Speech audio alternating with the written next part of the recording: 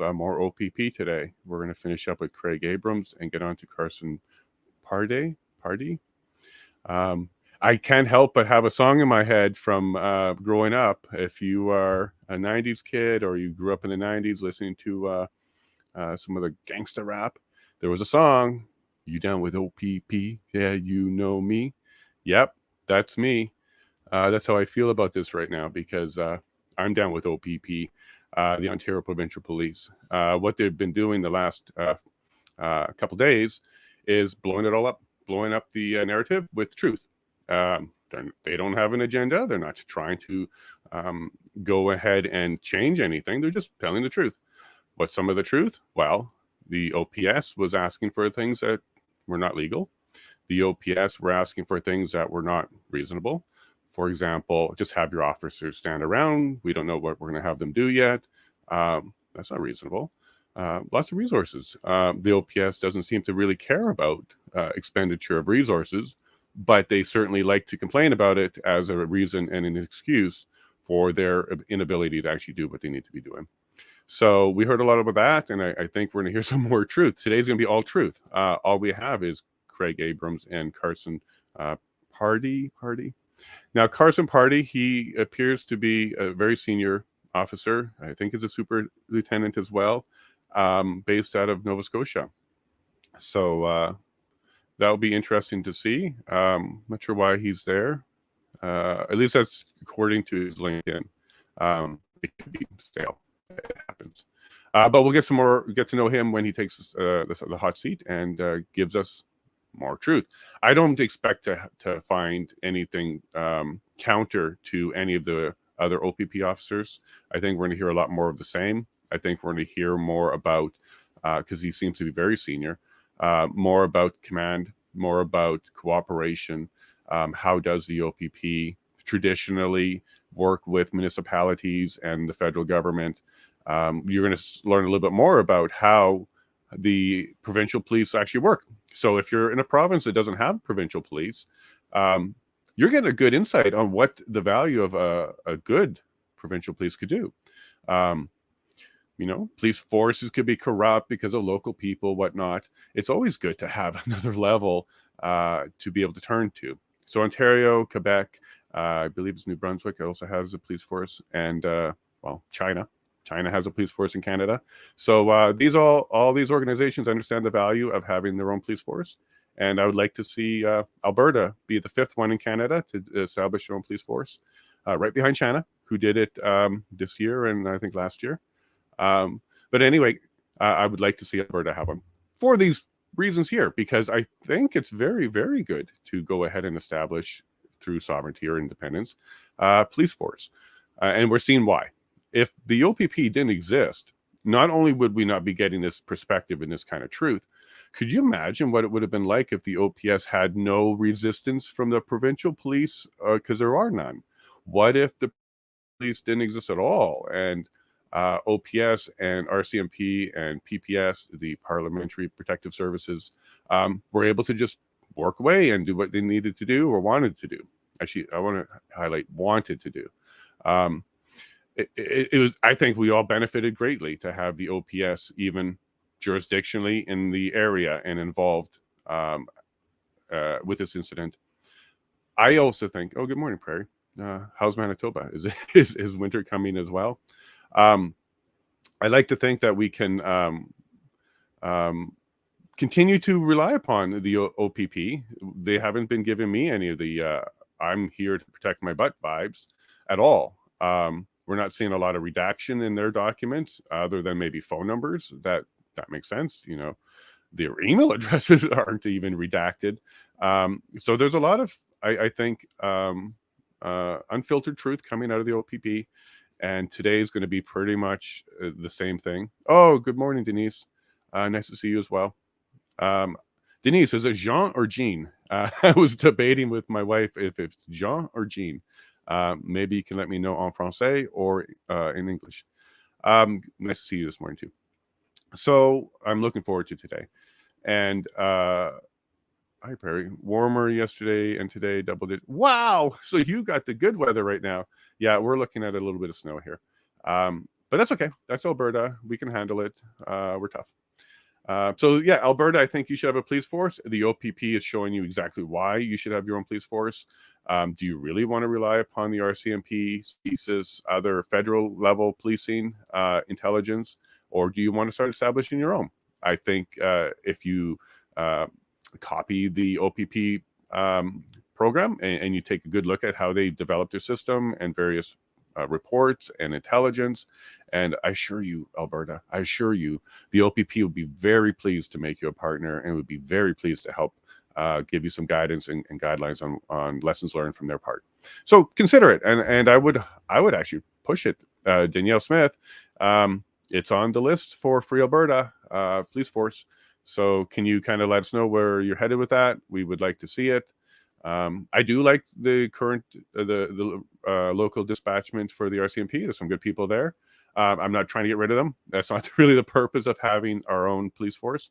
It's just to have our own sovereignty, our own police force, and make sure that we can do things that we need to do, much like the Ontario provincial police are doing right now.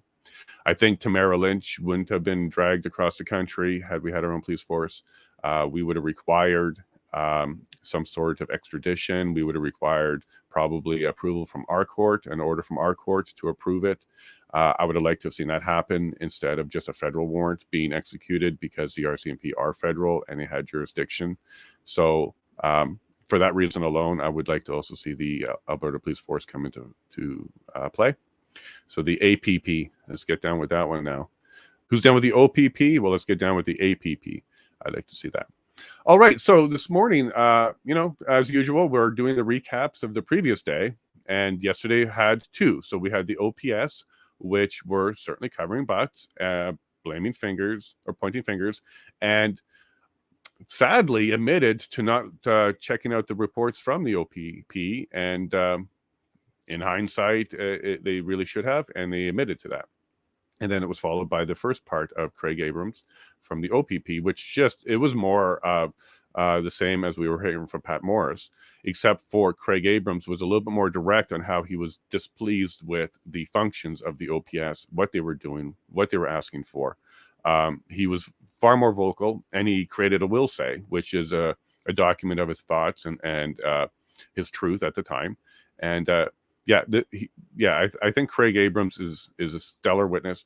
I'm glad the commission called him, and now we're going to see what Christine thinks. I haven't watched this one yet. It was a busy day of getting videos ready, so I'm catching up on that for you. But I'll watch it with you, and I'll have some. And as usual, I'm sure 99.9% of everything she says I'm in agreement with, but I don't agree with everything. So let's figure out what we got here. Enjoy. Hi there. Thanks for tuning into the Canadian Constitution Foundation's Freedom Update. Today was the 6th day of hearings at the Public Order Emergency Commission, also known as the Rouleau Commission. This is the legally required public inquiry into the federal government's first ever invocation of the Emergencies Act, which was done in response to the 2022 Freedom Convoy. The commission is examining and assessing the government's decision to declare an emergency. In this video, I'm going to give you a quick summary of some of the things that stood out to me in day 6 of these historic hearings. Today, there were 2 witnesses, acting Ottawa Deputy Police Chief Patricia Ferguson, or Trish Ferguson, and OPP Officer Craig Abrams.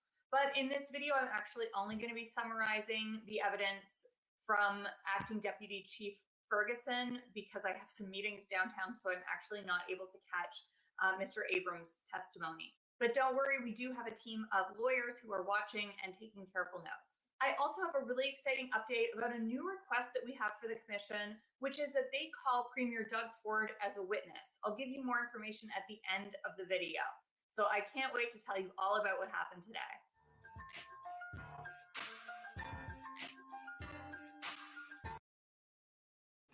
All right. So one of the things about being off grid and sometimes when you're really busy is you miss news. So I didn't know about the CCF requesting Doug Ford take stand and be part of the commission. So I'm going to be watching with excitement to see where they're going with that.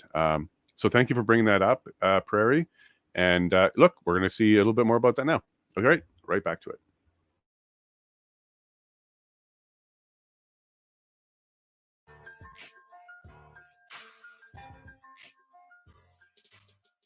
If you're new here, welcome. My name is Christine, and I'm the litigation director for the Canadian Constitution Foundation, a legal charity that fights for fundamental freedoms in Canada. I upload regular videos about our ongoing cases, and I'm uploading regular video summaries about the hearings during the Rouleau Commission. We are also a party to these hearings, so we are also participating in cross-examining witnesses. If that sounds like something you'd be interested in, please hit like and subscribe below. It really helps my videos out a lot. Also, please remember that nothing in these videos is legal advice. If you have your own legal question or problem, please consult your own lawyer. And before getting into what happened today, this is just a summary of some of the key parts of a full day of hearings that stood out to me as especially interesting and worthy of summarizing in this video. This is not a complete summary of everything. And please keep in mind that unless I tell you otherwise, this is just my summary of the evidence. It's not necessarily my opinion of the evidence, unless I tell you it is my opinion. And if it is my opinion, I'm always going to tell you that. This is also just by best recollection based on my observations and notes. If you want every detail about what happened, I recommend watching the hearings themselves. They're streamed online and on CPAC, and you can also go online to the Commission website and read the transcript. Okay, let's get into the evidence of what happened today. First, Acting Deputy Chief Ferguson was asked what intelligence from the OPP was shared with Ottawa Police. This came up yesterday when evidence from an OPP officer, an intelligence officer, he testified that they had told Ottawa in some reports, in some intelligence reports, that the protest trucks were planning on staying for an extended period, maybe a month, and that there were hundreds of them coming. Acting Deputy Chief Ferguson testified that those reports came to Ottawa, but a number of senior officers at that point had changed portfolios. For example, Officer Drummond had received these reports, but he had changed portfolios. But she said the reports were shared with slowly. She testified that the first report she received was on January 7th or January 28th, when she says the convoy was already well underway. Acting Deputy Chief Ferguson was also asked if her team at the police started planning before the convoy arrived, and if they were aware of those Hendon intelligence reports that said that the convoy was going to stay for weeks. She confirmed that her team had received those reports. She was asked about the testimony from OPP Superintendent Morris from yesterday, where he had said that the intelligence he'd shared with Ottawa suggested that the protesters would stay for weeks, and she was asked explicitly if her planning took that into account. She said that her team used all the information that they had and based their plan on their experience of what demonstrations in Ottawa usually look like. Asked what police would have done differently now in hindsight, and she said that they would have made better use of that intelligence that said that the trucks were going to stay longer. Acting Deputy Chief Ferguson was also questioned about negotiating with the protesters. She testified that Chief Slowly had questioned her on why the police would negotiate with protesters. She said she thought it could bring the temperature down if they negotiated and make sure things ended safely. She also testified that the assumption was that most of the protesters were law-abiding, to quote her. And she said she didn't think that Chief Slowly was familiar with the national framework for engaging with protesters and de-escalating. She also testified that when enforcement action started, this was a period before the Emergencies Act was invoked, where some protesters started getting arrested. I actually forget the exact date of this, but it was early February. She testified that the Ottawa Police negotiation team was not notified that that arrest crackdown was going to happen, and that they were caught off guard. They were caught as off guard as the protesters were. And she said that the negotiating team felt very frustrated that because they'd established a good relationship and good communication with a group of the protesters. And she said that there were a lot of things that prevented her negotiating team from getting these quick wins. She gave an example of the protesters asking for porta potties, and that the Ottawa Police event commander would not give them 1 inch. She said that she thinks that the OPP team was frustrated too, and that this crackdown without the negotiating team knowing about it broke the trust that her team had developed with the protesters. She testified that Chief Slowly also didn't want to hear any dissenting positions from the plan that he developed. He wasn't interested in negotiating with protesters, and that anyone who got in the way of his plan, to quote, would be crushed. Acting Deputy Chief Ferguson testified that Chief Slowly said the integrated planning team was, to quote, a conspiracy being controlled by, again, to quote, political masters. And she said she thought this meant that all of this was politically influenced. She did not have the same view. She did not share the same view as Slowly, but she said she was new to her role as Deputy Acting Chief. And she just felt that these were cops, the OPP and the RCMP were just cops coming in to help, but obviously Slowly had a different view. She testified that relations were strained at some levels, like chief to chief and between some political actors. Deputy Acting Chief Ferguson was also asked about the circumstances of when the OPP can take over a command, for example, taking over command of the Ottawa Police Services. And she testified that because Ottawa Police Services was in charge jurisdictionally, Chief Slowly would have had to request that the OPP take over. And she said she didn't think he would have wanted to do this because he didn't want to give up command. But she said that the commission would have to ask Slowly himself if they wanted to know. She was also asked about the use of the Emergencies Act. On cross-examination by Chief Slowly's lawyer, she said that the Emergencies Act had, to quote, greased the wheels of the plan that they already had in place. She cited things like the freezing of accounts. She also said that the Emergencies Act allowed the police to move with, to quote, further confidence with the plan that they had in place, and that Ottawa Police Services alone did not have enough resources to end the protests. She also testified on cross-examination that the Ottawa Police actually had the heavy vehicle tow trucks, a number of them lined up before the Emergencies Act was invoked, but that the Emergencies Act made them feel, to quote, more confident, especially with that seizing of assets. Now, my opinion here, feeling confident is not a part of the legal threshold.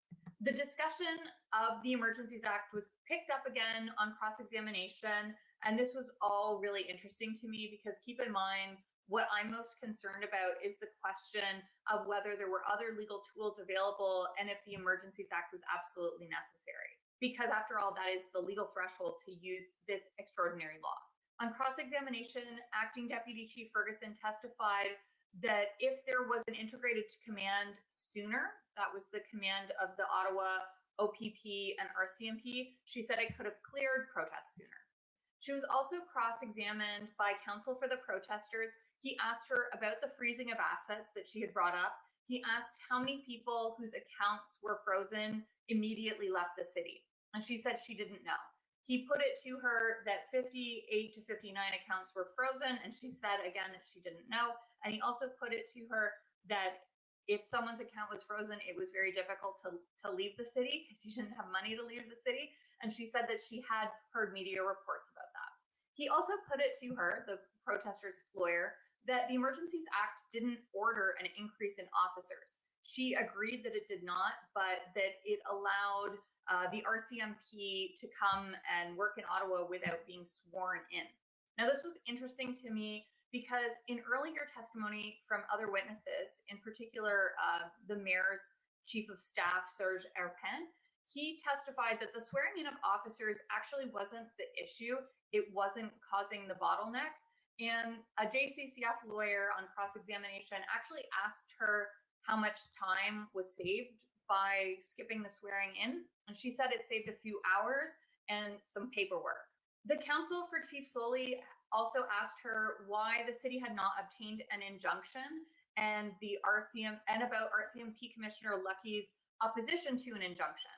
And Acting Deputy Chief Ferguson said that her understanding of that was that if the city had obtained an injunction without the resources to actually enforce it, that would have been counterproductive. It wouldn't have been good. So counsel for the protesters on cross-examination then asked her, once they did have those resources, if they would have been able to enforce the injunction. And she said, yes, they had many officers at that point and would have been able to enforce an injunction. Now, back to that line of questioning from the Justice Center for Constitutional Freedom's lawyer, the JCCF's lawyer. This was one of my favorite lines of questioning.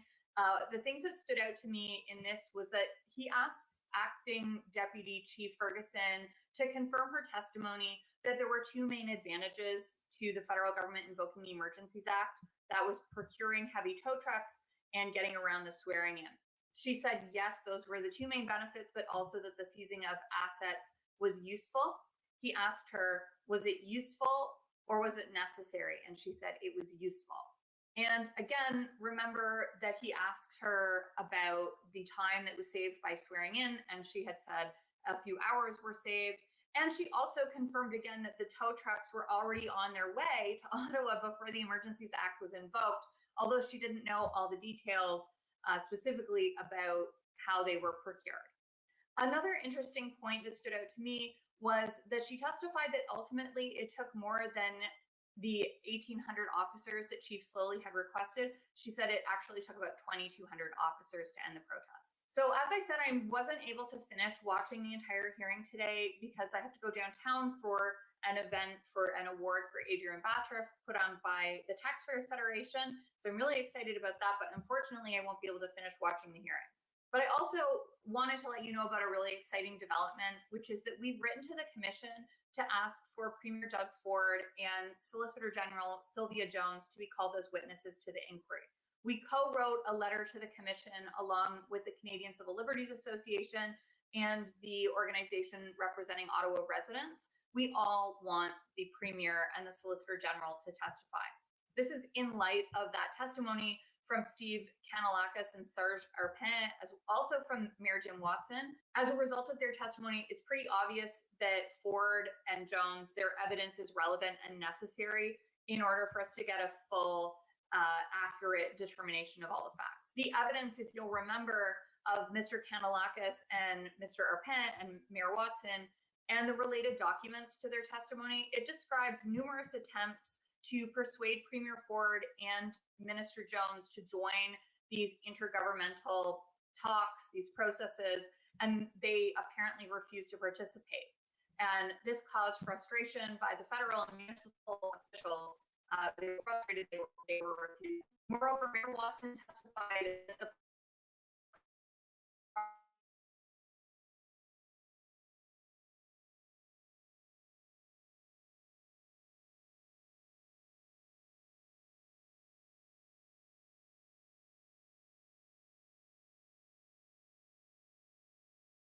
federal support. You know, the Emergencies Act is a law of last resort, and it can only be used when all other legal authorities are ineffective. Premier Ford and Minister Jones need to answer why they didn't use the provincial emergency powers to address the Ottawa protests. I'll let you know what happens, and if the Commission does decide to call these two people, the Premier and Solicitor General, as witnesses, and if they do, we would like to cross-examine them.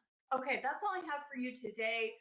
Please subscribe to the channel. You can also subscribe for our online freedom updates at the ccf.ca/freedom updates. And if you want to support our work participating in this historic inquiry, please consider making a tax-deductible donation at the ccf.ca/donate. We would not be able to participate without the generous contributions from all of our donors. So to everybody out there who donates, thank you so much. Okay, that's all for this update. Thank you. I wanted to leave that last bit in there because, yeah, support the CCF. They're doing fantastic work, obviously. Doug Ford, yeah, let's get him there. He's got some explaining to do. Why didn't the province assist more? Why didn't the province offer more? Could they have offered more? Was there conversations going on? Yeah, let's hear all that. That sounds like a great idea. Solicitor General as well. So what laws were available? I do remember Ontario Solicitor General coming out shortly after or during the protest, claiming that there was a bunch of what she, I think, referred to as holes or gaps or limitations in the law that they will rectify in the next legislation. They told the whole entire world, hey, yeah, we don't have enough laws and we're going to make some more. It's as simple as that. We're going to make some more so that we can have a lot more control and dictatorship on our people. Hopefully the Ontario Assembly is going to debate that and challenge that and fight anything that takes away more liberty and quashes peaceful protest. Because I don't think there was anything that justifies any new laws. In fact, we should be rolling back some laws. And if anything, we should be adding oversight and restrictions to the government next time. I don't think there's anything else that's needed for the people. That works, but also in your description of it. Okay, sure. Yeah, no. yeah, great idea, Prairie. I'm learning all that stuff. I think what I'll do is I'll build up a longer description that includes things like the channel for CCF, even the website for the Public Order Emergency Act Commission. So thank you, Prairie. And actually, if you don't mind, do you have a suggestion on what I should be putting in there? You want to type it out for me? You can throw it to an email or something. I'll be happy to take any assistance. Cool, Prairie. Yeah. So I'll do that. And I'll even go back to the other videos and put that stuff in there as well. So when people are coming back to them, it's there going forward. Thanks for the suggestion. And if there's any more, it's exactly what I'm looking for. The stream's looking great today. I do have Starlink, and it is snow, so there's some weather. It did drop for a second there, but it's holding up. It's holding up. So if you do see it go black for a second or two, please just bear with us. We'll get right back as quickly as we can. The goal is to get this information to you as much as we can. And yeah, and I think so far we've been getting exactly that. A lot of information. Canada should be proud of this commission so far. It's not interfering a lot. The commission itself is not interfering a lot. The first questions that we get are from Commission Counsel. So the commission itself has a counsel who's asking questions because it's the commission's job to drive the commission, right? So that's why you'll have the commission counsel go up there and ask a bunch of things. If you pay close attention to the commission counsel's questioning, they're being pretty good on going down the middle and pulling out information. We don't have to wait for the cross for stuff to come out all the time. We are seeing questions and information come out during the committee's council questions. So that's a great indicator that the committee is doing the very best to navigate down the center of this issue and to pull out information from all sides. Of course, when you see the cross, it's not like a traditional cross where you have one side where they are the ones that brought the action and they're trying to prove their position. And then you have the counter position. That's typically the way it is. Small claims court, civil court, hearings. But this particular one, they're not really opposition. They are representatives of groups with standing. So this is why it's not really crossing, because sometimes it's the government of Canada who's that representative, and they are trying to add more information that bolsters the government position. And sometimes it's the convoy itself. So we are hearing, the questions are being pulled out are very specific to the actions of the convoy, and it does feel more like a cross. And then sometimes you get someone like the representative for the businesses and actually I have his name now, the businesses for the residents, Paul Champ, the Mr. Tax the Rich sticker on his laptop guy. Then when he comes out, he's against everybody. So he's destroying the narrative for the government. He's destroying the peacefulness of the protesting. At least he's trying. He's going after everybody. So he's like a cross, right? He's kind of crossing everybody. So, when we're watching this, we're going to see the committee council come out, pull out questions that they're interested in, which really directly relate to the mandate that they have, which is to interrogate whether or not the grounds were there for the Emergency Act. And then you'll see other people come up and have their time and represent their group. And it's been quite interesting so far. Some of the groups we haven't heard from yet who are there, who have standing, probably they're just waiting for their province or the issue to be about their province. But the government of Alberta is there. We haven't heard anything from them yet. The government of Saskatchewan and the government of Manitoba are there. The Manitoba one and Saskatchewan, yeah, they got granted standing. I'm not sure I kind of read it. They don't want the precedent that the federal government can just do stuff. Like the Emergency Act required consultation with the provinces. So I think for Saskatchewan, Manitoba, that's really where they're there for. They're going to be addressing why there was no consultation. It was more of a dictation.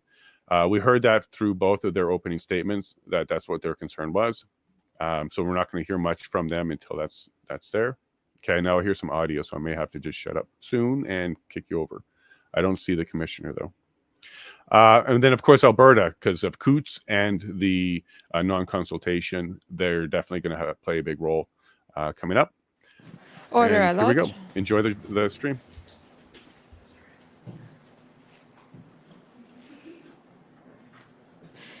The Public Order Emergency Commission is now in session. La Commission sur l'état d'urgence est maintenant ouverte. Good morning, bonjour. So we have Superintendent Abrams. If you could come forward, please.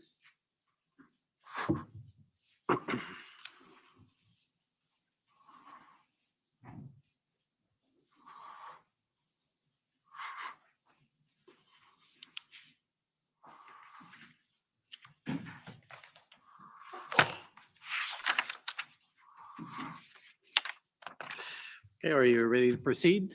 Yes, Commissioner, thank you. Okay, so the first up, I believe, is the Ottawa Police Service.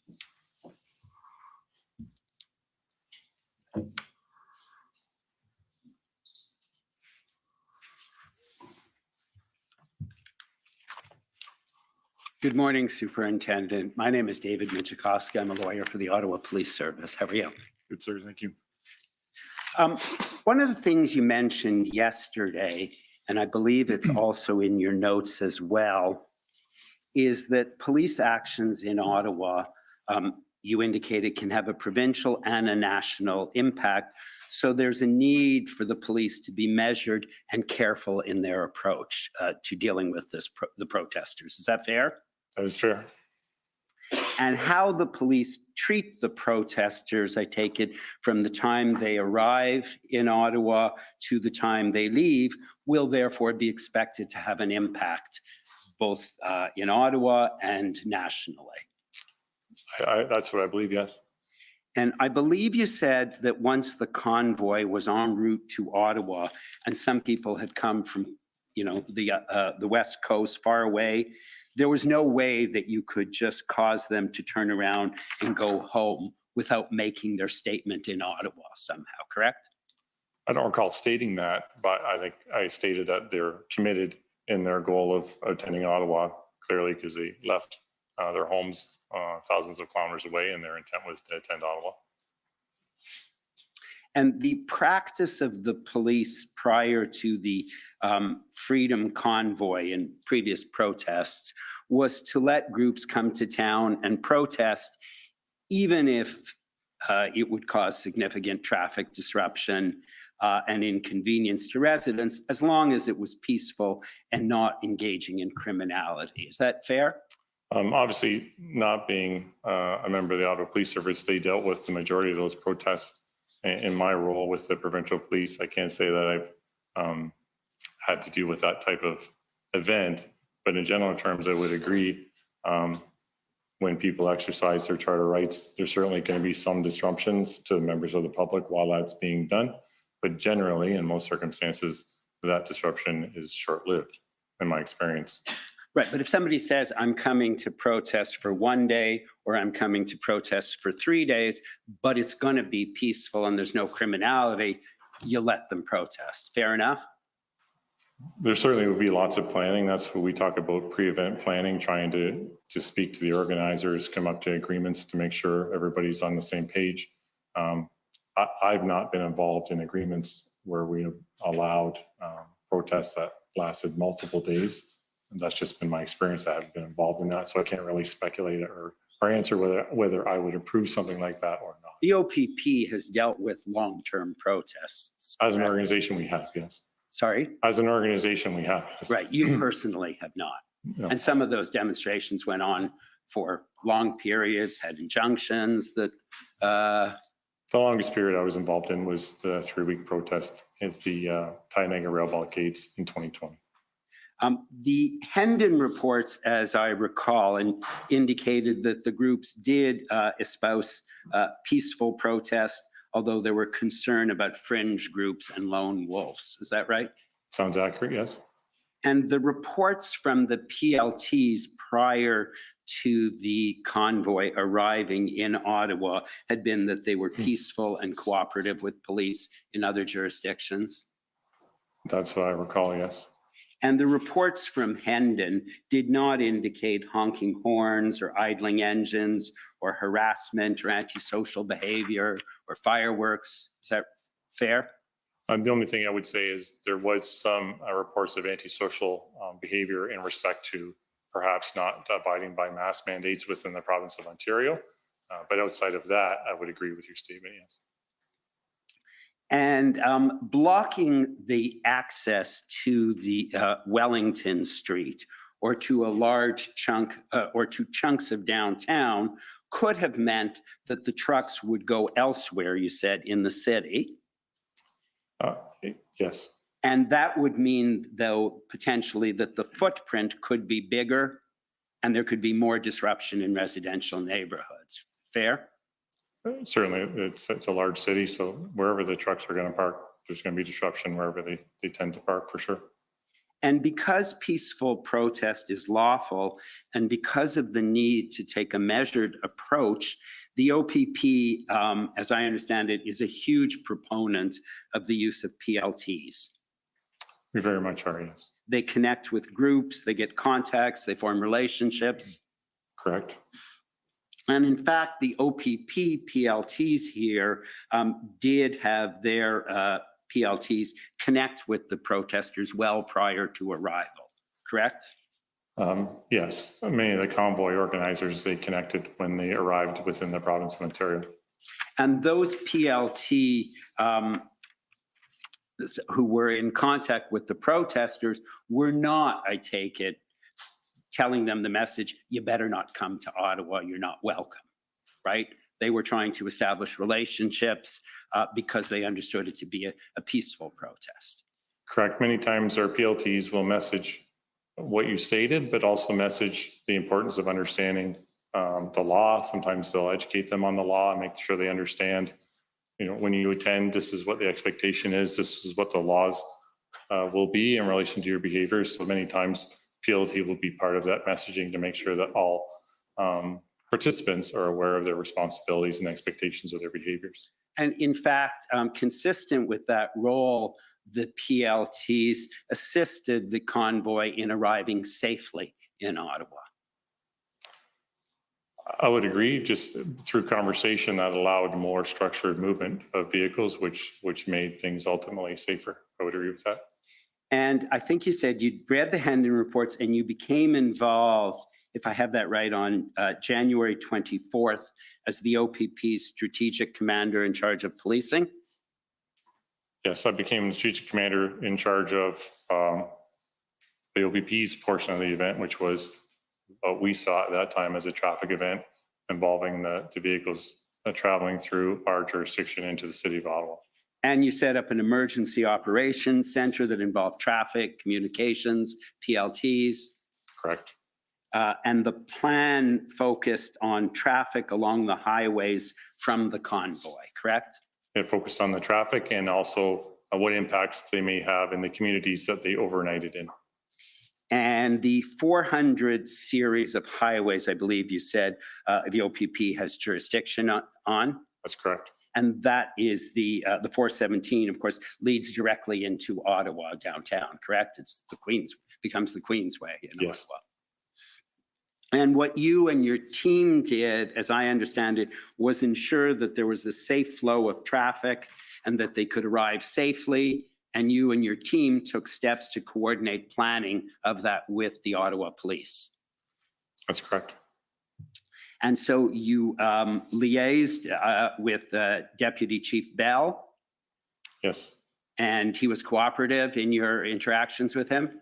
Very much so. We agreed that our traffic inspectors would connect with each other and they would do the bulk of the work to do the coordination. And so you had an inspector, I believe her name was Dawn Ferguson, and you had a staff sergeant, Lisa Nicholson, coordinate with the Ottawa Police. Correct. Lisa Nicholas was her last name, but they helped coordinate, yes. And Inspector Ferguson, we have a lot of Fergusons in this case, but Inspector Dawn Ferguson of the OPP was the officer assigned to be the representative of the OPP. And then I understand she worked with the OPS and others at the NCRCC, correct? That's correct. And she was there as of January 25th, so a few days before the protesters arrived. Sounds accurate. And Staff Sergeant Nicholson, did you say? Nicholas, I'm sorry, was placed at a separate OPS command center outside of, with the Ottawa Police. Is that correct? Yes, I believe Staff Sergeant Nicholas, she kind of moved between the two locations. There was kind of a traffic hub that had MTO cameras that Staff Sergeant Nicholas would work with our MTO partners and Ottawa Police partners at. And she would also make her way over to the NCRCC as well. So she kind of worked in both locations. And she assisted Inspector Ferguson.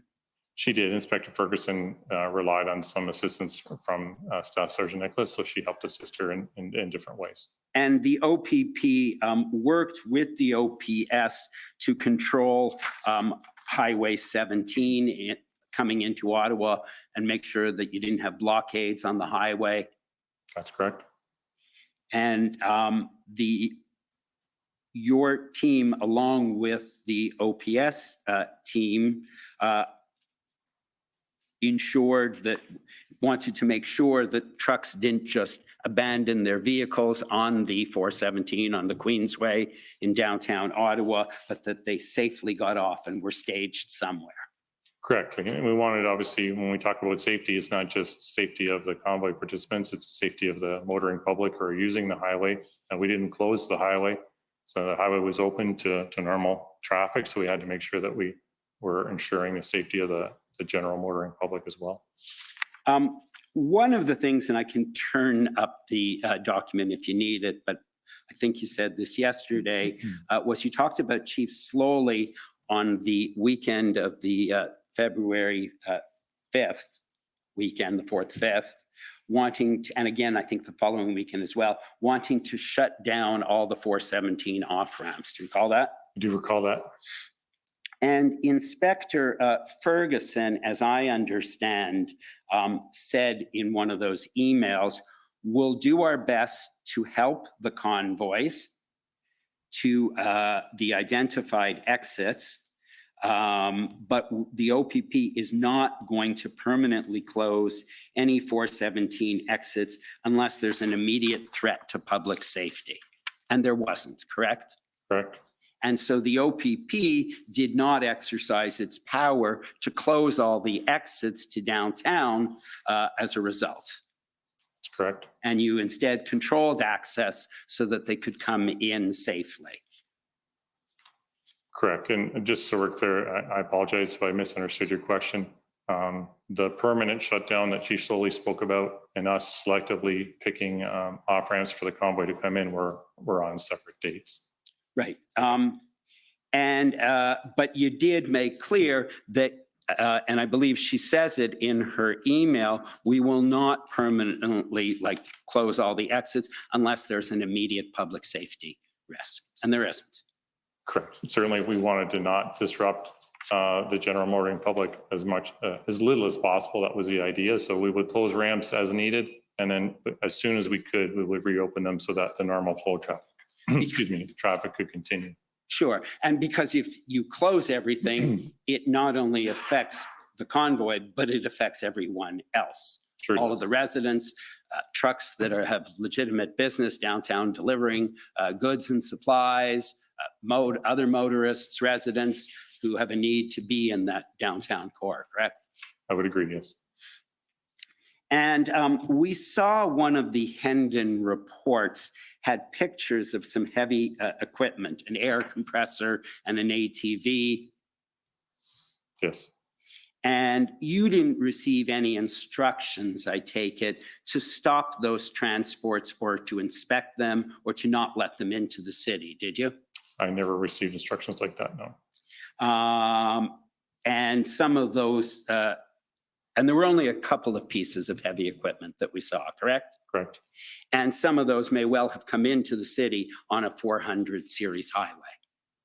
Correct. If we could please turn up OPP 0774, please.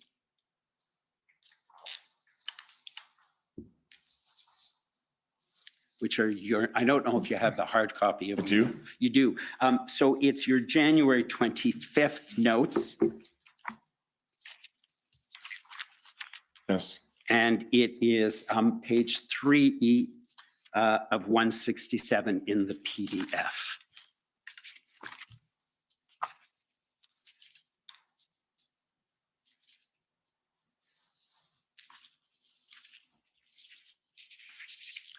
And so this is January 21st, and you'll, January 25th, I apologize.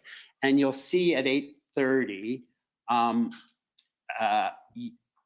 you request someone with the Ministry of Transport of Ontario to see if they plan to use weigh scales for convoy trucks, correct? Correct. And the MTO has no plans to do so, correct? Correct. And so one of the things that perhaps could have prevented some of that heavy equipment or some of those vehicles was to have weigh stations opened along the highway, correct? But the MTO decided not to do that. I just wanted to see if that was part of their plan, and I was advised that it was not. Okay. And if I could please ask you to look at, again, this is in your, it's not in your notes, I apologize. It's OPP 0773.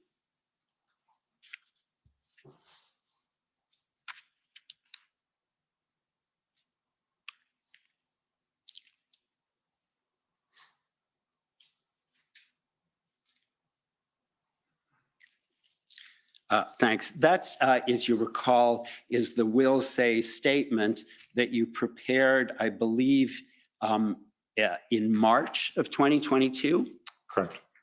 And so you prepared that at the time when the events were pretty clear in your mind.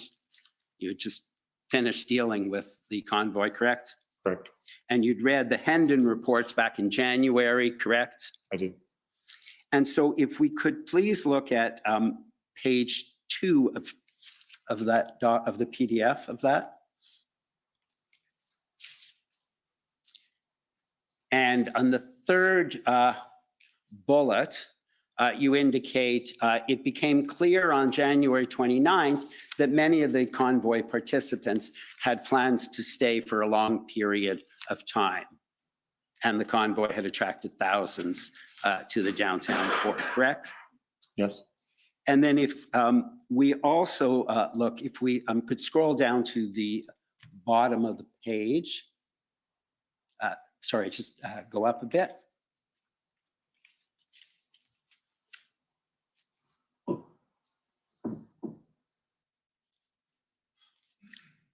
I'm sorry, go to the, sorry, a little bit, go up to the top again, if you don't mind.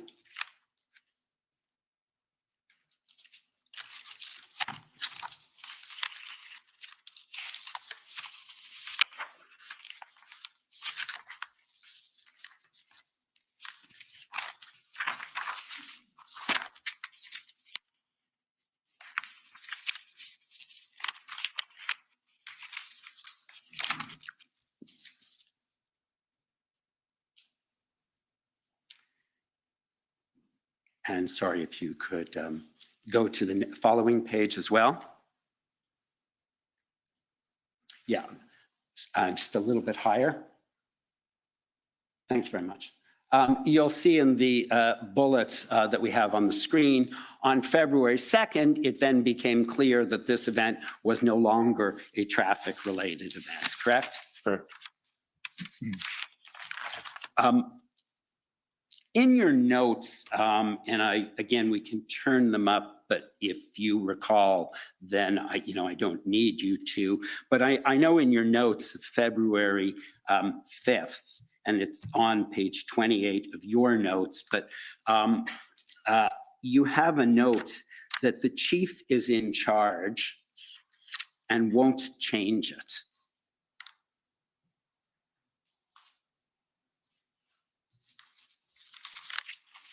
I'm sorry, so page 28? I thought it was, I was trying to also give you your, but I'll,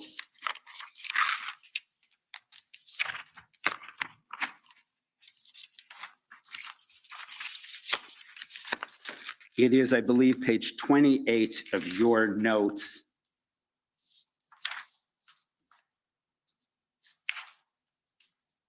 Which is February 5th. And it is on page 28, which is the second page. Yeah. And do Yes, you see what I'm see referring that. to? Yes. Yeah, can you just explain that? What did you mean the chief is in charge and won't change it? So if we go back, this is part of a teleconference I was involved in, where Inspector Jason Union is kind of giving us an overview of an email that was sent by Chief Slowly, and giving kind of an overview of what he saw and the context of what Chief Slowly's email had to say. And so these are Inspector Union's words to me, saying that there was Major Critical Incident Commander Superintendent Dunlop, but no Major Incident Commander. No one was in charge. The chief is in charge and will not change that. Wants lockdown. So these are Inspector Union's words being relayed to me and me making notes. And so what he's saying is this is a problem that Chief Slowly is saying he has to be in charge of this. No one else is. Is that right? This is Inspector Union's interpretation of What's going on. Yes. Thank you. And the following on page 29 of your notes as well, you also have a note that Commissioner Carrick must become engaged with need to display, I did a measured approach. Inspector Carrick needs to become engaged with Slowly over members and risks with his unreasonable demands. And what were those unreasonable demands that were being referred to? So Inspector Union's briefing to us, he spoke about what Chief Slowly was asking, not only of his members, but what appeared to be also partner agencies, which included the OPP. So there was talk about wanting all streets barricaded and contained.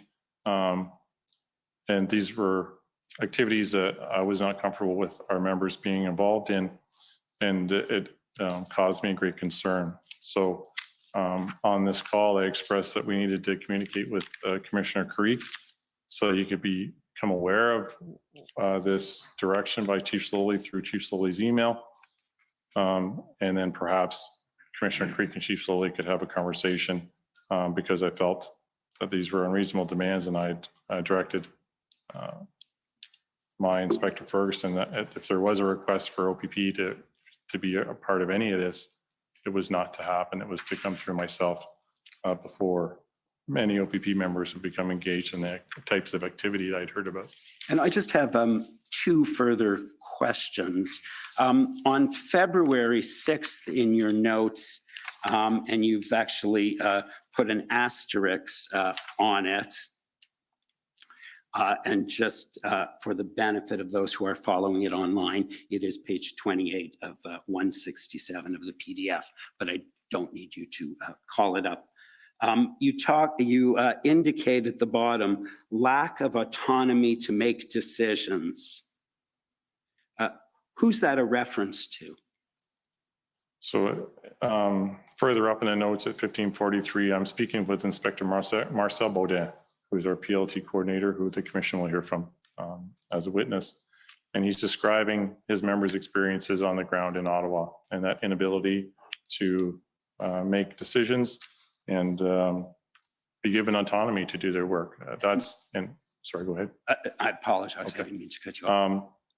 So that was very concerning for him and for his team because that's what they do. Their job is to get engaged with protesters. In this case, it was convoy protesters, establish relationships, determine what their goals are, how can we facilitate an exit, what does an exit look like, all those activities, trying to obtain those win-win situations where it's a bit of a give and take amongst protesters and PLT to try to establish rapport and trust with each other. And they weren't able to do any of that. And I can only imagine if that's your sole job and you're being preventing from being able to do that, that it can be frustrating. So Right. in my role as strategic commander, I was asked to see what I could do to deconflict that or resolve that, because that was their concern. They weren't allowed to make decisions. And you understood that that lack of autonomy was as a result of Chief Slowly's direction, as I understood. That's what I was informed of, correct? But in your dealings with Deputy Chief Bell and Deputy Chief Ferguson, they appeared to welcome the assistance of the OPP, and they were cooperative with you and engaged with you. Is that fair? Very much so, yes. And Mr. finally- Kowski, you're well over time, so I'm gonna have to ask you to wrap up. Sure. Last question then. You talked about the PLTs, and you understood that Staff Sergeant John Ferguson was in charge of the PLTs in Ottawa. Is that right? For the Ottawa Police, correct? Right. And you understood that he too was frustrated with the lack of involvement of the PLTs. He was supporting what the OPP was wanted to I have. understood that, yes. Thank you very much. Those are my questions. Thank you. Next up are the convoy organizers.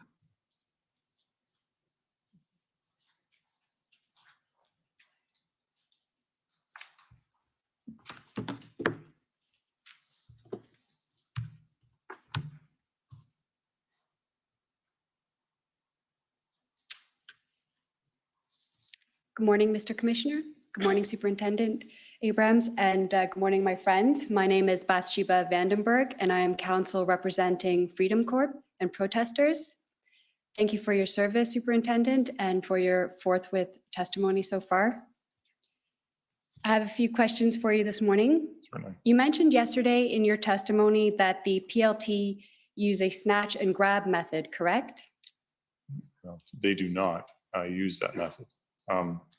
I believe in my testimony yesterday, I indicated that Major Critical Incident Commander Superintendent Patterson wanted to do snatch and grabs and wanted PLT assistance with that. And that actually was one of my main concerns, because our PLT units are not used in that fashion ever. So actually it's the opposite of your suggestion. So you can confirm that the method of snatch and grab was not used between February 6th and 10th of 2022 rather? Oh, no, I can't confirm that. Those operations would have been done by Ottawa Police Service if they did them. My purpose in communicating to Superintendent Patterson was if him and his service wished to do that, there would be no OPP support in doing so. They may have occurred, but if they did occur, they would have been done by the Ottawa Police Service without OPP member participation. I want to speak with you about what snatch and grab means. You agree that it means police officers lined up in a horizontal line and in their riot gear, right? That's not how I see it. Snatch and grab is not a policing term, to be honest, that I'm familiar with as far as a technique that we're taught or instructed on.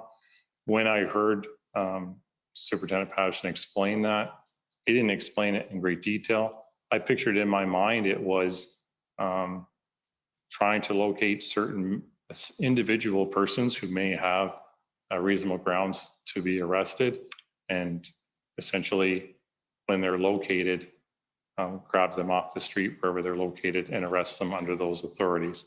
That's how I viewed what snatch and grab was. I did not view it as a group activity. It was more an individual activity.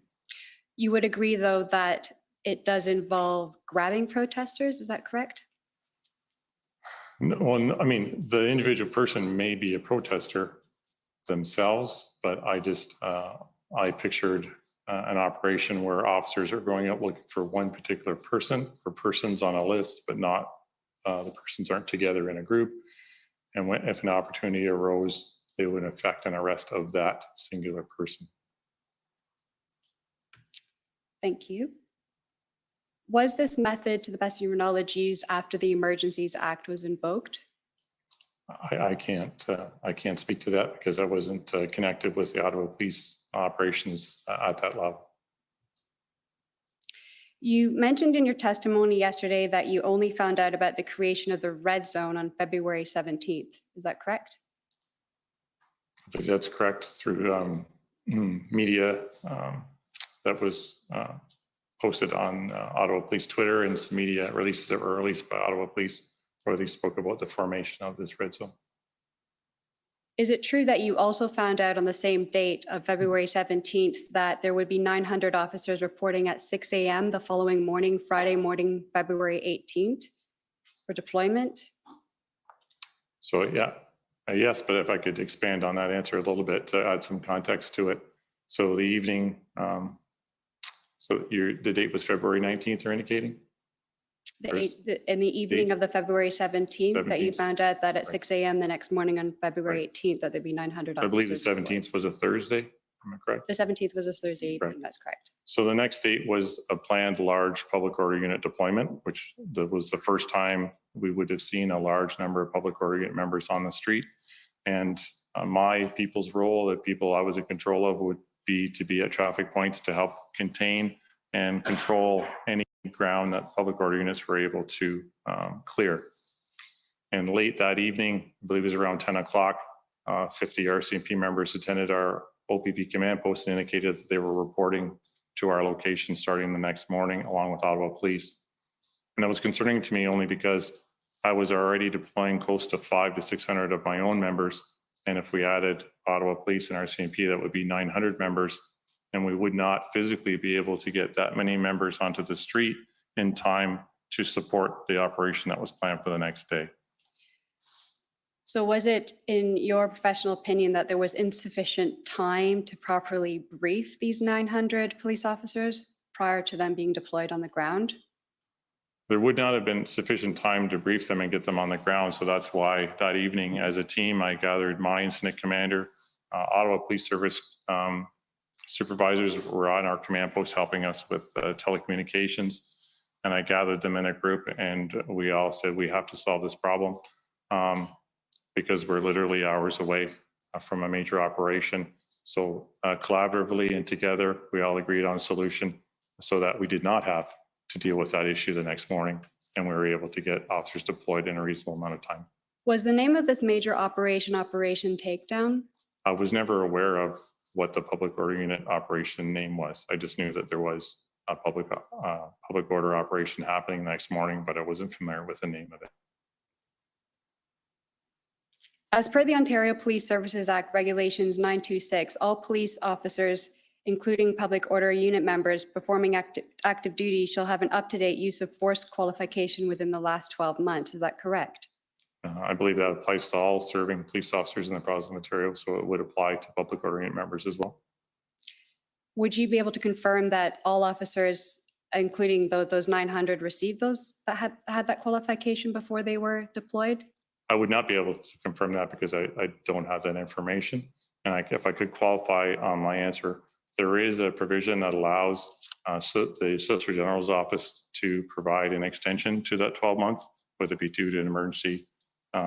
Best example I can give you in this case, when the public order process started, we had a large influx of OPP members come to the city of Ottawa. I had an additional almost over 400 officers come to the city. To be able to get that many members to the city, we had to do some logistical operations within our organization. And one of those was to cancel block training, which is annual training for our members on use of force and firearm requalification. So in doing so, some of those members may have gone outside the 12 months. We needed to seek approval to allow them to maybe be beyond the 12-month period. But that is allowed within the Police Service Act with proper authorities. Was your role after the Emergencies Act was invoked ER logistics and planning liaison? I'm sorry, after it was invoked, what was my role? Yeah, was it logistics and planning?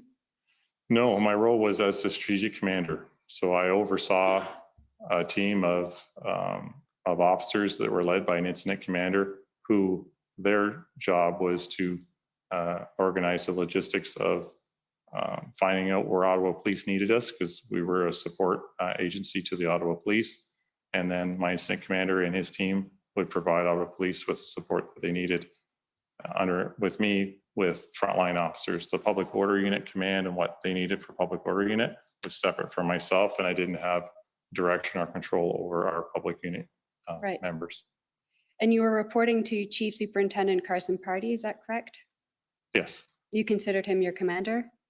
I did. Were you involved in the planning phase for the operation, the major operation?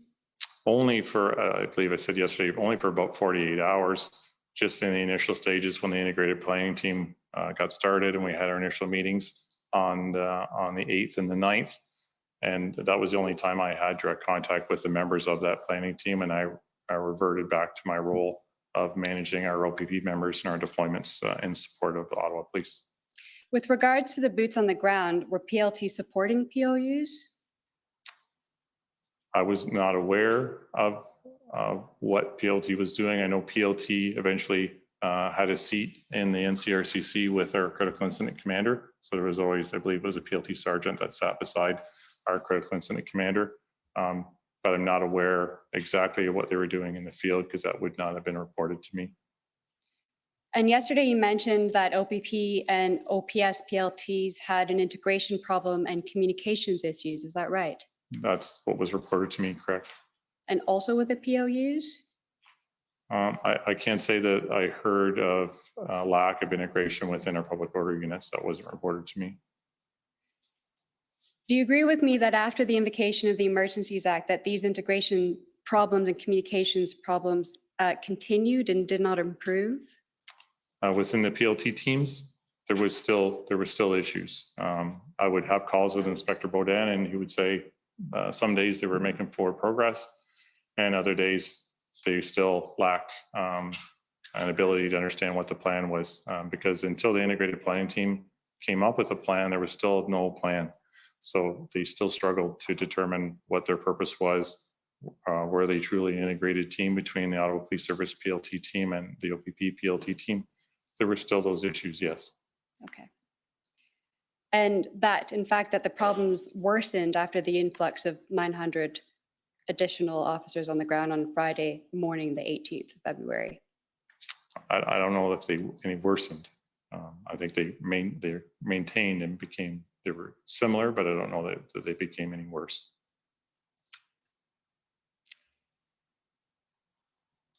Would you agree with me that due to the lack of integration and communication problems, that would lead to a problem ultimately in decision-making throughout the major operations? Certainly. The information that PLT is able to provide and tell us about conversations they're having with convoy organizers and exit plans, or what the intent of the organizers are, is very important in forming operational plans of how we're going to approach a protest. So being unable to get that information has an impact, yes, in a negative way. And when I mentioned major operation, I mean after the invocation of the Emergencies Act. So, though I consider it one giant operation, and the lack of communication had impacts all along, from invocation period prior to and during. If it didn't improve after the invocation of the Emergencies Act, would you agree that it got worse? I can't say it got worse. It just seemed to be a similar theme throughout my time as strategic commander. As I continue to hear the lack of communication, the lack of integration. That was a common theme. It didn't seem to increase through one day or the other, whether again prior to February 14th or after. It seemed to be a similar theme throughout. And the final phase after this major operation, after the invocation of the Emergencies Act, was called the maintenance phase. Is that correct? I recall that name being used. It was a phrase meant to maintain and hold ground that public order unit members were able to clear streets, intersections, those types of things. Do you agree that every officer who draws their firearm in the presence of public and uses weapons or improvised weapon other than a firearm on another person, or uses physical force on a person that results in an injury to that person requiring medical attention, shall complete a use of force report prior to the end of duty? I can only speak to the OPP. There is a use of force reporting requirement. I apologize. I'm not certain on the timelines of when it shall be done, whether it's at the end of their shift or within a certain number of days. I'd have to review the legislation. So unfortunately, I can't give you the exact answer on that. But I tried to follow all what you were speaking about, but from whatever heard you say, it seems to check all the boxes that are related to our members when they have to fill out use of force reports. And all the occasions you mentioned, from what I recall hearing, fit those needs to have a use of force report submitted. Timelines aside, were any of those use of force reports completed after the major operations, after the invocation of the Emergencies Act? I'm not aware. Yesterday, you mentioned that you listened and you watched Superintendent Morris's testimony yesterday. Is that correct? You mentioned that yesterday in your testimony. I'd that seen you parts of watched. his testimony, yes. And do you agree with it? I don't disagree with many of the things that Superintendent Morris said. It was his testimony and was consistent with our organizational values and his public provincial intelligence bureau mandates. Thank you. Those are all my questions. And thank you again for your service. Thank you. Thank you. Next, I'd call on the Government of Canada.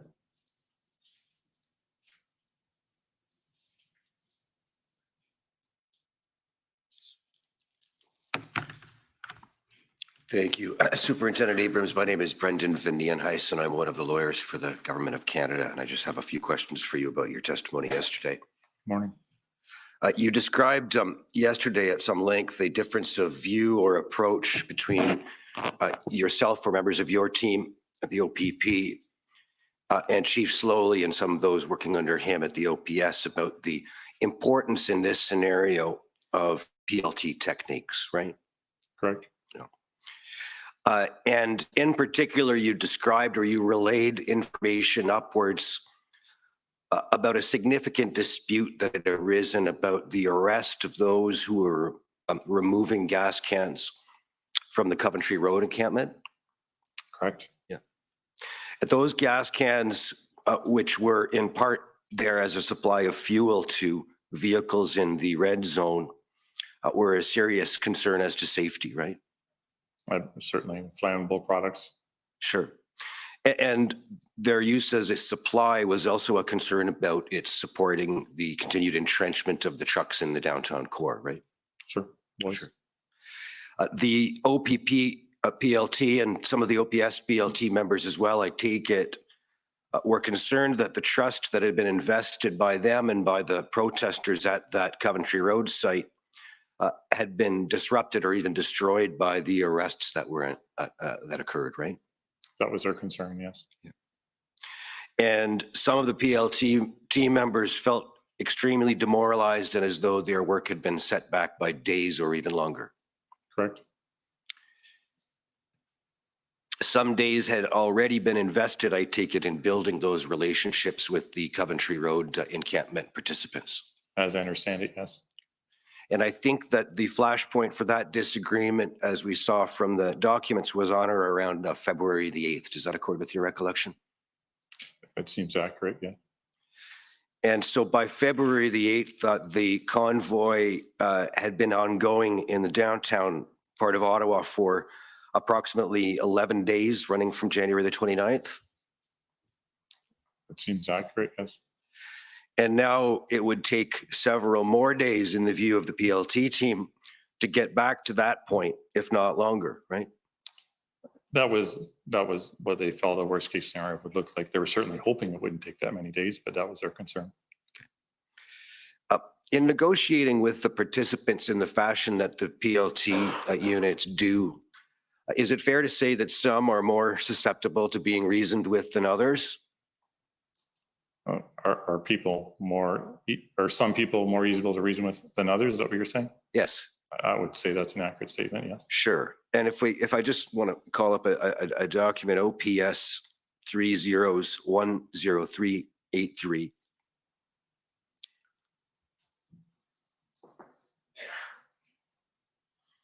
Just by way of example, Superintendent, this is a report from OPS, some PLT members describing, the name is redacted, but one of the organizers from the East Convoy, to give a sense of what certain groups or factions are looking for. Do you see that? I do. And he's indicating that this individual wants a meeting with the Governor General and the Prime Minister and the Speaker of the Senate, right? That's how it appears. And that was not the sort of thing that would be readily within the control of a PLT unit, fair? Correct. Yes, that's fair. And so this would be an example of someone who's more difficult, at least on the, by appearances at least, to come to a deal with, so to speak, to resolve situation peacefully. Is that fair? Yeah, certainly harder to resolve and would involve more time in trying to adjust their, try to measure their expectations, perhaps. Sure. And that informs the usefulness of a de-escalation or negotiation approach with a particular organizer or group of organizers, right? The reasonableness of their requirements in order to come into compliance with the law. Yeah, it certainly gives you a very quick understanding of, are we going to be able to have some type of back and forth reasoning, or whether we're just never going to be able to come to an agreement. Just returning to this Coventry Road site, which was the locus of this, contretemps or dispute, whatever you want to call it. That site is approximately, I think, a little more than 4 kilometers away from Parliament Hill in the center of Wellington Street. Is that fair? That's fair. I'm not from the city of Ottawa, so I'll have to take your word for that, but it seems accurate. I'm going from Google Maps, so it's but it's several kilometers away. Is that reasonable at least? Sure, sounds reasonable. And in speaking yesterday to my friend, Commission Counsel, with respect to the conversation that you didn't recall, I think, but that was recorded by Dana Early in her notes from the Windsor side of things. Do you recall being asked about that? Yes, I recall. And you were asked to, I guess, really speculate or about your apparent comment that in Ottawa, unlike in Windsor, the blockade was, quote, not affecting livelihoods. At least that's what she had noted. Do you recall that? Like I said, I don't recall the details of our conversation. I think the notes that were presented yesterday were scribe notes. So she had a scribe attached to her, so was writing down what we were conversing about. I didn't have a scribe during this event, so I'm trying to use my independent recollection about the details of that conversation. Sure, So and I just want to be fair to you to make it clear what you can recall and what you can't, which is perfectly fair. Yep. But I just wanted to return to what you'd said as you speculated about it. You thought that you might have been speaking from your impression gathered driving around Ottawa outside of the downtown core in the Parliament precinct, that it was quite manageable to drive around town, right?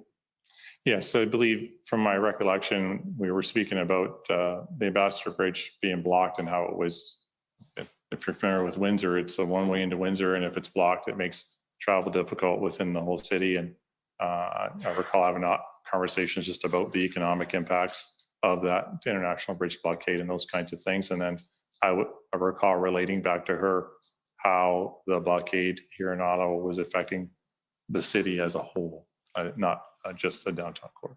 Sure. Just different geography and a different scenario. Right.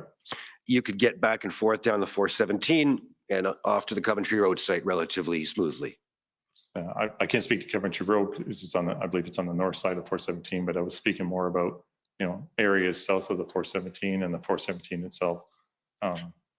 And that's quite distinct from what was going on in the heart of downtown Ottawa and Parliament Hill. Correct. If I could just show you a photograph a moment, it's OTT. This was from Mr. Ayotte, some evidence, OTT 301005.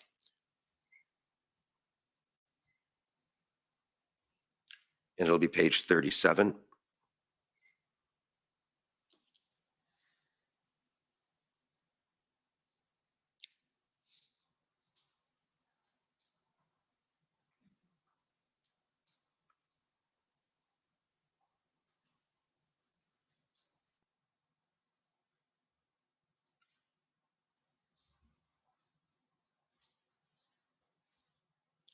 Doesn't want to come up quickly. Well, Do you recall at any point, and if I can't get the photograph up, there being a large industrial crane on Wellington Street at certain points?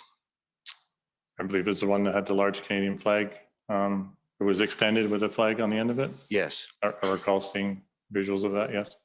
And that industrial crane, for example, presented a potential for serious danger to persons or property if it were to be misused, right? I would agree with that statement, yes. And there was also the presence, you know, again, not on Coventry Road, but in the parliamentary precinct and on Wellington Street of an uncontrolled and unknown quantities of gas or diesel fuel there as well, right? Yeah, yes, there was fuel in that area. And just as in the Coventry Road area, those can explode and cause serious fires in that downtown sector of Ottawa as well, if they're to be set alight, right? Certainly. I want to come back now to the difference of view about PLTs. You told us yesterday that in fairness to Chief Slowly, you know, in characterizing the difference of view, that he may have been taking quite a high level perspective in his preference by February 8th to enforce through public order operations in preference to investing in the PLT engagements, right? That seemed to be the case, and yes. And you appreciate that if Chief Slowly's perspective may have been high level, that the perspective at the political level would probably have been at an even higher level. Is that fair? I can't speculate on the political context. Okay, is it fair to say that the differences of opinion and the disagreements or even arguments amongst the participants in the policing operations from OPP, OPS, and later the RCMP, that these were operational in nature? I would agree. Yes, I would agree. And these kinds of operational disagreements are not typically brought to the awareness of the political level, fair? It's not certainly not at my level. It would not be appropriate to directly engage the political level in operational questions like that. Is that fair? It would not be inappropriate? It would not be appropriate. Appropriate. At my level, it's not something I've ever been engaged with. At a commissioner level, a chief level, I can't speculate. I've never held those ranks, so I'm not sure what is appropriate or not appropriate for a chief of police or a commissioner to communicate with a politician. At your level, it would not be appropriate, or you would perceive it as concerning if a minister, for example, were to try to intrude into or give direction on the operational questions you were discussing.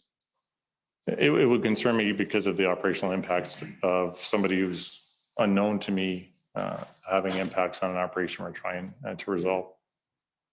When you expressed the opinion yesterday that there were ways to enforce that could have ended the convoy's occupation of downtown Ottawa, short of the Emergencies Act, you were speaking just from your own visibility, right?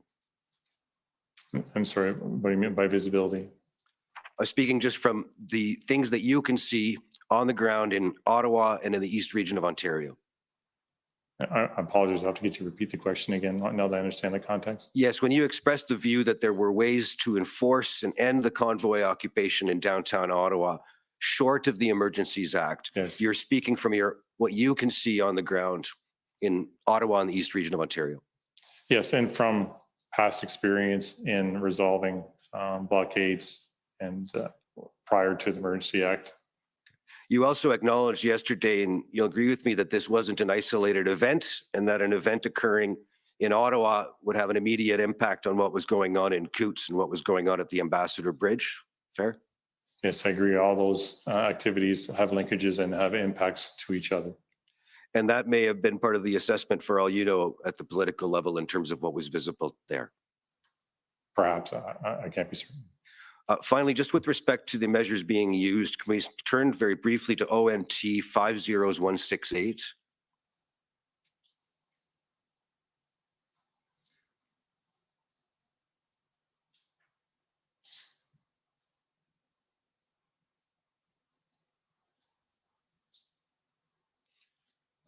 Do you see, this is a form letter from Commissioner Karique to all identified towing companies. Do you see that? I do see it. And if you just scroll down the page, you'll see that this is indicates, sorry, maybe not that far down, just go back up. This provides the guidelines for the requirement of towing to be provided by towing companies under the emergency measures regulations, right? Okay, it seems to be that's the topic of the memo, yes. And that, you'll agree with me, was used by the OPP to require towing companies to supply services. It seems to be that I was not involved in that part of the operation, so. Okay, fair enough. If we could go to OPP 403660.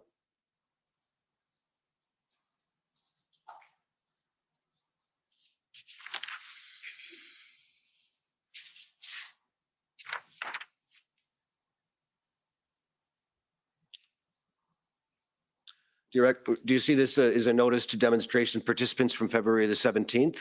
Yes, I see that. And this was distributed by the teams on the ground, including members of the OPP, to protesters to warn them of the legal consequences of remaining in the red zone, right? Yes.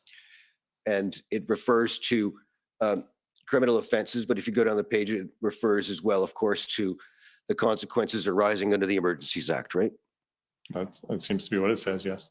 And by the time the public order operations began in earnest that day, the 17th, communications like this had an effect on reducing the footprint of the crowd. Is that fair? Because I wasn't involved in the integrated planning group or seeing reports from PLT, I can't say whether it had a positive impact in members or people, protesters choosing to leave or not leave. Just because of my role at that period of time, I was insulated and focused on just deploying my members in support of the Ottawa Police Service. So I wasn't getting reports on, how many protesters are choosing to leave or the success or non-success of items like this. But you appreciate, at least from the perspective of the consequence that it's attempting to communicate, that's the purpose of it, right? Is to allow for a peaceful opportunity to depart? Yes, I mean, this is exactly kind of what I spoke about. This is one of those communication mediums that PLT uses to communicate with protesters so that they understand, because some may not understand that they're committing an offense. And this may be the consequences if you don't. Sometimes there's timelines put on them, sometimes there's not. But this is classic PLT communication process, yes. And in your experience, it's effective, right? In my experience, it has been very effective. And because it follows the measured approach, it follows the framework, it makes sure that anybody involved in the protest clearly understands jeopardy, understands police timelines in relation to what we plan to do. We're open, we're being honest. And so there's no misunderstanding or miscommunication about what may be occurring into the future. And this public order operation, so far as you're aware, was able to proceed in Ottawa without death or serious bodily injury to any of the participants? There was bodily injury to participants from I saw some people, excuse me, there was some injuries to people. I understand the SIU became engaged in some injuries. So there was injuries to participants I'm aware of. And that's just me seeing the media. Those weren't things that were reported to me through a chain of command or anything like that. Sure, but you're not aware of any death or serious bodily injuries? No, I'm not aware of any death. I have to say that I saw serious bodily injury because if you look at the definition and mandate of the Special Investigations Unit of Ontario, they only become involved when there's serious bodily injury. So because they were engaged in one incident, I'd have to say that serious bodily injury within that definition occurred in that situation. All right. The encampment was, or sorry, the occupation at any rate was resolved after the enforcement operation went underway with the assistance of the communications, as far as you knew. Yes. And that was the purpose of the OPP's assistance throughout the convoy to begin with, right? Was to resolve the situation. Along with our partners. It wasn't necessarily OPP's job to resolve the situation. No, but that's the purpose of OPP's assistance. Yes, to try to help to resolve, yes. And when the EA was revoked, the act was revoked on the 23rd, you directed the employment of common law powers to prevent further assembly for approximately another 24 hours? Correct. And then you concluded that that power was no longer necessary or applicable because the situation had been resolved? The situation had been resolved, but more so, and there was no police intelligence to indicate that the convoy participants were going to reattend and continue to commit the offenses that they were committing. So therefore, we needed to fall back. Thank you. Those are my questions. Thank you. Thank you. Next, I'd like to call on the lawyer for former Chief Slowly.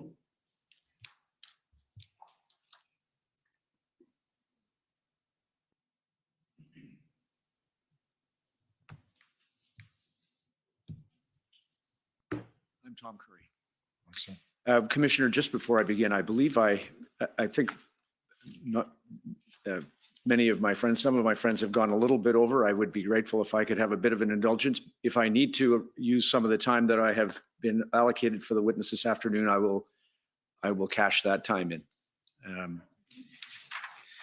I've not seen that type of trading go No. on, and I don't It's want a to PLT encourage it, it's a but PLT, I have been a little bit liberal because it's Friday, but, and we don't have as much of a heavy schedule, but so I will have some indulgence, but please don't abuse it. Understood.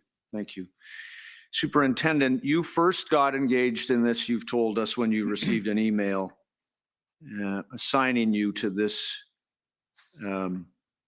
event on the 24th of January, yeah? Yes, sir. 3 days out from the first convoy truck rolling into the city?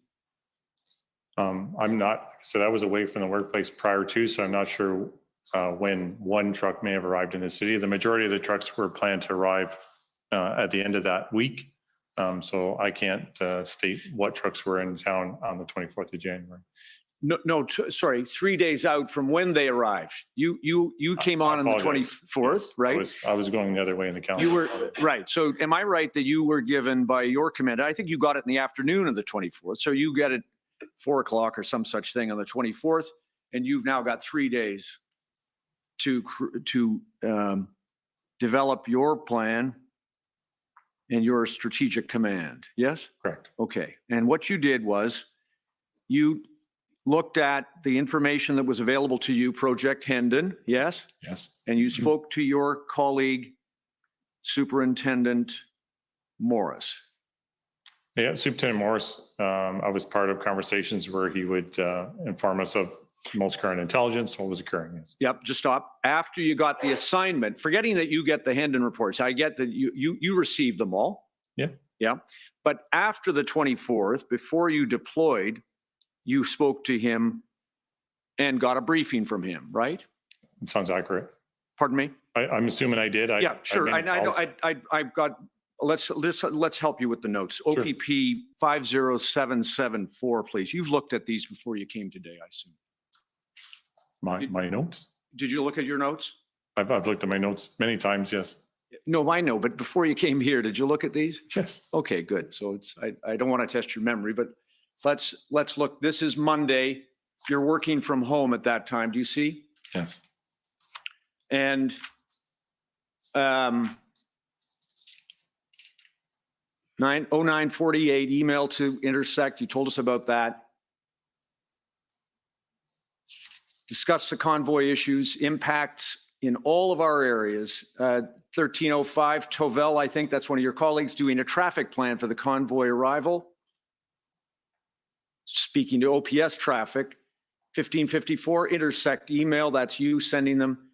Convoy 28-29 January. Everybody thought this was a 2-day protest, correct? Yes, I'm just trying, when I look at the dates, I think the dates are indicative of arrival dates as opposed to event dates. Okay, well, let's carry on. They were going to get through Arnprior on the 28th, 3 convoys above that. 29th of January into Ottawa. We'll slow, this is OPP's plan. We will slow traffic, but not block. The intention is to hold a peaceful demonstration with no hostility. Forward to Chief Thomas, Inspector Tovel, and Semple. That's your team, right? And just to add context, I'm not saying that the OPP will slow down traffic. The convoy organizers have stated that they will slow traffic, but not block it. I understood. Thank you for that. And what you were going to do to get to this, the traffic plan was to effectively escort the convoy to Ottawa. We didn't want to do any escorting. So there was no OPP vehicles necessarily, in front and back and follow us. It was more monitoring. Okay, so you had cruisers, did the cruisers have their overhead roof lights on or not? I can't be 100% whether they did or not. We would not put emergency lights activated or not that deep into an operational plan. That would be left to the officer's discretion of how Got they it. feel they need to do it on the side of the road. So sometimes if protesters sympathetic were on the side of the highway supporting the convoy as it went by, you might have had, a cruiser might have had to use their emergency lights in that situation, for example. Correct. But you had cruisers in and around the convoy from the time it crossed the Manitoba border until you handed them off to Ottawa, correct? Correct. How many cruisers? I can't articulate a number. Be more than, from your experience, we've got a train down many kilometers long. Do you imagine that it is 10 units, Yes, I'm trying to 20 units?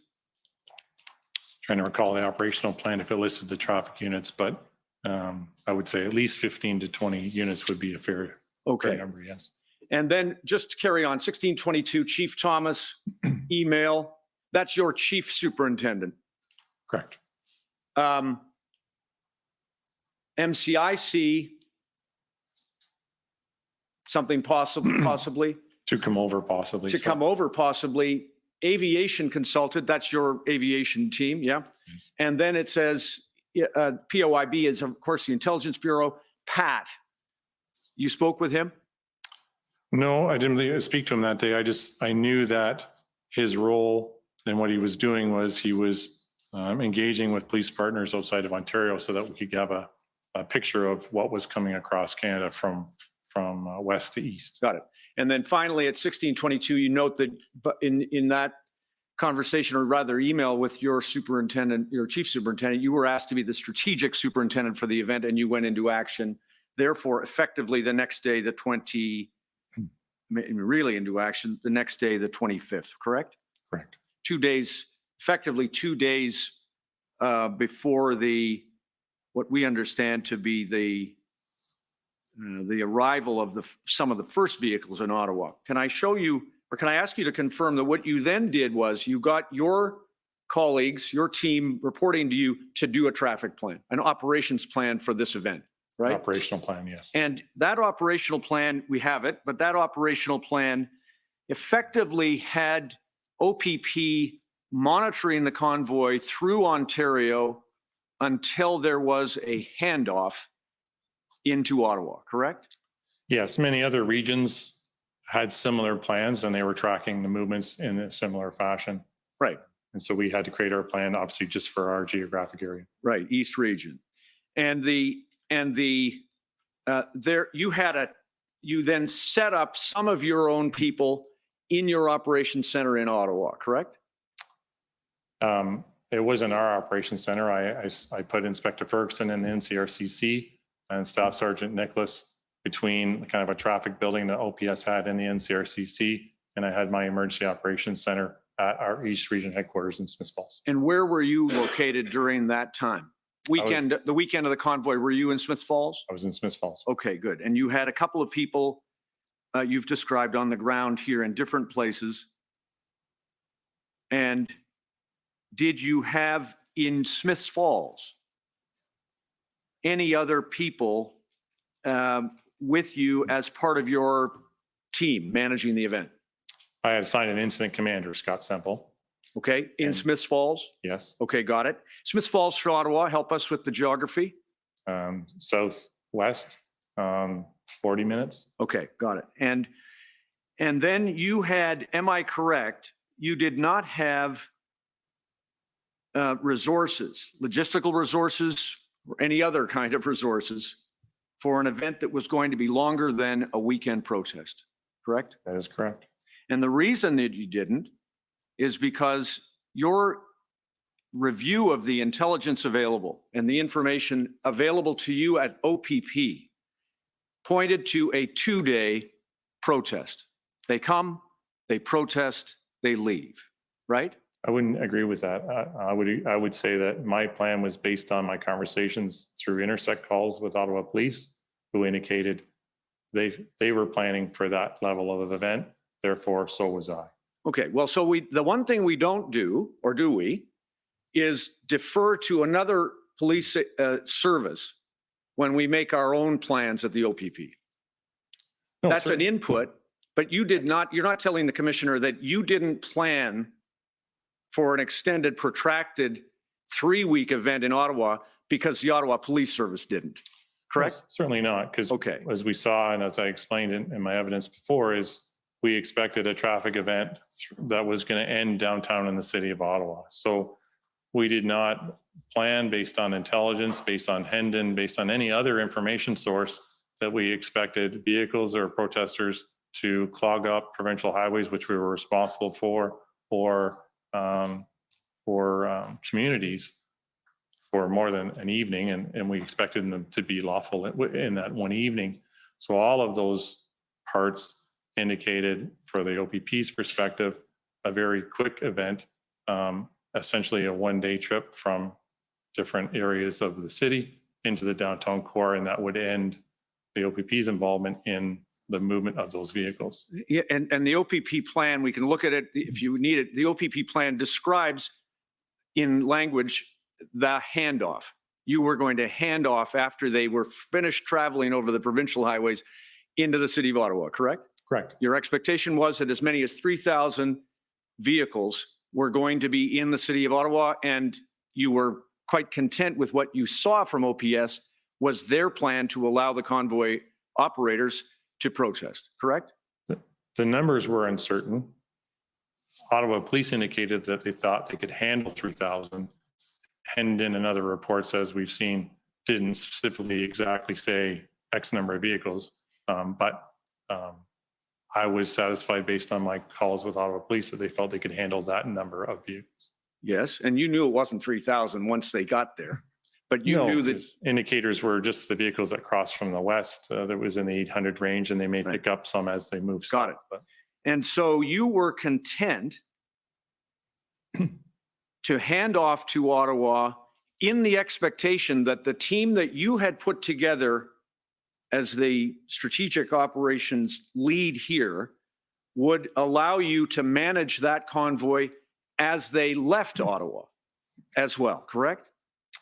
we didn't know what the exit plan was. So we always had to be ready and available to write what that exit plan was. So that was an unknown to us as to would they exit en masse, would they exit slowly?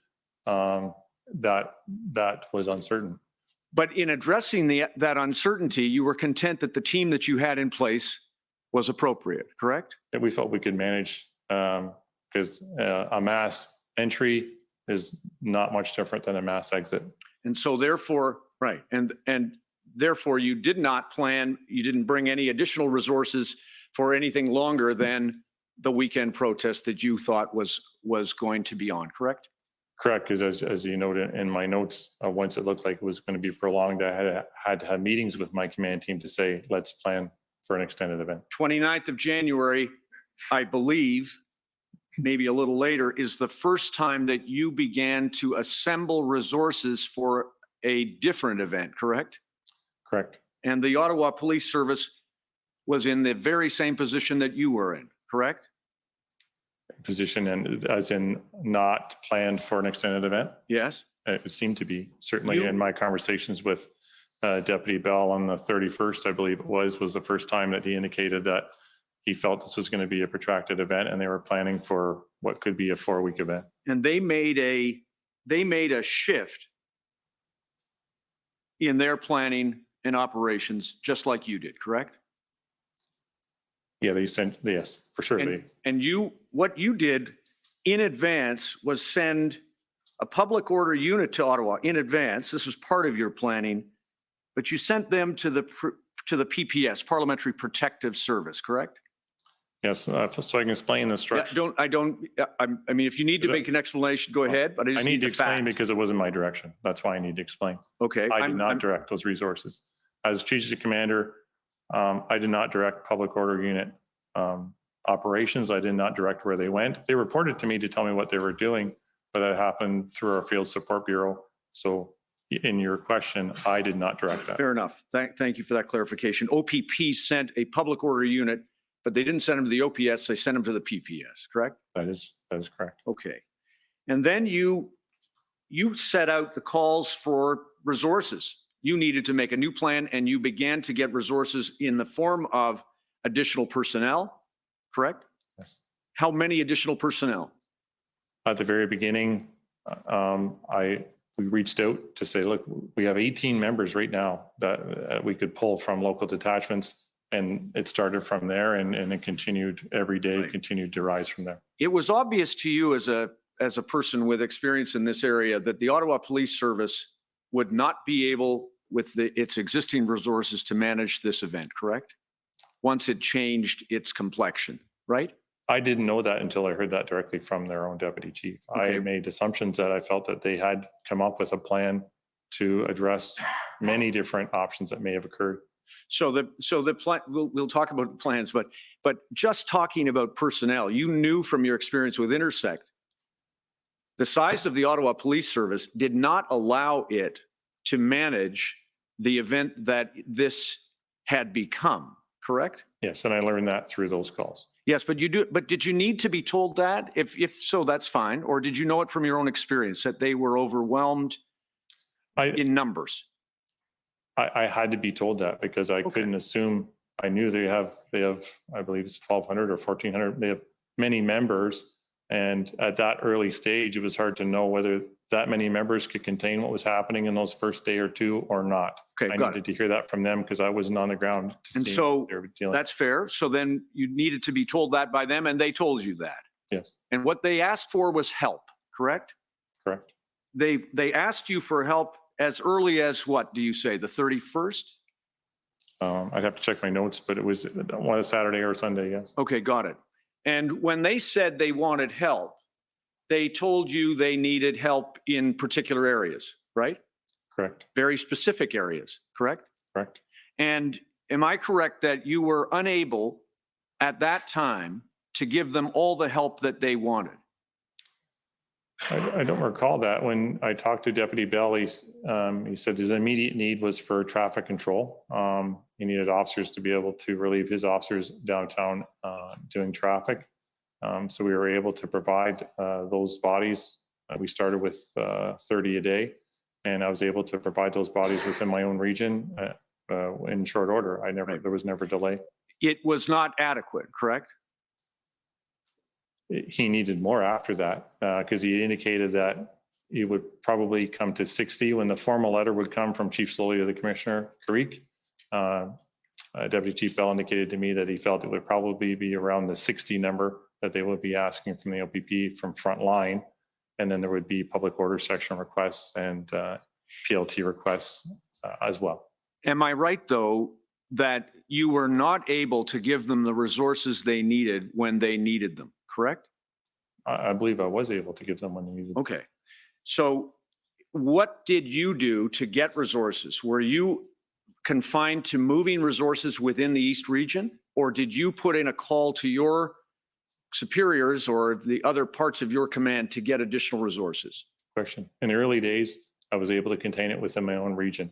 I believe on my other evidence I described, we have a regional deployment plan for emergencies such as this. We know how many officers are at each of our 16 detachments. We know who's working each day. And in an emergency, we know how many officers we can ask to leave that area to attend whatever the emergency happens to be. So I relied on that emergency regional deployment plan to gather those resources of 30 a day to assist Ottawa.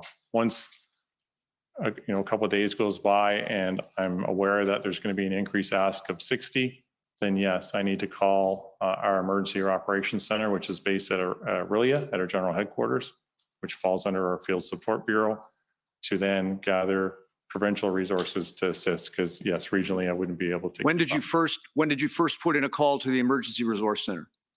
Once again, I'd have to refer to my notes, but within probably 3 days to 4 days of the 30 a day, when it was clear, when the letter came in from Chief Slowly asking for 60, I had to make the phone call to our EOC to say, okay, I need your help to gather resources to come to East Region. And am I correct that you came to the conclusion that 60 a day was not enough?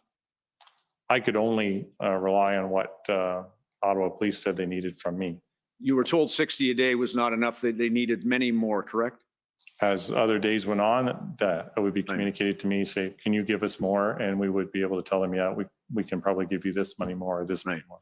And on the you told us about the, first, let me go back. You had never been through anything like this before, correct? Not to this scale. That would be accurate. Sure. You've never seen an urban occupation, a protest that had become an occupation, correct? As it was explained to me, this was the largest unplanned deployment of OPP resources in our history. Right, got it. So therefore, in your history, you told us that you'd been through some other blockade situations, but they have not involved the urban environment like this, and obviously the sheer scale of this one was beyond anything you had experienced, right? Yeah, not in my experience. Correct. And so when we talk about resources, you were participated in a call. You told us on the 6th of February, Chief Slowly requested his team to make an estimate of the resources they needed, right? Yes, I recall that was a video call, yes. Yes, and you told us that you thought that it was unusual that he told his team to double the number if they thought they needed 100, to double it to 200. You made that comment, correct? Yes, it seemed odd to me, yes. Yes, it didn't seem odd enough to you, though, to record in your notes, right? And I address this in my will state is because in the meeting, they were discussing Ottawa police business. I didn't feel it was appropriate for me to make notes on Ottawa police operations, so I purposely did not make. You made a lot of notes, Superintendent, about Ottawa police. You've made notes about rumors and innuendo and what people told you some other guy said all kinds of times, haven't you? I have. In that situation, I purposely chose not to take notes because it seemed inappropriate for me, because they were talking about internal Ottawa police operation matters that I didn't. My purpose to be on the call was to talk about PLT. Okay. So you didn't, so can I put it this way? That whatever Chief Slowly said that you didn't record in your notes, you didn't think it was important enough to imagine that the number that they came back with, 1,800, when they came back 24 hours later with a number, that there was some lack of validity or integrity to that number. Did you?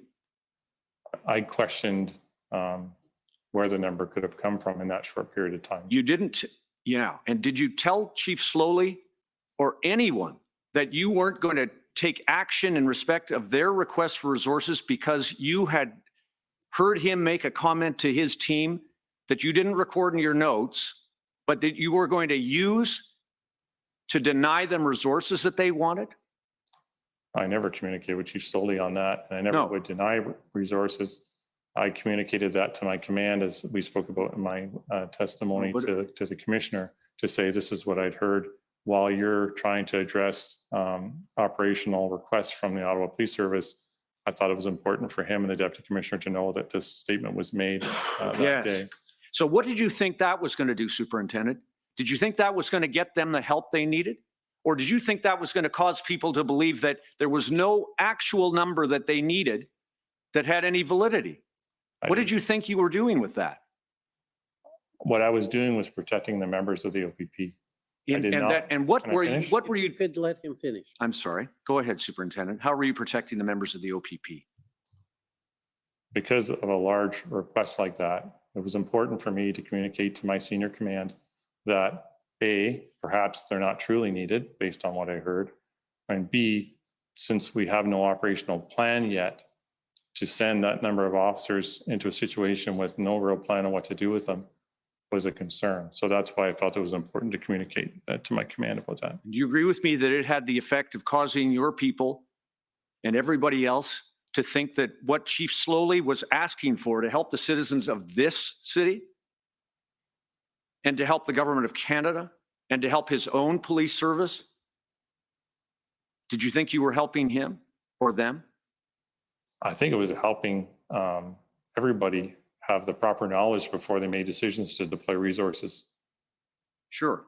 And so, of course, we now know, don't we, that the 1,800 estimate that his team put together was exactly right. Maybe it was a little under, actually. You know that, don't you? Yes, we've heard those numbers here. Yeah. So it wasn't a rabbit pulled from a hat. And it wasn't a bunch of numbers that were just randomly doubled, was it?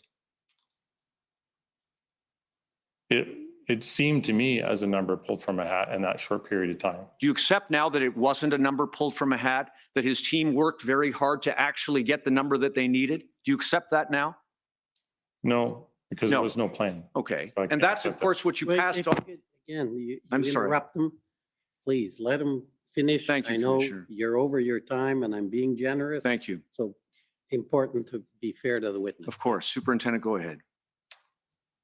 From my experience, as we've talked about, we build a plan first and then we add numbers to it after. The fact that the numbers fit the integrated planning team's plan, I don't know that that connects to the work that his team did within those 24 hours. Did you look at it? The integrated plan? No. Did you look at the numbers that were on the table that his team put together? On February 9th, when I attended the meeting downtown with the integrated planning team, that's the first time I was presented with the 3-page document that showed the numbers that they were requesting. So before you even looked at it, you made the statement that it was an overestimate and that it was not a valid number? You didn't even look at it? I never indicated in any of my communications that I felt it was an overestimate. I just wanted our senior command to know that when the Ottawa Police were trying to determine how many people they needed, this was the direction that their chief gave them. That's all. I did not opine on whether I felt it was adequate or inadequate. I never said You that. cast doubt on it, didn't you? I only said that there was suspicious that how they could come up with a number like that, and certainly the suggestion that that number would be doubled. Fine. And then you passed that on to the minister. You passed did- on I did an incorrect number to the minister, didn't you? I did not do that, no. The minister, the solicitor general. The Did you see deployment- the minister's statement? We're talking about two separate events here, sir. Okay, let's move to the second one then, if you want to think that it's a second event. Did you pass on the number to the minister? Please, let's to ask questions. Don't turn things around. Please be fair to this witness. So the video call, when I met with Chief Soley and he talked about having his team go away, that date was February. You have to help me, Counselor, on the date that video call happened. You just mentioned the date. Do you recall the date? So, I had moved on to the statement that the minister made. okay, so irregardless of I'm the happy to date. go back if you want. So February 2nd, I received an email requesting, we have in the OPP, a representative within the government buildings in Toronto, and they're a liaison between government and the OPP. And I received an email from that unit saying that Solicitor General wanted a number of OPP members who have been in Ottawa since the beginning of the event. So I asked my team to create a chart which indicated the numbers from the beginning of the event until the 2nd of February.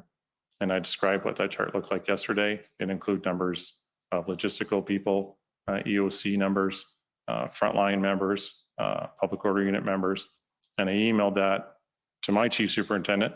And since we're a paramilitary organization, you follow the chain of command. And then I assume from that point on, those numbers that I obtained were moved up to higher levels. And the minister on that basis issued a statement to the public and in the House, in the legislature, correct? I became aware of that later. I wasn't aware of Yes. it at the time. And it was erroneous. I can't say that. Well, there weren't 1,500 OPP officers here, were there? In a day, Chief Soley, in his concerns to me that when we had our meeting, was he felt that that media release indicated there was 1,500 OPP officers in his streets, in his town that day. Yes. And that impacted, now know this, it impacted what the RCMP considered the Ottawa Police Service needed. It impacted the way the public in Ottawa thought that the OPS was handling the matter. It impacted the council and all of the other things, didn't it? As I stated to Chief Soley, I presented the daily numbers with a roll-up of the total numbers. How those numbers were used or controlled after that was beyond my control. Yes. And what steps did you take to tell the Solicitor General that the information upon which she was relying had been misunderstood, misinterpreted. Any steps? It was not within my purview to reach out to the Solicitor General. Did you tell your commanding officer I did that not. that had happened? No, I did not. That Thank meeting you. was the first time. Two quick things. The bridge. Have you seen Chief Slowly's news conference of February the 4th that you told the commission about yesterday? I only saw the live portion when I was sitting in the command post, and I saw him and Deputy Bell doing the news conference. So you're relying on your memory from February 4th? Yes, I recall hearing that and then reacting immediately because I Yeah. connected with the deputy immediately. Well, I don't have the time to play it for you, but he never said that he was going to close bridges. What he said in his news conference was that consideration was being given to that and that bridges or access would be closed if needed or as needed. Didn't say he was closing bridges, did he? That's what I heard. And so that would naturally precipitate a call to confirm what I heard. Maybe I misheard. That's why I needed to reach out to Deputy Bell to say, did I hear this correctly? And I you need were, to understand. I'm sorry to interrupt you. And you were told by Deputy Bell that you had misheard it, that there were no bridges being closed, right? Yeah, my concern was more about the off-ramps. The bridges were within the city of Ottawa, so I wasn't concerned about the bridges. My main concern was about what I heard about off-ramps. Same thing though. Deputy Bell It's not said, the same thing for me as far as my concern and my operations, because my operations didn't concern bridges. he gave you the same answer. You have misunderstood it. No one's closing a bridge. No one's closing an off-ramp. Relax. I heard it very clearly that there was a plan to close off-ramps, and that's what precipitated my call to Deputy Bell. Okay. Quick thing about the PLT. This PLT team, unfortunately, never had any success in negotiating the departure of convoy participants or protesters, correct? I would disagree with that. I felt that at the end, much of their work allowed some of the convoy protesters to leave voluntarily. So prior to the, I should have been clearer, thank you. Prior to the public order operation going into effect to clear these streets, PLT had not succeeded in negotiating an end to this protest, had they? Well, certainly, the protest was still ongoing when public order had to do what they did. Yes, and so the Coventry Road issue, what PLT had negotiated, am I correct, was that protesters could take their fuel from Coventry Road and place it in a different depot. I wasn't aware of the particulars of that because PLT didn't report to me. What I was engaged in was solely on the deconfliction end of it to say that this happened, this miscommunication happened within the Ottawa Police Service, and could you help us? As my friend Mr. Van Nieuwenhuis asked, the fuel in Coventry Road, whether it's in Coventry Road or it's somewhere else, was a significant public safety risk, correct? Yes. And if PLT negotiated that they're going to move the fuel from Coventry Road to a different depot, you could appreciate why Ottawa Police Service would be very concerned. Correct? I can't speak to what the idea was or what the plan was because Got it. So you would not, you're not telling the commissioner that you're second guessing the operational decision to seize fuel if that was a public safety risk, correct? Correct, because our teams were intended to integrate and they didn't report to me. Thank you. And then Windsor. The information that was available to OPP was not sufficient to allow it to avoid the blockade at Windsor. I was not involved in any of the Windsor. I would not have any information on Understood. Windsor or our plans in Windsor. And resources have to be allocated among the OPP detachments across the province so that when we saw the note from your colleague in Windsor about whether Windsor was a priority over Ottawa, that's a decision that has to be made at the level of the OPP resource allocation, correct? Right. In a province the size of Ontario, there's various priorities that have to be decided on how we staff them. And as to the Emergencies Act, the OPP PLT notes to protesters included and relied upon terms under the Emergencies Act, right? I believe that's what we saw, yes. Understood. Thank you, Commissioner. Okay, thank you. Next, I'd like to call on the City of Ottawa.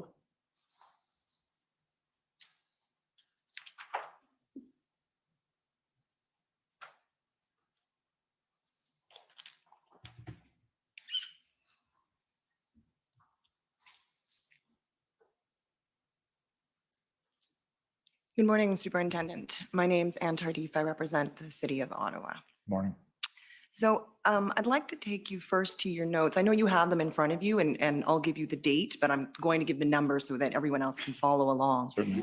It's OPP 50774. And I'm going to go to the date at February 3rd, Superintendent. Yes. And it's page 19 of that document, Madam Clerk. You see the date there at the top of the page? Yes, 3rd of February. Yes. Correct. And I'd like to go to the before last entry on that page, Madam Clerk. So just scrolling down a little bit. Perfect. So do you see the entry there, Superintendent? I think it's 1752. It could be 1952. I'm not sure the time matters, but do you see that entry? I do. Okay. And it says Superintendent Alakas, FSB, and that note. And it's actually the last sentence, I suppose it is, of that entry that I want to draw your attention to. It says no real plan for them and no meaningful dialogue with truckers occurring. So first, is this something that you're reporting to Superintendent Alakas, or is he reporting it to you? And I'll correct you quickly. My grade 4 teacher would still not be happy with me. My penmanship is not the best. This is no real plan forthcoming. Forthcoming. Okay. It's the second part that I want to talk about, the no meaningful dialogue with truckers occurring. Do you see that? Yes, that's coming from Superintendent Alakas. Okay. And this is with respect to the Ottawa situation. Correct. So by February 3rd, we don't have any meaningful dialogue with truckers occurring. And you described the events of February 6th yesterday and again this morning, correct? Yes. PLT went into Coventry to negotiate the removal of gasoline. Yes. That's right. And Superintendent Patterson used the opportunity to seize the fuel and charge some of the protesters. Is that correct? Correct. And PLT felt they had lost all the goodwill they were able to reach with some of the convoy organizers. That's what was communicated to me. Yes. Okay. And were you aware that 2 days later on February 8th, Ottawa police asked the city manager, City of Ottawa manager, to meet with protesters? I was not aware of that. And we've heard that police felt they didn't have anything to lose by facilitating a meeting, and it would be a win to gain trust with truckers. They could use it as a bargaining chip to move trucks. Were you aware of that at the time? I was not aware of that, no. We've heard as well that the city negotiated an agreement to remove trucks from the residential neighborhoods in the dates that followed. Were you aware of that at the time? Not at the time. I can indicate that I received messaging from our PLT members to indicate that they were frustrated by the involvement of municipal leaders and how it was impacting their work, but I was not aware of the exact times these were occurring. Well, and I guess that's what I'm getting at, Superintendent, because that's reflected in your witness summary, which has been filed into evidence. And so at the time that you received those concerns from your PLT officers, I take it you were not aware that the city had spoken with protesters at the request of police. Right. Outside of what may have been reported in public media, I wasn't aware what was happening. Okay. And you were not aware that a senior OPS officer had been at the table to negotiate the logistics of how and where the trucks would move? Yeah, I would not have been involved in that or aware of that. And just given in your reference it already, but in your witness summary, you indicate that your PLT officers were frustrated because they were hearing from protesters that they had met with the mayor and that they wanted to continue to meet with the mayor. That's what you were hearing on the 15th of February. That's correct. And the evidence this commission has heard is that the protesters, in fact, never met with Mayor Watson. I take it you're aware of that now. No, now I'm aware, yes. Okay. I want to switch tracks a little bit and talk about Superintendent Early's notes. Now, it's Dana, I'm assuming Dana Early is a she, is that fair? That's correct. Just want to check. Thank you. And so Superintendent Early was in Windsor during the Ambassador Bridge blockade. She was essentially performing my role, but in Windsor. Fair enough. And so I take it that if you did have a conversation with her, it's going to be about resources. I mean, that's really the only reason for you to speak to Superintendent Early during the events of February 2022. Fair? Fair. Okay. Now, when you were asked yesterday initially, you did not believe that you had spoken to Superintendent Early at that time. You recall saying that? Yeah, I didn't have an independent recollection of that conversation, no. Fair enough. And to be fair to you, we've seen that there's no mention of it in your notes except for the words Dana Early / on February 10th, correct? Correct. And you were then taken to Superintendent Early's notes of that call. And I will ask that they be put up on the screen. It is OPP 404543.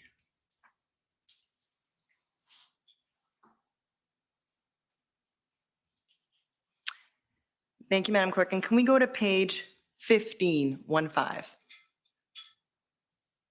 Okay, so this, just to be fair to the witness, oh, actually the date's on it, perfect. Do you see at the top there, 10th of February, 2022? Can you see that, Superintendent? I do, yeah. Okay, so just before we get into this, you described at some length in your testimony a meeting that occurred with the planning team and with the leadership of OPS at OPS headquarters on Elgin Street. And I believe that was on February 9th. Is that correct? That's correct. Okay. 12:10, I believe. Pardon me? I believe it started at 12:10. Okay, we've got the same meeting in mind. So that's the day before February 10th, obviously. Okay.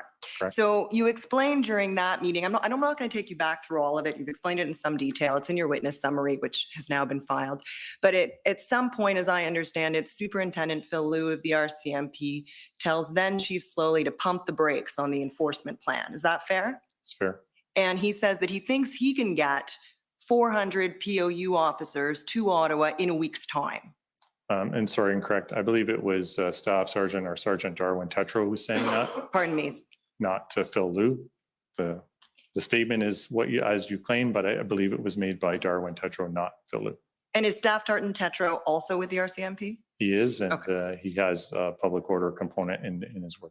Perfect. So we've got an RCMP officer advising that they think they can get 400 POU officers in Ottawa in about a week's time, right? That's correct. Yeah. So if we're at February 9th, that means they think they can get their 400 POU officers in Ottawa on or about February 16th. Fair? That's fair. Okay.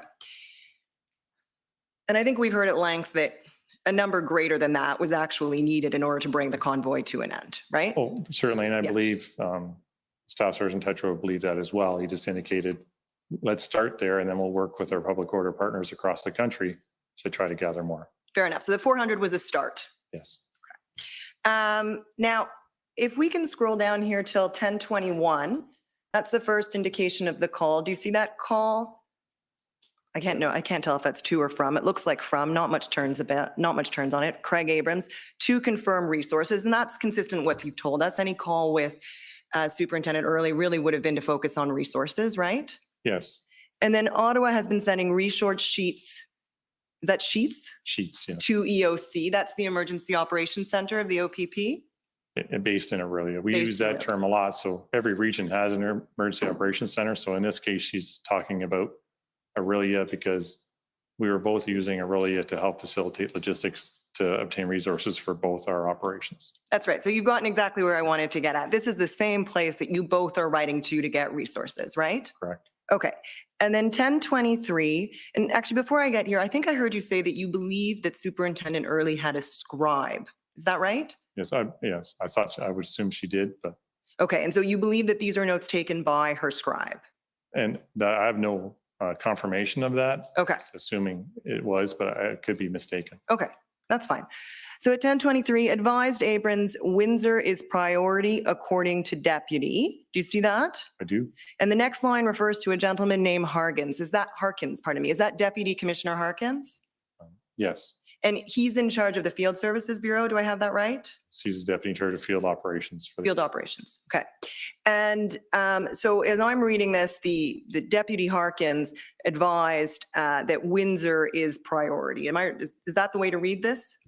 That's what that says. And Harkins, Deputy Harkins told me, being Superintendent Early, to go through the EOC and you advised that that's what was happening at that time, right? Yes. So you're both going through the same Emergency Operations Center to request resources for your operations. Correct. We'll have much better idea of numbers this afternoon after meeting with POU commanders. And then at 10:26, I'm just jumping over the 10:24. You can see it there, Superintendent. Abrams will call EOC to confirm staffing process. You are priority. We will take leftovers. Do you accept that you made that statement, Superintendent Abrams? Either that or something to that effect? No, I don't recall making that statement. You don't recall? No. Do you recall any discussion that Windsor was the priority for resources to be obtained out of the EOC at that time? No, I don't recall. Because on that day, literally that day, the 10th, I spoke with Chief Party and we made resource requests, and an extra 120 officers were coming to Ottawa by the Monday. So that's why I'm confused by the talk about resource allocations, because I asked and we required another 120 and it was approved. And it just obviously, to get people across the province into Ottawa was going to take us a couple of days. We plan to have an extra 120 officers in Ottawa by that Monday. Okay. And at 10:26, again, I guess the second 10:26, Abram advised Windsor will need to tell you what you need. So we've got 3 statements between 10:21 and 10:26 suggesting that you were made advised here that Windsor was the priority, but you deny that. I was never told that, so I'm not denying that statement was made. But when we had discussions, she told me that the deputy told her that Windsor was a priority. So I'm saying, okay, if you're telling me that the deputy told you Windsor's the priority, then okay. But that information, from what I'm seeing, is the deputy Harkins, I'm assuming, was telling her. I didn't tell her that.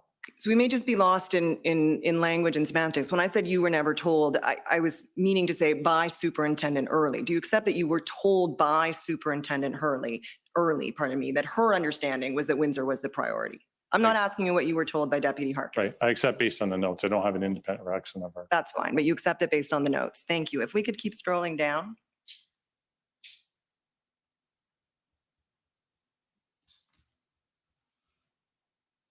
Okay. So I'm looking at the second 1028 note, and you were taken to this in fairness to you, Superintendent, yesterday. Do you see Ottawa is just trucks on side streets? You see that note there? Yes. And I think you said yesterday that you also did not have an independent recollection of this call, correct? I really don't. I'm trying, but so many calls over so many weeks, I can't say that I recall this one specifically. But you explained what you may have meant yesterday. You said that it was easy to drive around if you were south of Wellington, i.e. outside of the red zone. I think he said south of the 401. 417, Commissioner. Oh, pardon me. Did you say south of the 417? My apologies. No, that's fine. I had south of the 417. Yes, it would have, based on what I'm reading and trying to recall, would have had general conversations about what she was dealing with and what I was dealing with and what it looked like in her area and what it looked like in my area. And we would have had conversations about the impacts to the city of Windsor overall because of the location of Ambassador Bridge and those types of things. So I believe that's the context of where this comes from. So if I understand it correctly, it was that if you were outside of the sort of impacted downtown core, you could drive around the city. You could navigate the city outside of the downtown core that was blocked. Is that fair? That was what you would have been related. My personal experience and the times I had to be able to do that drive. I'm sure there were days due to traffic backups that there was difficulty in some areas of the city. I'm just stating in general terms from my own experience. I didn't see a massive impact outside of that core area, traffic-wise. Okay. And you were aware, I take it at the time, that some of the bridges between Quebec or between Gatineau and Ottawa were closed or subject to lane reductions? Lane reductions for sure. Full closures, I believe they were kind of rotating depending on days, because I recall there was impacts with nursing staff that were trying to get from Gatineau to the hospitals in Ottawa. So there had to be some give and take to open up some lanes so people could get to work. That's right. So we had health professionals having difficulty accessing their place of work, correct? That's what I recall. And you recall also, I take it, that we had patients having difficulty accessing their appointments. Were you aware of that? I don't. I only recall that some leaders of the hospitals had indicated that their staff weren't able to get to work on time, which had obviously operational impacts for their agencies. And there was a request, not controlled by the OPP, but a request, whoever was controlling the bridges on either side, that they can make some accommodations for that. And those side streets that the trucks were parked on in Ottawa, because as you say, they weren't parked on a bridge or on the 417, they were parked on side streets. Those side streets you knew were in residential neighborhoods. There may have been apartment buildings on them. When you say residential, I'm picturing suburban, but there may be urban apartments that were on those side streets, certainly. Yep. And so the trucks were parked at the front door of some of these apartment and condo buildings. I'm sure they were, yes. They were idling and honking. There was lots of honking, yes.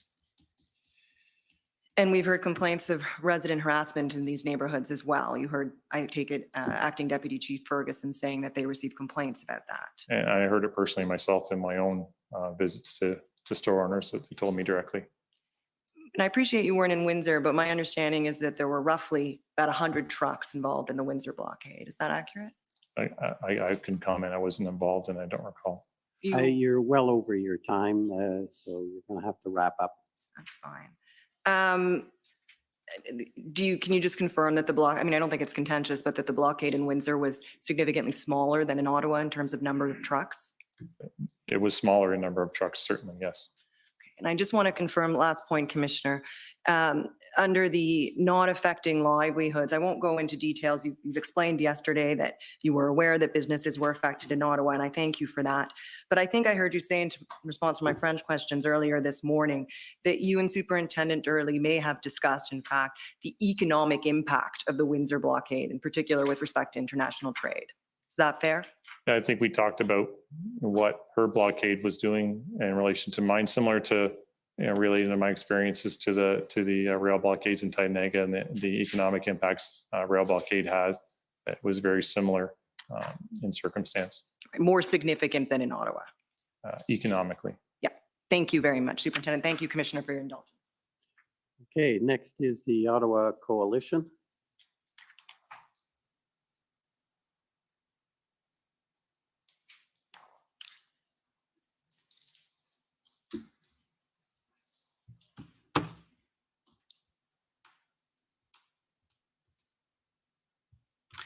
Good morning, Superintendent Abrams. Thank you so much for coming to Ottawa and answering these questions for all of us here. My name is Paul Champ. I'm legal counsel for the Ottawa Coalition of Residents and Businesses from downtown Ottawa. And I just have some questions for you. Superintendent Abrams, were you aware, did you know about how many residents roughly lived in the red zone in downtown Ottawa? Not aware at all, no. So if I said 15,000 approximately, would that would be the first time I heard that number. Yeah. But based on the time I've spent downtown and the number of buildings I've seen, it certainly seems like an accurate number. And so when you were making decisions or being involved in the operations, the police operations in Ottawa, you were aware, we're talking about thousands of people who are being impacted by these convoy protests in downtown Ottawa? Certainly. And when it came to that, I mean, how many people were required or the impacts, I had to rely on my partners at the Ottawa Police Service to indicate to me what was happening down there, what impacts were happening and what they needed to address those impacts.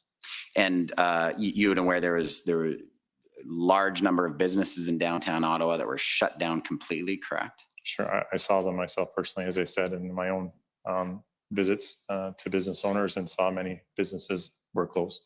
And obviously, not only those business owners experiencing those losses, there would have been countless workers who were out of jobs during that period of time as well. You would have known that?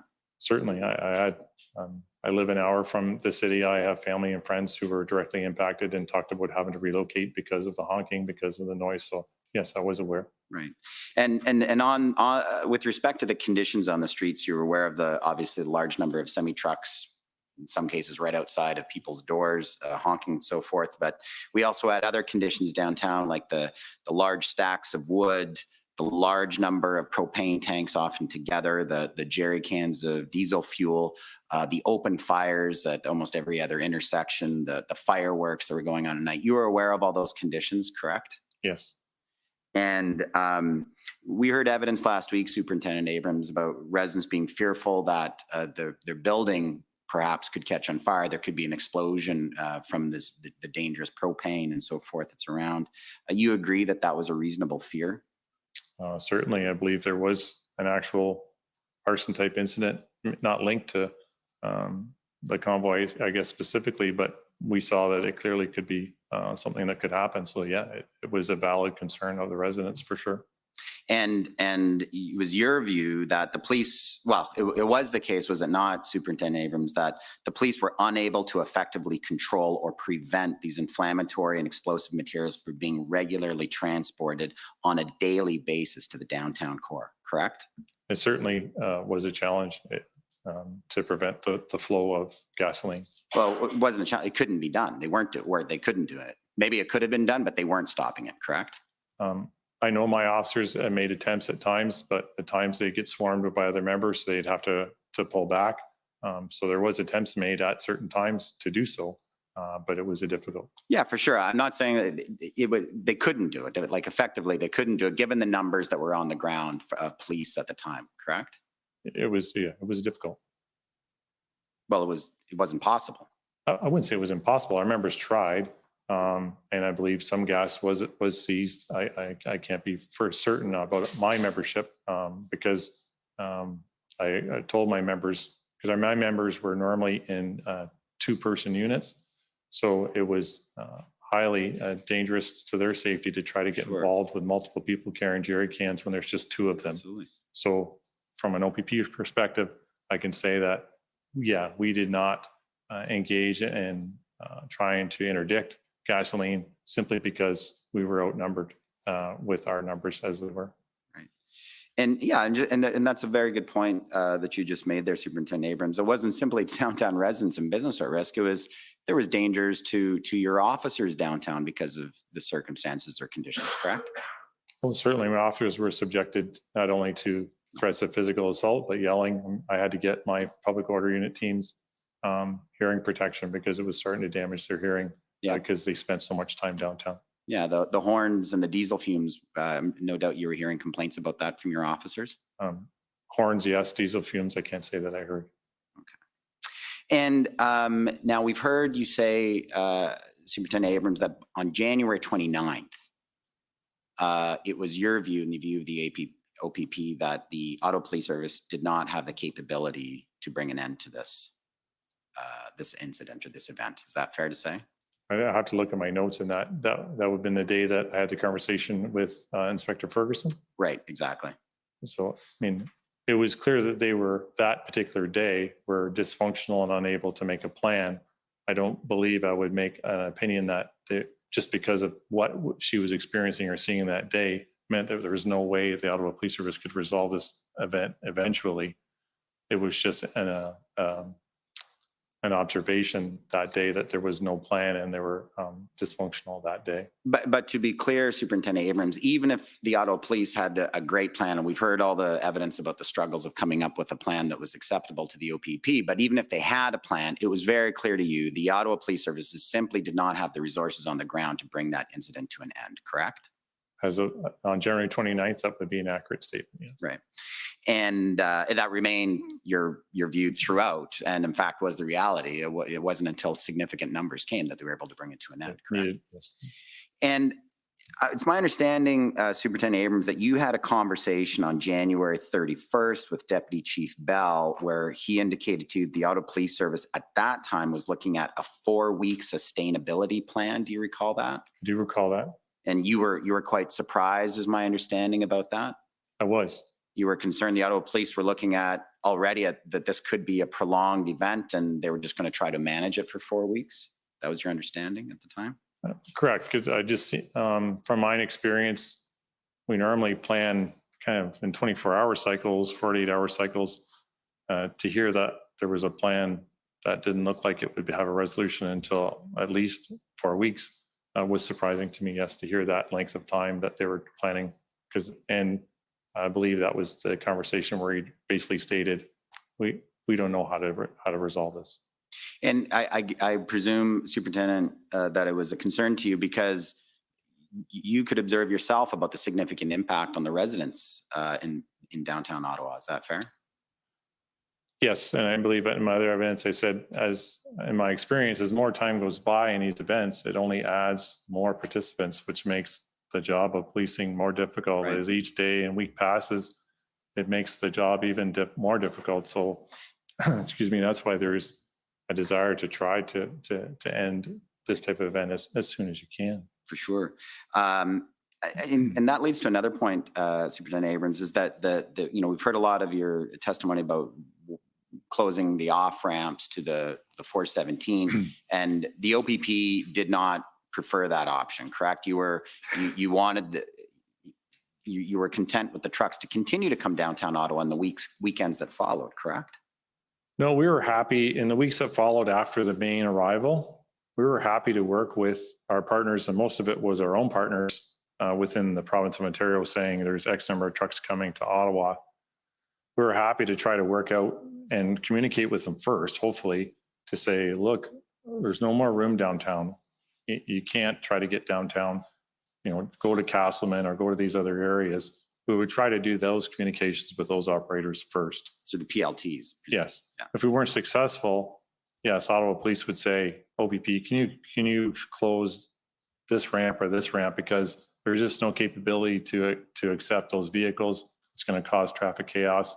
So can we try to get them to go to this ramp? So the only way to get them to that ramp would be to close other ones. So we would do that, off and on, but we certainly weren't supportive of just a total block 24/7 of off ramps or on ramps. Well, if I understand what you're telling us, Superintendent Abrams, is that the OPP worked with the Ottawa Police to try to identify the best routes for the trucks to get downtown if they were going to indeed come downtown. Is that right? That would minimize the traffic impacts on the rest of the city. Certainly, once the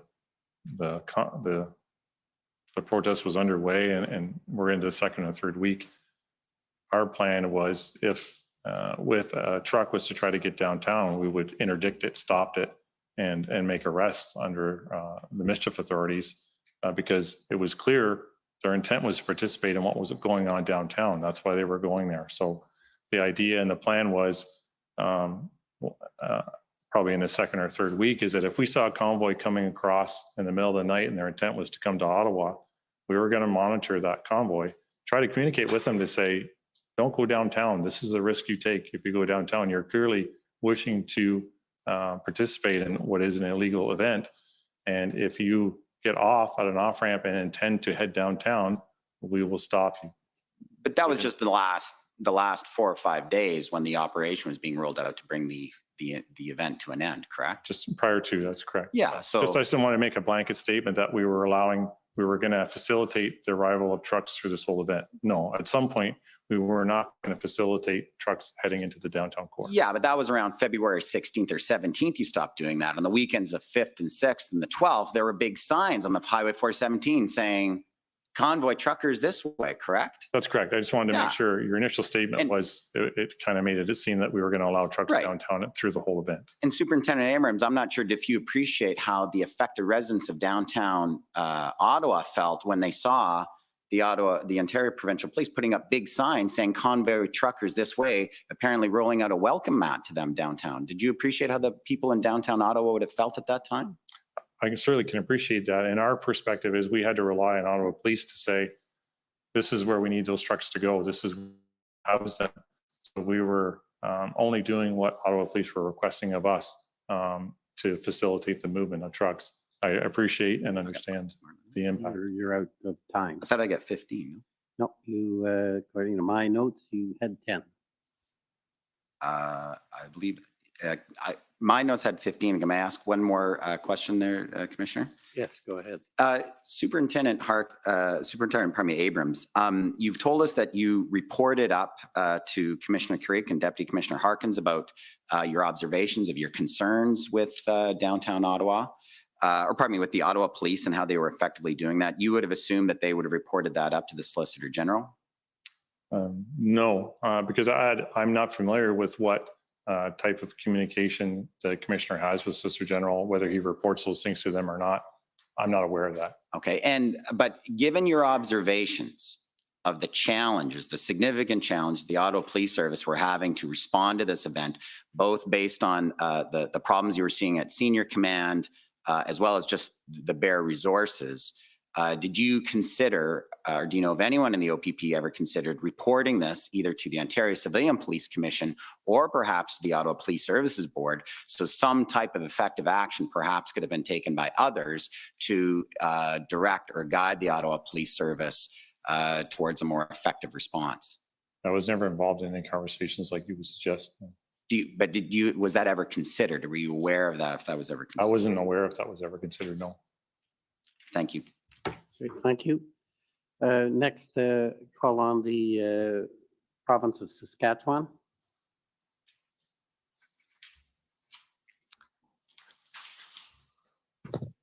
Good morning. Can I be heard in Ottawa? Yes. Thank you, Commissioner. My name is Mike Morris, and I'm counsel for the government of Saskatchewan. Good morning, sir. Good morning, sir. We have about 5 minutes, give or take, today, so it won't be too long. I have some fairly straightforward questions for you, I think. Sir, will you agree with me that OPP officers have authority to enforce the criminal code and provincial offenses, including under the Highway Traffic Act? They do have that authority, yes. And am I correct that OPP officers have always had this authority, including in the city of Ottawa? Yes, they're sworn in as officers in the province of Ontario. So it follows that OPP officers have not required the provincial or federal Emergency Act to be invoked to have those powers then, is that correct? Correct. Their powers under the Criminal Code and the Highway Traffic Act and other provincial offenses were in authority in any city in the province of Ontario. And will you agree with me that intentionally blocking a public road with one's vehicle can constitute an offense under the Criminal Code? There is a block highway offense under the Criminal Code, correct. And can it also constitute the offense of mischief? It can as well, yes. And can it also constitute an offense under the Highway Traffic Act? Yes. It's a block highway offense. Now, we've heard some evidence about what's been called the Coventry Road incident, and I understand that occurred on February 6th of 2022, correct? Seems accurate, yes. And I understand that the Ottawa Police Service arrested a number of people in relation to fuel that they were stockpiling at the Coventry Road site, correct? That's I was advised of that information, yes. And are you familiar with the offense that these people were alleged to be committing? I was advised that they were arrested for the offense of mischief. And would that be aiding and abetting mischief, which was occurring in downtown Ottawa by trucks occupying the core? That's how I understand it, yes. Assuming these people were committing an offense, would OPP officers have had the same authority to arrest them as the OPS? Yeah, the criminal code applies to all law enforcement officers. If an OPP officer chose and felt they had the reasonable grounds under the mischief section to make an arrest for that offense, they would have had the ability to do that if they chose to, yes. And that's the offense of providing fuel for people participating with their vehicles in the downtown core and blockading roads, correct? If that particular officer felt that it fit the criminal code and fit as an offense, then he would have the authority to do that. So at this point, we've heard evidence, quite a bit of evidence about there being a lot of trucks in the Ottawa downtown core. My question is, were there checkpoints for vehicles entering the downtown core before the Federal Emergencies Act was invoked on February 14th? Checkpoints leading into the downtown core? Yes, sir. I can only go by what my officers were asked to do. My officers, OPP officers, were never involved in checkpoints. I can't speak to Ottawa Police or our partners through the MTO. I recall being involved in a teleconference with the MTO where they were considering doing vehicle safety checks within the city of Ottawa, but my members were never involved in any checkpoints. To your knowledge, were there road closures or traffic diversions before the Federal Emergencies Act was invoked on February 14th? And I'm talking specifically to prevent vehicles from entering the downtown core in Ottawa. I can say there was because on the early days of this event, those were the areas my officers were asked to attend. And when I attended down there to check on them, they were essentially making sure that certain streets were closed in the downtown core. So there was cement barriers that blocked some streets, and some streets were blocked with physical police officers with cruisers blocking streets. And am I correct then that decision on blocking those streets would have been, that would have been the decision of the Ottawa Police Service? The Ottawa Police Service or the City of Ottawa under their authorities to do that with their own streets. And do I understand correct? I believe I heard you say that there were road closures and blocked streets before February 14th when the Federal Emergencies Act came into effect. Is that correct? There was, yes.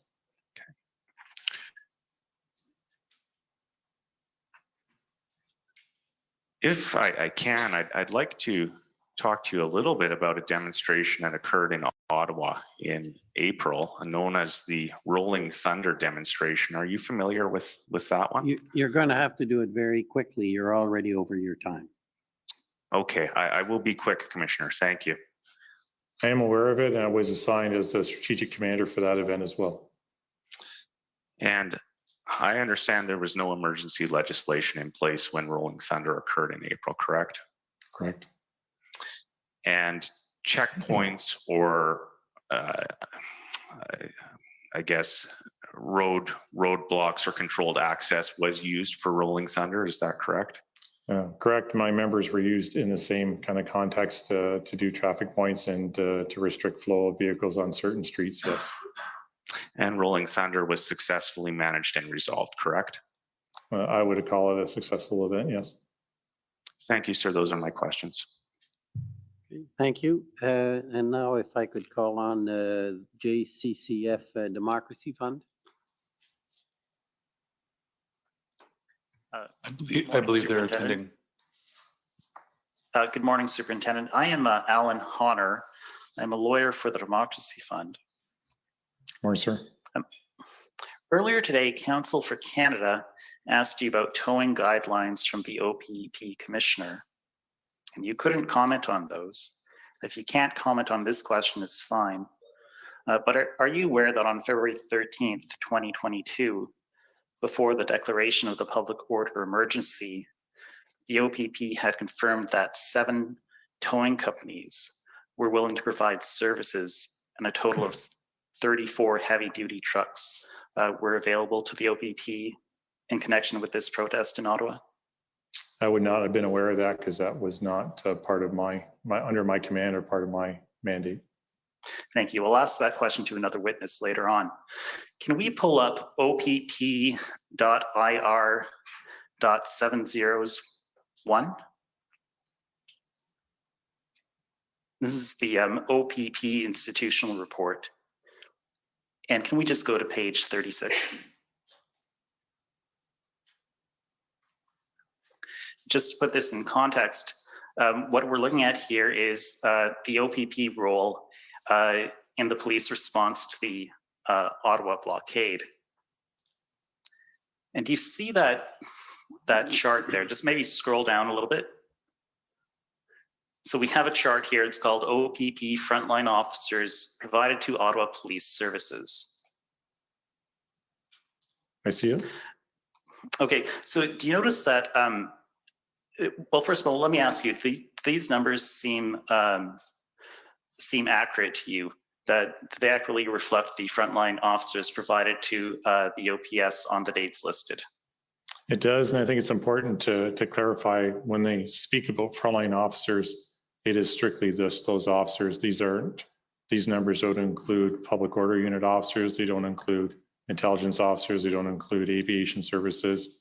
There's many other OPP resources that were used in Ottawa that aren't captured in these numbers, just for clarity. Yeah, understood. And thank you for clarifying that. What I noticed when I look at this chart is that the frontline officers increased significantly on February the 16th and then again on February the 18th. And obviously you would agree with that, it's in the chart. Yep.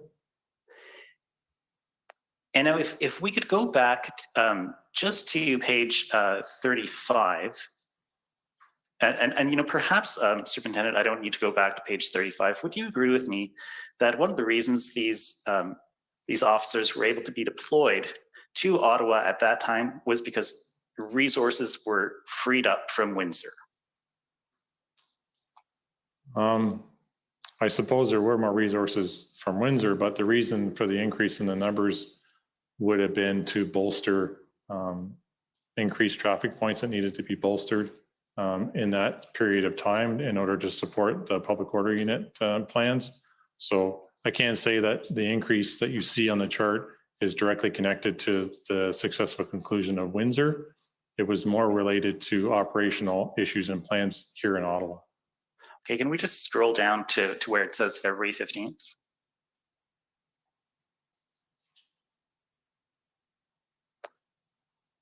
Pardon me. So it says here, Ottawa Police Services, OPP and RCMP planning sections were physically integrated at the RCMP. And then later on in the next paragraph, following the reopening of the Ambassador Bridge, 400 additional OPP members were rapidly deployed from across the province. So some of those went to Ottawa and some went elsewhere, I suppose. Yeah, that's correct. And it was in this period of time when we talk about most of those 400 additional officers were frontline officers. And within the OPP, the frontline officer component in Windsor was not as strong. We had a larger public order unit component in Windsor. So the 400 additional OPP members, those were frontline members that came from around the province. And that's why we had to defer block training and cancel discretionary leave to be able to get that number of officers to Ottawa.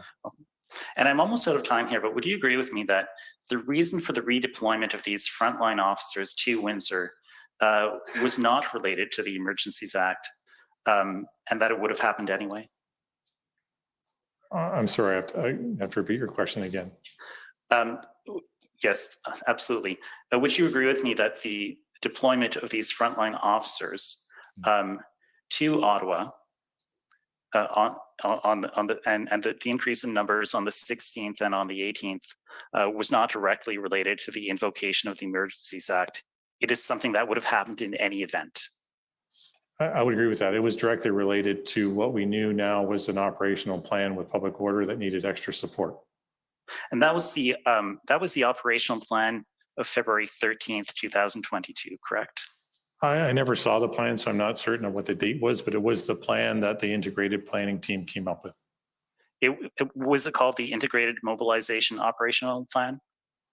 I can't be certain of the title of it. I'm sorry. Okay, but in any event, that plan was in place prior to the invocation of the Emergencies Act. I know it was being worked on because the integrated planning team came February 9th. They started their work on the 10th and the 11th. The act was in the effect on the 14th. Because I wasn't on that side and I wasn't part of that team, I can't tell you for sure exactly what day that plan was finalized. That's fine. I suspect we'll hear that from Chief Superintendent Party today. Thank you very much, sir. Those are my questions. Thank you. Okay. Any examination by the OPP next? Okay. Any re-examination? Just one series of questions very briefly. Superintendent Abrams, you gave evidence about that the February 9th meeting, and you were asked in cross-examination about Darwin Tetro and the commitment sought for 400 RCMP officers. You recall that? I recall, yes. Can you tell us, was there a similar commitment sought or offered on behalf of the OPP at that meeting? I don't recall us speaking about public order unit commitments. We already had a large amount of public order sections in the city already. I think it was more, the discussion was more about how we could get extra. Certainly OPP could provide a couple more sections, but in that meeting in Ottawa Police Headquarters, I don't recall us talking about the OPP POU component that may be able to assist. Chief Party may have talked about that, but I don't recall that. Okay, thank you. Okay, so that completes your examination and cross-examination. Thank you very much for appearing and for your evidence. It's complete. You're now free to leave. Thank you, Commissioner. Thank you. Okay, so we're, I think at the time where everybody's entitled to a break. So we will take a break until 5 after 12, and then we'll come back and we'll go with our next witness, who I understand is Chief Superintendent Party. The commission is in recess for 15 minutes. La commission levée pour 15 minutes.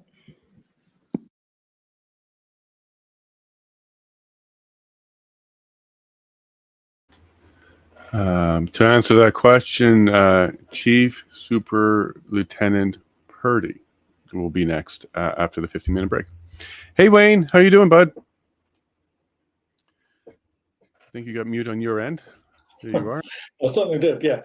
Yeah, not too bad, thanks, Jason. Resting today. Nice to see you. You had... And you too, mate. Yeah, day 7, going strong. Long days. Yep. What was yesterday like? Was it any good? Was it any good? Do you know that song? You get revelations, don't you, every day? Yeah, no, it was wonderful. I think, well, we had this same witness yesterday. So this was the second half for Craig Abrams, Lieutenant Craig Abrams. He was very good yesterday because he definitely was taking notes. He did a will say statement, which is he just dumped all of his information into a big, long document. So he was able to recall lots of details. He had lots of notes. And basically his position was OPS was messing things up quite a bit. We've offered our help a lot. We had concerns on certain things. And then when OPS, the Ottawa Police Services, did come and ask for some assistance from the OPP, it was questionably legal. So they had lots of legal issues with what the requests were. They requested for the request to have clearance from the Crown attorneys. So they wanted to make sure the requests were legal. For example, one of the requests was to just go randomly pick up the organizer, the convoy organizers themselves.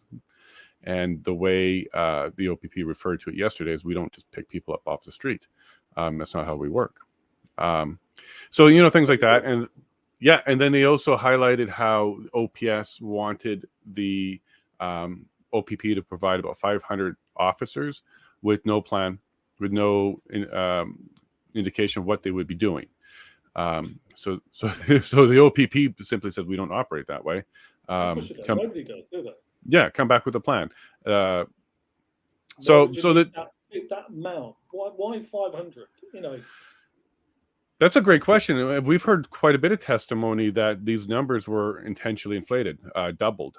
There was a meeting that made a lot of people uncomfortable that we heard about through this witness, Craig Superlieutenant Abrams, that if they said they wanted or needed 200, they would ask for 400. There was this doubling of the resource requirements in the asks. Now, he did kind of say, you know, fluid situation, things are moving on. It can mean anything, but that was part of a conversation that made everybody uncomfortable because they were really trying to get down to the actual resources. What do you need? But they were responding with, quite literally, they were saying on the call, if we say 200, we want 400. So they were doing that. But yesterday was very good. I think yesterday was very good. We got a lot of truth, not a lot of shenanigans out of Craig Abrams. But the witness before, which was from the OPS itself, was very interesting because her favorite statement was, I don't know, I don't remember, and I didn't read that. There was a lot of deflecting on the intel because she was coming after the witness from the OPP, Pat Morris, who really shot a lot of holes into the narrative that resources were available. The trucker convoy size was known. The trucker plans was communicated. There was good communication with the trucker organizers the entire time. So Pat Morris really, you know, ruined the narrative quite a bit because of that. We got a comment here. More. They wanted more. They always want more. They always want more. And then they say there wasn't enough. And then they say that's why we need the feds. So it kind of feels like it was an artificially created shortage. So yeah, so that was his testimony yesterday. There's a lot more to it. I did post. No, I will be posting today the summary from yesterday, and I'll also be posting the summary from tonight. So there's now 7 days of summaries from me, which are just my commentary in between It's the funny, inquiry. I've only seen 2 summaries from yourself so far. Yeah, well, I just over the last few days I've been catching up and putting them up. But I So don't know whether it's like shadow banning, because they are reducing a lot of people's posts. oh really? You'll see them all in the clump either like 4 days later or 6 days later. I noticed that yesterday. So Really? So what do you see yeah. right now for me, if you don't mind? Because I'll show you what I see on my side. Just for example, some friends, and I hadn't seen anything from them for quite a while, and then all of a sudden it was like, I've got this from you so many days later, and it's just like, where have you been hiding it? And it's just how the we call it the logistics, the algorithms. And Oh, you mean like feeding it into your feed or coming to my page? Well, aren't you posting that on here as well, on Yeah. Facebook? No, the clips are not going on Facebook. The clips are going on directly on YouTube. I remember seeing it, but I couldn't remember where I saw it. Maybe it is actually there then. Yeah, it is. So. Yeah. So yeah, if you find, you should find them here, and I even have a playlist of them, so I'll post that as well. But each day, what I'm going to try and do is I'll finish the stream. It takes about 2 hours to download, encode, all that kind of stuff. But I'll try and get that done at the end of the day, at the end of the stream, so that and if anybody wants to catch up early, they can. And I also have one person on Twitter who already told me they're going to binge watch all 7 episodes this weekend. Good luck to you, because some of them are like an hour and a half. So yeah, there goes your day.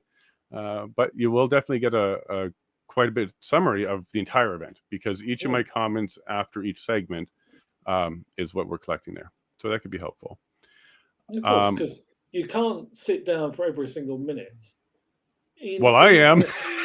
Well, yeah, I mean yourself, because you're chairing. Yeah. But if you then stepped away or whatever, you could just miss just even a few comments in one little section, and that would be the clincher. That would be the big moment. And yeah, and to anybody listening, what I would recommend you do for your summaries is watch the Canadian Constitution Foundation. They do a great summary. Christine does a great summary. It's about between 15-20 minutes each day, it seems like. So that's a great. There's a post, didn't you? Yeah, I do. Yeah, and I'm going to start including it in the description. Yeah, that was a recommendation from someone in the chat to put that in the description. But if you only have 30 minutes and you want to catch up, watch their summary. If you have about an hour or so and you want to get into more of the nitty-gritty, what happened between the lines, and more of an immediate response to what happened, watch my summary, because that's happening as it's happening. But then, of course, if you want to watch the whole thing, those are also available as well. And another trick I would suggest some people to do is go through the chat. If you don't want to do the whole 9 hours, go through the chat, because in the chat, we respond quite a bit as it's happening. And if you see like a wow or oh my or something like that, you can go to the chat, and then you can kind of have the video move to that portion. So then you can kind of move around and see what was going on. So if you really want to dig into what was happening real time, that's another way to do it. I do use the chat to kind of remind me where there was good points, so I might clip them later. That's what I did today when before I was joining the show. I just scrolled back to see what I'd missed. Yeah, it was handy. And I'm trying to the people in my chat, the regulars who are hanging out all the time. If I don't put the name of the lawyer asking questions, it's because I missed it, or I can't get the spelling and I can't find it. If you know the name and you don't see it in the scroller at the bottom, put it in the chat. That will help me, and then I'll add it to my notes, and going forward, I'll be able to identify all the lawyers, because they come in quickly, they say their name quickly, and some of them are not Smith and Jones. So it's hard to find them. So if you do know who yeah, sorry. Last guy, stop the rich guy, Yeah. I didn't know his name until I saw it just pop up at the end. I thought, brilliant. There you go. Yeah, it's incredible. He hasn't taken that away yet. He should. I think her book comes out today. Sorry? Hasn't somebody warned him about it? That's a bad message because it's really showing your bias, your position, and it's also a radical position. It's not even a mainstream position. It's a radical position. 10-4. Oh, look at that. Yeah, look at this. My regulars here, Denise, Law. Yeah. So if I don't have the name in there, any help you guys can provide would be wonderful, and I'll do that. But yeah, we've had a good morning. And Wayne, so 1 second. Great. I do want to let everybody know that during the break today, we are possibly doing another whistleblower. So I was contacted over this week after the first whistleblower one went out. There's another one. I don't want to give too many details until they're comfortable doing it, but they do work in the higher education in Canada, and it's related to similar as the other whistleblower who wanted to kind of set the record straight on how the mandates and vaccine rollouts were happening in the higher education. It's one of the top 5 universities, so I'm kind of eager. It might be done through the chat, live chat. It might be done through audio. We're not quite sure yet. We're working on it. I'd also like to let you know that we do have confirmation of 2 more guests joining us during the lunch break. If you're on Twitter, you're going to know one of them, especially if you follow me. You're likely going to be following him as well, because it's Chris Erickson. K Erickson V2 is his current Twitter. He had to rebuild his Twitter because he's very outspoken, very accurate, and he's going to be a wonderful guest. Political mind. He worked in the BC legislator for a bit. Excellent mind. So stick around for lunch. You'll be hearing from him. And a little bit after Chris, we'll also be hearing from the real Andy Lee. So Andy Lee from the Real Andy Lee Show is going to be joining us. And she's got very little time. She got about half an hour, but we're going to welcome any minute we can get from Andy. She got great insights, and going to be looking forward to speaking to her. And quite possibly, we also may have Joe Rampart joining us. So Joe does a podcast on Twitter, and it's a very good podcast. He's very politically minded, and he has a very good following and a very good show. So if he can make it, we might be hearing from him as well. So today I'm going to be having a late lunch because we may have 3 more guests in addition to myself and Wayne. I think maybe you'll be sticking around. Yeah, I'll be sticking around. Great. Familiar with Aquitas. Denise, I'm not. Maybe you can fill us in. Kelly, what you up to? Oh, wow. Okay. For the guest, no, but or maybe you're responding to Denise there. Okay, yeah, okay, so yeah, the Trudeau investments, shares, stocks, where his fingers are, I'm sure there's quite a bit. We can maybe make a whole episode around that at some point. But I would have to look into it. What I would probably address on that would be the we controversy, because that's been well documented and he's been disciplined on it. We can go down there, and then certainly anything that's public documents that we have access to, we can take a look at. Yeah, no, look, if there is financial ties, but look here, I've said this before, and I really don't think Trudeau is in this for the money through vaccine enrichment. I think Trudeau would be looking at legacy and family, surviving the transition. I do believe he thinks the world is in trouble. It's going to go through a transition. Either it's going to be human-led or climate-led. He is scared of both of them. And he believes that he needs to be a willing, cooperative participant in all of that to turn out on the proper end at the end. So I think he's thinking family line, legacy, not money. Money he's already taken care of, and he'll want not, and his family will want not for many generations. So that won't be his primary motivator. That will be just the benefit, the silver lining, the gravy, because they're going to be well taken care of. But I don't think that's what keeps him up at night and what allows him to do the agenda and push it forward. I think he's looking at legacy. I think he's looking at making sure he survives a transition because he believes there's a transition. Unfortunately for him, I don't think he's right. I don't think there's a climate transition, nor is there a human-led transition coming. Not if I have anything to do with it. because if it has anything to do with policy and government, I'm certainly going to stand up to that one. Scared of his own show. Yeah, boy, they're getting scared of cranes. They're getting scared of bouncy castles, roasted pigs, trucks. These people, I feel a little bit bad for them because they seem to be painting a victim image, and they seem to think that that's a proper way to do it. The truth is, they're Canadians. They were strong. Majority of the residents had no problem with it. A lot of the businesses were reacting to other issues like government mandates and vaccine policies. So the truth is, a lot of the city really did just fine during that time.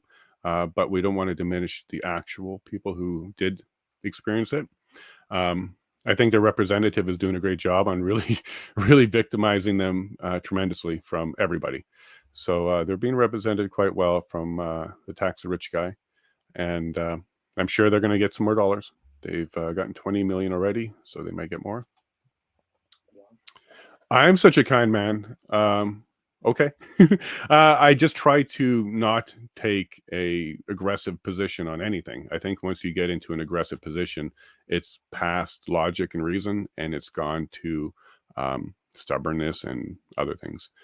I don't mind talking issues out, and I do want to give people the benefit of the doubt, because at the end of the day, I do believe that people can have remorse and apologize and work on things. I don't think anybody should be forever cast with a mistake they made, and then that should follow them forever. There's very rare exceptions, very rare exceptions. And even those rare exceptions, I think we might consider that they may have a mental issue, which would contribute more for their behavior than an actual human's desire. But then again, even to that, there's rare exceptions. Good job. Yeah, thanks, Lance. Hey, Don, how you doing? They better not use the money to buy new gas barbecues. No kidding. Didn't you hear that's the testimony around the danger of propane tanks being moved around? How do you think they do barbecuing? Come on. That's just ridiculous. He's just being ridiculous. Every vehicle is a container of gasoline moving around the city. It's just silly to try and turn that into a national disaster, even from the business and resident standpoint. They were afraid their building would blow up. I would like to meet that person who genuinely feels that way, because they need a lot of help. Sorry, Wayne. It sounds like we're back. The audio's back. Let me get the screen on. And we should have a lunch in about an hour. Why is it called sock boy anyway? Hey, good afternoon. Okay, we have another witness, counsel. Thank you. Commissioner, it's Frank L., Senior Counsel for the Commission. Our next witness is Chief Superintendent Party.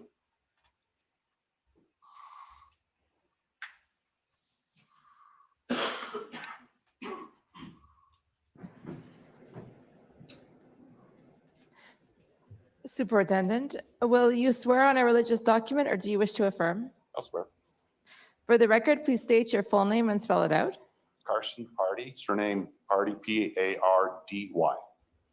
Do you solemnly affirm that the evidence to be... I think he said he'd swear. Yes. Oh, apologies. You'd like to swear on a religious document? Sorry? Would you like to swear on a religious document or affirm? I'll swear. Okay. On a religious document? Sure. The Bible? Bible's good. Okay.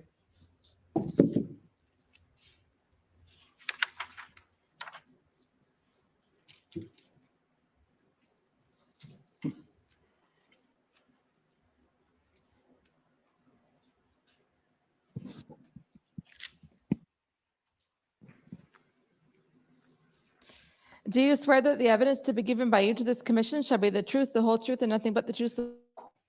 Thank you. Thank you. Good afternoon. Please have a seat. Chief Superintendent Party.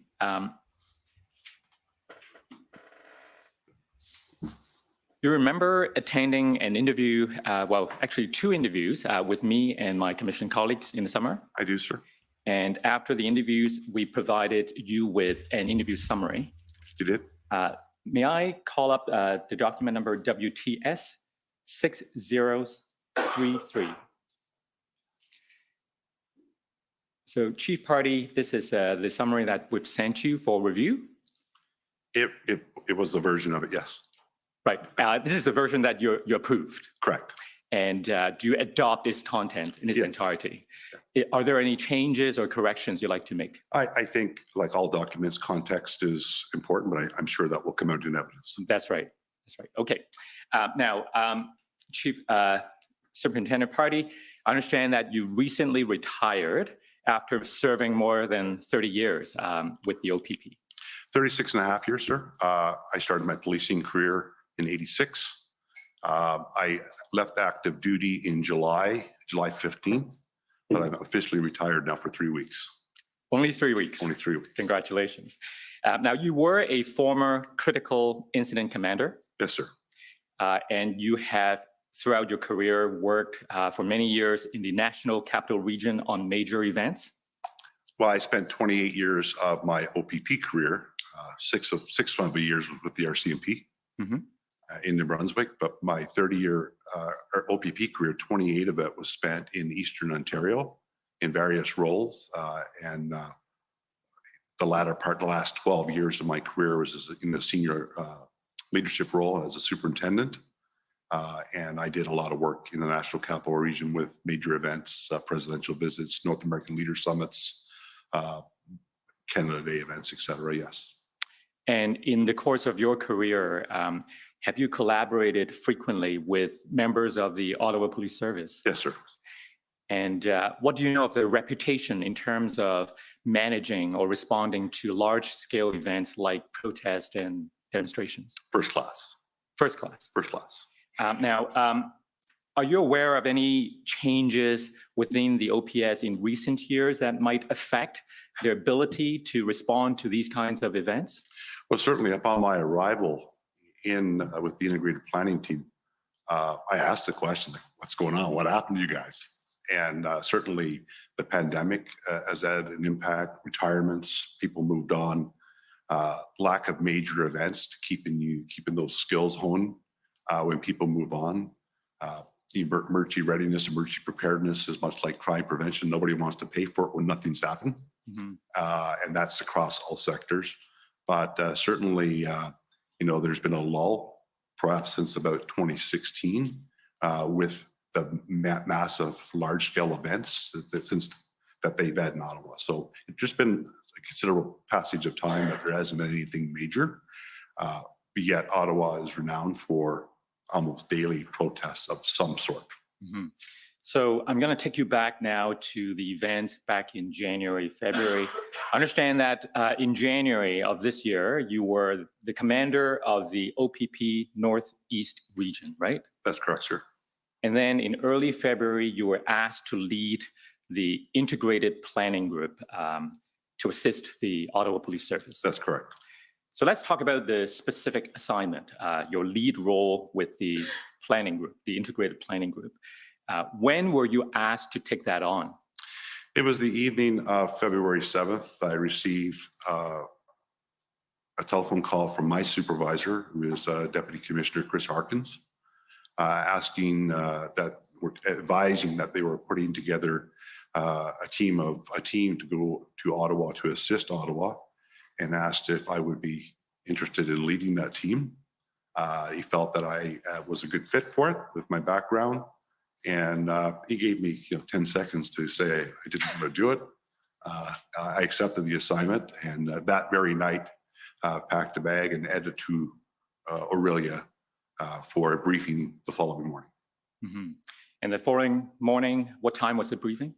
I believe it was about 9 a.m. In the commissioner's office. Who attended? Commissioner Creek was there, Deputy Commissioner Harkins, Superintendent Mike McDonnell was present. Superintendent Craig Abrams was on video link. I believe perhaps the commissioner's executive officer may have been present as well, but I don't particularly recall. Right, and we've just this morning heard from Superintendent Abrams. Now, could we call up the witness will say number OPP 50792, please? Now, Chief party, we have, the commission has received a will say. It's going to be shown on the screen. I just wanted to ask you, do you recall when this will say was first prepared? But it was started while I was still in Ottawa. When in Ottawa? During the month of February. My supervisor, Deputy Commissioner Arkins, had suggested that, start putting my mind to developing or preparing a will state for the events leading up to and to the conclusion in Ottawa.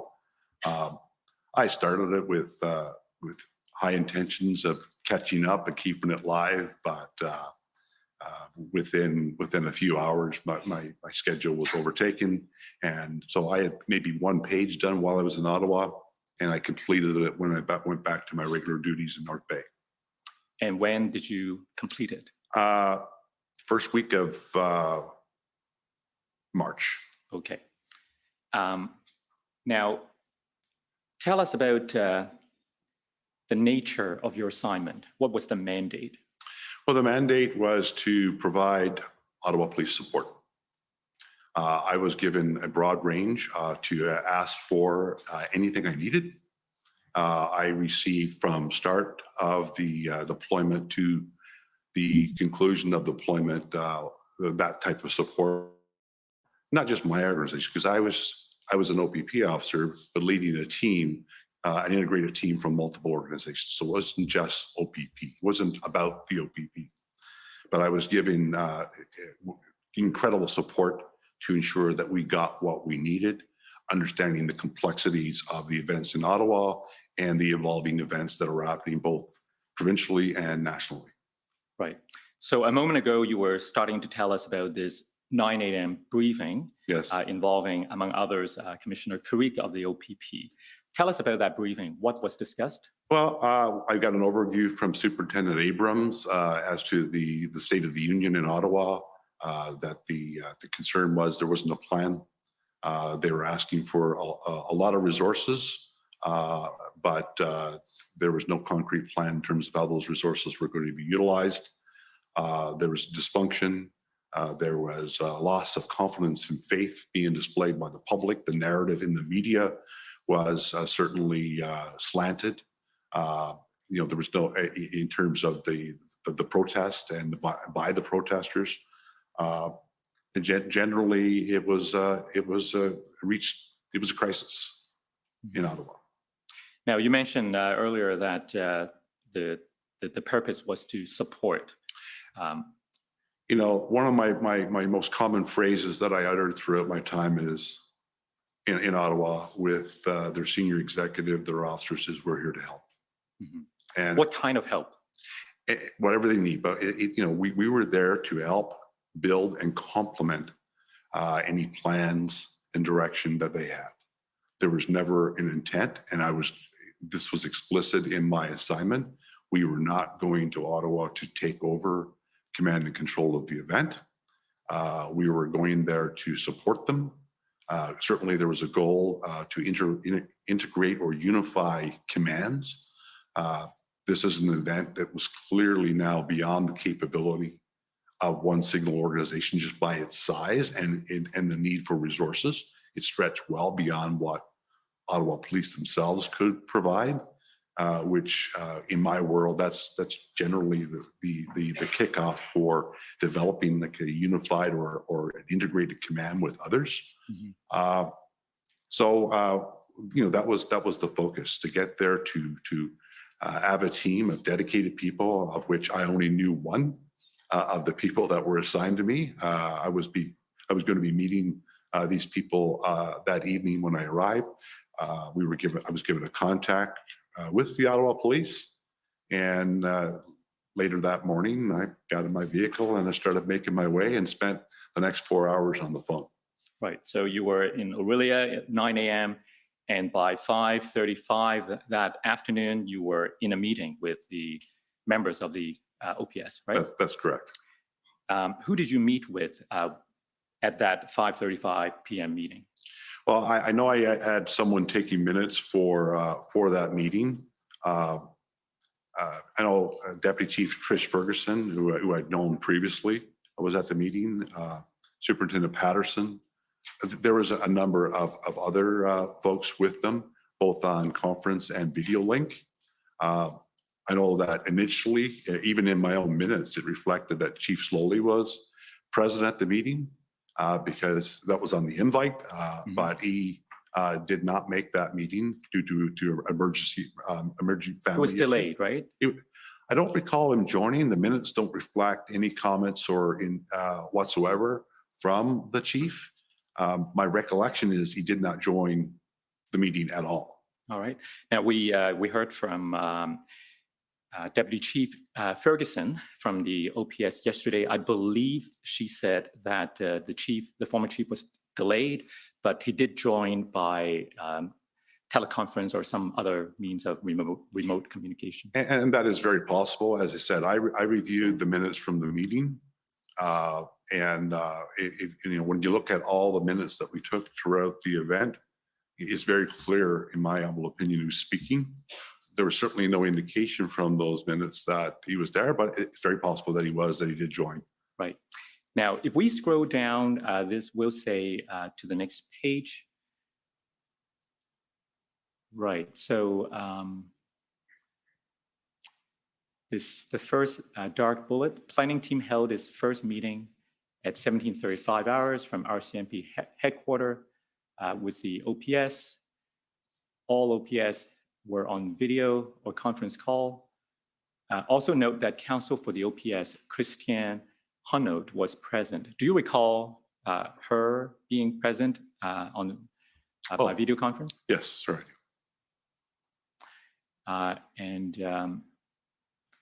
Okay, now let's talk about what was discussed at that meeting. Tell us what happened.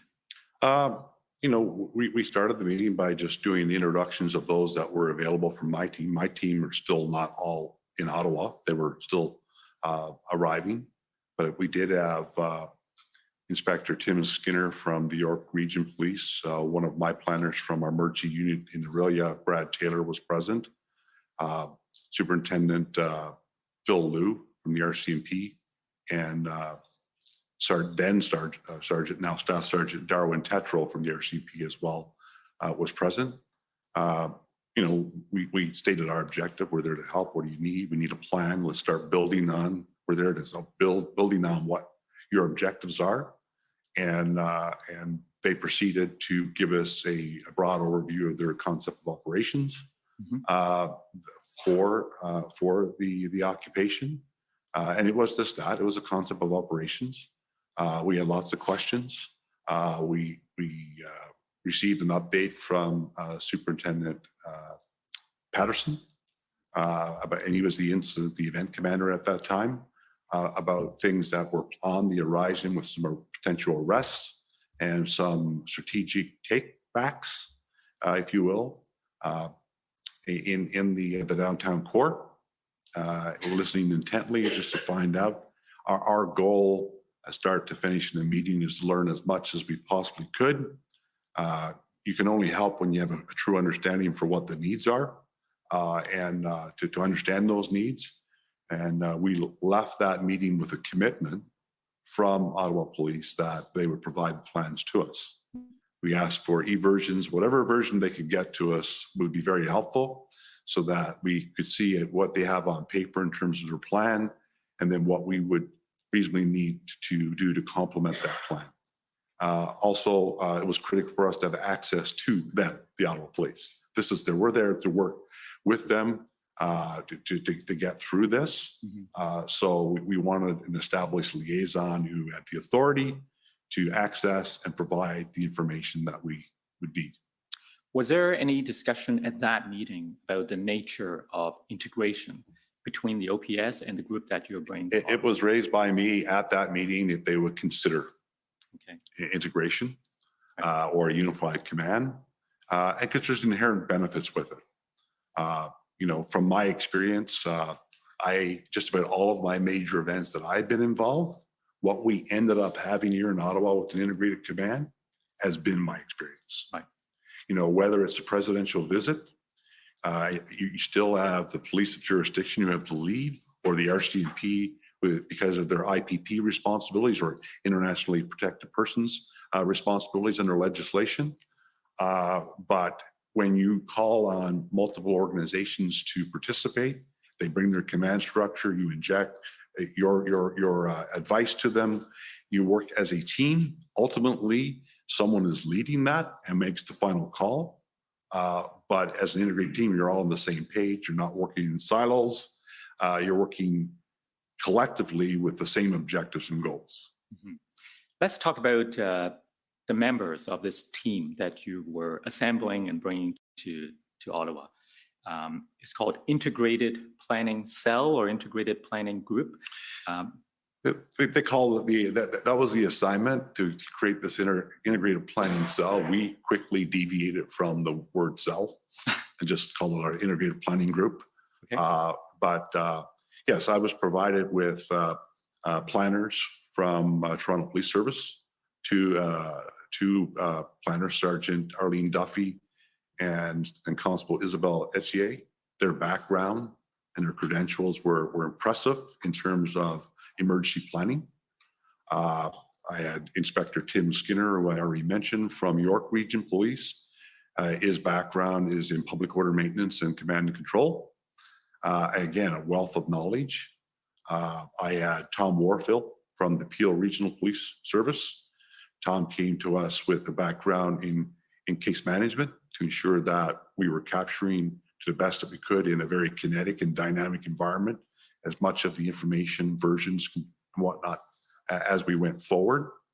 We had Brad Taylor, a planner extraordinaire from the OPP. Brad is a civilian member, but his expertise is in emergency planning. Rely heavily on Brad for his expertise. Then, of course, we had the two RCMP officers, Phil Liu, who became my right arm throughout the event. Phil's background was in Major Incident Command, national standards, had an extensive background in training and developing and mentoring people in the incident command world. And Darwin Tetral, who to this day has impressed me incredibly with his leadership in public order command. Right. So he's renowned nationally and connected internationally as it relates to public order maintenance. Right. So yesterday, when we spoke to Deputy Chief Ferguson testified, and she explained the process of developing a plan, an operational plan. She referred to subject matter experts. So this group of people that you're bringing to Ottawa, are these subject matter experts then in the various areas? Yes, sir. In fact, I would say that I was the only one that wasn't a subject matter expert. All right. I was just brought there to bring this team together and get them working and lead our way through this. Right. Now, we've heard from some witnesses about the importance of operational plans, and I just want your view on what are the components, the key components of a good operational plan? Well, the key components, have to align with your objectives and your goals and then that drives your strategies in terms of what that operation is meant to entail. Certainly, you need to have a clear understanding in creating a mission for the event. The mission statement is something that in every event that I've ever been involved in, whether it was a peaceful event or not, is something that is critical that your members, your employees, your officers on the ground, everybody is in line with the mission of the plan. From there, commander's objectives, and then what are we looking to achieve with this plan, and then every single aspect. So if it's a public order issue, you would need the key aspect there is the public order consult and a good idea. Okay, what is the nature and scope of the event, and what kind of public order plan would we need to inject with it? You need crime, you need victims, you need key things like messaging, communication, logistics is key. In fact, major events from a policing perspective, when we debrief, often are successful or fail on the backs of good, solid logistics support. When you get people there, what are you doing with them? Where are they staying? How are we feeding them? What's their duties? How are they being briefed? That all has to be fleshed out so that when you have people arrive, you have a seamless operation. Right. Now, we've heard references to an overall or overarching plan and sub-plans for specialized areas. So were those what you were trying to describe to us? Absolutely. And I was speaking with people that I had confidence also were on the same page and understood that. Right. And in terms of an overall plan or overarching plan, does that refer to something that takes you from start to finish? Yes, sir. What about contingencies? Well, that's always built into your planning. When you look at public order as an example, it's filled with contingency plans. If this is the intent, if it doesn't work, this is our main action plan or direct action plan, and then there would be an alternate action plan if they have to deviate. And command and control structure, should that be reflected in the plan absolutely. itself? Why is that important? Again, when you're developing plans for major events, the ultimate goal is to succeed. And in order to succeed, there needs to be, we're police officers, we're creatures of habits. There needs to be clear lines of communication. There needs to be clear command and control. Who is in charge? Who is responsible for this? Right down the line, because in major events, you might have a major event commander right down to a commander on the ground, all have distinct roles. But roles and responsibilities are absolutely key to get you through the event and in a successful way. At the time you arrived on February 8th, did you know if the OPS had experienced planners like the ones you brought to Ottawa to help them develop this kind of a plan? I was making an assumption based on my experience with OPS that in fact they did have that depth. Although some of the ones that I had worked with in the past were absent and I learned and retired. And because as I said, the OPS have always been renowned. We've been there to support them countless times in major events. We're different organizations. We have different structures, but make no mistake about it. They were good at what they did. Right. So you told us that on that first meeting, at that first meeting, you were shown this strategic concept of operations document, but you didn't have a copy, right? You weren't given a copy at that meeting. There was references to it on that date. I do believe I may have been given a copy, okay. But. And you said you asked for more.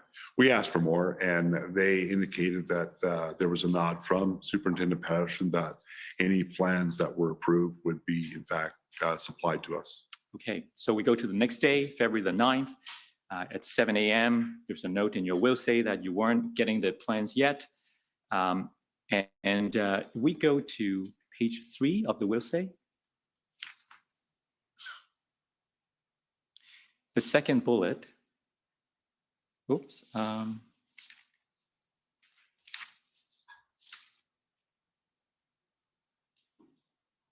That's right. Maybe scroll down a bit. Is this page 3? Oh, that's right. Sorry, scroll up, please. Okay, the second bullet, discussion after the discussion around injunctions and then stressed we needed to develop a plan. Oh, I'm sorry, I think I'm looking at the wrong page. Okay, I found it now. So go down again, I apologize. After February, the heading February the 9th, do you see the second bullet? Yes. And the last two sentences, learn that everything had to go to the chief before it could be actioned or released to our team. Now, I just wanted to ask you about that. What did you mean by this? Well, we learned very, very early in our time in Ottawa that the chief was very much engaged and that ultimately everything that they intended to do had to be approved by him. Who told you this? I heard it from just about every OPS employee that I dealt with there in some way, shape, or form. Okay. But it was very clear to me in my dealings with their senior officers, Chris Riem, whose name is there, Rob Drummond, who was at times working with us in different aspects, Trish Ferguson. I didn't deal a whole lot during my initial days with Deputy Chief Bell, but certainly it was very, very clear that Chief Slowly was to be informed of and approving all aspects of their operation.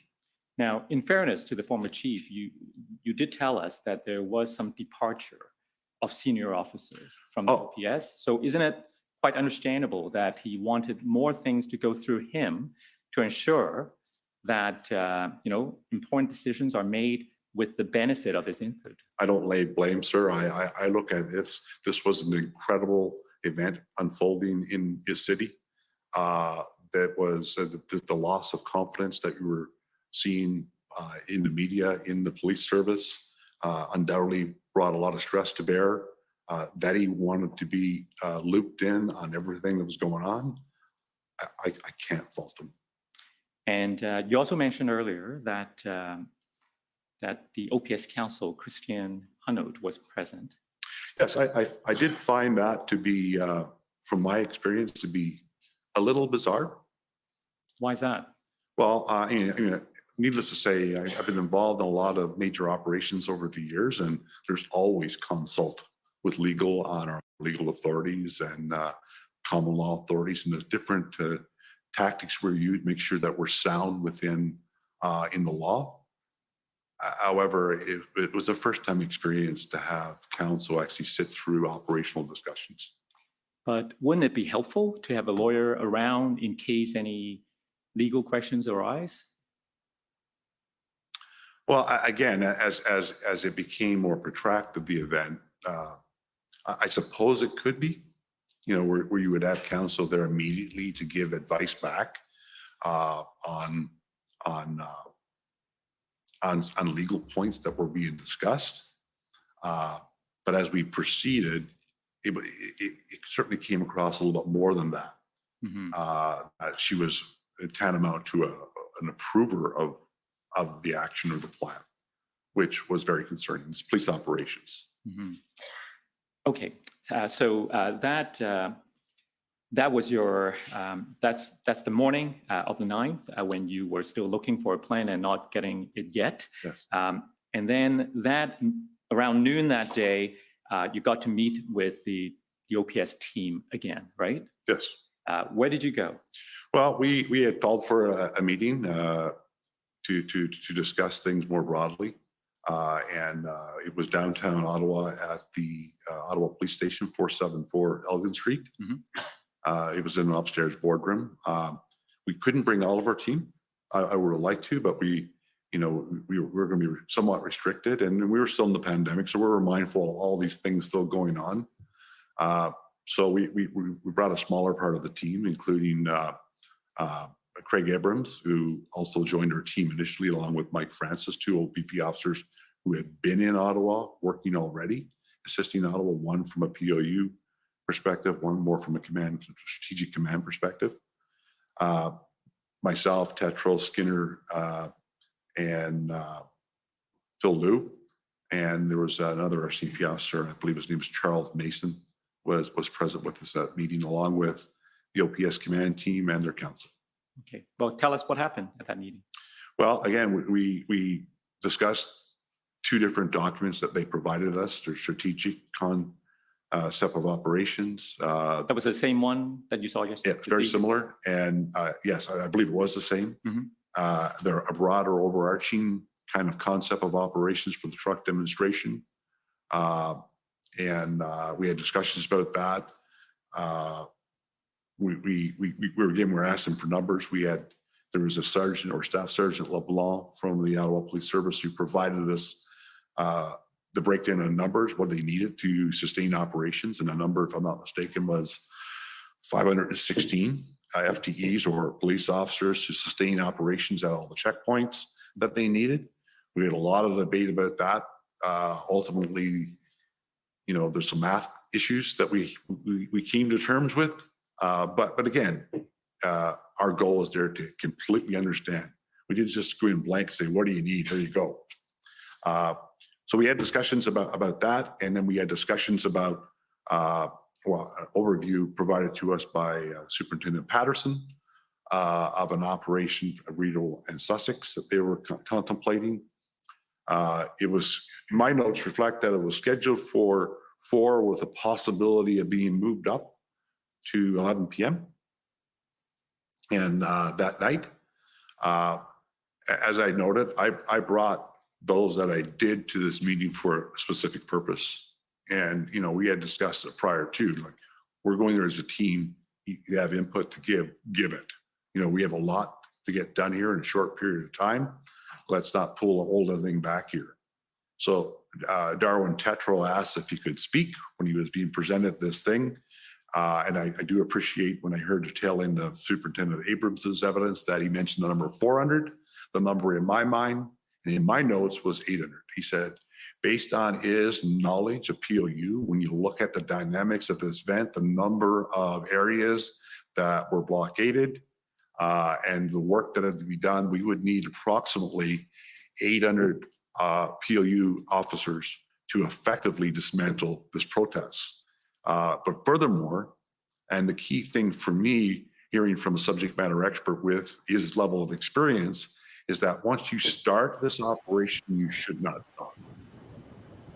And their intention, as it was presented to us, was to kind of do it chunk, use the words that were used, chunk by chunk. And there was recognition that it would be very resource intensive. There would be a significant demand on resources to do it that way. But we didn't have a significant number of resources.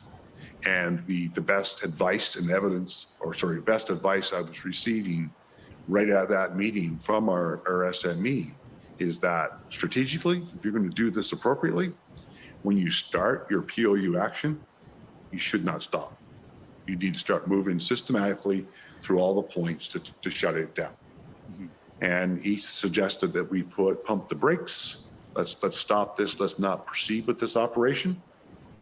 And ultimately, that is what happened. Although I did have conversations with the incident commander who was assigned to the operation just by happenstance. Is that Burnett?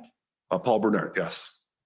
And ultimately, that operation did not happen. But that was back to the meeting. That is inject into it. There was a lot of discussion about resources because when he raised that number, and again, the number sticks out to me because it ultimately was the number of POU approximately that we needed to successfully dismantle. So Darwin Tetro is from the National Capital Region. He lives in this area. He runs these programs nationally for public order maintenance. He is a public order person himself. And he had given a lot of thought to understanding the zones, which had been presented to the day before in terms of the checkpoints and the key areas of concern in the red zone. So, I thought, very clearly he's already put some significant insight in terms of what needs to be done to successfully shut this down. So Chief Slowly, very passionately and very concerned about the reliability of getting resources. He was very concerned that we would come through. He wanted guarantees with no caveats that if you're going to say you're going to give us X, you're going to give us X, period. No questions asked. We just stressed that we're building a plan. We have the support of our organizations to get it what is needed to develop a plan to successfully shut this down. All right, so you've covered a lot of grounds there. Let's try to unpack that a little bit. First, with respect to the numbers as it relates to the Rideau Sussex operation, I just wanted to be clear because we heard some evidence about doubling the number, but here it's quite the opposite, isn't it? Like they were preparing for an action, planning for using 400, and you were telling us that according to the subject matter experts in your group, you're going to need 800. No, they didn't suggest a 400. I think that was Craig Abrams' evidence that he thought that Tetro suggested you would need 400 to do it. Oh. In my view, and my notes reflect that Tetro said you need 800 to effectively, because when you start this POU action, when you start kinetic action in this way, you can't stop. All right. Which means when you look at the number of areas that needed to be control need to be taken back. That was his immediate assessment, and that proved to be very accurate as our planning assumption of that day. And as we then engaged all the SMEs to develop that plan, it was exactly what was needed. Does that go back to something we talked about earlier, planning from beginning to end and anticipate the different? It absolutely does. Because we did have a number of times throughout my time in Ottawa where there was deviations, sudden deviations from the plan that would impact the broader plan if we were to do it. But yes, planning from end to end is always your goal. You always like to have lots of time to plan. We were planning in crisis mode and doing it as quickly as possible and trying to consider everything that needed to be considered, from the residents to victims to the cold weather, the conditions in the city of Ottawa. Everything needed to be factored into the plan. Right. Now, you also said something about the former chief being very passionate. Now, I want to take you to your will say at page 3.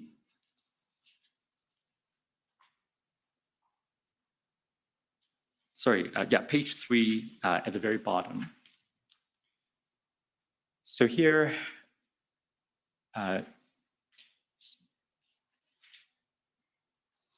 Chief Slowly was very passionate about the impact the demonstration was having on the city, and he was looking to break the occupations. However, they had limited ability to affect this due to baseline levels of staffing. I offered that we were there to ensure that he had what was needed to sustain operations, but needed a plan.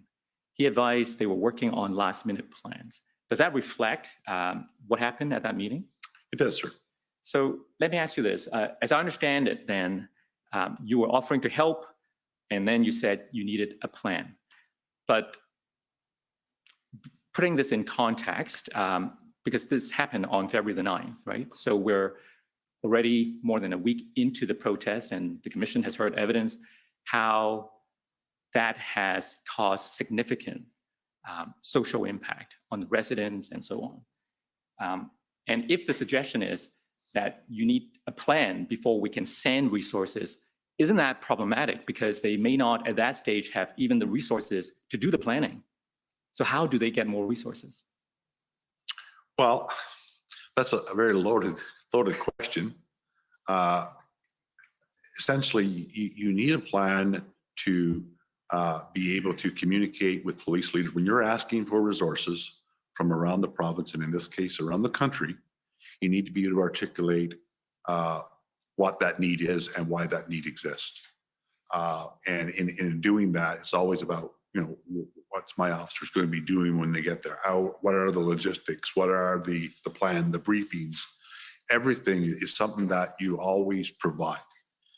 We're in a state right now that, I learned really quickly that staffing was an issue for OPS. Staffing is an issue with just about every policing organization out there for a myriad of reasons.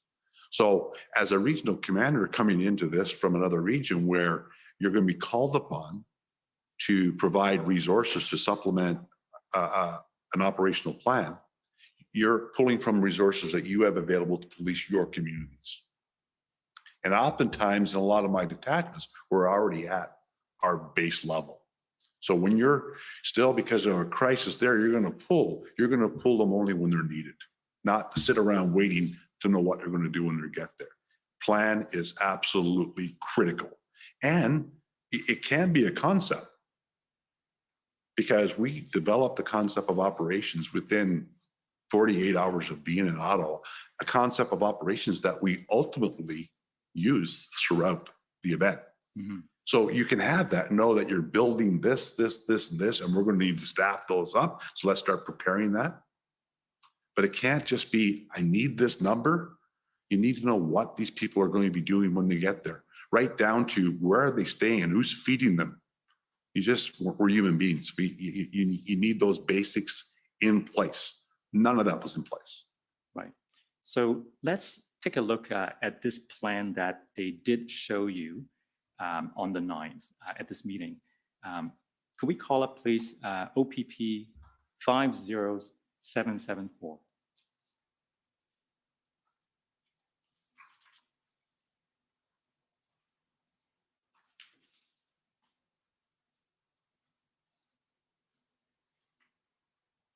So if we go to page 91, please.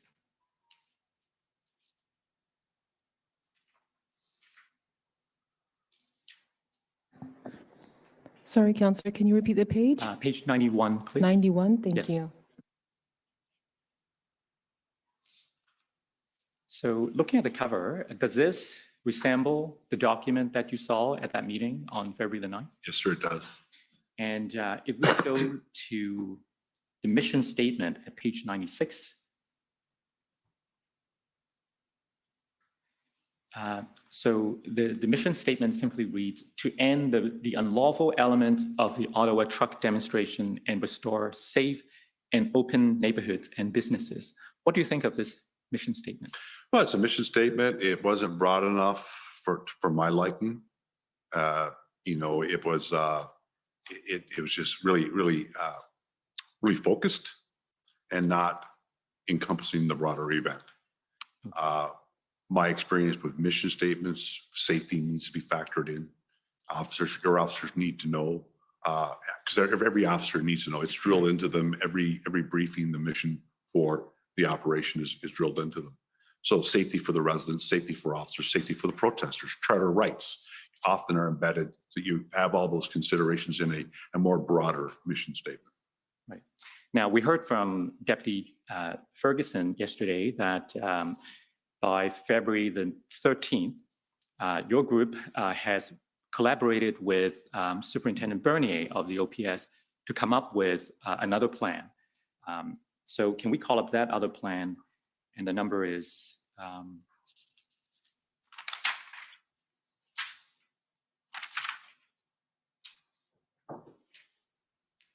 OPP 401851.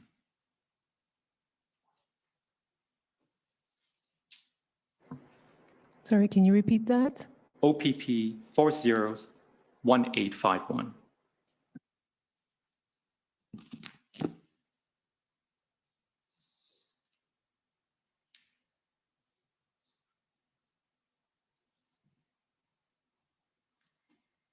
Can we see the entire front page, please?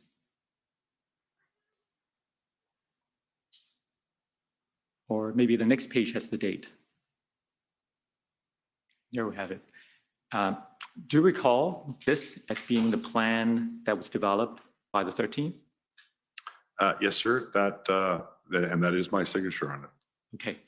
Can we go to the mission statement at page 8, please?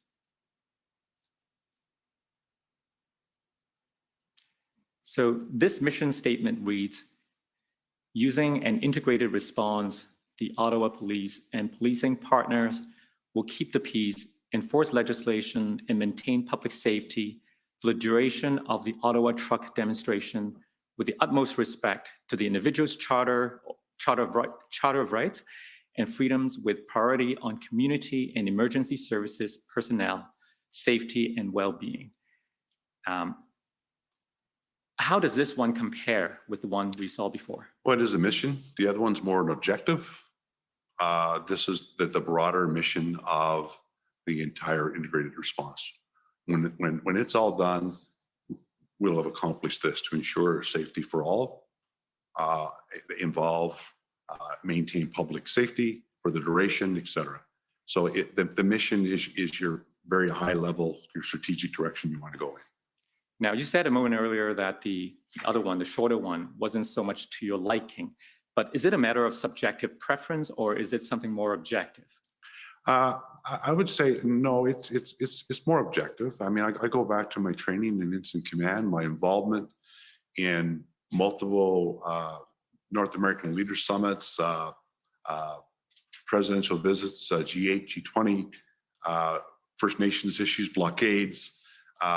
No, we've always been taught very early, your mission needs to encompass that broader range to ensure how you're going to accomplish your goals and what you're hoping to accomplish. Okay.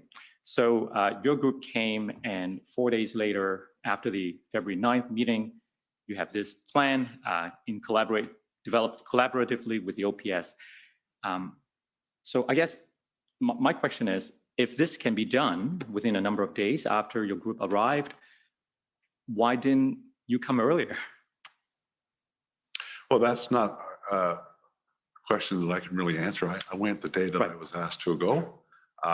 Before then, I was a commander for the Northeast region. I was alive to what was going on with the convoy because it came through my region. We had an ops plan for that. But that's a question that perhaps should be posed to somebody else. Yes, I'm sorry. It is not a fair question to you. You were chosen to lead the project. You weren't the one who came up with the idea. But looking back, knowing what we know now about the OPS capacity to develop something like this, would you agree that it would have been very helpful for a group of experts like yours to offer assistance to the OPS, let's say, the Monday after the first weekend instead of on February 9th? Yeah, that's a fair statement, sure. All right. Let's talk about, now you said the February 9th plan that was presented to your group missed a lot of the key elements of a good plan. In your view, the February 13th plan, was that good enough?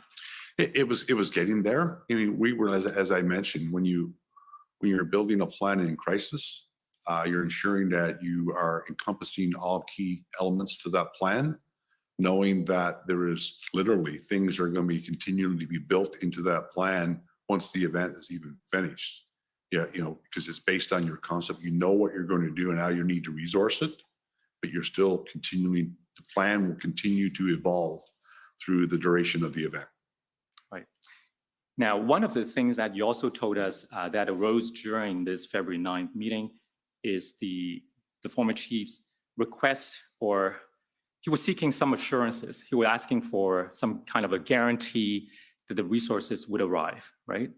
And I take it that you disagree that that kind of guarantees could be given? It wasn't that I disagree that the guarantees could be given. I think we need the context of the conversation. There's debate about some misrepresentation of numbers in the media that he had with Superintendent Abrams.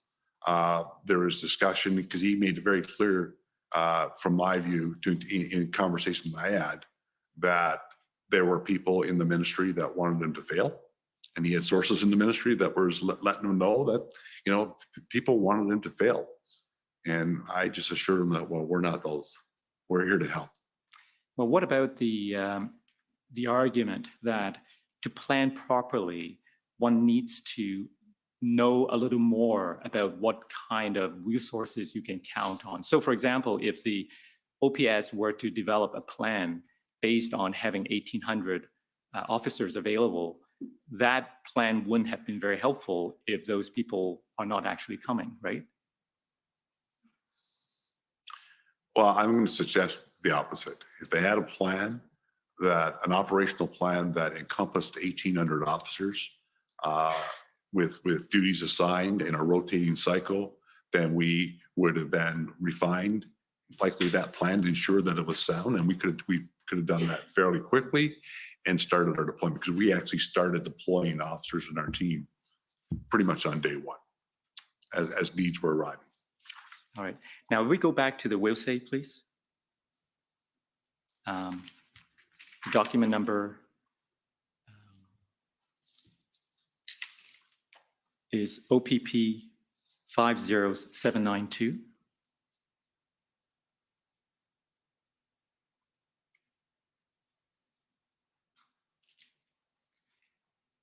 Page 4.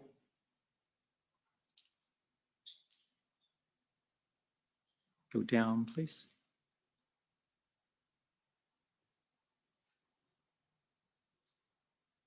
I'm looking for the sentence. Okay, yeah. Do you see the sentence, the overall tone? Yes. The overall tone of this meeting was somewhat unprofessional and disrespectful. Chief Slowly was very clearly under tremendous pressure to act and was very suspicious of levels of commitments from police agencies. Tell us more why you said that. Well, as I said, when we attended this meeting, we fully anticipated to, and I don't look for thanks, but expected that we were going to be welcomed there, that they was going to be happy that we were there. The meeting, the meeting overall, the tone, I would say, was very antagonistic. It was disrespectful. In terms of we're there to help, and he's just not trusting it. It was very clear he had confidence issues in what we were there to do. It wasn't what you expected. Certainly not what we expected. I think just about everyone on my team at some point in time within the minutes of leaving the meeting received apologies from other members of his command for his behavior.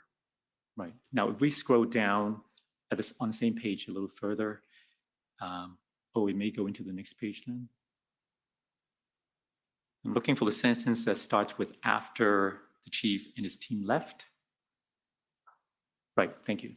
After the chief and his team left the room, Inspector Debbie Palmer remained with our team, and we again pressed for copies of their plans, e-versions, and she stressed the chief's comments that some aspects of their plan had not yet been approved. Yep.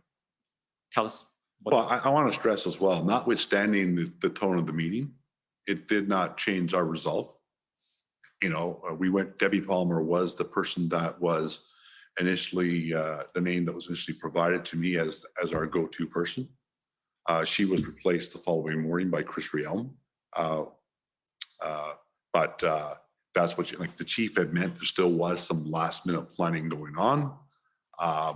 And she said she would do her best to get it for us. But, in the end, we really never did receive a plan from the OPS. Right. So at the end of this meeting on February 9th, was there any agreement between the OPS and the Integrated Planning Group on any operational plans going forward? Well, we just committed to continue to build and work with this team and to build a plan to complement what their objectives were from their con-ops that they provided us. And was there any agreement about the degree of integration? No. Now, we expect that we may hear evidence from Mr. Slowly that to the extent his approval is required, he gave all the approval necessary on February 9th. What would you say to that?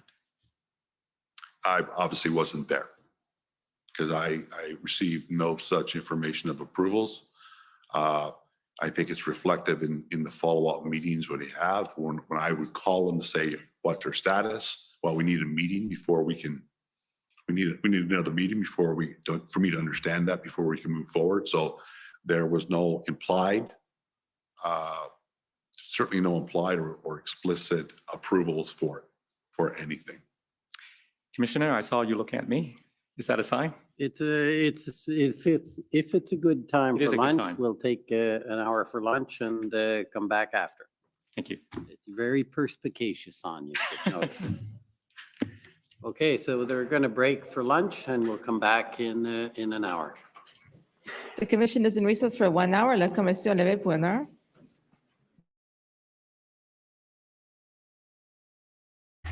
All right, we can unmute ourselves now. Hi, Wayne. Hi, Chris. How are we doing, guys? All right. Good, you? Not too bad. There we Welcome, go. Chris. Thanks for having me. Can you hear me okay? Yeah, you sound great. Perfect. Okay, great. Just give me a sec as I kind of quickly recap that. Wow. Okay, so I got to say that one was a little bit drier than the last witness that we had before him. It was a little bit drier, but we're seeing some more finger pointing and butt covering. It's very clear. I'm not seeing this witness be as aggressive as the last ones when it comes to the OPP's position that the OPS was not doing a very good job. However, he is not being gentle either.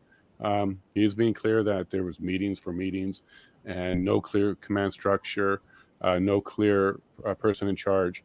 So, yeah, it's quite the mess. And we had a small little conversation there in the chat about whether or not are they kind of setting up for the OPP to start having new rights and new powers in order to take over when a city is not functioning well.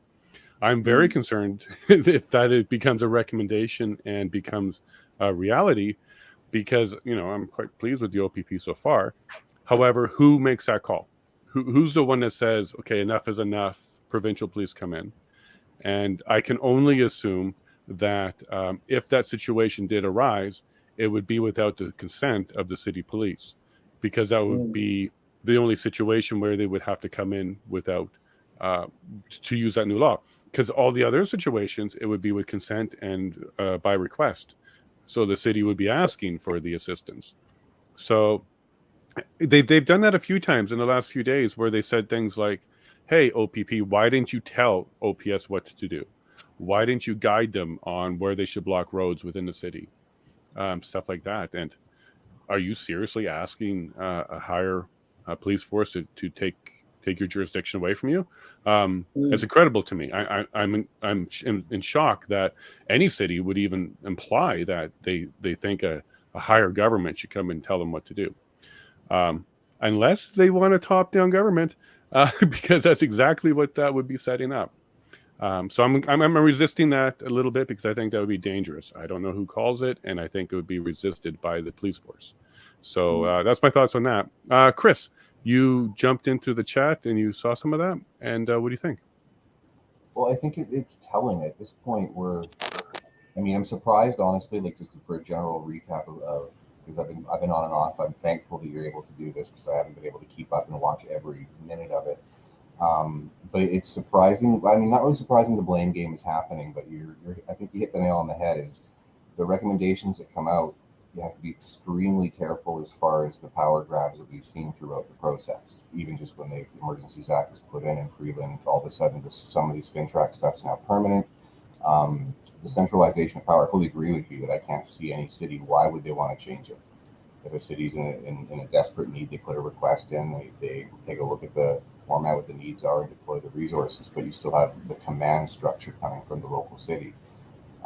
It makes no sense that they would want to have anyone come in and usurp their power or lose control. That's not what the people who live in the city don't pay for that, right? They want to have their own people, and those relationships that are built oftentimes through police forces allow them to have a better understanding of the ground as well too. So that if you remove that connectivity, you can have a little bit more of a detachment from what the needs are. So it's interesting they're going this way. It's with what we've seen so far come out, especially with Intelligence Officer Morris and other things that we've seen, that everything is a distraction now, outside and away from this. Right now, Trudeau's out there, he's making more announcements on handgun control and stuff, but that's literally just a press conference he held.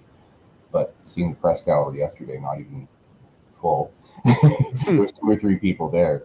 So what I think that the takeaway from it, regardless of what the recommendations are, is in real time, we're able to use these tools to kind of counter narrative. And it's become very, very hard for anybody out there in the social media world to defend the positions of actually in enacting this on the public. Every piece of the information so far. And so they're going to keep trying to throw each other under the bus as much as possible.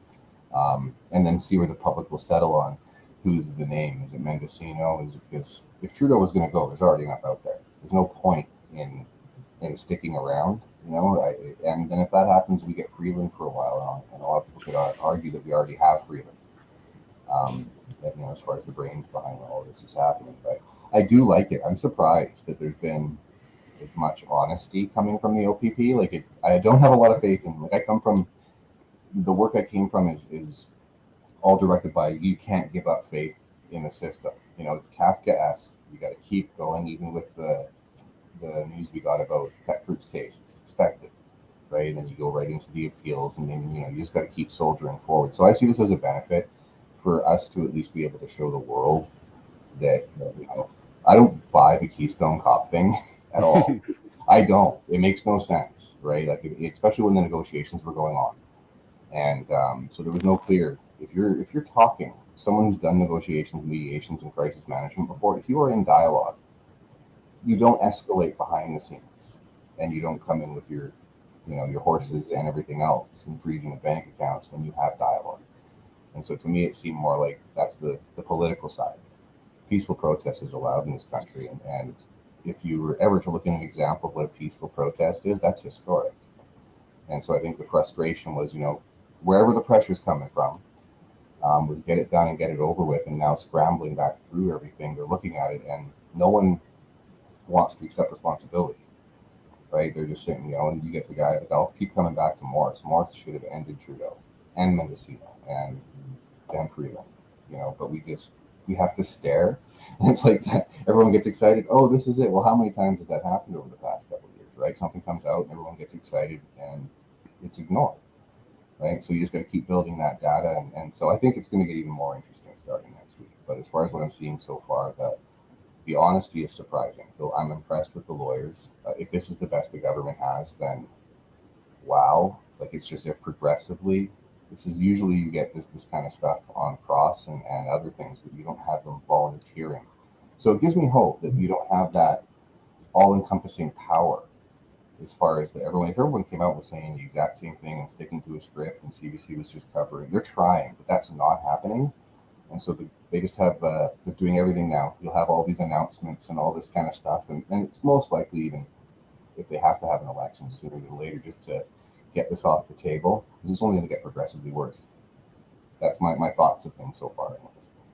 I agree. And I think Morris dug a really big hole for Trudeau. And now what we're going to see is Trudeau's trying to stack bodies on top of bodies so he can climb out of that hole by the time he takes a stand. It's a very deep one, so he's going to be walking all over people sacrificing themselves all the way up. Because they're not even being shy about how incompetent and disorganized they have been. Diane Deans, I think it is, she just let the cat out of the bag. She secretly recorded the mayor. In that recording, it was her notice to the mayor that she replaced the chief. That was the first time the mayor even knew that the chief was being replaced. But she told him, all right, I replaced the chief. And if you listen to that phone call and you pay attention to what may have been happening legally, she was honeypotting him. She was trying to get him to take the bait of freaking out on her for doing that. He handled it well. And then inside of that phone call, she said, hey, am I going to face a no confidence vote here? So the cover your ass was happening real time on that one. Yeah. And then when the recording was played in court or at the hearing, she felt like she was not victimized. She was vindicated that she had the magic bullet.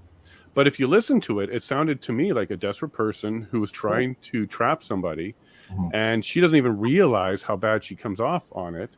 And then she just went and had a testimony about, I know I wasn't sure if I was going to be targeted for it. I don't have to give the mayor. Hello, Andy Lee. I don't have to give the mayor a notice or anything. And and then that's where she left that recording. And I found that weird because all official meetings, they definitely will have recording equipment. If this is meant to be officially recorded, it's going to be officially recorded. But she's using her cell phone, a personal cell phone, to do that. So there's something behind that. I would like to say hello to Andy Lee. Hi. Lots of Twitter hearts and stuff back and forth. So it's great to finally get you here, and thank you for joining us. Yeah, thanks for having me. It's great. I don't know where my little contact is on Twitter, so I'm going to keep that conversation going with them to see if we get them to join us. But have you been watching the inquiry, Andy? As much of it as I can. I hadn't watched it as much this morning, just because I've been in and out. But so maybe if you guys can catch me up if I've missed anything. But it's been pretty fascinating so far. The levels of dysfunction are. It's hard to fathom what would happen if we ever actually had a national security issue. Exactly. Right. So I think Pat Morris's testimony was probably the most explosive and probably the least covered. But some really interesting gems coming out with Abram yesterday about the dispute that was going on between OPP and OPS as to how to handle the protesters. And obviously they had very, very different approaches that they wanted to take. The OPP seemed like they wanted to take a less heavy-handed approach and try to go more for the negotiation route. And that was obviously blocked by OPS. So really, really fascinating to see what was unfolding behind the scenes this whole time that we didn't know about. Yeah, and the wording that they use, the language that they use, they're talking about enemies, and they're talking about Yeah. dehumanizing. They're talking about taking away supplies. We had someone in our chat remind us that that's against international rules. You cannot, even if they are protesters, they're protected persons under the Geneva Convention. So you're That's not strange, allowed. isn't it? Yeah, you're not allowed to even interfere with supplies. So Right. bragging about how they tried to stop even the fuel tanks, that's it's against conventions, people. And let's be real. What are we talking about? We're talking about the energy source for heating of a vehicle in winter during a protest for a human. This is what we're talking about. We're not talking about some rogue state that kind of came into Canada to try and cause problems. We're talking about Canadians who traveled across the country to have their voice heard. It's shocking to me that the Well, that's how language they were that they're treated, using. wasn't it? Yeah. Yeah, that's the language that they're using. So from They were really necessities of life at that point, right? I mean, Yeah. I don't know how many of you guys actually attended the protest, but I mean, it was dreadfully cold. Like it was unbearably cold. We relied on those fires and things like that. And I was probably in every single one of those trucks at one point warming up Oh, wow. to charge my batteries. So it wasn't just seizing fuel. It was seizing necessity of life at that point, I think. And yeah, it was pretty shocking to hear how OPS was sort of skirting the OPP and planning to do these snatch and grabs and these arrests. I wasn't aware of that at the time, that they were, planning that sort of thing at Coventry. So Yeah, we had great Wow. testimony yesterday, specifically on that one, Andy, where they kind of set up the protesters. So the police liaison teams for the OPP were in great conversation with the group at Coventry, and they were going to negotiate the removing of fuel. It was a safety concern. The fire department came in. They all agreed, let's move this fuel. So we heard testimony yesterday from the OPP that during that movement of fuel is when the OPS decided to cancel that and then arrest them all as they left Coventry. And that killed all of the trust that was going on with the PLT teams, both OPP and OPS, with the convoy. And now we see the city come out with stats saying, hey, we arrested a bunch of people during this event. But they're also including things like that, where they set people up, caught them on the street after they left the area, and arrested them against the agreement of moving. Hi, Joe. Welcome back. Of moving the fuel. So we saw things like that, and I think that kind of behavior is like a tactic. They're trying to use tactics to get numbers for arrests. They're trying to provoke. They're likely trying to get the convoy side to get incredibly upset and lose all trust with OPP's PLT team. And as we know, OPP's team is fantastic across the province. They're dealing with protests all the time, various types, short ones, long ones. We keep hearing about city of Ottawa not having resources, but yet here's a fantastic resource who not only could have taken over all of PLT communication, they likely would have resolved it. Wayne, you're from the UK, so you're watching this with a different lens from outside of Canada. How does this look to you with your impression of Canada before? And are we looking weak here? Can a rogue state decide to plan this weekend to get about a bunch of trucks, some horns, a roasted pig, and go ahead and take over Ottawa? Is that the impression we got now? Yeah, it's absolutely shocking, wasn't it? I mean, I remember seeing when I was on Twitter last year, seeing the protests and everything that was going on. And you're basically just fighting for the right to live, because of what they were trying to put on you. And so trying to stay warm, trying to eat was just a basic right. To take that away from you because you're having too much fun on your bouncy castle, it's just mean, isn't it? It's before it got brutal, it was just bullying, wasn't it? And then it turned nasty, it really did. And they're just trying to criminalize everything. So watching some of this on this inquiry, it's very interesting because so far you're hearing so many different points of view, and just a little bit self-caught today. Yeah, you're getting a totally different point of view. This was the OPP guy, and he was just trying to be very fair and not paint things too bleak, whereas he's been barraged by questions trying to lay blame at anybody's door. So they've all got different points of view. Yeah, You see and, what's trying ahead. yeah, and it bothered me seeing their tactical layout for their plan. And one of the major bullet points was fuel, funds, fun. And then inside the brackets, they said online fundraising. Then they said bouncy castle, hot tubs, dancing, and parties. It's like, wow. Yeah, no, strategically, you're going to war with your enemy because they have fun as one of the agendas that you want to get rid of. And let's face it, Andy, you were there. The whole purpose of fun was to move, enjoy, and it was a good atmosphere. This was not a hostile atmosphere. Have some fun, dance, enjoy yourself, meet people. So, Andy, going forward, do you think the U.S. military needs to get a bouncy castle force going, because this is now a strategic weapon for many states to use against Canada and maybe other countries? Yeah, well, I mean, I think it's definitely changed the face of how we're going to protest. I mean, we saw that because I went down for the Rolling Thunder and I marched with James Top as well. I did my own farmers protest and brought some large farm equipment to Edmonton as well in the fall. And so, they're definitely better prepared now. They're not allowing us to approach the downtown area and things like that. We actually had a chopper on us when we were bringing the farmer to Edmonton. So, I think it's definitely changed the way that we police and protest and things like that, unfortunately. And of course, I did threaten to camp on Parliament Hill on Canada Day, and that caused quite an overreaction. The police actually made their headquarters in my hotel. I messaged them on Twitter. Yeah, they ran their operations out of my hotel, because as soon as I got to my hotel on Canada Day, I was like, why are there so many police here? And then they actually had their headquarters set up on the second floor of my hotel. So I dropped by and said hi. I said, don't worry, we come in peace. Don't get your undies in the bundle. We're going to do our Canada Day thing, and then we're going to leave. So don't freak out. I did end up pitching a tent. Bylaw came and got me, but I did finally manage to get a tent up, late in the evening on Canada Day. Bylaw came down and said, we've been waiting for you, take it down. I was like, okay, well, I'm going to snap a picture of it first. So it's really, really changed the way. And, we've got this real overreaction of whenever there's a protest, there's a lot of,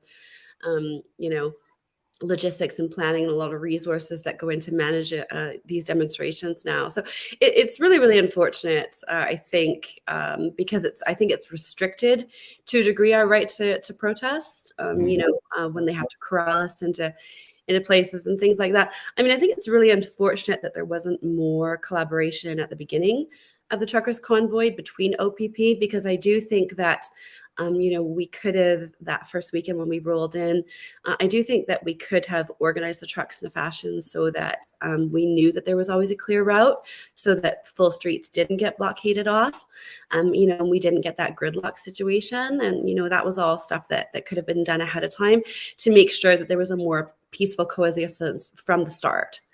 And I just don't buy that, they didn't see us coming and all that. That was nonsense. I met the trucker convoy here in Calgary. I think it was January 20. I want to say it was 23rd. Okay. Or in and around there. And after that, I did an interview with Western Standard, and I said, because I just wanted to get a feel of the numbers. There was a couple of hundred of us at that point. And, I was just like, no, there's not 50,000 of us. That was the rumor going around, but it's not a fringe minority. And it doesn't matter if there's 2,000 or 200. Right now, we have enough people to gridlock the city and shut the city down. That's the number. So that was well aware, a week out. Like, I was like, it doesn't matter. And this is only one leg of the convoy. So right now it's already big enough to shut the city down. So the city should prepare themselves. And, I had senators and MPs that liked that tweet.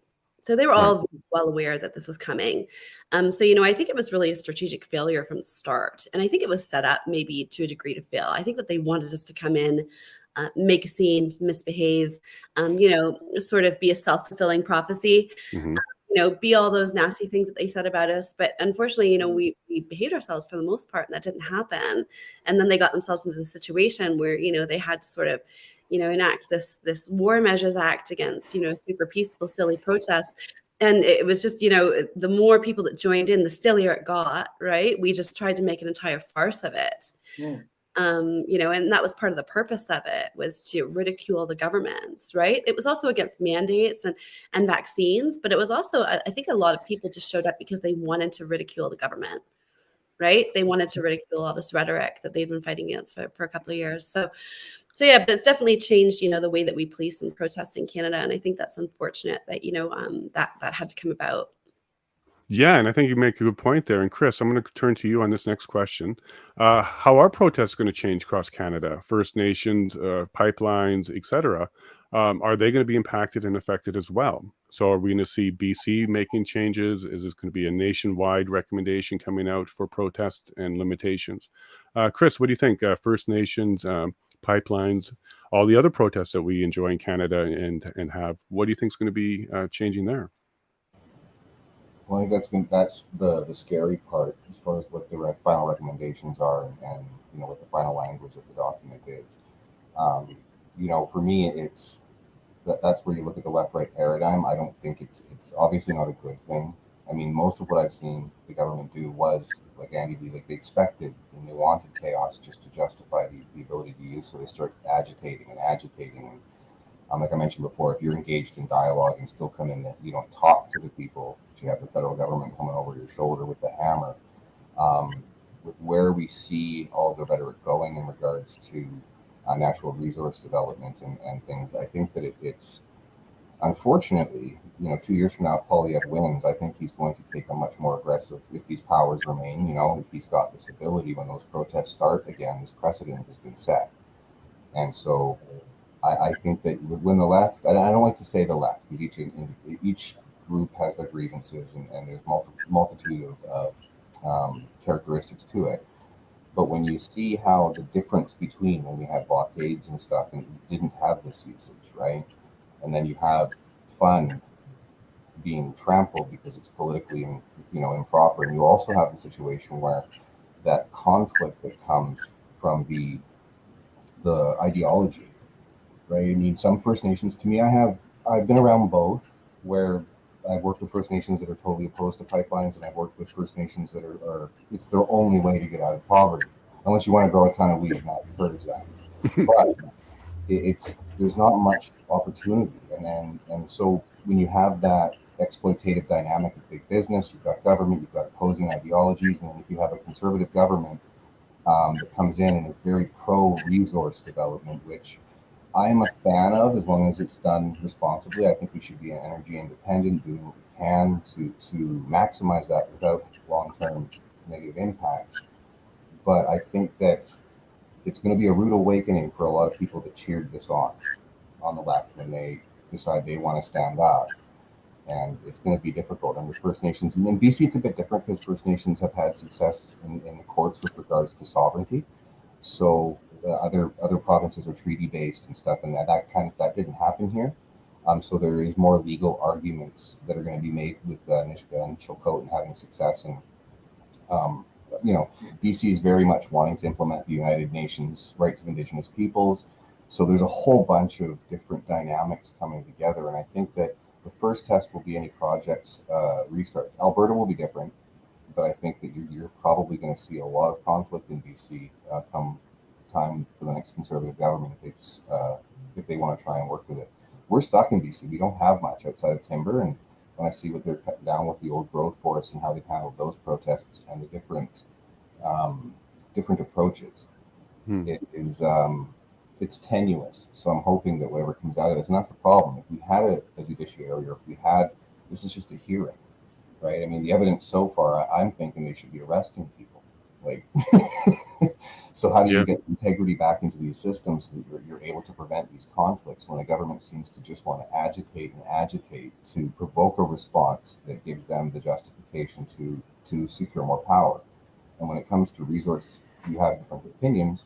You have those that want to get right on to green energy and oil is bad, all the petroleum products are bad. When you see the speed at which they're trying to institute this, the conflict is going to come. And I think at the very least, I'm surprised we haven't seen more Indigenous communities rising up to oppose a lot of things, but the system there doesn't necessarily allow for it with funding and the way things work. A lot of their voices are silenced. But as someone who carried the charter for 20 years, I don't like the looks that I'm seeing as far as what rights we have to address, to have any kind of redress.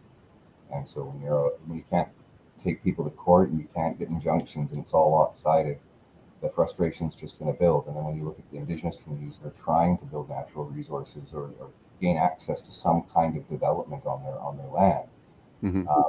To have that restricted, you're taking that hope away, which is going to create a dynamic. Those who want, climate change, and those are like, we need to eat and have heating for our homes and jobs and employment and the ability for us to see a brighter future. So specifically with Indigenous communities, it's going to get pretty rough, I think, if POEC gets in. I hope he has more dialogue, and he seems to be pro-business, but you can't be just pro-business. You have to take both sides into account. And we often don't see that. It's just split right along the ideological lines. You don't agree with this, you're an enemy. That's just not how Indigenous people work, in my experience. Let's have that dialogue and see what we can find to work for everybody, but exploitation's happening on both sides. I kind of agree most of that. Andy, when you were doing the convoy and you were meeting with them during this, did you ever get the impression from them that they didn't have a mission and they didn't have a goal or they didn't have a plan at all? Or was it just straight up grassroots and people just showed up in Ottawa and said, all right, now what do we do? Because what we hear from the OPS is that's what they thought happened. And when we hear from the OPP, they knew every step of the way. But within the convoy itself, what was the general feeling? Did people kind of feel organized and they had a mission, a safe, peaceful protest? Or was it really just a bunch of grassroots tagging along the way? What was the general sense for you? Yeah, it's hard to say. Like, I wasn't involved in a lot of the, the inner circle of missions. Like, I knew Tamara and I knew Tom and, Tom Marazzo and Tom Quiggin. So, but I didn't have like a lot of those internal, I did talk to some of the road captains along the way. So it was a little bit of both. Like, it was an organized movement. Like I said, I talked to the road captains, met them in Calgary, things like that. So they did have a plan, but I don't think that anybody knew, and I don't think anybody, anticipated how big it was going to get and how powerful it was going to get. I started to realize, though, because I followed them from Calgary to the border of Saskatchewan. I didn't intend to. I just intended to meet them in Calgary. I just wanted to see what it was all about. But, I was sort of enchanted with the people that I met.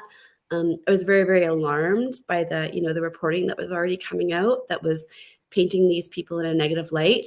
I ran the federal election. I'm a huge, believer in our democracy and the right to protest and our charter rights. So I was very, very alarmed by that verbiage that I saw coming out very, very early. And I felt that they were very, very vulnerable and maybe a little bit naive. And they didn't realize that if this grew to be a powerful movement, which it did, how the things that they said may be used against them. And things that they did say, unfortunately, were used against them. Their memorandum of understanding, I do believe that they wrote it in a good-spirited nature, but I do think that it was written with a little bit of naivete, that they didn't understand the full implication of that and how that could come back to bite them later on, and it did. And that was where the whole, it's an insurrection that we're going to overthrow the government line came from. So I didn't intend to really, join in with them. But, once I met them and I was confident that, they were altruistic and good natured and, they weren't a bunch of terrorists. I felt sort of that they needed and that they were vulnerable and that they could use all the coverage that they could get to help, insulate them a little bit and try to guide them. And I did make some recommendations that were controversial. Like I had problems when I met Pat King. I met him in Calgary. I was concerned about his state of mind, his stability and his ability to, handle it and lead and be, a good representative of what the convoy stood for. So I had concerns and I said, maybe you guys might want to think about removing him. And he did end up being a liability. And of course he did end up going to jail, unfortunately. Right. So, I think in hindsight, we all would have done things differently. Right. But I think that it also points to the fact that nobody understood exactly what this was going to grow into. Right. I began to understand once, we were getting up to small towns near the border of Saskatchewan, and we still had, 50, 100 people standing there in -20-degree weather with flags. I mean, we're talking about small towns in Alberta. that were on the CB radio chat waiting for us to come through. And I thought, wow, this has got the potential to be big. Right. And so then I decided that, I should go to Ottawa and follow them to Ottawa. And I did, and tried my best to be fair and to debunk some of the stories that came out and things like that. A lot of the protesters had different medical views than I have, right? I'm vaccinated. But I did feel like they had a charter right to this demonstration and that right should be protected. So did my best, but like I said, I don't think it was, it wasn't like there was a whole bunch of undercover calls going on, like Right. between us being like, let's do this and let's do that. I mean, it was chaos. I couldn't even get a hold of Tamara after that, that first talk that I had with her. It was just sort of, it was an avalanche. It steamrolled, right? It was a snowball that we pushed down a hill in BC. And by the time, we got to Ottawa, it was this massive thing. And I don't think anybody really foresaw it.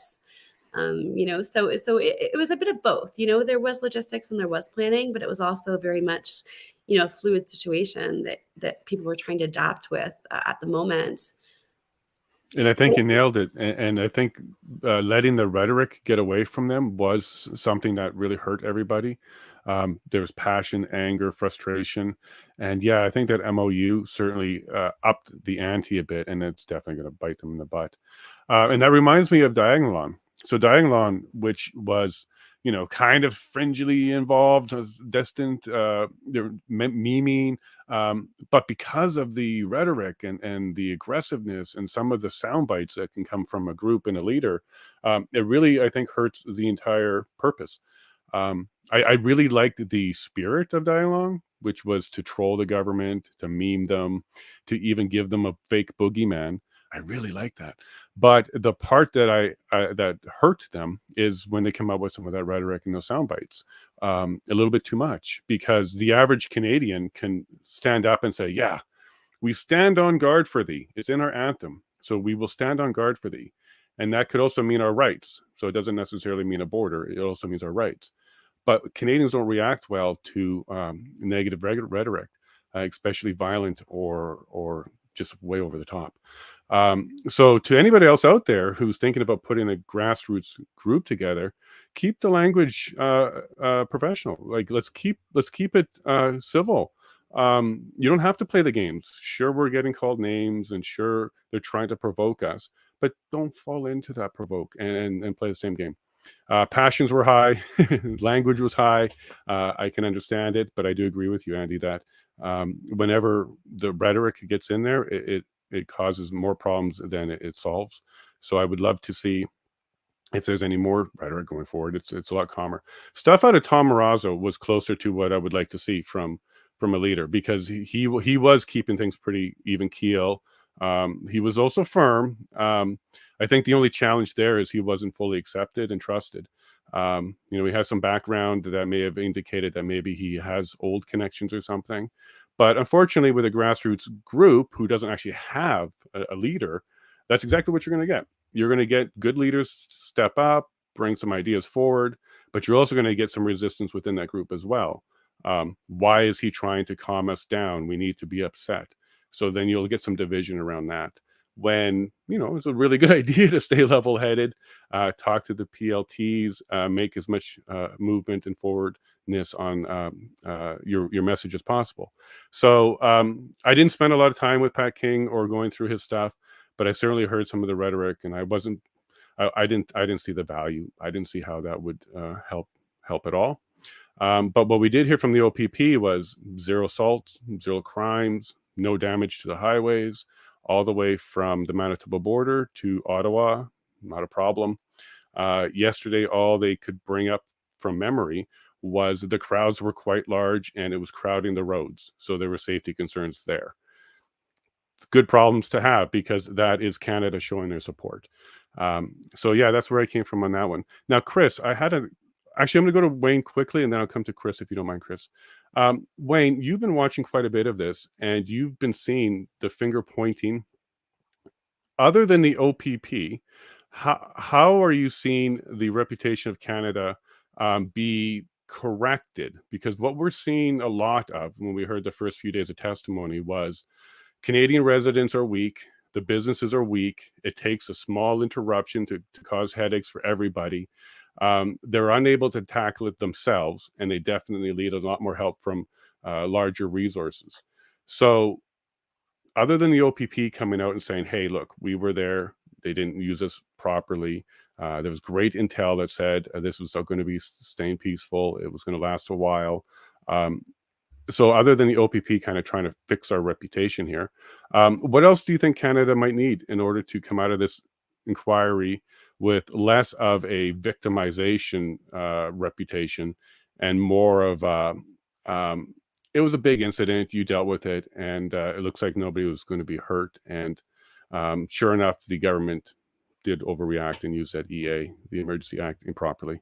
Do you think the OPP and other testimony will help our reputation internationally? You hope so, don't you? I mean, all the protest videos that I saw, which were quite a lot. I mean, I'm not seeing it 24/7, but I mean, you guys saw everything down on the ground. So everybody was peaceful, shop owners were peaceful, but it's only the police that you're now hearing evidence from. So surely at the end of all this, you've still got your image intact. You know, there's no damage been done. As long as you can come through this and there's some sort of a corruption charge or something, because we spoke about that the other day, didn't we? You know, this is the kind of start to a possible corruption charge at some point in the future. So hopefully it lays the groundwork for that. That actually is a great point. So if Canada came back and said, hey, look, not good, we did charges and really made a big deal about it, I think you're right. That might actually help the reputation a bit. I just noticed that, Wayne, that you needed to go. Yeah, so thanks for sticking around for that last little bit there. No problem. Thank you for having us, mate. I'll catch Yeah. you later. Take care, Wayne. And Andy, there's a nice video of Wayne coming out. He's a victim of vaccine injury. So there's quite the story. And I'm sure one day, Andy, Wayne, and I would like to get Dr. Mackis involved to have a conversation about that. So thank you, Wayne, and you take care and get some rest, my friend. Will do. I'll be back later anyway. I just need to have something. No problem. We'll talk to you soon. All right, Chris. Well, I'll quickly jump back to you now. Is there a way to recover our reputation? We keep saying the government has lost our respect, but I just want to clarify, the government is made up of our neighbors and us. We really want to focus on the leaders of the government, because that's where the problems, I think, really start to stem from. We had a federal whistleblower kind of give us the lay of the land when it came to the two classes of government, the elected class and a non-elected class. So it's very different. I'm getting audio from the inquiry, so if that starts up, I apologize to both of you. We may have to jump off. But go ahead, Chris.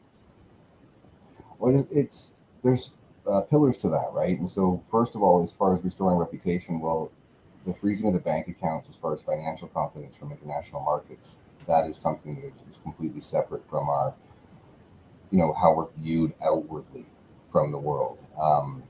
I think that, when we look at this government, it's their unwillingness to throw anyone under the bus. It is, for 2 years now, we've just seen scandal after scandal, and even with the WE scandal, the historical narrative is Bill Morneau resigned for other reasons, and it wasn't specifically, he had his other things he was going to do. So in order to, I think it would be wise for government, and that's kind of what we're leading to, is that if things continue with some of the veiled threats we've seen, we're probably going to see a round 2 of a convoy. And how that's handled will either restore or, cause tremendous harm, and I think that we're in a situation now where if you look at the chilling effect, all of the tactics the government's used to spin things to deter people from even thinking about protesting. Right now, I would imagine there would have already been another convoy if it wasn't for the fear of people losing their bank accounts. Like, certain things are not being addressed publicly by our opposition or anybody as far as what exactly did you just do and the damage that comes from that. We can remove COVID, doesn't matter what it is. I don't think that any Canadian finds it acceptable to have your bank account frozen for participating or even sending a $30, $5 donation, just because the government needs to use certain, in my opinion, the government needed to use certain language and to be able to qualify the actions under the Emergencies Act and certain things with NITRA. And we even saw that with Diane Deans. She was labeling the T word, for people that are out there, bounty castles. So we're in a situation where some of the things that can be done for the people that don't understand the full game, the optics wise, those things I believe will happen. Will we actually see intrinsic benefit on the ground? For me, that's why it's to know it's dark, but to keep moving, right? You'll find those glimmers of light through it, but we really can't predict what the next move is outside of we know everything's on the table with this government. There's no restriction, there's no empathy, there's no compassion.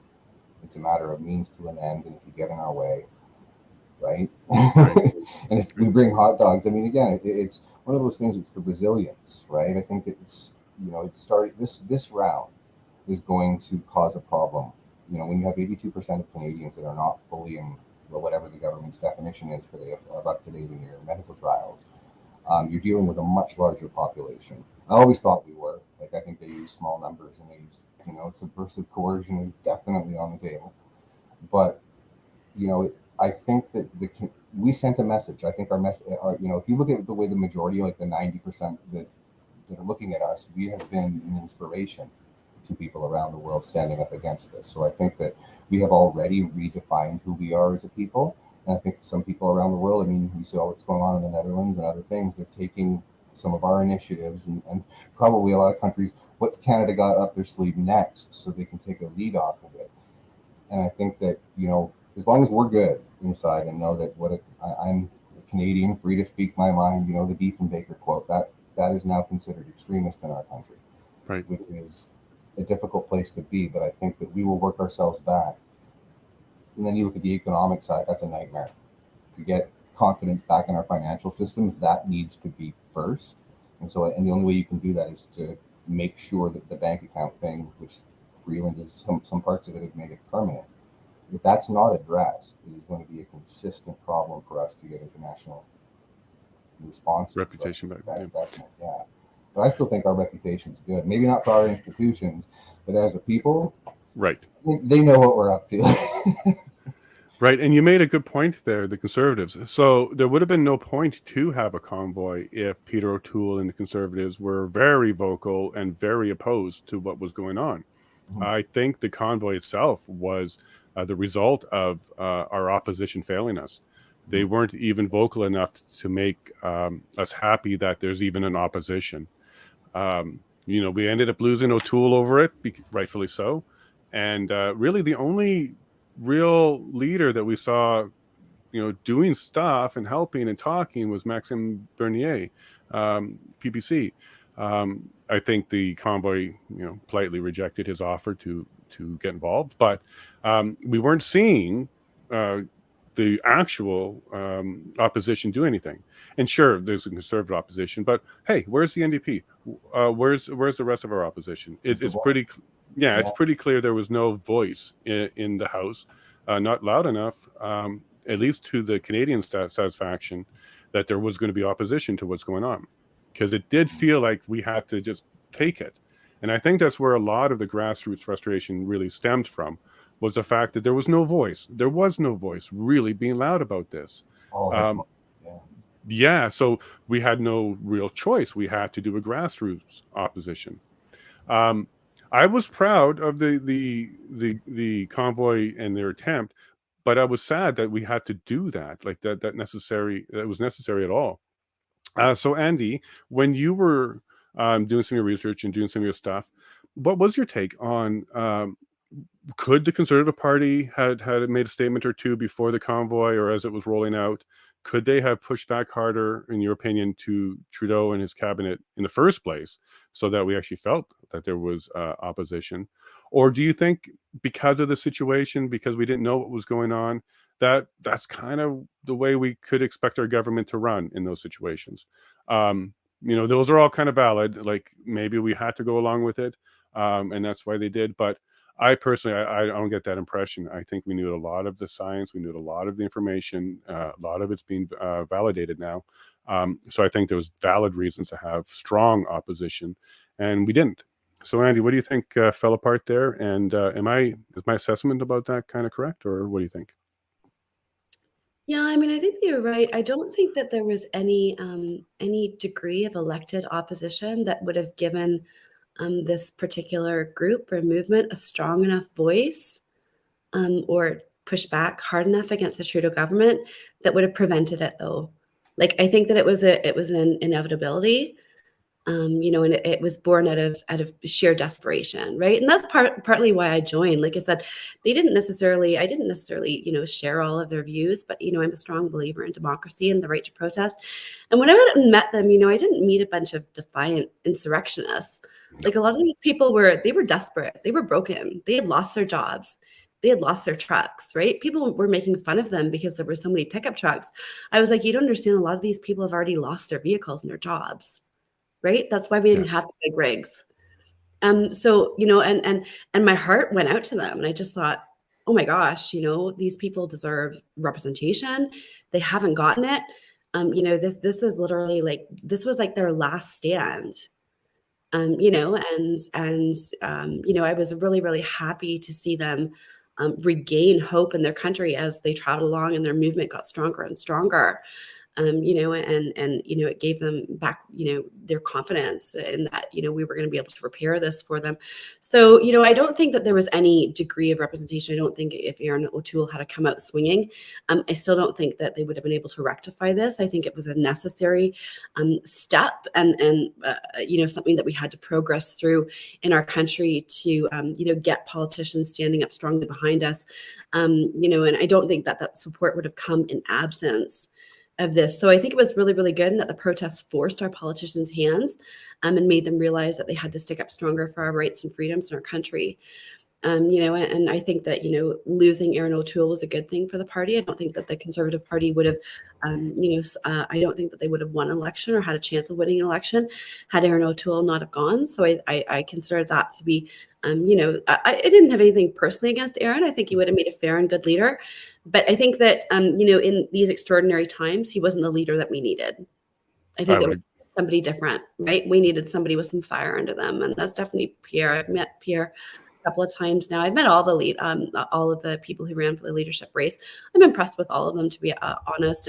And we did have Maxine on our side, and I've met Maxine too, like him. We have some differing views, and that's okay. I respect what he did. He was one of the first people to get on board, but we just didn't have representation that was going to stick up for us. And I think that, like I said, I think that this was like a step.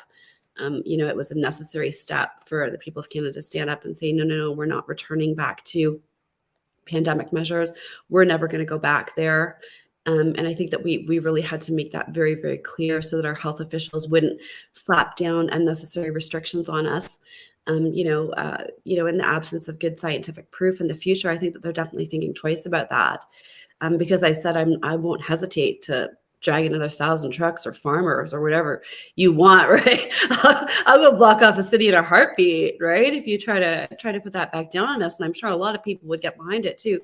So, like I said, I wish it could have been avoided, but I think it just reached ahead, and it had to happen, right? Getting back to normal. And I agree, and we have a new Canada now because of it. I don't think there'll ever be another push that hard. I think if this inquiry goes proper, the truth comes out, Canada will not accept another overreach like that again. And you bring up a wonderful point that we keep forgetting about. These aren't just protesters that went across the country because they weren't happy with the government action. These were actually individuals directly affected, lost their job, couldn't work, very desperate, trying hard to correct it. And I do want to say something to all the people out there that think the truckers are being whiny because they had a mandate like everybody else. That's not true. We have 4 ways of moving commercial goods in Canada: rail, sea, land, and air. Land, which is the trucks, were the only ones that had that mandate. So captains of the boats and the ships, train engineers, and pilots did not have that mandate. So it was only for the land crossing by truck. And you can ask all day long, why did they pick that particular group? Well, push them hard enough, they're going to get loud and they're going to drive their trucks. And the pilots, are you going to really attack the pilots? No, they're a small group. What are they going to do? You're going to attack the engineers? Are you going to attack the ship captains? No, again, small group. What are they going to do? But you attack the the truckers with a mandate that makes no sense. They're in the cab by themselves. They've been doing it all along already. From the very beginning of COVID, we had exceptions for them, and they didn't spread it. They didn't cause super events or anything like that. So there was very little logic and medical reasons for doing it. But I can tell you, because I'm a pilot, I have my license, we were not mandated to take the vaccine. You could fly without the vaccine all day long. You can cross the border too all day long as a pilot. There was no restriction. There could have been restrictions for the airlines themselves on their pilots, but there was no restriction on the profession like there was for truckers. So I want to let people know that they were targeted. They were targeted for some reason. I don't think we'll find out in this inquiry why they were targeted, but there's no question that they were targeted. And because that group was able to respond so quickly, because, well, they need to work. They can't stop driving. It then caused, I think, the catalyst to really move this thing along fast. So I did thank you, Andy, for reminding us that there were actual people who had paychecks taken from them and had no other choice but to at least be heard. And they didn't have local representation, at least they didn't feel like it, doing that for them. Now, I do know that there was some MPs that just stepped forward. So I've been reminded here, Randy Hiller and some others definitely did. I'm not saying none did. But what I do want to say is we didn't hear it loud enough, and it wasn't opposition enough to actually do anything. So that's kind of what I want to highlight there. Now, question quickly. Yeah, Chris, I was going to pass it back to you. I've looked at, you go to 30,000 feet and you look at the hegemony, and I've read all the conspiracy theories and stuff, but there's 72 secret orders that this government put into play. And we need 72? Yeah, cabinet orders. And we know that the military was involved and stuff. I'm wondering if 30, 40 years from now, we're going to find out one of those orders was in order to prevent hesitancy or to create public disinformation, that a lot of the MPs were gagged. That's total speculation. You think they were gagged? I don't know, because all provinces in PHEC dumped their pre-pandemic COVID plans, right? And so a lot of these measures were new. They had all of this stuff was lined up. They got their influencers in line. They threw money at the media. They needed this message. Mm-hmm. So let's just say, this was a genuine health emergency, and then, the population was at risk. It's a global pandemic. You don't believe everything. In order to prevent having those, because anybody who did got kicked out, like Baber and others, like anybody who tried to speak out, the parties tossed them. Mm-hmm. But there was very few MPs that spoke out. And I'll give credit to Leslie Lewis, because there was a few tweets, but then there was silence. And I started thinking, okay, the Conservative comes out, and then all of a sudden, boom, the Twitter goes silent for a month. I think that, again, I'm not making an excuse at all. If I would have been kicked out, and if there was an order, I'd be in prison, because I come from a social work background. You don't do that to kids. You don't do that to seniors. You don't do that to your population. Gotcha. Unless you're a psychopath. But that's just my opinion. not a clinical one. No. But again, could it be that there was that? All of the media and everybody was saying the exact, because everyone references the script, right? And it just seemed like that. Well, just as important as the script is nobody going off script. So how do you control that without an executive order? Well, it was a difficult time, right? Because at that time, even saying anything about vaccine hesitancy was enough to get you off of media and stuff like that. Yeah. So it was a tough navigation for them. Now, a question for Andy and Joe. I'm sorry if your audio doesn't work. Maybe we'll try that again another time. I think we're good. Oh, you did. Sorry. I thought my bad. So next question is for Joe then. Joe, do you think independent representation might be something that we can start looking at? Because with this particular incident, if we had 2 or 3 independents per province who were very vocal and not being held back by whips or a platform, do you think that could have at least assisted with the voice being heard and at least give people a little bit more faith in additional types of representation other than traditional party representation? Absolutely agree with that statement 100%. Independent representation now allows the government to truly be called into question. What we have here is no opposition. The people of Canada became the opposition because our federal opposition failed. All of our parties failed. Our entire governmental system failed us. If we had had true independent representation, accountability could have been demanded from the very beginning. And I'm not talking the beginning of this as in late 2020 when this was developing or 21. I'm talking about from March 2020 when this whole debacle started, because it speaks to the total incompetence of the managerial level of government, from the city of Ottawa to the Valley region to the province of Alberta, province of Ontario, to the federal government. This was a complete example of incompetence on the managerial level. Again, we've seen it in the chat. We've heard it over and over again. More government, more incompetence. More people in jobs that all they want to do is just rubber stamp their work and get their paycheck, and they don't care. There's too many people governing Canada by committee as opposed to actual vote, law, act, and regulations that are for the common good and for Canadians. This government does not support Canadians. It supports globalists and other countries. Just take a look at what he tweeted out 58 minutes ago. Prime Minister Justin Trudeau stated in a tweet from one of his media monkeys, "We'll continue to do whatever it takes to keep guns out of our communities," in relationship to banning handguns. You want to keep guns out of the communities? Start giving the police the power to actually deal with firearms criminality, and make sure the courts put people that use weapons in crime in jail for a very long time. That stops gun problems. Here, here, Joe, can we get you to run for Prime Minister? 100% agree with that, especially the globalist take on that. We are running out of time. Joe, I sincerely apologize for not having you on sooner. For some reason, I thought your microphone wasn't go. No, it's working. Great chat. And just a quick segue to Chris, I think what you said was very articulately put through. The way protests are going to happen in the future are going to be very different. And I think we have an awful lot to learn from our First Nations brothers and sisters in how to proceed on doing what's best for Canada. On that, thank you all very much. The commissioner is back. Let's meet again on Twitter, and let's do this again. Thank you, Andy. Thank you, Chris. Thank you, Joe. Have a great day. Ready to go? Yeah. Great one. Okay. Go ahead.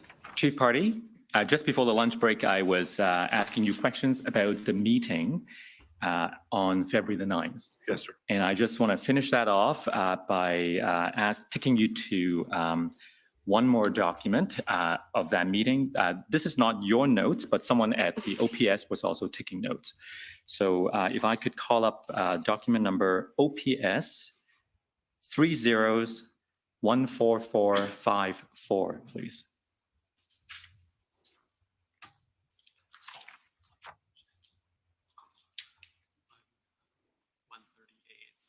Page 138, please.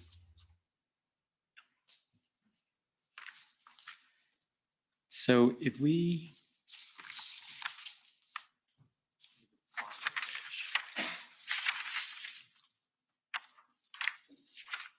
right.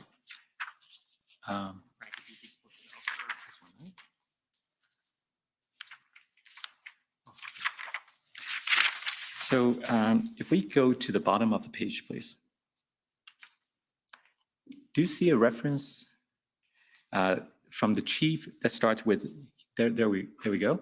We can, so the chief, the former chief of the OPS, Mr. Slowly, apparently asked the question, we can add the info that was provided by the RCMP, but we haven't agreed not to proceed with our plan for tonight. And then he asked, are we still separate entities, or are you folding into our incident command system? There's a notation that the OPP said, yes, we should, I think it's probably, yes, we should probably fold into the OPS command structure. Sure. Do you recall having that kind of exchange? I do recall an exchange about working under their command. Yes. In an integrated command structure, that's kind of how it does work.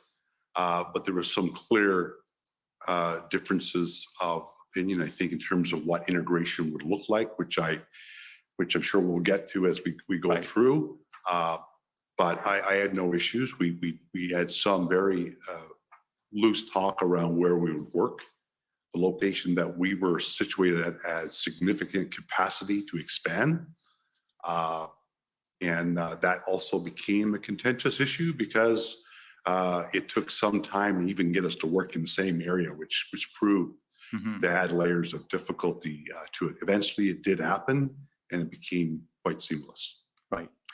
And this is also consistent with what you've been telling us all along, that you were there to offer help, but not to take over.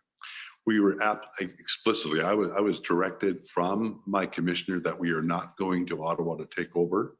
The chief and the police jurisdiction still have primacy over this event. We're there to assist them, hopefully in an integrated and unified fashion. And this may be a question that's unrelated to the February 9th meeting, but since we've heard so much about the Hendon reports, I'm just curious, were you one of the recipients of the Hendon report at around January, February of this year? As a regional commander, I was receiving the Hendon reports.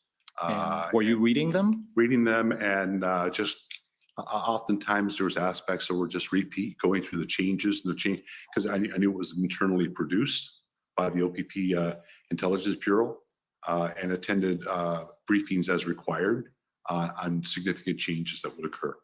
Okay. So with that, if I could now take you to the event in the subsequent days following the February 9th meeting.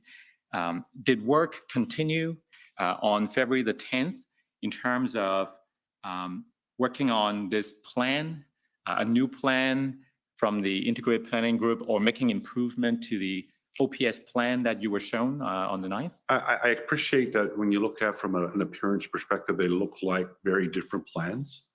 At its core, however, the plan that we developed was a build on and support of to complement the plan that the concept that they had in place, which was all strategically directed in the same way about ending the protests and bringing Ottawa back to a state of normalcy. And that makes sense because you came to offer support. Correct. And you asked what they had so that you could build on it. Correct, sir. So if I could take you to the next document, OPP 404283.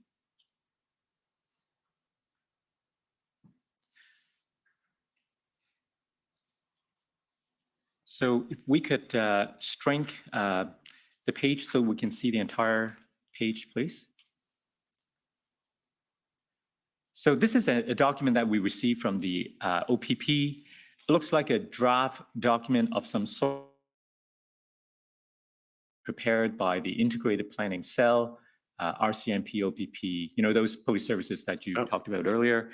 I want to take you to section 3.1 of this document. So now if we can enlarge it. So this part of the document appears to be an assessment of the current situation as you found it on February the 10th, which is the date of this draft document. You see that under current, the first bullet says, not intelligence-led.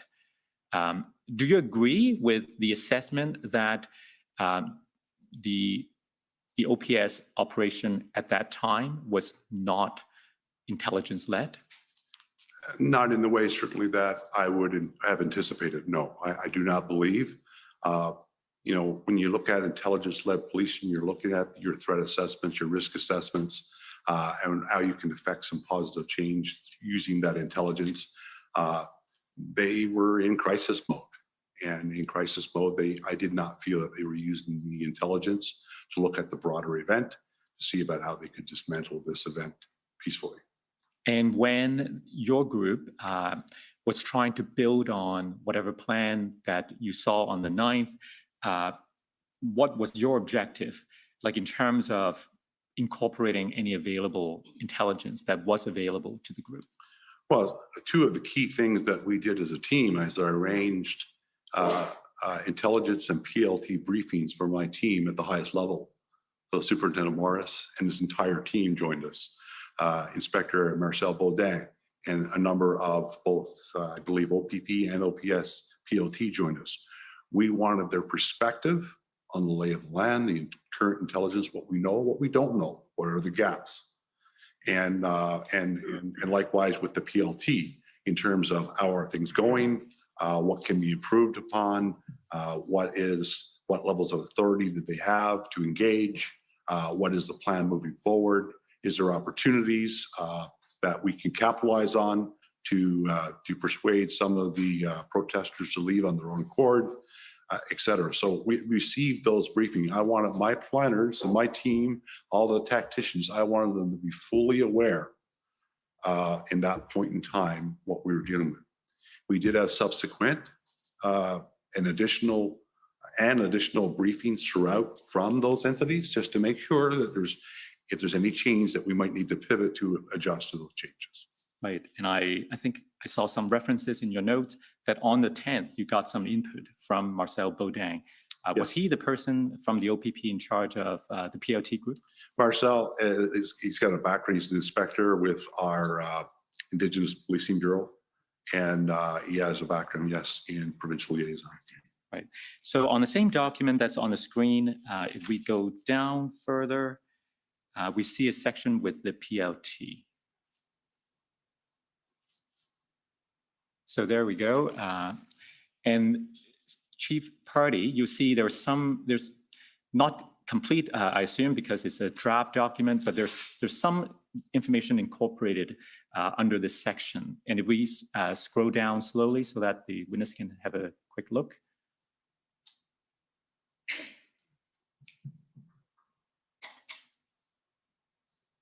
Now, does this capture in broad terms the kind of information you were looking for in order to inform the new approach? It does. You know, you need to know the sentiment of the community, what the desired outcomes are. PLT do amazing work at ensuring that they understand all sides, and that's what good negotiators do, and they are just that. They are negotiators. They're trained to do what they do, to understand the perspective of all sides, to ensure that information around expectations around the law are properly communicated to all sides, and to do their best to improve and gain build those relationships, build that trust with people, so that what they say, they know that they can take what they say to the bank, that they're going to be following through with what they say.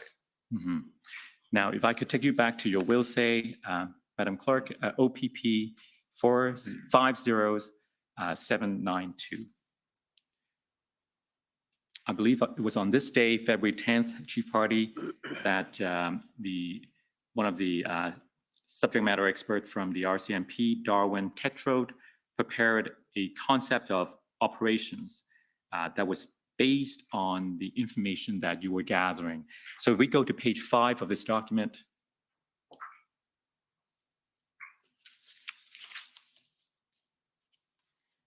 I want to go down to the bullet that starts with on the 10th of February. There we go. Do you see this bullet that tells us that Sergeant Tetra was preparing this concept of operations based on the totality of the information that you were getting from the OPS, but more importantly, intelligence that would support a systematic and safe action plan to dismantle the entire protest zone. So does this also refer to something you told us earlier about not doing things block by block? Correct, sir. But to have start to finish of the entire protest zone? That's correct, sir. If I could take you to the next document, I believe this is your notes, OPP 401792.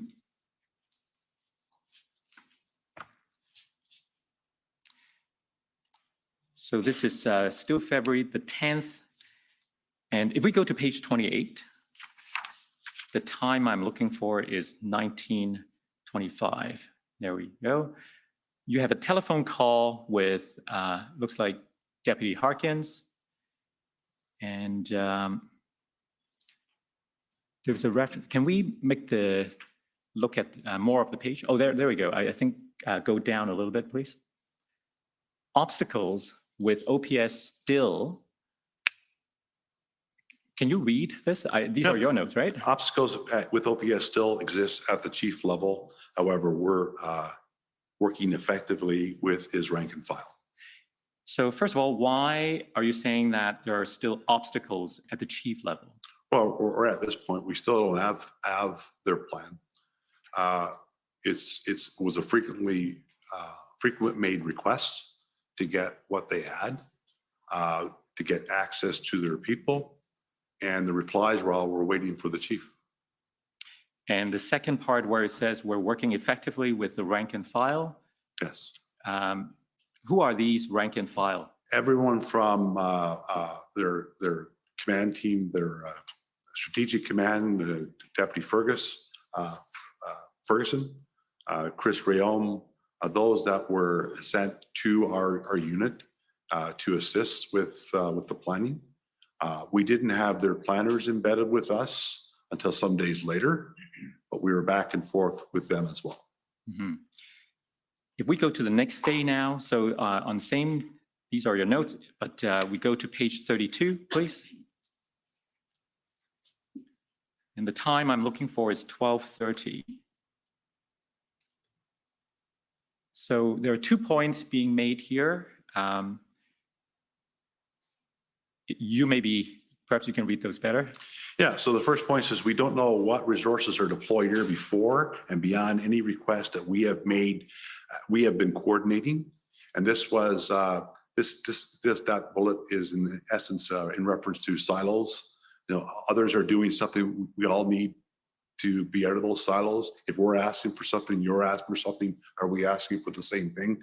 We need to break those down. Mm-hmm. It was a constant pressure. We were asking for a lot of resources here. Mm-hmm. So we needed to ensure that we were effective in our requests. Right. The second bullet says, anything sent to the OPPOC from the Chief's Executive Office, can we get that, please? And those were some requests that the chief had made. So can we just please get access to what requests have been made, what replies have been received? He just said he too was very frustrated. I asked if the chief's executive officer was looking after resources. He advised that he was working on getting that information for me. Okay. Now on that day, February the 11th, you also attended a meeting with the group, the integrated planning group. That might have happened actually earlier that day. And I want to take you to the document, the minutes of that meeting. Is a document provided by the OPP. So OPP 40/1837. And I want to take you to page 5, near the top.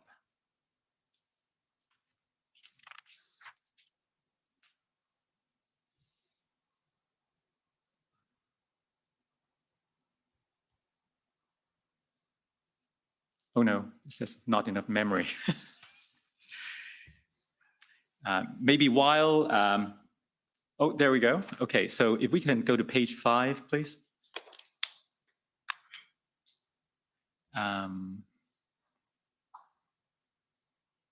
Right, so there's a reference to something you said at that meeting.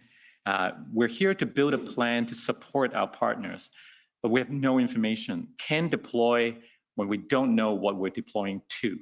We have an OPS plan, but it does not give us enough information to deploy 500 officers without a more comprehensive plan. Intelligence picture will inform this, and so on.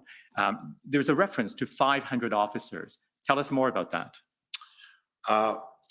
Back on our February 9th meeting, I think it was Sergeant or Staff Sergeant LeBlanc from the OPS did provide us a bit of a breakdown in terms of their plan and intersections, what the numbers they needed.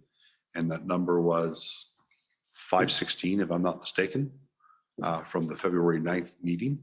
We were trying to understand that. We later learned that it was based on a 3-shift rotation. Most organizations work on a 2-shift rotation. So the needs, again, I mentioned earlier, we corrected some of the math, but it's around that number at that time. And that was based on their concept, without duties assigned, but based on their concept of operations, we would need they would need 516 officers to maintain this on a 24/7 cycle. I see. Now, let me take you to your will say at page 6, please.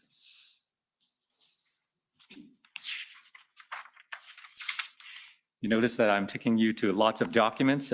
Sometimes these contemporaneous records help to tell the story. So if we go to page 6, at 1645, so scroll down a little bit, please. So 1645, that's 4:45 p.m.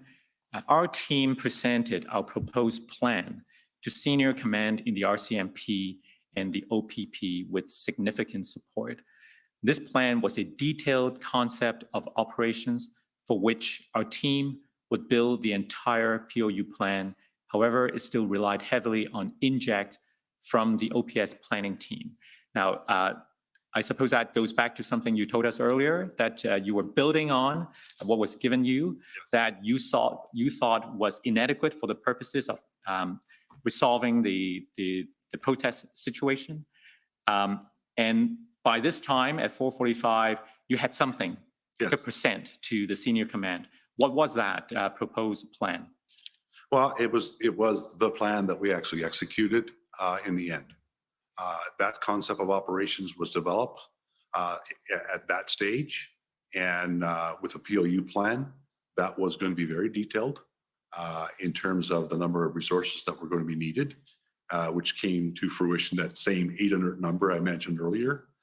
We talked about everything from communication to restoring trust and confidence in the Ottawa Police, to responding to the narrative, to change the narrative, because the narrative certainly was not reflective of what was actually going on the ground, what we could see on the ground.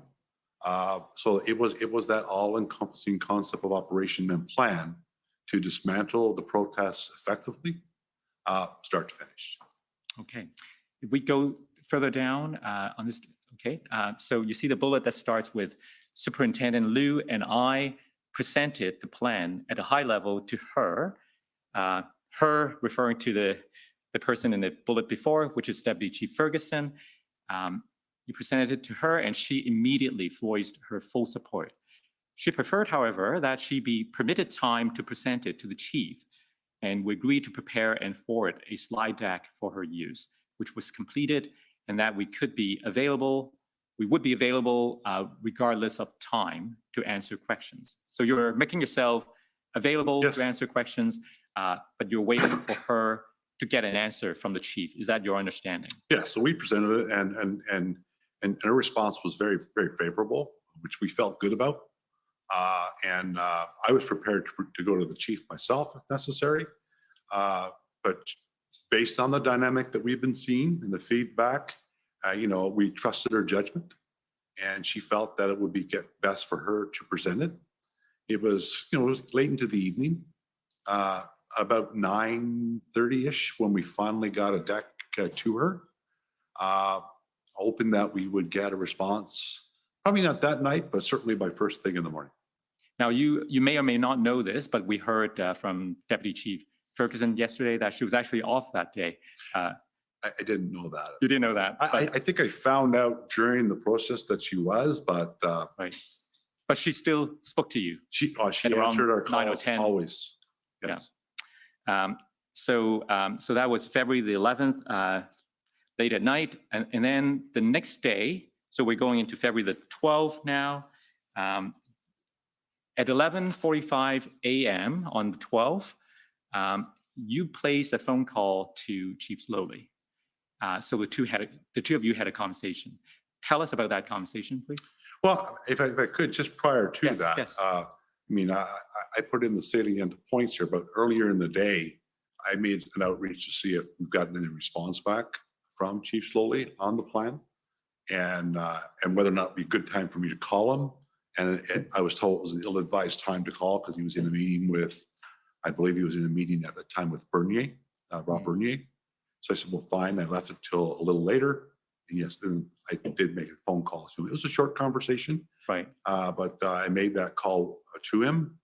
And when I reflect on my notes and how quickly I was writing.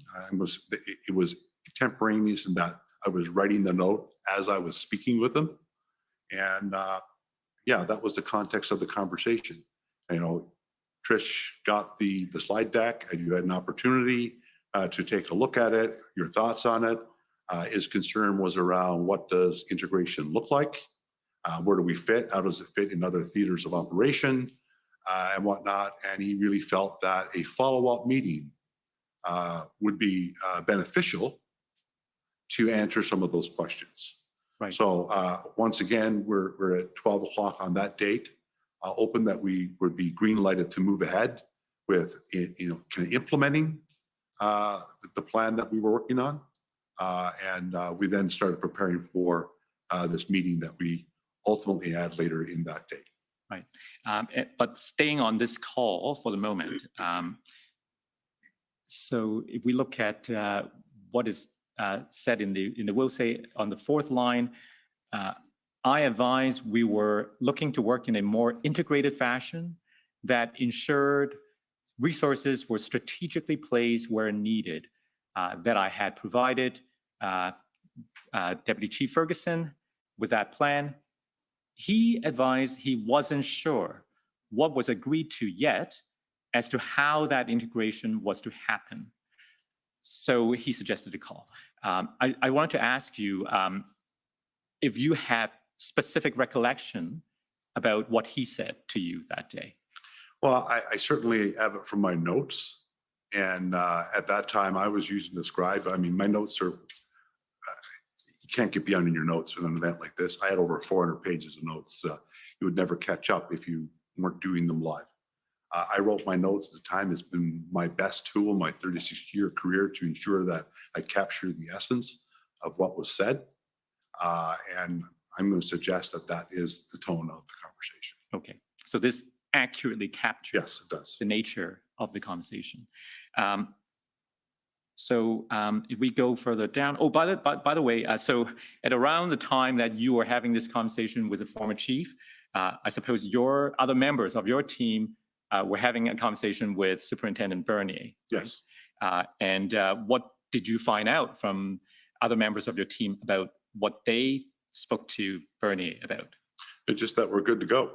Okay, so they got the message that they were good to go while you were speaking to the chief, who asked for a further meeting or briefing. Correct.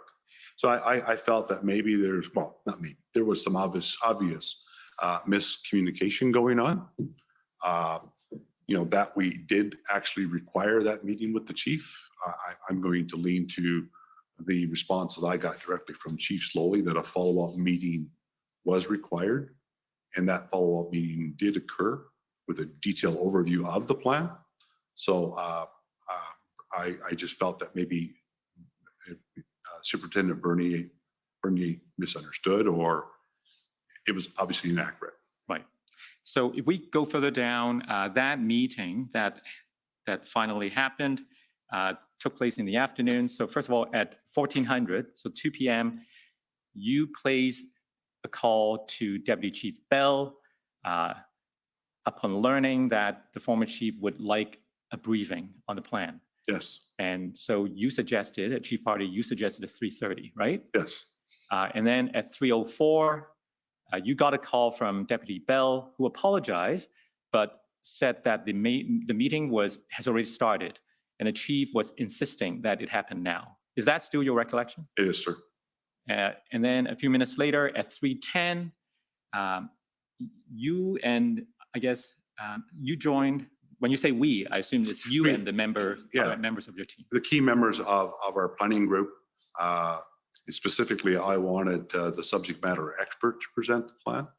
Yeah. I introduced it, and then to have the subject matter expert present the plan. Phil Liu was on the call. I can't remember exactly who without looking at the meeting invites. So I'd like to ask you what you wrote here at 1510 about the third line down, the end of the second line. The tone of the chief's comments during this meeting was very troubling, to the point that I asked if the chief wanted my team to leave the call to allow him to speak privately with his team first. He was blunt in saying no, he would get to us momentarily. What was this about? He was having discussions that were separate and apart from our purpose to be at that meeting. And it was really direct. Heads were down. You could sense, you could feel the tension over the video link in the room. And we just felt that, I mean, Phil Liu also spoke up. We just felt that perhaps it's not our time to be in this meeting if he needed some privacy to deal with his people. And he said, no, I'll get to you next. He just, so I'm getting to you next. And then eventually they got to you, and your will say tells us that there was a presentation of the slides, right? Yes. And so if we scroll down a little bit, the last sentence of this bullet, do you see key in the plan? Yep. Key in the plan was reducing the protesters' footprint through compliance, and that ensuring safety above everything was factored in at all stages. So it looks like when you said key, some emphasis was put on that point. Can you elaborate? It was. I mean, this obviously was a significant event in our nation's capital. It was having a significant impact on its residents, on the policing, but we also were working hard to ensure that what our actions do help rebuild that trust and confidence in the police. It goes back to our mission of ensuring that safety is built into your mission. And that was a key component for us. We wanted to reduce the component to the footprint of the protest zone to the utmost extent possible. You know, when you talk to planners in major events like this, they'll say, we're not going to arrest our way out of this. We're not going to, it's going to be impossible. So you have to look to compliance and appeal to the better senses of people that are involved to get them to want to voluntarily exit the zone. And that was a key component of our plan, because we knew that from a capacity perspective, if we had to start putting bracelets on everybody there, we'd need 10,000 officers to do that. So we had to put a plan in place that was scalable, but one that we could accomplish with the resources that we intended to bring. Mm-hmm. Now, so this is a meeting between your team and the OPS command team. Chief Slowly was obviously there. Who else do you remember was present from the OPS side? I guess this event is a video, right? We're on video. I do believe his command team, his council was there. Was Bernier there? Yes, because Bernier was very vocal and spoke up in support of our plan. Okay, so he was supportive. What about the former chief? He was there. He was but sorry. In terms of how receptive everyone was. Well, a few things happened during the presentation, and it speaks to what I think integration or unified command brings to the table about taking this off the shoulders of one individual and spreading it around and bringing the collective expertise to bear on the problem. But during the presentation, Darwin uttered a statement about single point of failure. And admittedly, it kind of came out that the chief was a single point of failure. It was not the intent. It was meant to show that, you know, because Darwin was very passionate about the fact that all eyes are on you, chief. What you do, what you say, etc. You are the face of this for the Ottawa Police Service. We're looking to bring a plan to you so that essentially you're not going to be seen as a single point of failure. The chief responded, and understandably, he responded very quickly that he was not the single point of failure in this. And unless he had confidence in what his team could do, he's not going to support it or approve it. He went on a bit of a talk in that regard, just to explain. I actually, on behalf of our team, apologize because it was not the intent of our being there that day. Mm-hmm. Our intent was to go there and walk away with kind of support that we were unified and let's get this done. So at the end of that afternoon meeting, was anything agreed on? We still did not have an approved plan. You did not? There was no, implicit, explicit approval of the plan that day. That did not come until, I'm sorry, this was the 11th? This was the 12th. That did not come until the 13th. Okay. Now, if we go down on your will say to page 8, there is a bullet that starts with that's right. We had discussion about integrating the command, location of CP. What's CP? Yeah, command post or integrated command center. Right. So this is in reference to discussion about where to set up the command post if there is to be an integrated command, right? Yes. And you said there's some apparent momentum being gained with a new IC. What's the IC? Instant Commander, Rob Bernier. Okay. So nothing was agreed as of yet on the 12th, but you were sensing apparent momentum from the new commander who was Rob Bernier. That's correct, sir. And then if we go down further, I reviewed and I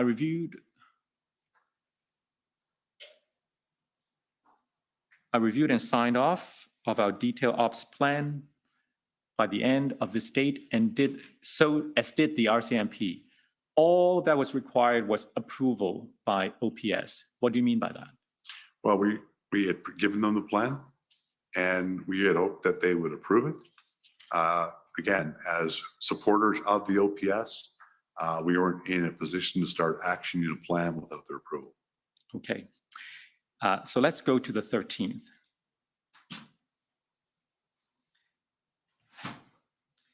The first bullet, we still did not have approval from Chief Slowly yet. In consult with OPP Senior Command, forge ahead with developing roles of Senior and Strategic Command and the absolute importance of these roles in support of the incident commanders. Could you explain that to us? And that's one of the significant benefits of integrated command.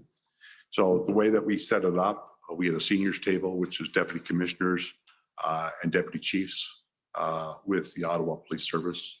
We had our strategic command, which I then after we went kinetic, became a member of the strategic command with the RCP and the OPS. And then we had our incident commanders to 3 guys. So the whole goal there is to give them objectives, be a sounding board. We're able to effectively keep anything and everything political out of it. They are able to strictly focus on operations. We're able to give them feedback, report up, report down. They're never reporting, jumping over a rank. They're reporting to us, and we're updating the seniors table to ensure that they're aware of everything that's going on and the progress that we're making with their daily objectives. Mm-hmm. So you were forging ahead at this time, even though there wasn't a final approval yet. Our team remained incredibly optimistic throughout this, and in spite of the adversity that we faced at times. And I'd like to say this because I think it's important to be said. There was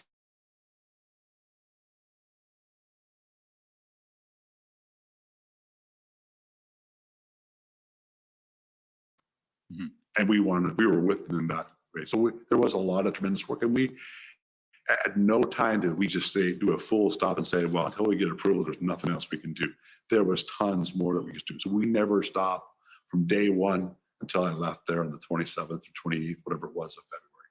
So by 3:50 that day, it appears as though your optimism was justified because you received a call from Incident Commander Bernier, who was accompanied by the Major Critical Incident Commander Springer. And then if we go down 2 bullets, sub-bullets, you see that, yes, the plan is approved, right? Yes. So he approved it as the incident commander was entitled to do. And then at 6:05 p.m. that day, if we go down further, you discussed the above with Deputy Chief Ferguson. She advised that she fully agreed with Bernier's authority to sign off, that we were good to go. Was that accurate? It's accurate. I made that call because of concerns in all partner organizations but we don't have approval from the chief yet. which is what we have been expecting all along. So that call got made to Deputy Chief Ferguson, and following that call, I forged ahead and was completely confident we're going ahead. We're moving ahead. So with both Bernier and Ferguson confirming the authority to sign off, was that sufficient for you on the 13th?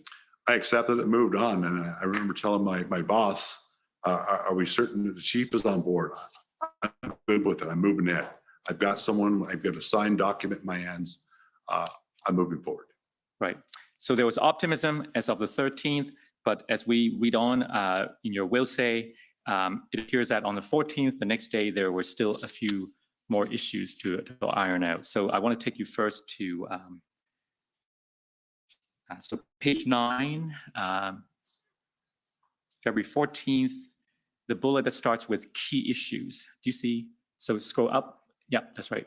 Key issues dealt with through the day related to OPS need to have their lawyer approve the plan, which was understood based on everything they had been going through, however, was unusual in the context of a lawyer approving an operational plan.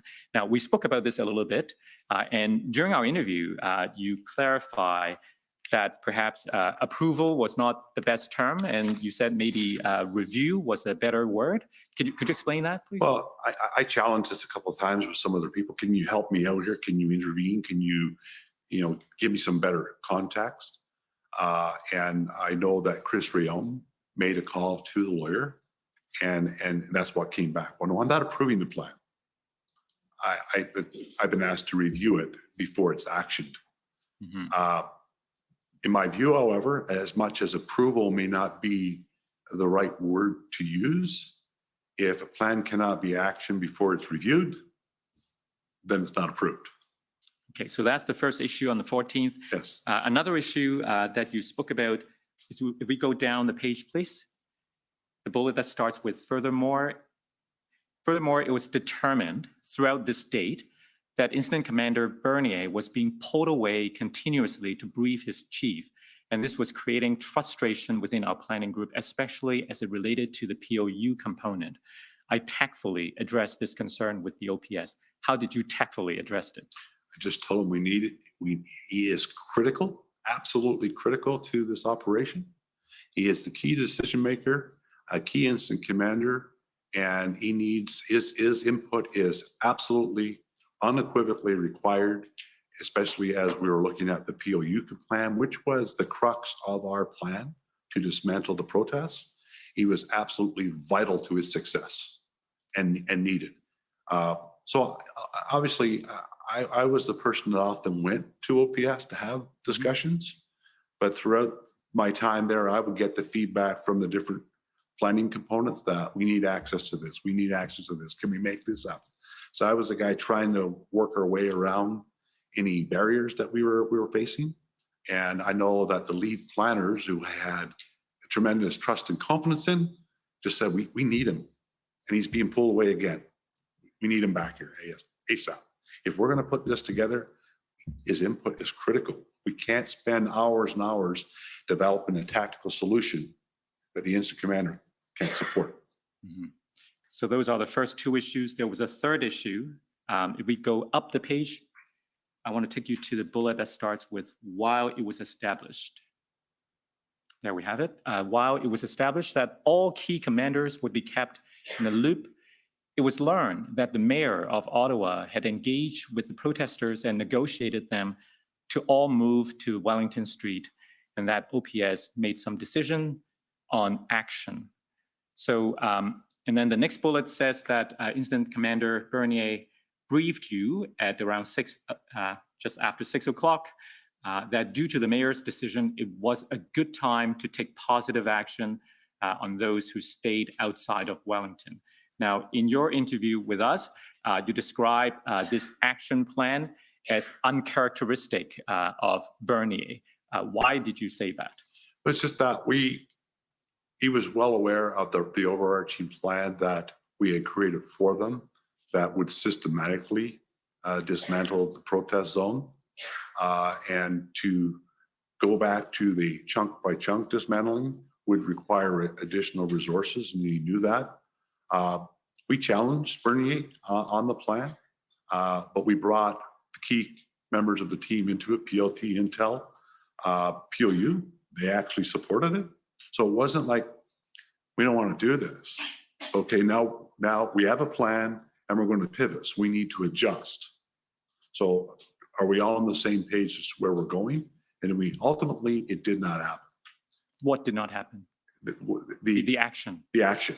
Right. And I'm wrestling my brain. I do believe it relates to a resource reliability from a POU perspective. So this is the tactical portion of our operations plan, the POU.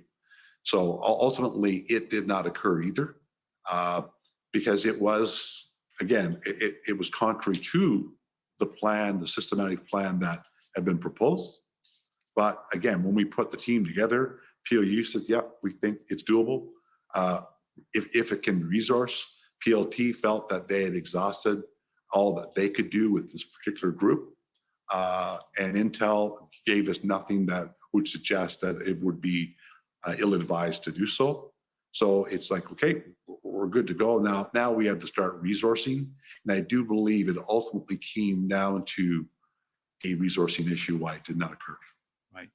So it would appear that all of these issues on the 14th, the first day of the supposed integration, caused you sufficient concern that the next morning, you spoke to the OPP Commissioner POEC. Am I right?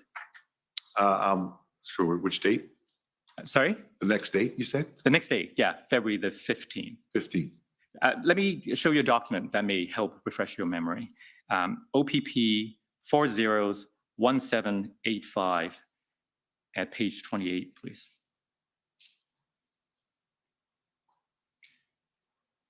So this appears to be a phone call that you made to Commissioner POEC, where you raised some of these concerns and about the unified command, and you asked for his intervention. So if we go down the page,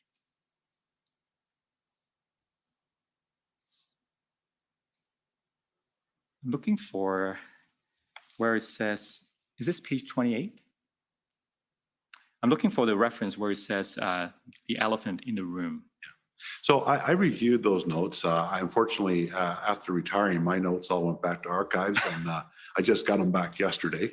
So you remember reading that? I remember reading this, but this is not in reference to a conversation with the commissioner. It might have been from an earlier conversation, but at that time I was in a meeting with our broader group. I was called out for a conversation with the commissioner in relation to providing an update to the Ottawa Police Services Board. It was a brief call out from that meeting. I do, however, recall talking about my challenges. Right.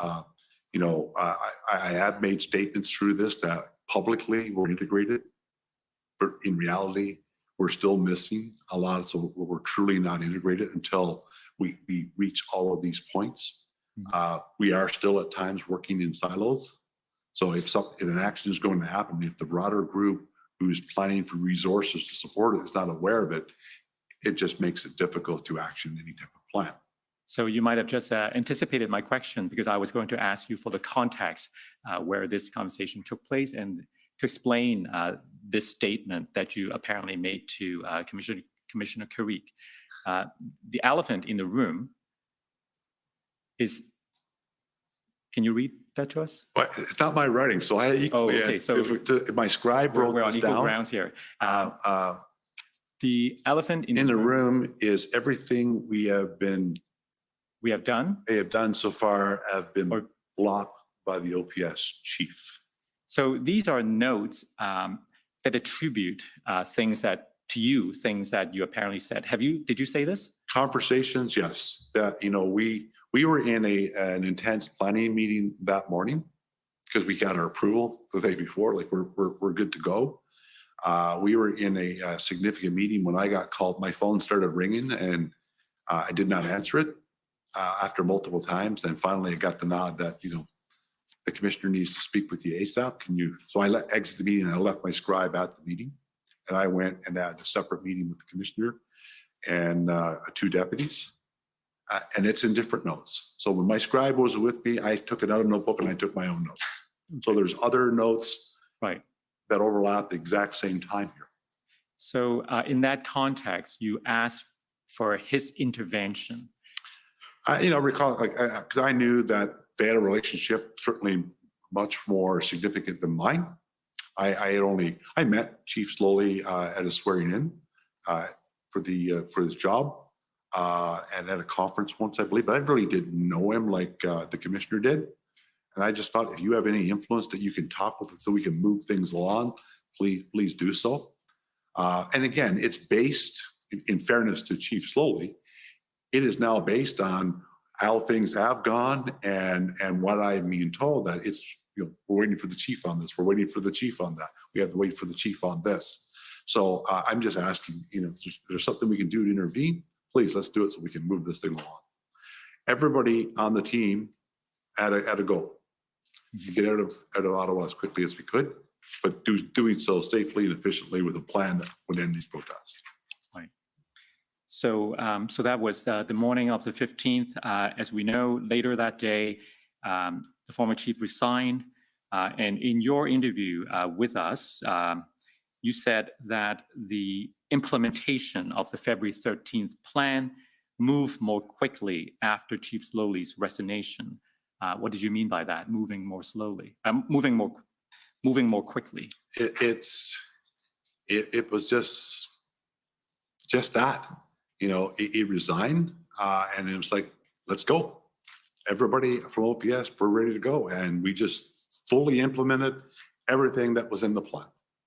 Okay. And there were still barriers. I mean, we still had our issues. I don't want to think that I don't want anybody to think that it was just Chief Slowly. We had issues right throughout the deployment in Ottawa that we wrestled to the ground. But once that happened, for example, the meeting that I was called to go to with the board also got canceled. So that freed up my time to put focus where it needed to be. Now, in my remaining time, I hope I have another, I believe I have another 15 minutes or so. So in my remaining time, I want to focus your attention. A little over 17 minutes. Oh, that's very good news indeed. Now we've been speaking about the February 13th plan, and that was the one that you and Lou and Bernie approved. And then, as I understand it, the Integrated Planning Group continued to work with the OPS to develop that plan until it was finalized on or around the 17th. Is that right? Correct. And between those dates, the 13th and the 17th, something happened on the 14th, which was the invocation of the Emergencies Act. Correct. So I want to ask you now about, can you confirm whether the final plan of February the 17th contemplate the use of any powers or any measures made available under the Emergencies Act? Yes, it did. Sorry? It did incorporate. And tell me about that. Well, like every plan, one of the things that every operational plan considers is your people. Our people are our absolute most valuable asset that we have in the operational plan. And it's important that we have information and inform them of everything. So we ensured that our officers were aware of the piece of legislation that Parliament had given us and to use it to the best of our ability. During your interview with us in the summer, and I guess in September as well, you said the group had a lot of debate about the authorities that the Act provided, and so on. But did the police in Ottawa ended up needing the Emergencies Act to tow vehicles? No. Explain to us why not. Well, if we didn't have the Emergencies Act, that would imply that we couldn't tow vehicles. We tow vehicles every day for different things. We have laws under the Highway Traffic Act. We have common law authorities that we use on a regular basis. So if a vehicle is used in the commission of an offense, it's evidence, or whatever the case may be, we have various authorities to seize and or remove or tow that vehicle. So we did not need the Emergencies Act. We had legislation under the province that also assisted us when it comes to towing and removing permits and CVORs and impounding vehicles. But again, we did not explicitly need those authorities to tow a vehicle. Mm-hmm. And you also said that the police would have managed to put an end to the protest without the Emergencies Act. They would have done so within the timeline that the cell was contemplating before the federal government declared an emergency. Could you elaborate on that, please? Well, I think it just says what it says. Our operational plan, when we put it in place, we did not have those authorities.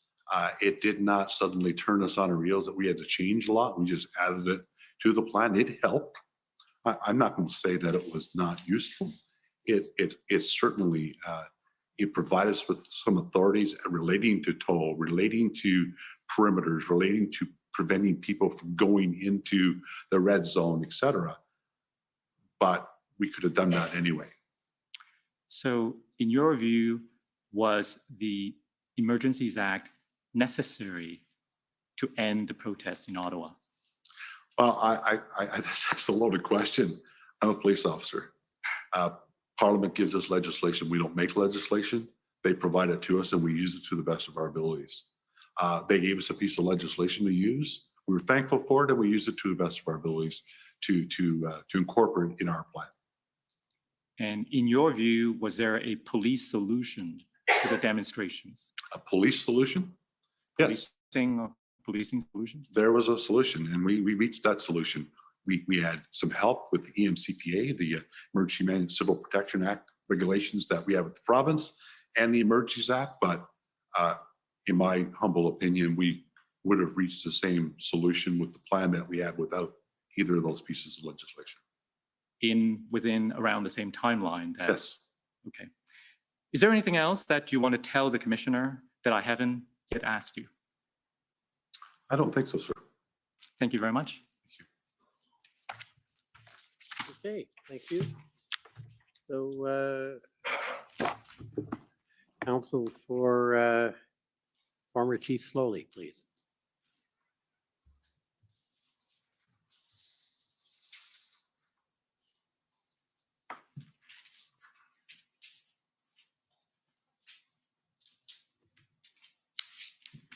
I'm Tom Curry.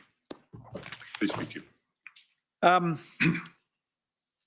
Chief Party, the events that you became involved in the first week of February, I think the 8th. Yes, sir. Unprecedented in your experience? Absolutely one of a kind, sir.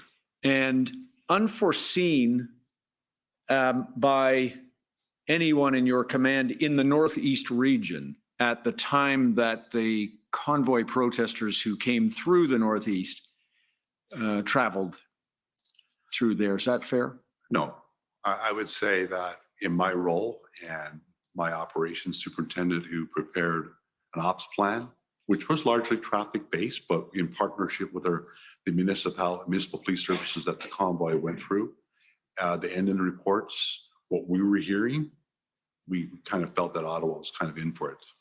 Right. And in your command at that time, did the OPP have an opportunity for you to share your conclusions or what was going on in the Northeast as the convoy came along? Well, all of that was reported up. There was a major incident commander overseeing it as it went through Northwest region into my region.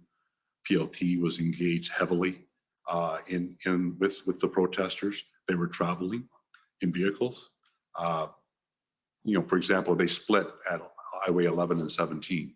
The weather in the north was terrible. The heavy trucks came down 17. The smaller vehicles we felt was safer. The weather was less severe because of the lake effect was superior. They went via Highway 11.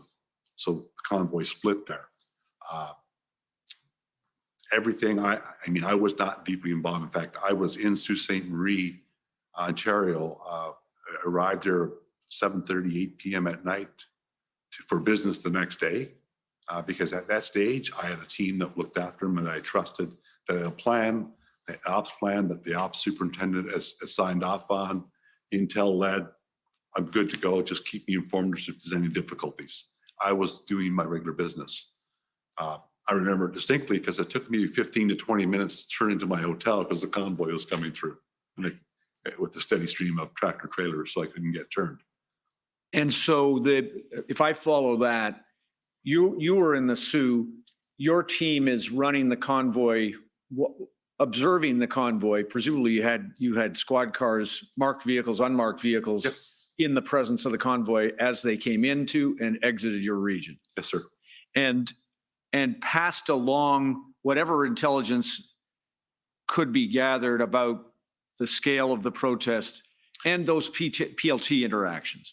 We did, but it didn't work that way, sir. I mean, this is a major event for the OPP. So there's an instant commander in Aurelia. Everything is being fed up through logs with PLT. We're seeing it, but we're not having to report it because Aurelia is actually getting it. Understood. So does Aurelia, two things. Thank you for that. Two things. Northeast region would never have on that basis been in contact with anybody at OPS at that stage. No, sir. What Northeast region does is feeds that intelligence into Aurelia, a central command. Is that true? Yes, sir. And then would it be, in your experience, would it be expected that if there was something to be gained from that intelligence that should be shared with a partner police service here, Ottawa, yes, that it would be passed along to say something troublesome your way is coming? Yes, but I mean, I didn't learn something troublesome is coming based on them coming through my region. I learned that from the briefings that we had. Okay, got it. And are the briefings that you had, would we understand the same information that you had if we read the Hendon reports? Generally, yes. I mean, and occasionally we participate in the calls just to get, and largely it was my ops superintendents that would be engaged in those meetings, briefing me. You know, it was widely felt that, you know, they're going to Ottawa for the long haul. They're going in there just because of what they were looking to accomplish. We knew nobody was going to give in to those sorts of demands, like ending the health mandates for the country and shutting down government or having people from government removed. That was just not going to be accomplished. So it made in your view, the PLT effort to engage protesters with that agenda. Well, first of all, it was unsuccessful, wasn't it? In what way, sir? Well, the PLT didn't negotiate the departure of protesters until the moments before the public order plan, your plan. That's correct, sir. Okay, got it. And at the time that they came through the Northeast region, your team would have been in touch, presumably, with the next region over, which I guess is this region, the East region. East region, yes. I mean, in touch again. We're one organization, so it's not like we're separate organizations here. It's pretty seamless. Right. The PLT, there'll be handoffs. These are people that work together. The intel, these are people that work together. So my point is, my region wouldn't continue on to here. It'd just be a handoff, kind of to the next team, and my team go back to their regular business. Understood. And you yourself personally had no contact with anyone in the Ottawa Police Service until the moment that you got a call from your deputy commissioner. That is correct, sir. Okay. Now, OPS for a minute, it's obvious, isn't it, that they would not have had on their own, with their own resources, a policing solution. They needed help. That's fair. And you've told us that you've been part of providing help to the OPS over the years, as has the RCMP. Yes, sir. And as have other municipal police services. That's correct. And you've worked with that group, you told us, on other occasions. And that would be the universe of pools of resources. Would that be right? That's fair, yes. Assuming that we're not going to go another step into military aid to civil power through the military, just sticking with police services, it's OPP, RCMP, municipal police services, and I suppose I should add the Parliamentary Protective Service. Yes, sir. And the resources that they needed were the subject of estimates provided by the OPS through communications from Chief Slowly to Commissioner Carrick and to Commissioner Lucky, among others. Did you ever see the spreadsheet of the resource request that had been made to Commissioner Carrick, for example? I don't think I saw it before my arrival there. I know we discussed it because I know I distinctly recall it being broken down, right, even down to civilian members and analysts, right, and e-crime analysts, and a whole myriad of resources. So I do recall seeing the list. We may have discussed it on that February 9th meeting. We discussed a lot of things in a short period of time, but yes, I was aware. And the objective when a police service, and I appreciate it, it's unprecedented. So you have not seen previously a municipal police force that has been overwhelmed by protesters as this one was. No, that's fair.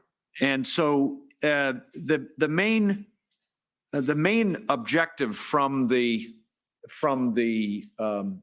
perspective now of an Ottawa Police Service would be to get the help it needs to restore order in the community. Yes.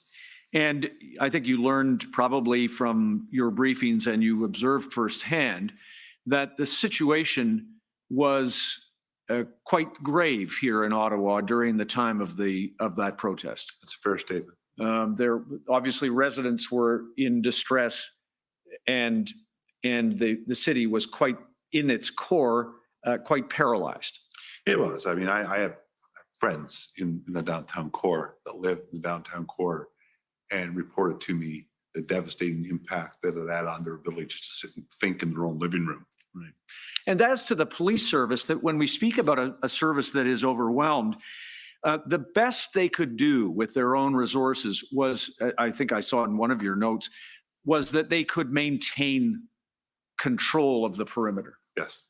And they were not possessed of sufficient resources to mobilize any kind of operation. Correct. Now, when the circumstances are those circumstances, would you agree with me that the top priority for that police service is to get help? Yes. And to try to reach out to policing partners, OPP, RCMP, the ones that we talked about. Yes. Yes. And that and to try the best you can to define the resources that you need. Yes. And you are in the understandably, from the perspective of the Ottawa Police Service, they need to know what resources are available from other municipal services, OPP or RCMP, correct? Yes. Now, the resource demand here in Ottawa was matched by demands in other communities we know, including Windsor. That's correct, sir. And I don't know, it probably doesn't matter, but the Windsor blockade of the Ambassador Bridge arose following the convoy protest here in Ottawa. It did. To your knowledge, was the OPP able to prevent that blockade, or did it try to prevent that blockade? I mean, I was briefed, obviously, that because it was going to impact our request here in Ottawa. I can't speak to the specifics of what was attempted prior to. Sorry. Okay, that's all. No, that's fine. But once the blockade in Windsor was established, OPP resources were required there as well. Yes. And at an overlapping period here with That's respect correct. to Ottawa. Okay. Now, a couple of things, if I can. Just as to resources and operations, you told us about a plan that was reviewed. It didn't go ahead, but a plan that was reviewed here in Ottawa by the OPS to go block by block through the protest, and you favored a one operation, start to finish, right? Correct. Am I right that as it was defined, at the time it was defined, that the OPS team had devised a block by block strategy because that reflected the resources that they had at that time? Does that make sense? Yes, because that's exactly how it was portrayed in that February 9th. You know, take it chunk by chunk, understanding it will be resource intensive, but one section at a time. That's fair. And resource demands, resource requests, I think you told us that you took action when you made a resource request against what you said, I think, was a concept of plan or a concept of strategy. Concept of operations. Concept of operations. That's a little less than a plan. Is that fair? That's, you know all components of what you're bringing into your plan. And you've got your SMEs now off building those components, but now we know where we're going with that concept, with that skeleton. Our concept was much more detailed than the one that they provided us. Right. Because it did break it down in terms of the teams that we're going to need to fulfill these concepts. Understood. They had a concept of plan. Yes. You had a more detailed one. Correct. They had a plan. The integrated team brought a more detailed one. Correct. Now, a couple of quick things, if I can, then just about the turn to the plan for a second. Could I please show you a document? It's, Madam Registrar, OPS 10470, please. I think you've seen this, Chief Party. This is, I hope I've got it. Could you scroll down, please? There it is. So you're copied on this. So did you see the first email? It's from Phil Liu. Phil Liu, and I'm afraid I don't know his rank. I'm Superintendent. Superintendent Liu, thank you. He writes to you and mainly to Deputy Chief Acting Ferguson. And do you see this? He says, find attached PowerPoint deck that outlines the plan we have been working on. Obviously, this plan originated with your plan, which we examined, bolstered, and strengthened. Fair? Very fair, sir. Okay. And that was your approach. And this email is just to put proper context. In my evidence in chief, I mentioned we reached out to Trish Ferguson on that evening, and we followed up with the deck. This was the email attaching the slide deck to help her explain the plan to the chief. Got it. Thank you. And just want to show you one other document just to see, please, could I, Madam Registrar, switch out to OPS? I think this one has 4 zeros, 9639.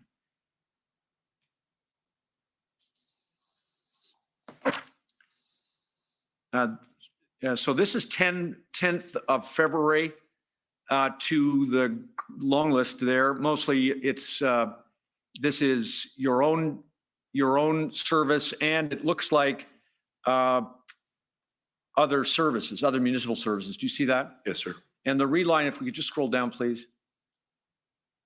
As a follow-up to our earlier call, many police agencies have expressed an ability to support Ottawa Police Service with frontline boots on the ground. Our integrated planning cell composed of are mobilizing resources and support.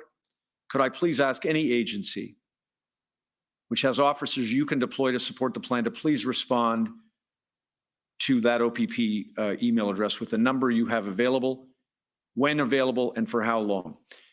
You sent that? Yes, sir, I did. And this email was what we call the Big 12, the Big 12 police agencies in Ontario, with a couple of additional ones that had stepped up, small agencies that actually stepped up and were routinely supplying OPS with resources. And you were able to send out that call for help, for resource assistance on the 10th of February, prior to the finalization of your plan, after you had your concept? Absolutely. Okay. You know, from a planning perspective, when you start thinking about your concept of operations and where you're needing to take it, you need to be thinking about how you're going to resource that plan. And we knew that no one organization in the province had the capacity to resource that plan. So it's like kind of putting the bug in everybody's ear as early as possible that we're coming, we need. Indeed. And that, when you looked back at looked at what you were dealing with when you got to Ottawa, am I right that that's the kind of thing Chief Slowly had been trying to do up until that time?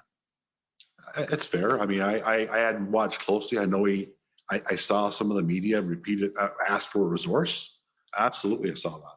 Got it. Thank you. Could I show the witness, please? OPP, think 401389. Just get your help, if I could, Chief Party, with a couple of other things. This is a situation report.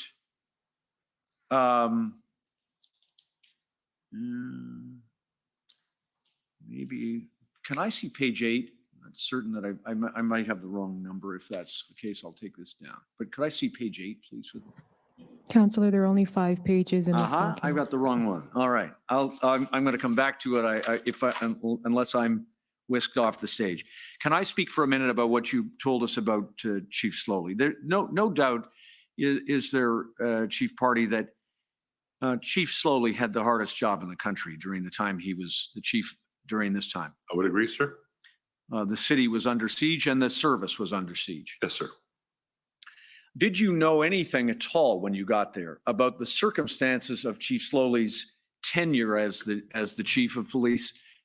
No, sir. Thank you. And any difficulties that he faced here in Ottawa, either with issues that arose because of his race, or issues that arose because of his inability to lead the change that he had been asked to lead? No, sir. I was not aware.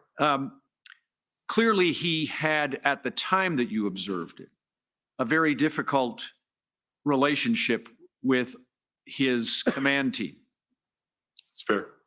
And others Yes. below the senior command.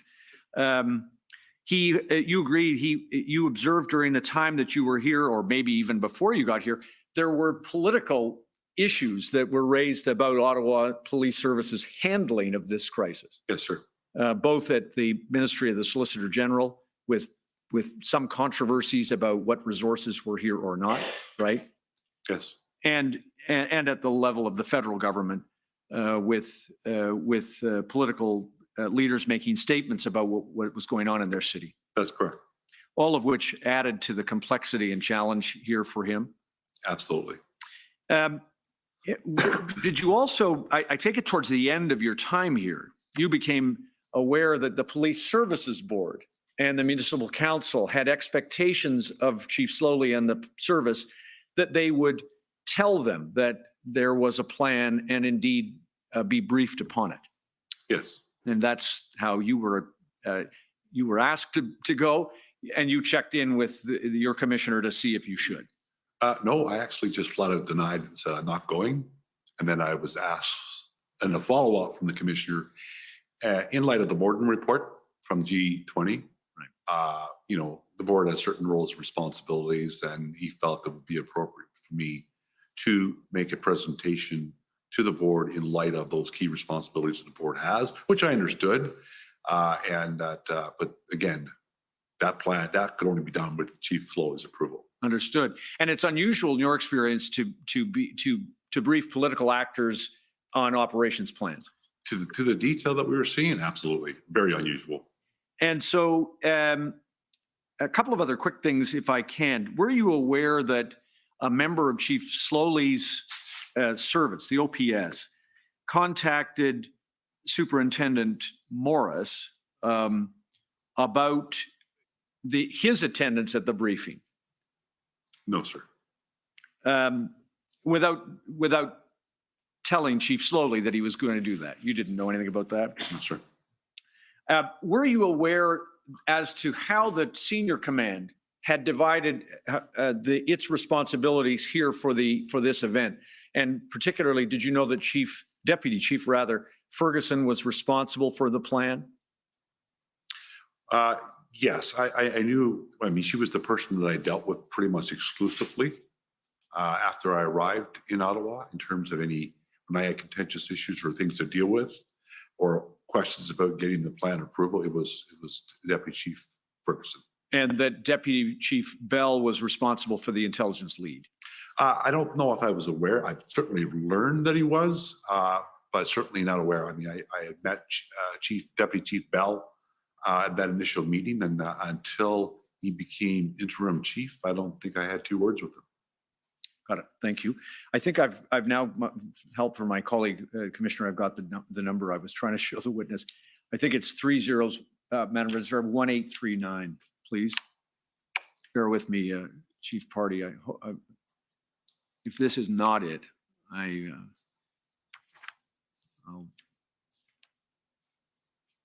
okay, here we go. February 10th, just to orient you, this is these are minutes of an integrated planning cell meeting. You talked about it, I think, earlier. Just the attendees, am I correct, just stopping there, all of the attendees are from OPP, RCMP, or other non-OPS police services? Correct. And it was, just scroll down if we could, to page 2. And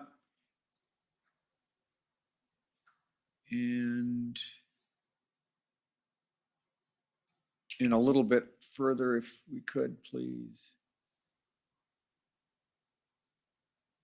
Okay, just stop there for a second. One of the things that you were asked by my friend Mr. Rao is whether thought had been given to taking over leading this and taking over from the police of jurisdiction. Mm-hmm. And I think you indicated that no, that was not the plan. Well, I think for that to happen, there had to be a request from the chief, and the chief made it very clear that that wasn't going to happen. Understood. There was some suggestion within the group on the 10th. You'll see from the RCMP to support the just stop there. Thank you.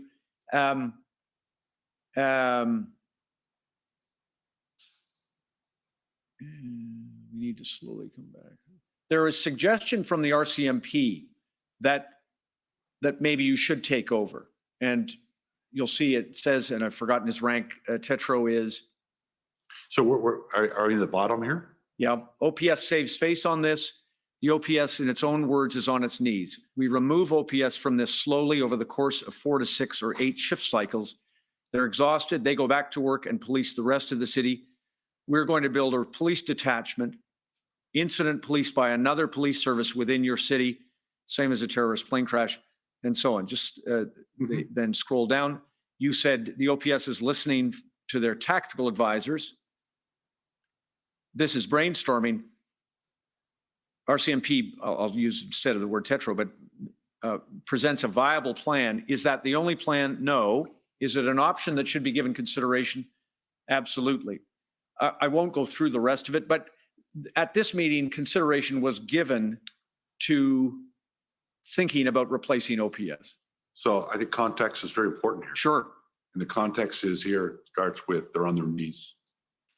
We witness officers burn out and just getting up and walking out of meetings saying, I'm done. I can't take this anymore. They were burning out daily. We saw their senior executive, Chief Slowly. The stress was very evident on all of them.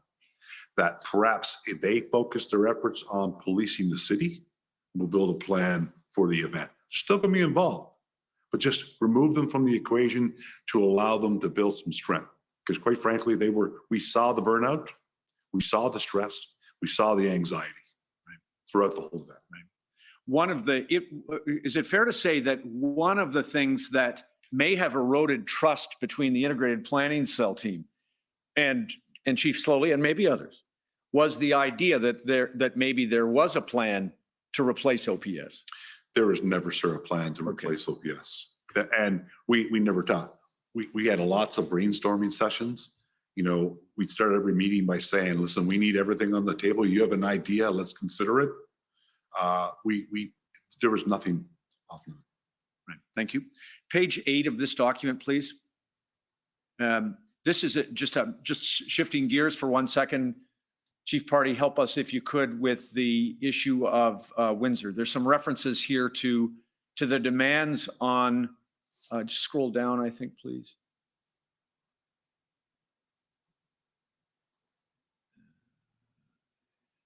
There we go. RCMP POU will get to Windsor tomorrow. OPP has to pivot. If Windsor is a priority, they have to pivot.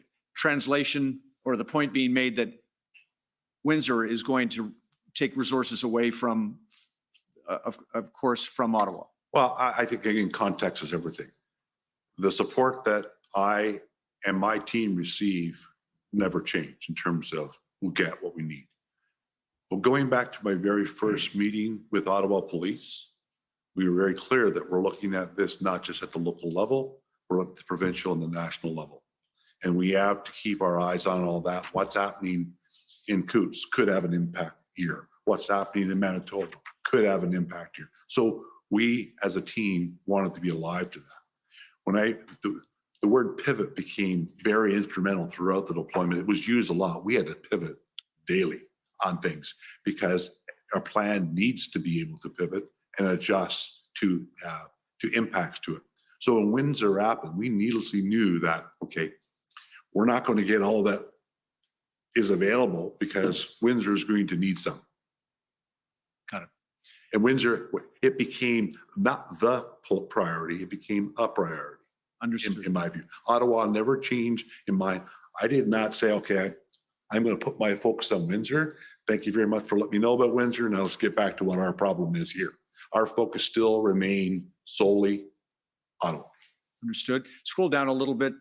Last bullet point on this, words attributed to you. There's a last point. RCMP advises 60 hotel rooms are available in Vanier, and that's on account of the fact that 60 POU members had to go to Windsor. You had the rooms, but you didn't have the personnel because of course, for the reasons you've given, Windsor required them. One thing I forgot to ask you when I talked for a moment about Chief Slowly and his circumstances. I think you told us that he was unable to attend one of the meetings. He had a different commitment. Am I right that that commitment was a risk threat assessment against him personally? Yes, sir. He and his family, as I understood it to be, not just him, his family as well. I mean, uncalled for, but there were threats against him. Right, and that was a death threat. Yes, sir. There were other death threats that came to your attention. Yes, municipal politicians, presumably. Yes. Many others. Then could I just ask then finally the PLT. PLT, in your experience with PLT, there have had success, and they have been unable sometimes to bring protests to an end on their own without further police action. Well, we have seen PLT used in a myriad of situations over the years. I'm a big fan of them nonetheless. I think it's obvious. We've seen them have complete success, but it depends. We use PLT and the OPP in our daily operations now. In my region, for example, I had a PLT officer in every one of my detachments. Plus, I had a full-time component in addition to the designated PLT in every one of my detachments. They handle contentious issues right down to a protest as a neighbor's between two people and resolve lots. You know, resolution, if you're saying complete resolution, there's a massive process and PLT alone was able to resolve it. That's a fair statement that doesn't happen often, but they are an instrumental part of the solution to get a protest to a workable size that allows us to effectively dismantle it. Understood. Thank you. Thank you. Thank you, Commissioner. Thank you. This may be a good time for an afternoon break. I think it's, since we're going to go for certainly an hour or better. So I'll take a 15-minute break and we'll come back if that's okay. Sure. Thank you. The commission is in recess for 15 minutes. La commission est pour 15 minutes. Well, there you go. Break time. It's another long day. A lot more somber conversation, a lot more somber topics here. But let me just grab a bunch of notes. I got a lot of notes this time. So let me catch up on the last witness because we're a little bit behind because we had some special guests during the break. By the way, if you guys like that, let me know because I'm going to try and get some more guests like that because a lot of people have things to say. There were a lot of witnesses to things. So the more the merrier is the way I see it. So Craig Abrams, some of the last things that he was talking about was he made it pretty clear that there were some improper requests from the OPS, so improper that his team had to ask them if the Crown was involved and stuff like that. Then there was also lots of talk about whether or not it was illegal. However, the police always work with their partners, and if anything's legal and they don't have any problems, they have no problems working together. It's very interesting to see how many times the OPP is requesting confirmation that this stuff is legal. The actions that you're trying to do, your plans are legal. Yeah, I just got another note. Lots about legality. The government of Canada was a little sad to watch because they were worried about things like fuel, the crane. It was pretty petty. I didn't really like the questions or even the direction they were going. They kept saying industrial crane. Like, what does that even mean? It just means it's used in industrial environments. Anything over maybe 30 feet, you could start classifying as industrial. But was it anybody harmed? Was it used in an improper way?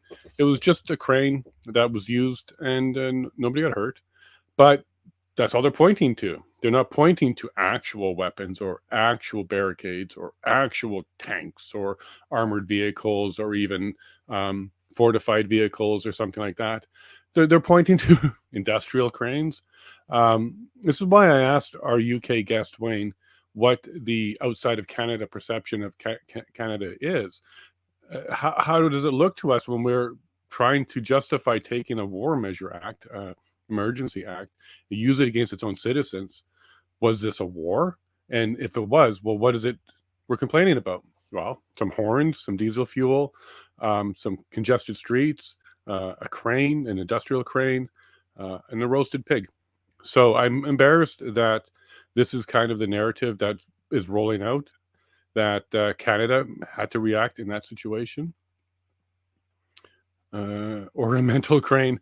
Yeah, it was just there. Like, I think they may have had a flag on it at one point, like a large flag on it. And if anything, it became a landmark, like go meet me by the crane would have been something that happened, or go meet me by the stage. But to point to that from the Canadian government's perspective, like that was something to fear. Come on, please. We do have true enemies in this world and true states that might actually want to do harm to us.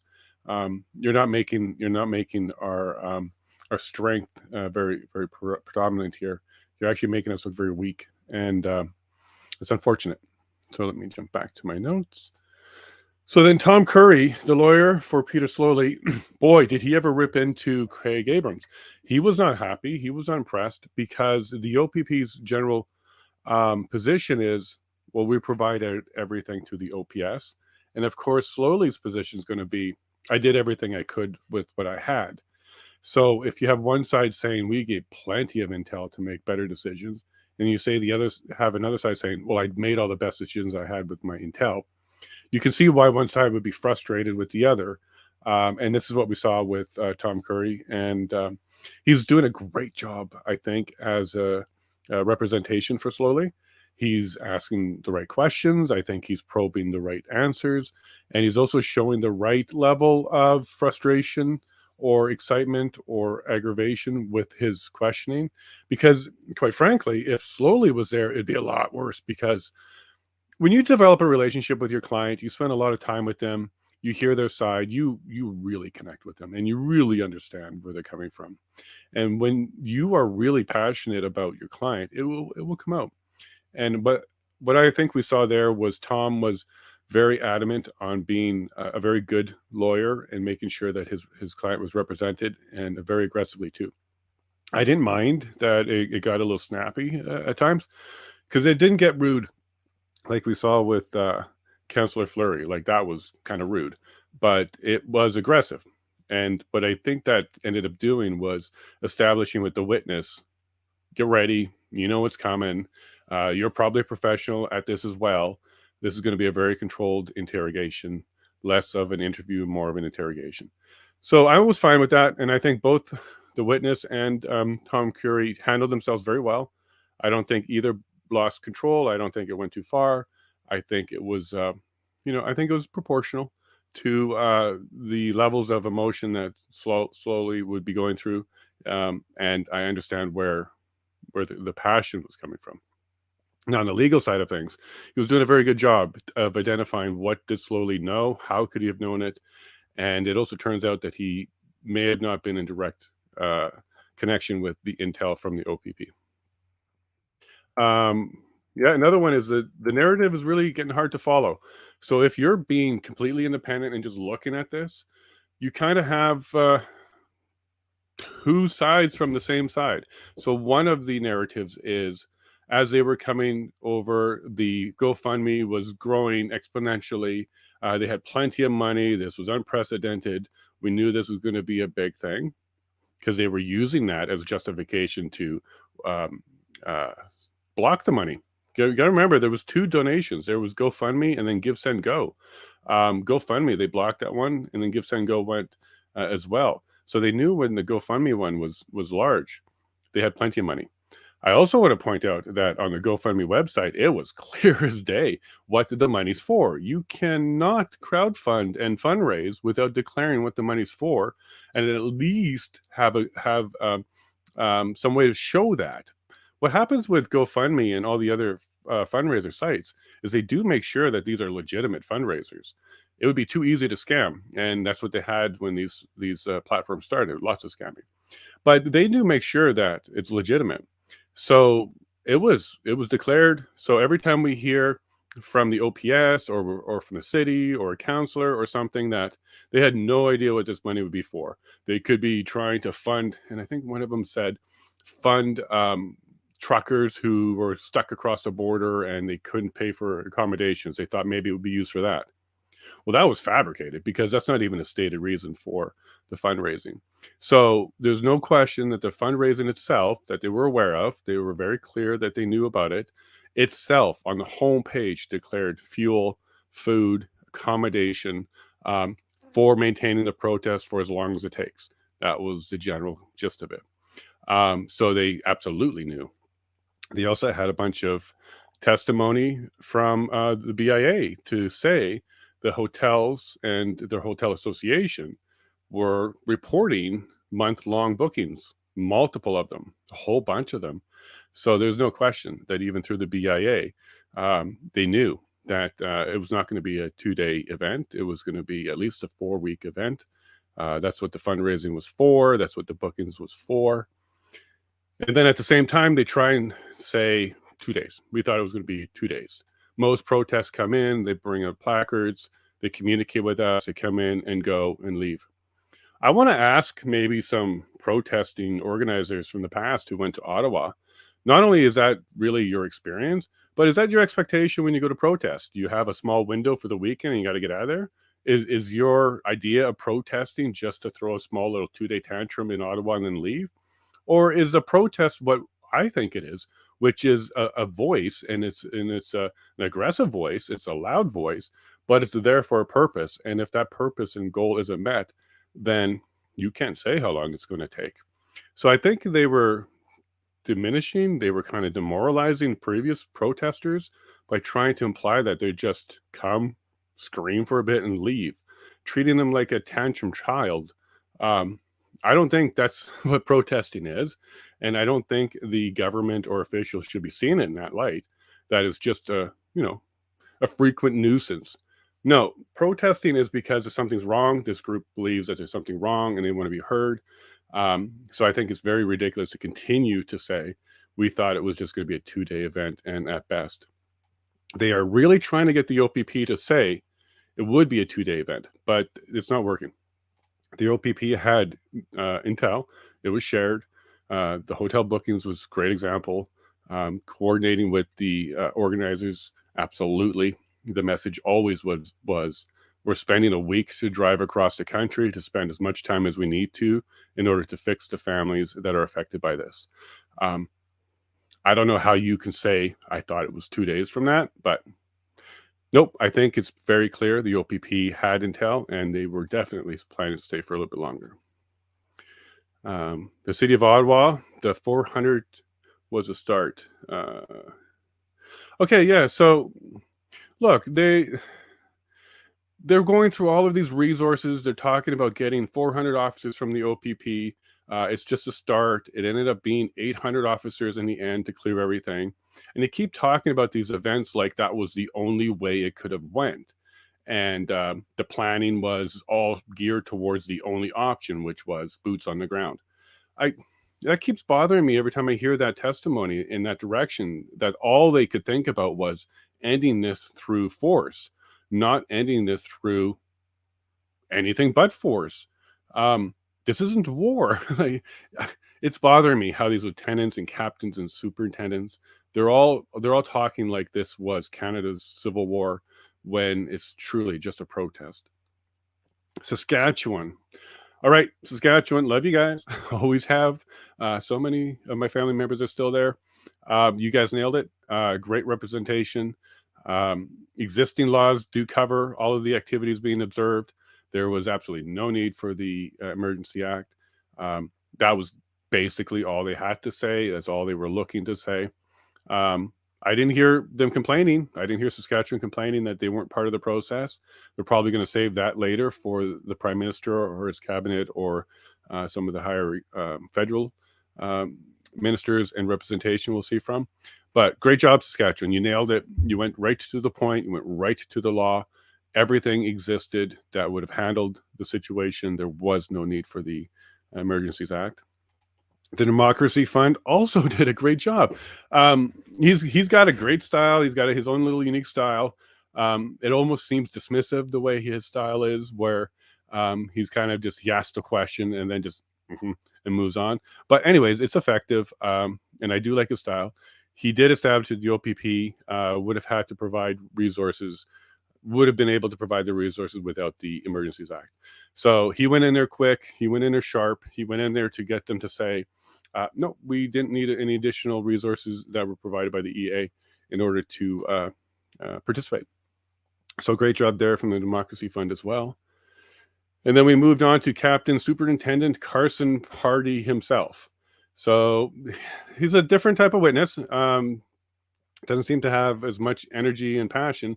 However, he was the most senior, it looks like, that was dealing with this. And he's still providing good information. I think he's being a lot more diplomatic and a lot more political than the other officers from the OPP that we've seen so far.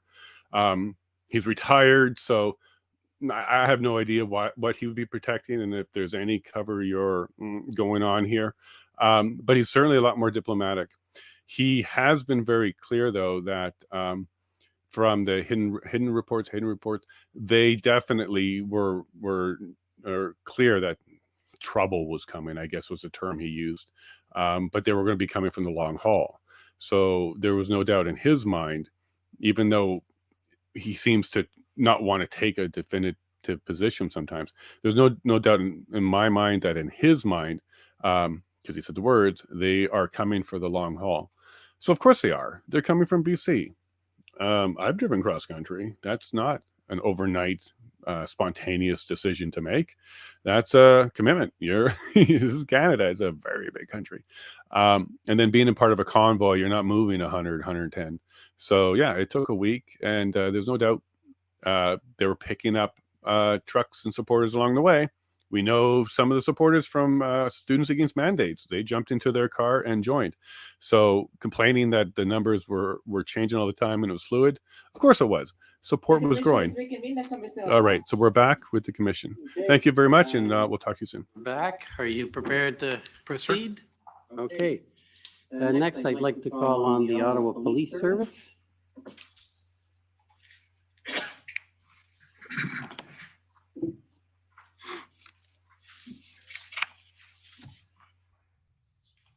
Good afternoon. Good afternoon. My name is Jessica Barrow and I'm representing the Ottawa Police Service.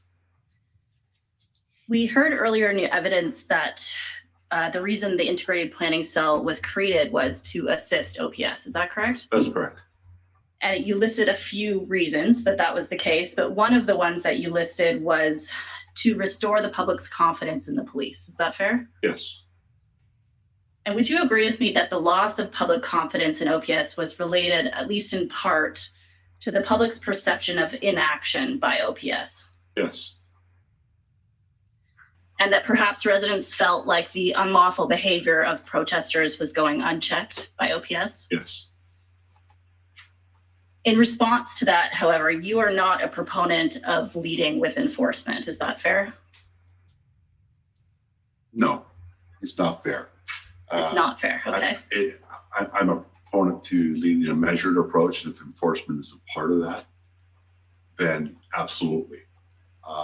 However, I think you're attributing that maybe to my comment that you're not going to arrest your way out of this.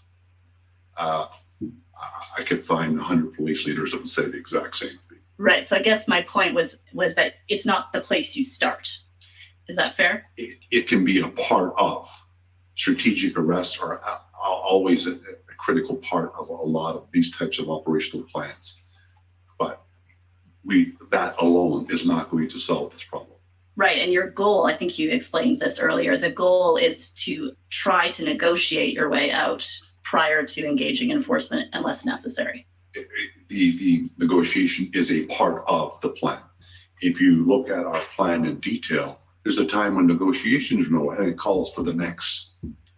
There's always graduated steps of enforcement running parallel to, not after, parallel to the negotiations and whatnot that are going on. Fair enough. But because you are a proponent of that integrated model of negotiation and perhaps enforcement where necessary, you are a huge proponent, and I think you've mentioned this earlier, of the value of PLT. Is that fair? Yes, they have proven their value over and over in major events over the years, and I would see no reason why we would not incorporate them in any type of operational plan of this nature. And you were of the view at the time of your arrival in Ottawa that OPS was not providing a supportive environment for PLT. That's correct. I mean, I should point out, I have knowledge about, obviously, OPS background. They wrote the book on this stuff. They do it well. It just wasn't happening. Fair enough. And you, earlier in the commission hearings, we've heard about the national framework. I take it you're familiar with that. I am. And the national framework favors the use of PLT wherever possible to negotiate, correct? Absolutely. And so is it fair to say that the answer in response to the loss of public confidence wasn't necessarily to go in right away and start enforcing? Is that fair? It could, again, be part of that measured response. It absolutely still could be part of a measured response where there's blatant offenses occurring to deal with them. Absolutely. But there's no one solution to this. Go in and enforce your way out of it. Not going to have to negotiate down the size of the footprint. Absolutely a viable option, along with a measured approach on enforcement. Fair enough. So you would say that at the very least, any level of enforcement that was happening or ought to happen needed to happen in tandem with PLT. Yes.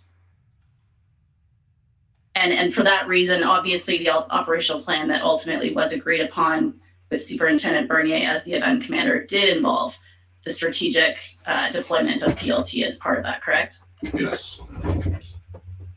And in fact, I believe you indicated in your witness statement that the integrated plan involved a vital PLT communication and negotiation plan. Is that correct? That's correct. And that when you presented the cell's proposed plan to OPS, the key role of PLT was actually specifically stressed because the cell was concerned about the lack of buy-in at OPS in relation to the role of PLT. Is that fair? It certainly wasn't being used. We were getting information that PLT were in a tent drinking coffee and not out engaging with protesters, trying to have an understanding their intentions, whether or not there was any room to negotiate to maybe move or leave the area. They were sitting in a tent drinking coffee. So they weren't being deployed in a way that you felt was appropriate. Is that fair? I think the standard would be, I mean, because you're putting this, that I felt this. This is a program that was in the OPP that was born out of the Upper Wash Inquiry, for example. And they have proven their weight in gold over the years in terms of the connection that they can make with and the trust that they can build with protesters or otherwise. So you can reach some common ground on some issues. If they can fix the issue or resolve the issue, that's a huge plus. But they have become a vital part. I mentioned in my cross with Mr. Slowey's council, we even use them now with neighbor disputes. Instead of them taking the hard hand of law enforcement laying charges on both sides, maybe we can negotiate a settlement here so that people can live in a little bit of harmony. And it works. It brings about better community safety. And so I think part of what you're saying, but you can correct me if I'm wrong, obviously, is that in order for PLT to be effective, they have to have the autonomy to actually negotiate effectively. Is that fair? They have the autonomy, but at the same time, they have to know the commander's intent. They have to understand what that autonomy means, what they're being given. Right. And in this case, early on, it is my view, based on everything that I heard, and all the information that was provided to me, that they really did not have that direction nor autonomy. Fair enough. And you were of the view, obviously, again, correct me if I'm wrong, that the reason PLT wasn't engaged in the way that you're describing in terms of its effectiveness was because that Chief Slowly didn't believe in the PLT program.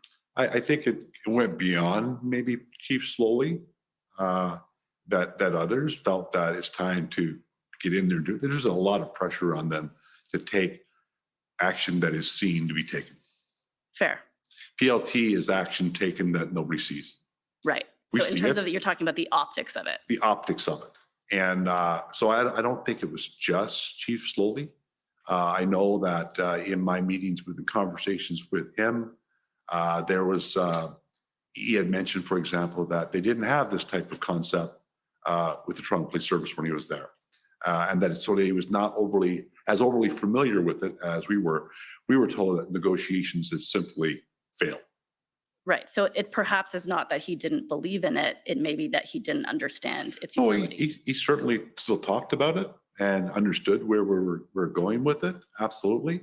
But you know, it was our belief because they were challenged by Superintendent Abrams in my meeting with them on the 9th of February about PLT, because we already had it directly from PLT that they don't have authorities, they don't have autonomy, they're not doing what they do. And we were told simply that, oh, they're used, but it's failed. I'm sorry, who were they told that I by? think that was Superintendent Patterson that said that at that meeting.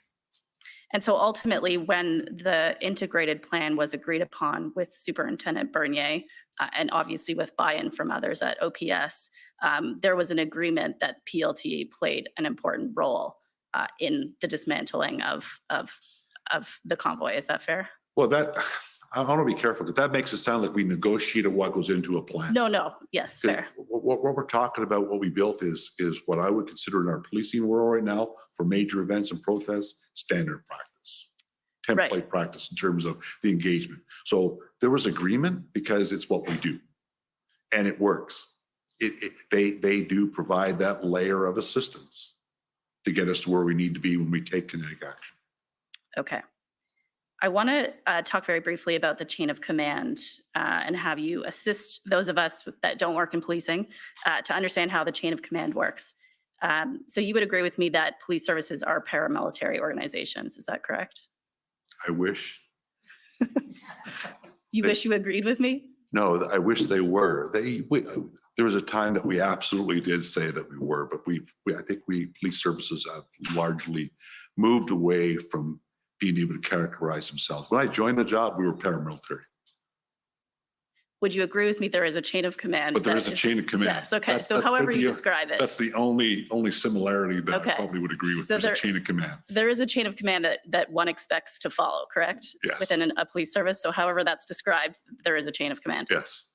And that chain of command requires that where an officer is directed or ordered by a senior officer to do something, they're required to follow the command. That's correct.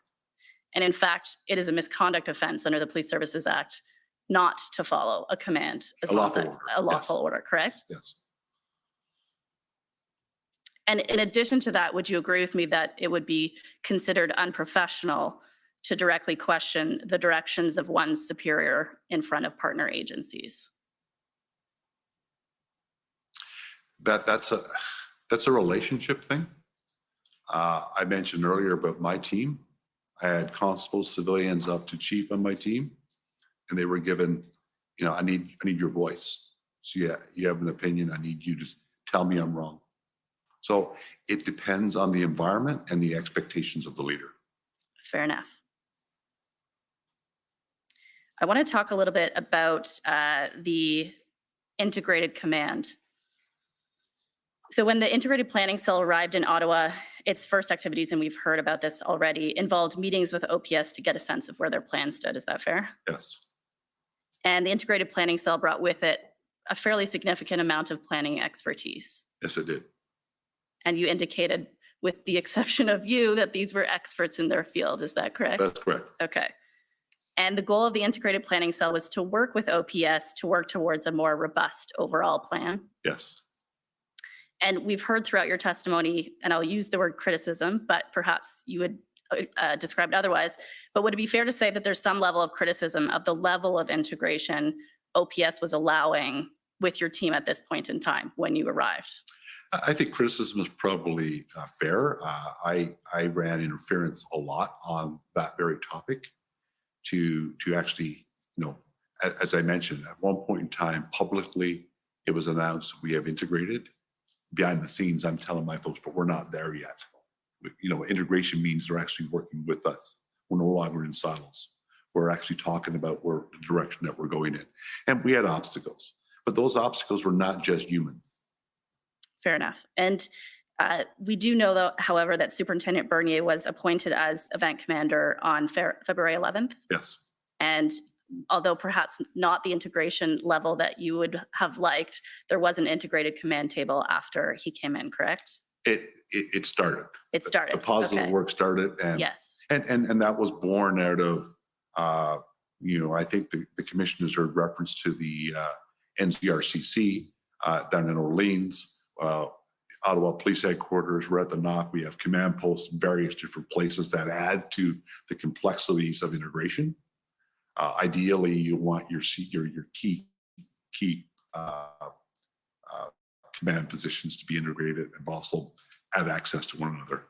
and ultimately that does happen, right? Superintendent Bernier moves his group over to where you are. And as our team worked towards securing the right position, right location at the RCP headquarters that could house the type of integrated team, we're talking well into the 100 plus that would need it on operations day for every component of the plan. We had people. And one of the things that Superintendent Bernier did when he was appointed as event commander was appoint a deputy event commander. Is that right? Right. And that deputy event commander was Inspector Springer. Yes. And he's from the OPP. Yes. I think he's retired now. A retired member of the OPP then, perhaps. And in part of that integrated team that was assembled and evolved, I guess is what you're saying, it was specialties from all different specialty units, as well as members from a variety of different agencies. Is that right? Correct. And you felt at this time, I think you indicated that even with Superintendent Bernier and the integrated table in place at this time, that there was at least a perceived need for Chief Slowly to approve any kind of planning. Is that fair? It was still that perception amongst everyone, right down to my bosses calling and asking me. But as he approved it, they understood that Bernier had approved it, but they asked if he had, and that was that follow-up call I had with Trish Ferguson, and I trusted her. And when she said you're good to go, we went. Right. And you know, we talked a little bit throughout this commission hearing with various witnesses about this incident command system. We know that there's multiple iterations of it, but would you agree with me that irrespective of which version we're talking about, that the chief's requirement to sign off on an operational plan is inconsistent with that model? Is that fair? Molly job, but inconsistent with approval, yes. Correct. You indicated that your team met with Deputy Chief Ferguson on the 11th to present the plan that your team had created. Is that right? We did that over phone, I believe. Okay, so there was a meeting of some kind, Yes. right? And am I correct in saying that the plan involved the creation of a unified command? Yes. And you indicated, I think earlier in your testimony, that Deputy Chief Ferguson was very supportive of that plan. Very, very supportive, yes. And you also indicated that Ferguson was your primary contact with the OPS at this time. Yes. And so would you agree with me that that support that she indicated on February 11th was generally consistent with the level of collaboration you saw from her during your interactions with her? Yes. In fact, in your witness statement, you referred to Deputy Chief Ferguson as a voice of reason. Is that right? That's fair. Okay. And you also indicated in your testimony earlier that by this time, all of the rank and file of OPS was working well with your team. Is that right? Yes. And on the same day of Chief Slowly's resignation, you would agree with me that Interim Chief Bell agreed with RCMP and OPP to implement a unified command. Is that correct? That's correct. Those are my questions. Thank you very much. Thank you. Next, call upon the government of Canada.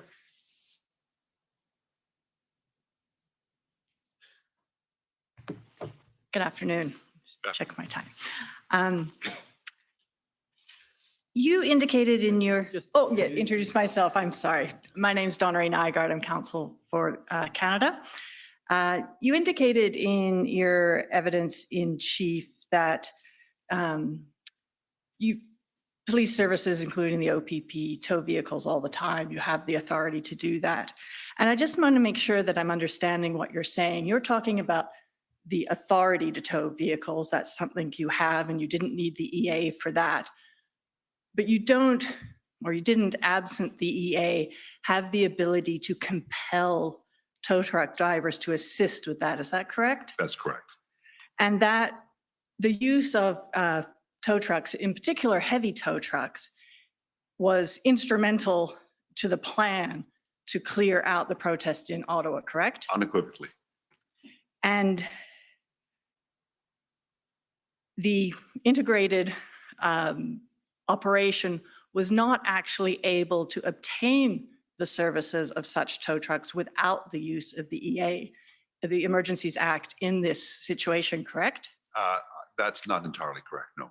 So very early on, in fact, day one, we engaged with our OPP Traffic Services and Operational Support Command, Deputy DeMarco, her team that run all of our traffic programs. We had a gentleman by the name of Kirk Richardson. I believe he's a sergeant with the OPP. Everything tow is expertise, and he had the relationships with MTO. So they had been working tirelessly behind the scenes to build a plan. And I do know that they had some 34 rigs lined up. There were, however, some, I'm aware, that were reluctant because of some liability issues, and the Act gave that support. Could I have document number ONT 50179, please? Now, you mentioned Kirk Richardson, that he's who was doing this, and he was doing the organization with the. He was working directly with MTO. Right. If we can just scroll down to the first email in the chain. So yeah, just so we can see the beginning. So this is an email on February 16th from the MTO, and there's a number of recipients, including Mr. Richardson, you can see there. Mm-hmm. And if you can see in the first bullet point there, it says there were 13 heavy tow trucks requested and support equipment, 11 tow trucks confirmed so far from 3 towing companies, and they were working on securing more. So that was the situation at, I think if we scroll back up, at 1:19 on February 16th. And then if we continue to scroll up to the next email in the chain, I think at the bottom of the first page, we'll see the time of, if you just, so now we're at 5 in the evening that same day. And there's a follow-up email. And if we can just see there that it says in that first line, good afternoon, estimate below per day based on discussions with 2 towing companies. Third towing company has dropped out. We have total 10 trucks at this time. And then you'll see that he says, we need a letter from the OPP requesting these companies to provide services and stating that the federal act cover any damage to their equipment and indemnify them from damage or other claims resulting from vehicle towed upon a police direction. And then if we go up to the final email in the chain, you'll see that it says, hi, Veronica, I've told them that the letter will come tomorrow. They will be moving tonight based on my and Steve's commitment credibility. So would you agree with me that at the end of the day, MOT was actually only able to obtain 2 towing companies and that those were only obtained if they were compelled under the Federal Emergencies Act? Certainly reading this, I would say that was my understanding going through that I mean, when I say tows, there's companies with multiple equipment. Was my understanding we had a significant number available, but there were holdouts that the Emergencies Act absolutely supported their engagement and to bring this to a successful conclusion. But you'll agree with me that as far as heavy tows are concerned, this email chain makes pretty clear that they were only able to obtain these 2. Yes, I'm fully alive to the fact that there was significant issue with tows. Our friends from Ottawa Police, in one of their preliminary plans, were going to use police officers because they could not get access to tows. They were going to use police officers that had the ability to drive those types of vehicles to remove them. So I would agree it was a significant issue. Yes, and that the solution to that issue when it came to the heavy tow trucks was using the Emergencies Act regulations. Certainly assisted it, yes. Thank you. You've talked in a fair amount of detail this afternoon about the importance and the role of the PLTs in the work they do, particularly to shrink the footprint of a protest before enforcement action is taken. And I take it based on what you've said, you'll agree with me that that was a very important part of your plan here. Yes. And in fact, I think you said that if you had to go in without shrinking the footprint, you would have needed 10,000 officers to deal with everyone who was there. Just means putting hands on everybody that's in there and 2 officers per, and just to do the math, you'd need a lot more officers, yes. And if you can't shrink the footprint, not only do you need a lot more officers, but it takes more time to control the situation. Yes. And also that there's more risk of violence or injuries when you've got a bigger crowd to control. There's always risks. I mean, we assess those risks on a day by day, then on operations hour by hour, minute by minute. You know, when PLT is engaged, they're really good at reporting back to us whether or not they believe they've reached their limit. And in our plan, our measured approach, it's PLT that gives us that final nod. What's the status? Do you have any more room to move? No. Okay, they're out. We go in with positive action. But the bigger the activity that you're trying to deal with, the more possibility there is for volatility. Yes. And therefore the greater chance of violence and injuries. Yes. Although I think it's important when I hear the words violence and injuries, that was a key aspect of our plan, of this integrated plan. Yes. To ensure that we, from start to finish, the systematic dismantling of the process is done with everything in our power to minimize injury to anybody, and we succeeded. Absolutely, and you did succeed, and an important part of that was the ability of the PLTs to shrink the footprint significantly before you moved in. Yes, it was a good part of it. And the PLT's ability to do that job is dependent on how persuasive they can be in convincing people to leave. They're negotiators. You know, their role is to ensure that the protesters or those that are inside that perimeter are aware of the law, the expectations, around lawful protests. And then when they go to the point that it's no longer lawful, now you're committing criminal offenses to inform them, negotiate. It's about building trust. Sometimes they make concessions and they're willing to do things. We have to give them the leeway to make some concessions if necessary. But if this all happens with the commanders being fully aware of what's going on with PLT, what their mandate, what autonomy they've been given, what authorities they've been given. Yes. And one of the tools that the PLT has to convince protesters to leave is educating them on the consequences if they don't leave. Absolutely, yes. And presumably, the more significant those consequences, the more persuasive the PLT can be in convincing people to leave. Yes, possibly, yes. And in this case, when this plan was actioned and the PLTs went in to do their work to try and shrink the footprints, one of the tools that was used was a pamphlet that was handed out, correct? I believe so, yes. And perhaps I can just, if I can pull up OPP 401852, this is the integrated phased approached plan from February. This particular version is dated February 18th, but I understand this is just an update of the plan that was in place for at least since the 13th, yes. And it was going through various iterations. And if we can go to page 5, please. Probably actually page 6 of the document. It's page 5 on the page numbers. Yes, down towards the bottom of the page, up a little bit. Just under the bolding there, this talks about the pamphlet that was being, or it was a media release provided, but as I understand it, there was also pamphlets handed out that stated the same thing. Is that your understanding as well? Yes. And so there's various information that was being provided to the protesters to try and convince them to leave by the PLTs, and it's listed here. First, it mentions criminal code offenses, and if we can go to the next page.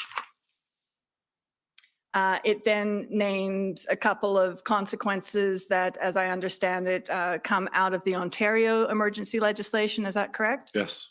And those consequences, in particular, the driver's license suspension and the commercial vehicle operators registration suspension, those would only be applicable against people from Ontario, correct? No. So the Ontario legislation allowed you to cancel suspend the driver's license they seized, if that was a vehicle from out of province, plates were removed, the stickers were removed, and we would seize. And then we have those agreements with other provinces. But yes, it was my understanding on enforcement day, it's exactly how it was used. So your understanding is that the Ontario legislation allowed they're in the province of just let me finish the question, allowed you to suspend the driver's license of someone from British Columbia? Who was sitting here in British Columbia. Yes, that is my understanding.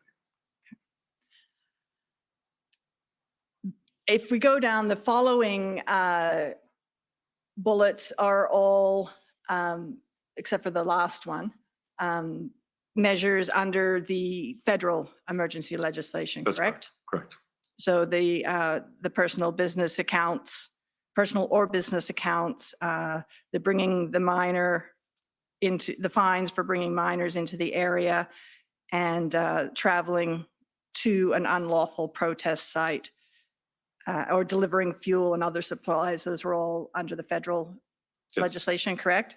And you'll agree with me that the addition of those bullet points provided more persuasive fodder for the PLTs to convince individuals to leave. Any piece of legislation that we were given, we used to the extent that we could possibly use it. Absolutely did support it. And as a result of those additional tools, the PLT would have been able to convince more people to leave than they otherwise may have been able to do. Well, I don't have any metrics for their success, but the more that you can give them, absolutely. Yeah. And so that allowed you to have a smaller footprint that you were dealing with and perhaps allowed you to get to that smaller footprint faster. Possibly. Those are all my questions. Thank you. Thank you. Next is the JCCF Democracy Fund.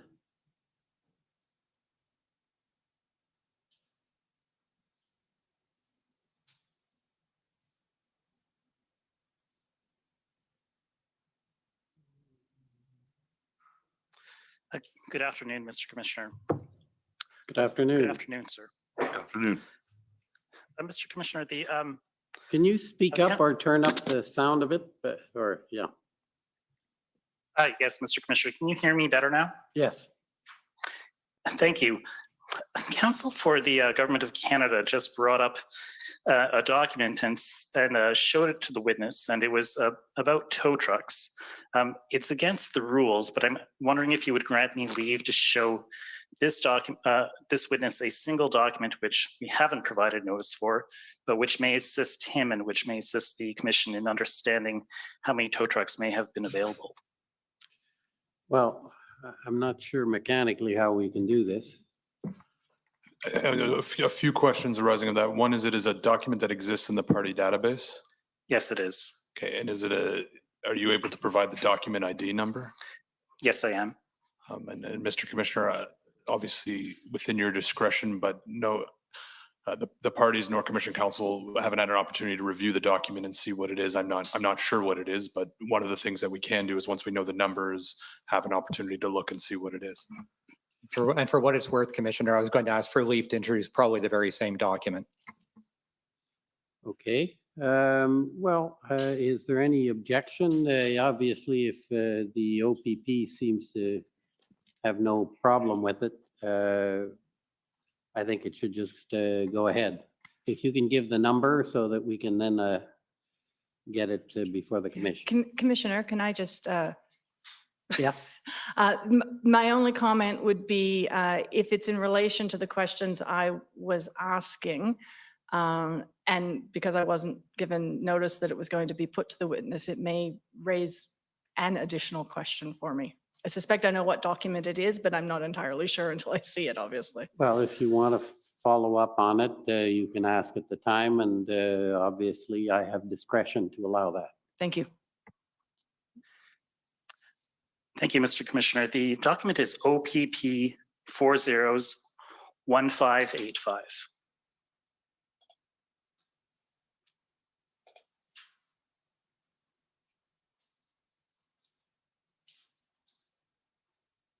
Can we just go down to the third page, the top of the third page, please? So here you can see an email, and can you just actually scroll up a little bit so we can see who the email is from? So this is an email from Rose DeMarco. Do you know her? Yes, she is a Deputy Commissioner of Traffic Services and Operational Support with the OPP. And it looks like this this email is being sent to somebody at the Solicitor General's office as well as the OPP Commissioner. Yes. And if we just scroll down a little bit, she says there are a total of 64 heavy tow companies in the province of Ontario. Do you see that? Yes. And I think this is what you were referring to before. She says companies who would provide service, 7, with 34 total heavy tow units. Yes. And if we just look down 2 lines, she says 10 companies waiting for callback from the 57 in total. Yes. Now, the document that we just saw from the Government of Canada was, I believe, dated February 17th, 2022. So that's some 4 days after this document.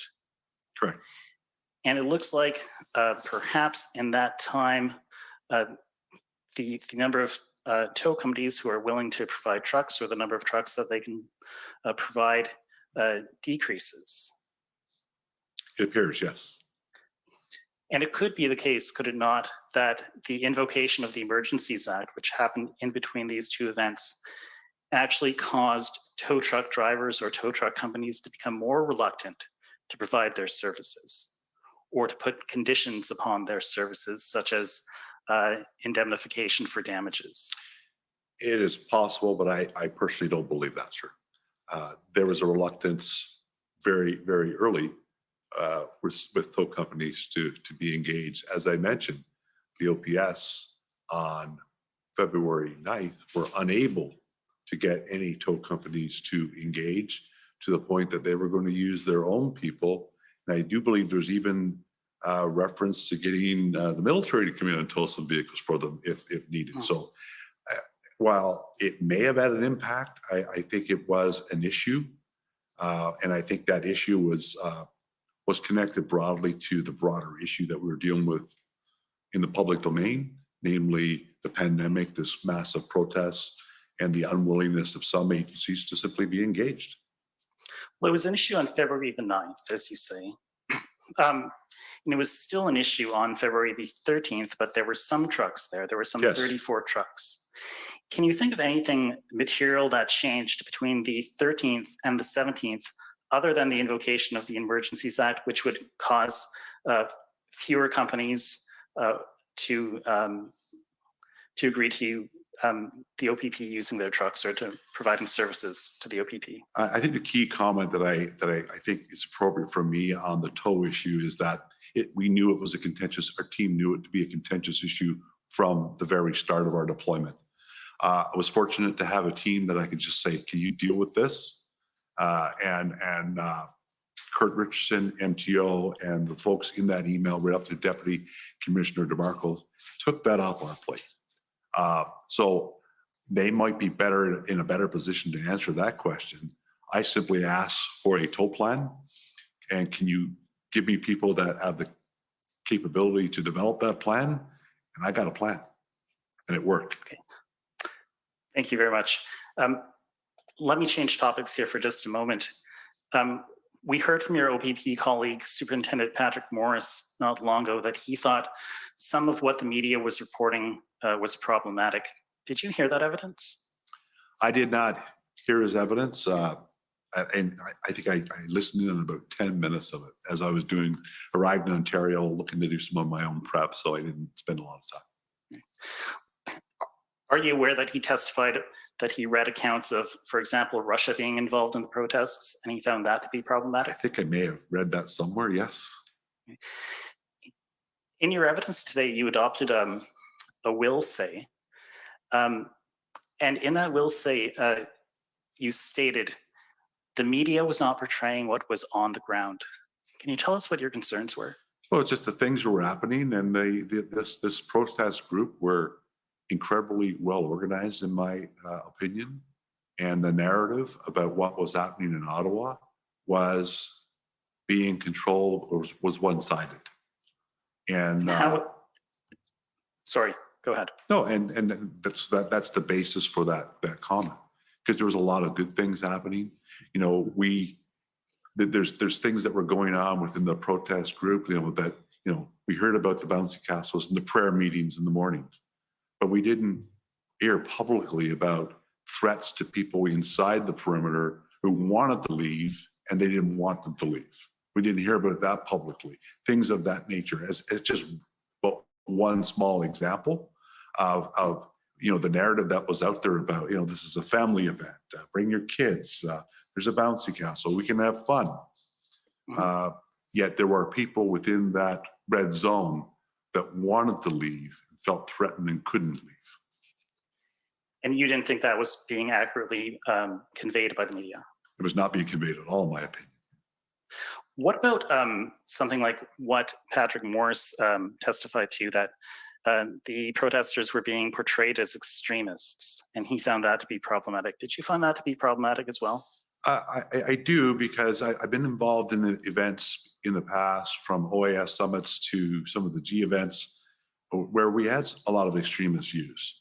There was fringes of it with the two groups, I believe, that were around Nicholas and Waller and Rideau Sussex, maybe, were of concern, but they were not a major concern. But there's always that risk of escalation that you see from those extremist groups. It was the profile of the protester for this event was none like I've ever seen in my 36-year career. We had everything from grandparents. My first day in this assignment, I was shown a picture of two officers that had worked for me in the past, who were retired, who were in the crowd with the protesters. We saw children. We saw a lot of crestfallen police officers in the crowd, military, nurses. So it wasn't your normal group of people that you're dealing with. So I guess that's the point. Was there still concerns from our perspective on extremism? Absolutely. But we relied on and trusted the intelligence as it came in on that regard. Thank you very much, sir. Those are my questions. Thank you. Next, call on the City of Ottawa, please.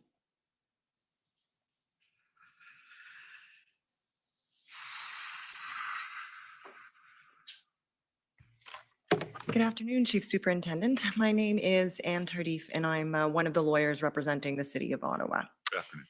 Good afternoon. If I could turn up or ask to be turned up, OPP 401792. And sir, these are your notes. I don't know if you have a hard copy there that you'd prefer to refer to, but otherwise it'll go up on the screen. I'll wait for the screen, sure. And could I ask that you turn to page 3, please, of the document? Now, this is just to show you the date at the top, sir, the 8th of February, 2022. And if we could scroll down to about the middle of page 4. A little bit lower. There we go. Now, do you see there's an arrow there that has the word "from federal government" at the end of it? And I'm going to ask you if you could help me out with your handwriting for the first part of it. Yeah, you may have to help me with my handwriting. Sorry. Do you see it there? There's an arrow about just below the middle line of the page. What did you write there? Daily siege from federal government. Daily siege from federal government. Yeah. What did you mean by that, Just sir? pressure. Pressure. And was this pressure that was being placed upon the Ottawa Police Service? The police service, the community to get this resolved. On Ottawa as a whole to get this resolved, Yes. basically. And was this siege being applied just, privately in calls to the chief or to city officials, or was this occurring publicly? Well, this is notes that I took on being briefed on my assignment. Okay. It might be better from those who gave me that, but that was my sense from the briefing that there was pressure around like this. We got to get this fixed. And can you just help us out? Who provided this briefing? It was jointly provided by Commissioner Creek, Deputy Commissioner Harkins, Mike McDonnell at Injex as it related to POU, and Craig Abrams, who was on video link, gave us the overview of the state that was in up to that point. Thank you. So we can ask them about this. And I take it they were relaying this to you in your briefing because that meant that that was impacting the response in Ottawa, making things more difficult, if I can put it that way. Yes.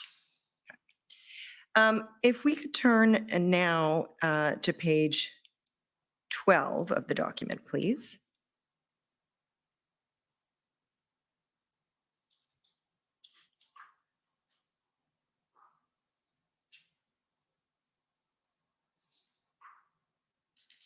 Okay, and if you could scroll to the bottom of the page, Madam Clerk. Now, we can go back if you need me to, sir. We're on February 9th at this point. If you could stop there, Madam Clerk. Do you want me to go backwards to see the date, or you're all right? Okay, let me know if you do want me to. Do you see the entry there, 10:34 on February 9th?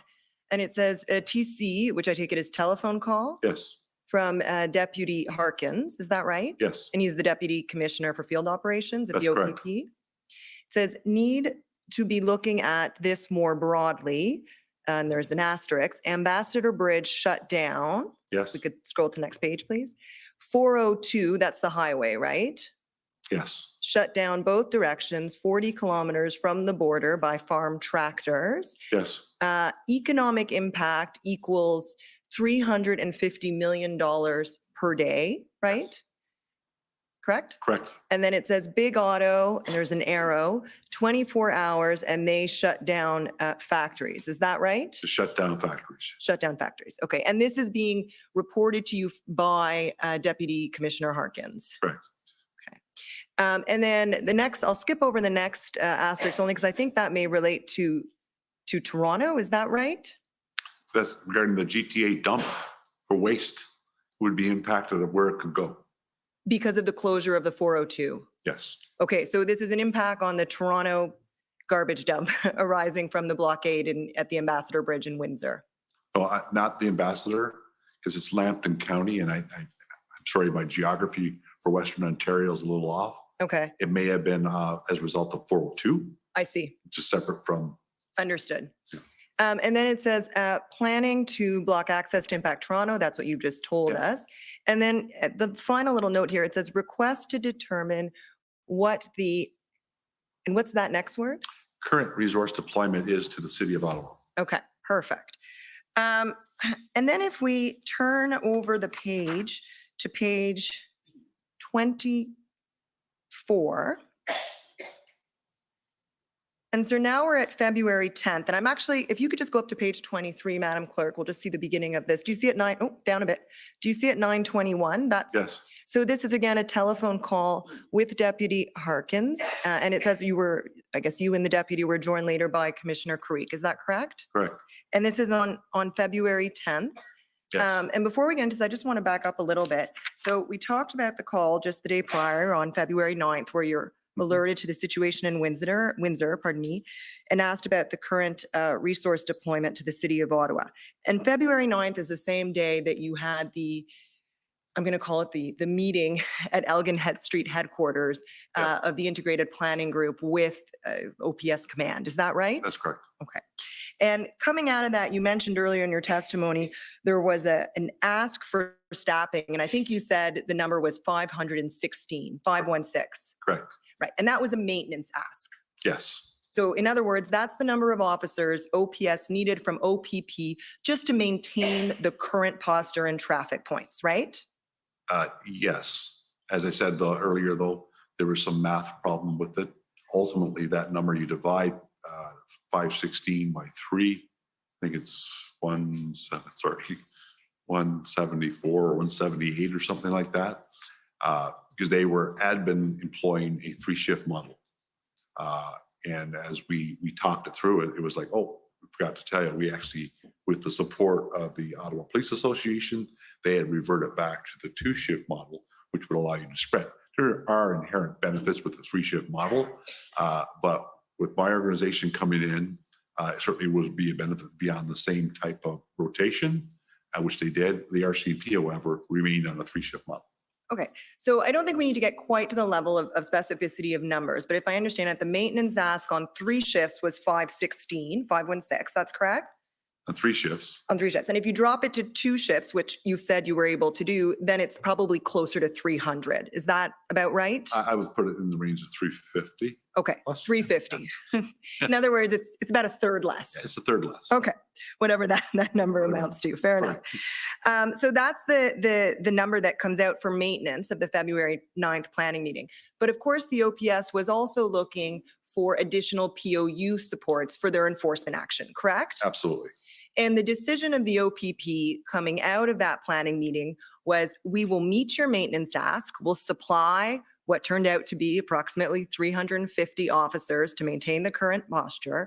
But at this time, we're not going to move forward with the POU ask for the reasons you've already explained relating to the planned, et cetera. Yeah, no, that's not accurate. That's not accurate. My No, apologies. we continue to deploy POU, to make plans for POU.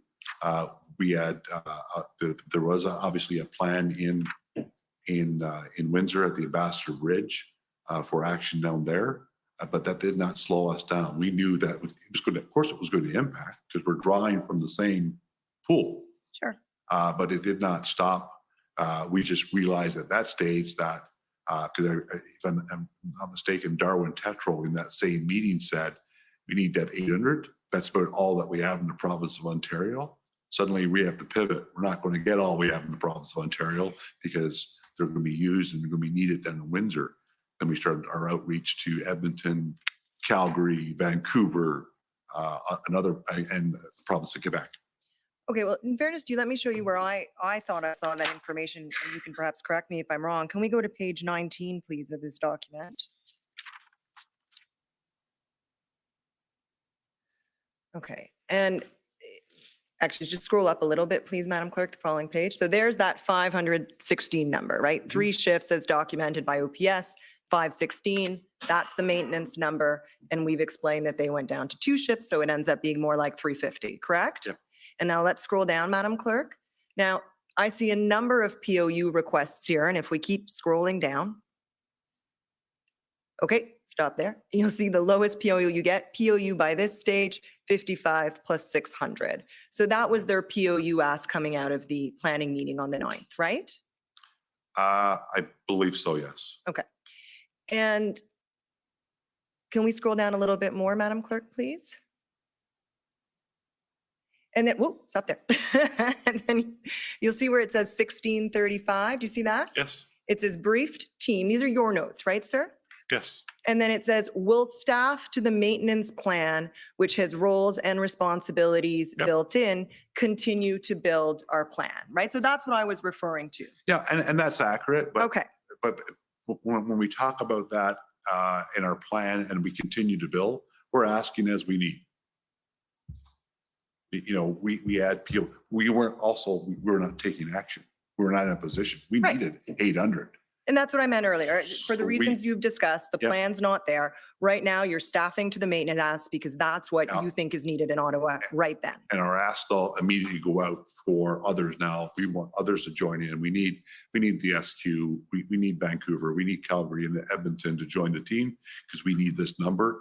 And then the logistics around arranging all that, getting the approvals, the supports for them to be deployed were occurring.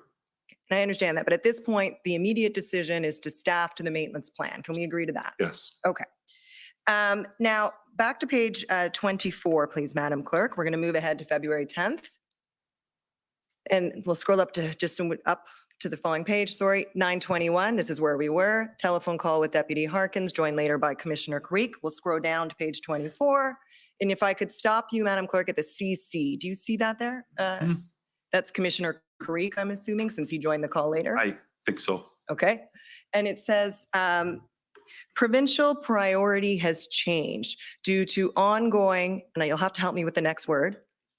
Issue in Windsor. Issue, thank you, due to ongoing issue in Windsor, both from, I think that's Intel and impact assessment. Yes. Okay. It is now our priority, it being Windsor, while continuing to support the RCMP/OPS in Ottawa. We may not be in position to supply Ottawa with all they need at this juncture. Right. And that's what Commissioner Creek told you on the morning of February 10th, correct? Yes. Just to put us in time, that's the Thursday, right? Before the weekend, correct? Yes. Okay. And it's my understanding that the maintenance ask, the approximately 350 officers, was actually only fulfilled on the morning of Saturday, February 12th. Is that accurate? You know, I'd need a lot of information in front of me to be very specific in terms of when we finally did it. We certainly made the ask. And yeah, and no one's suggesting otherwise. So I can pull up a document. It's not a problem. No, if you say it was reported that it took till then to do it, I believe that. Okay. It was a struggle. A lot of people did not want to be deployed to Ottawa. A lot of people did. I missed the last part. Did not want to be deployed there. To Ottawa. Yes. Okay. You want people to want to be there, but it was a struggle. Right. So and the circumstances you're describing, Windsor and the reasons you've just described, that explains why the ask being made took, from February 9th to February 12th to be fulfilled by the OPP. Yes. Right. And when you say OPP, and OPP and partner agencies, of course, I just happened to be OPP here. Okay? We're there with an integration with multiple agencies. We're all in it together. I understand. Let me be fair to you. It took 3 days for OPP together with all of its partner agencies to fulfill the maintenance ask by OPS. Yes. Thank you. Those are my questions. Okay. Thank you. Next are the convoy organizers.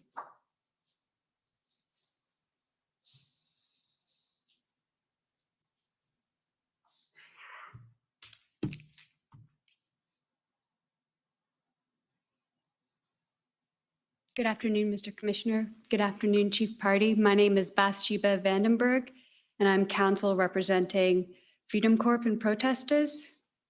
I have a few questions for you this afternoon. I'd like to ask you about the February 9th plan I referred to earlier today. It contemplated building a public order unit plan. Is that right? Yes. Oh, sorry.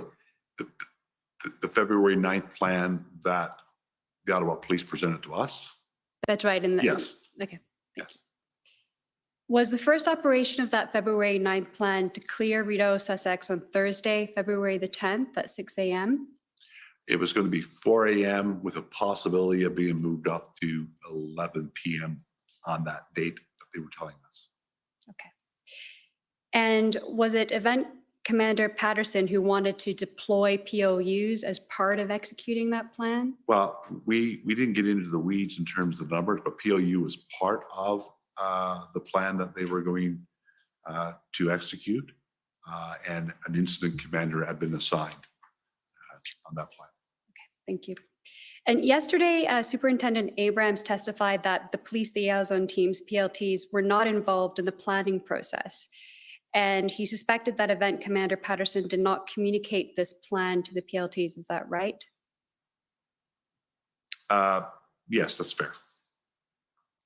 Were you aware that at the same time as the integrated cell planning, what you call the group, that the PLTs were negotiating a plan with some of the protesters to start moving trucks on February 10th from the Rideau-Sussex intersection?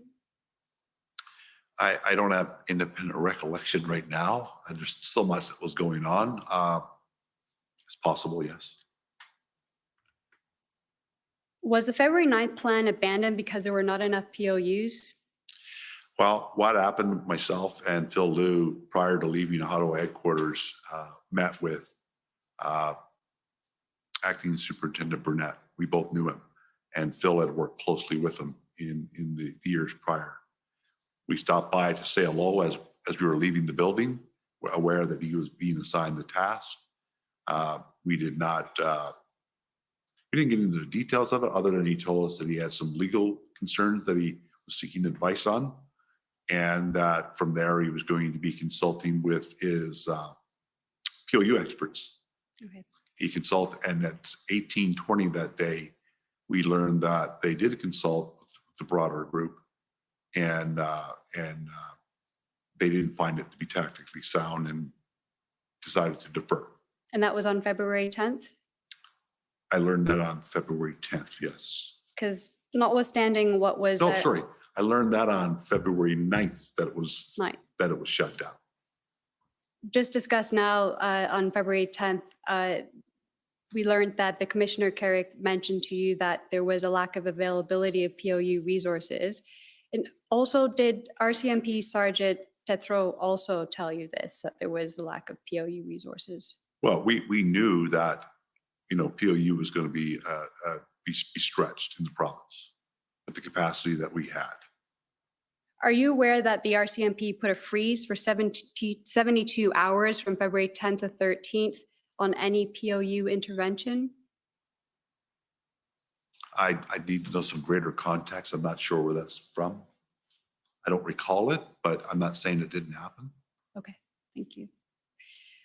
Earlier today, the mission statement of the February 13th plan was put to you, and it included a reference to the utmost respect to the individual charter of rights and freedoms. Is that right? Yes. And part of that February 13th plan to contain a main action plan. Is that correct? Yes. And that the mission statement provides strategic direction to operations. Is that correct? And that the objective of the main action plan was to de-escalate and negotiate a peaceful resolution and demobilization of the Ottawa truck demonstration. Is that right? On February 14th, you continued to work on developing the February 13th plan with a group of POU SMEs. Is that correct? Correct. The February 17th plan referred to in your testimony, officially titled Integrated Public Order Unit Concept of Operations, is also referred to as POU Tactical Plan or Action Plan, correct? Yes, it's a sub-plan of the master plan. Right. And the objective of that February 17th action plan was to systematically clear and take down the protests, right? Correct. I put it to you that the mission of the February 17th action plan was to ensure the removal of the protesters in the area of the blockades in relation to the Freedom Convoy 2022. This will be achieved by securing, isolating, and evacuating persons within the designated blockade zones to ensure the safe detention and arrests of any participants taken into custody, ensure public and police safety. You agree that there is no reference to the Charter of Rights and Freedoms in the February 17th action plan? The mission has it. That's normally where it's contained, but what you read there, no. Thank you. Those are all my questions, and thank you for your 36 years of service. Thank you. Thank you. If I could now call on the government of Saskatchewan.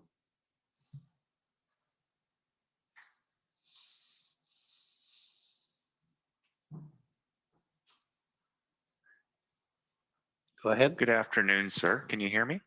Yes. Thank you. Sir, my name is Mike Morris, and I'm counsel for the government of Saskatchewan. I'm just going to have a few questions for you today.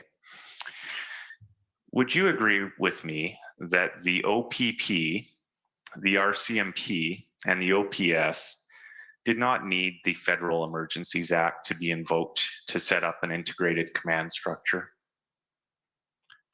For the purposes of setting up an integrated command structure, no. We've done that in every major event that we've had with OPS in the past. And I gather you'd agree that those same police forces didn't need the Federal Emergencies Act to be invoked to come up with an operational plan for removing the occupation in Ottawa, correct? I would agree with that. And you signed off on the operational plan that was ultimately used on February 12th on behalf of the OPP, correct? That was a version. There were multiple versions, but that was a version, yes. Okay. And I understand the RCMP approved that same version of the plan on February 12th as well. Is that correct? Yes, sir. And I think we've heard that the OPS approved that same version of the plan on February 13th, correct? Correct. And when you signed off on that plan, you were confident that it could be implemented to end the occupation, correct? Yes. And the February 13th plan did not contemplate any powers under the Federal Emergencies Act, correct? Not at that time, no. And as commander of the Integrated Planning Cell, if you had thought that such powers were needed, you would have told someone, correct? Well, we certainly felt that we had what we needed to develop a plan to dismantle the protests with what we had. Thank you, sir. Those are my questions. Thank you. Okay, thank you. Next, if I could call on the government of Alberta.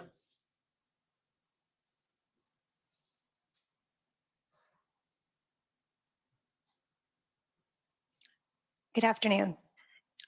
My name is Mandy England, and I'm asking some questions today on behalf of the government of Alberta.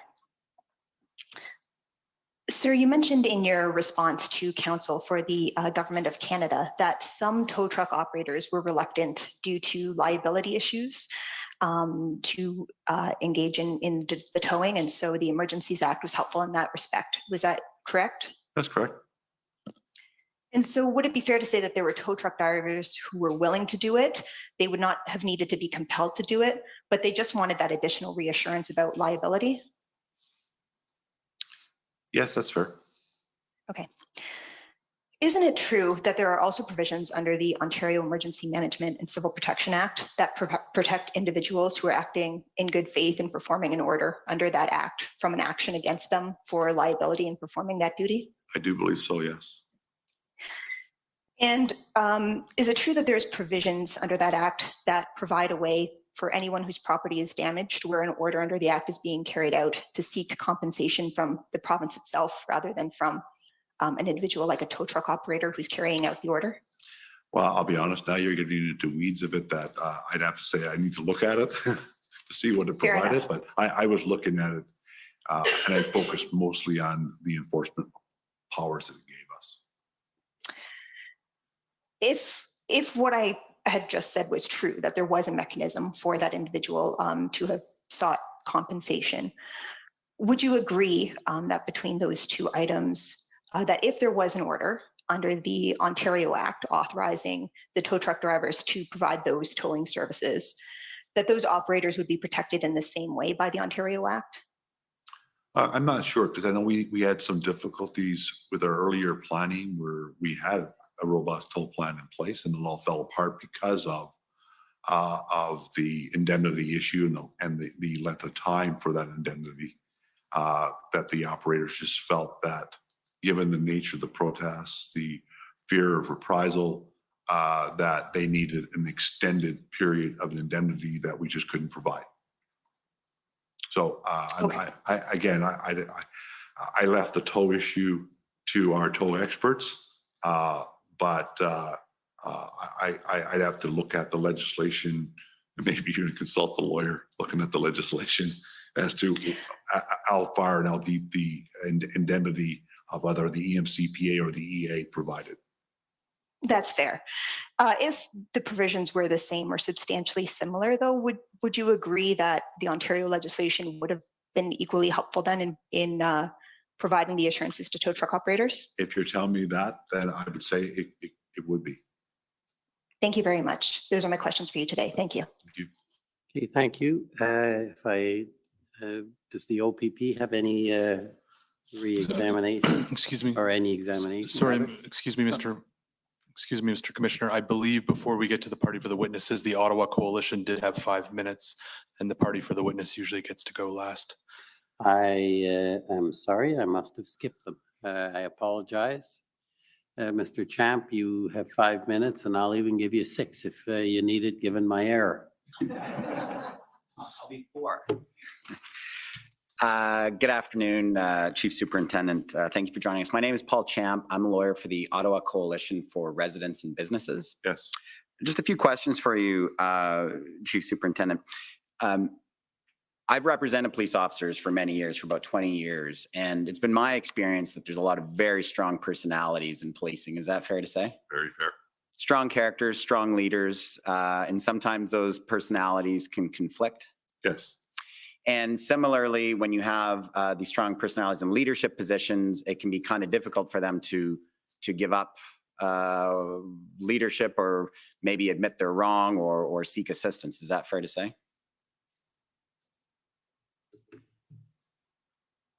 Yes and no. Sometimes it's a failure of leadership for not doing it, not asking for help. That's fair.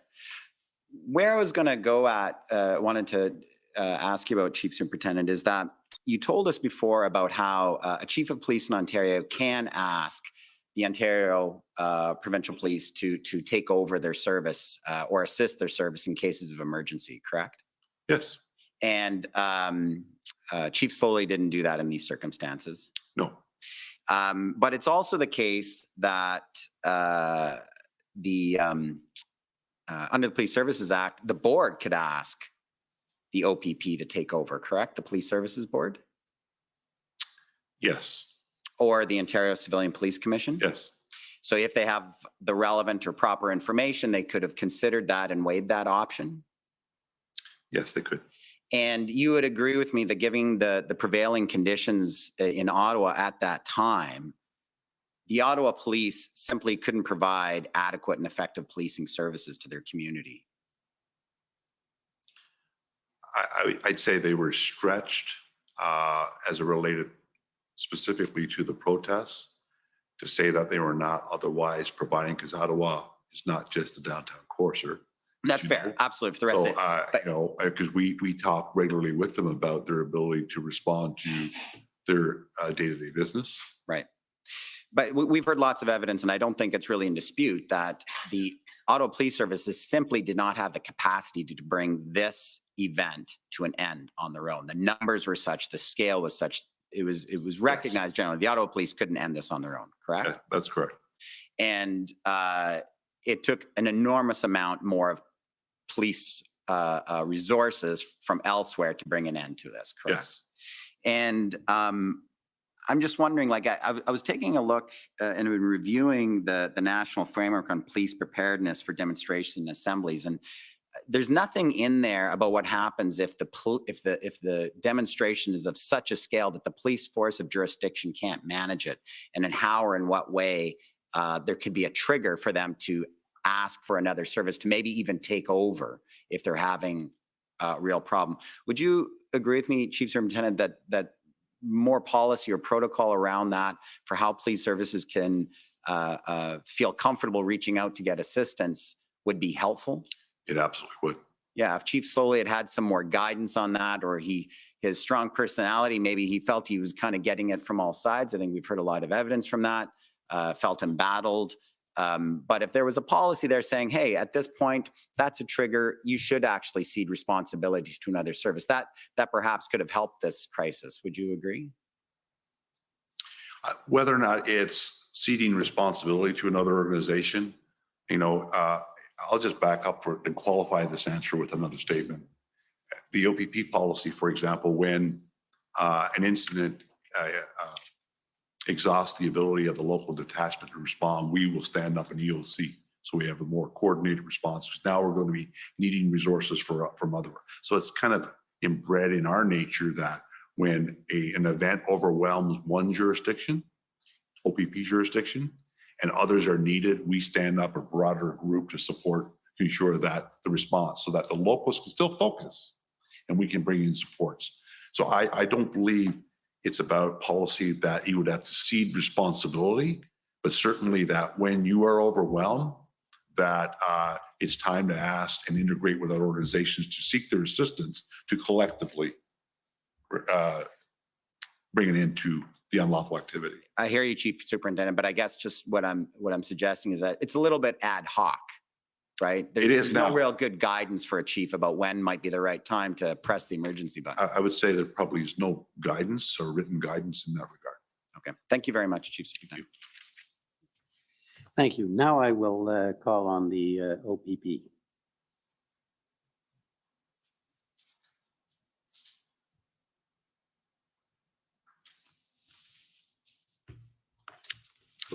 Good afternoon, sir. It's Christopher Diana, Councillor of the OPP, as you know.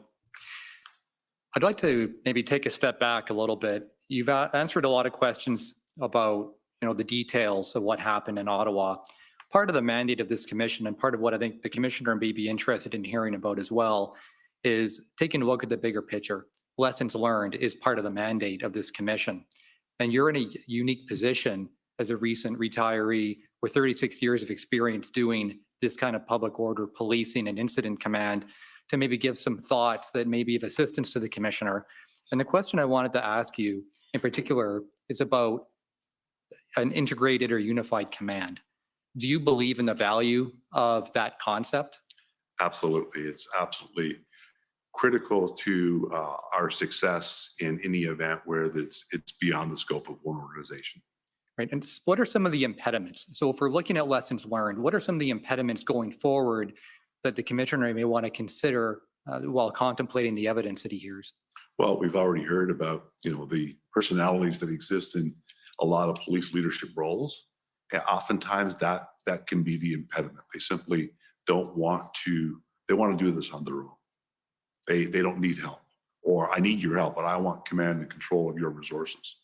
There's an organization out there that I know of that would ever say, okay, we'll send you 500 officers and just use them gently. It doesn't work that way.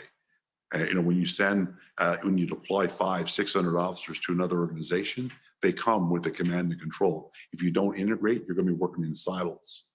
If you don't integrate, you're not going to be communicating about the ultimate strategic objectives and goals of what you're trying to accomplish.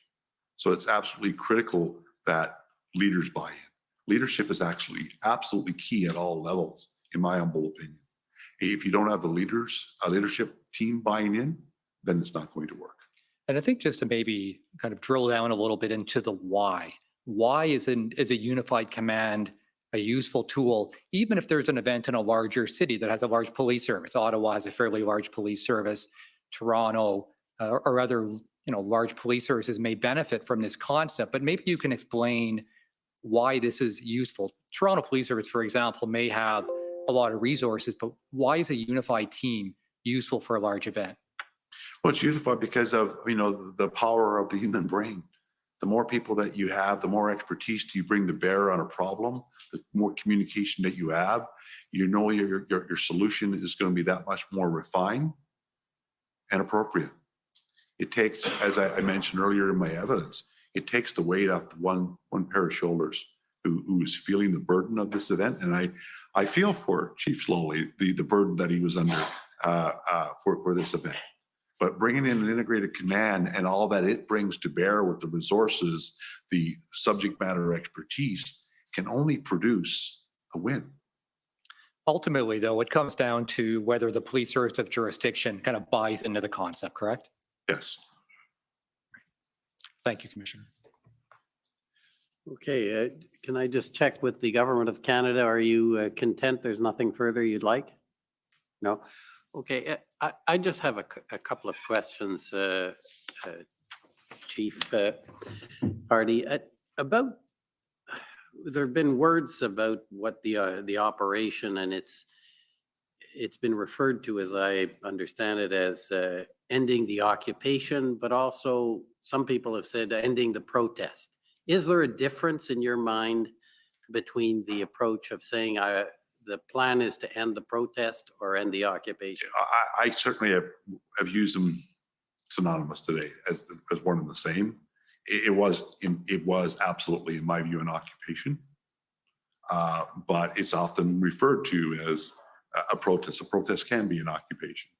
So they're one and the same from my view. Okay, and in that, I just want to ask you if you could have a look at your mission statement, and we've had it referred to, and I think it's OPP 1851.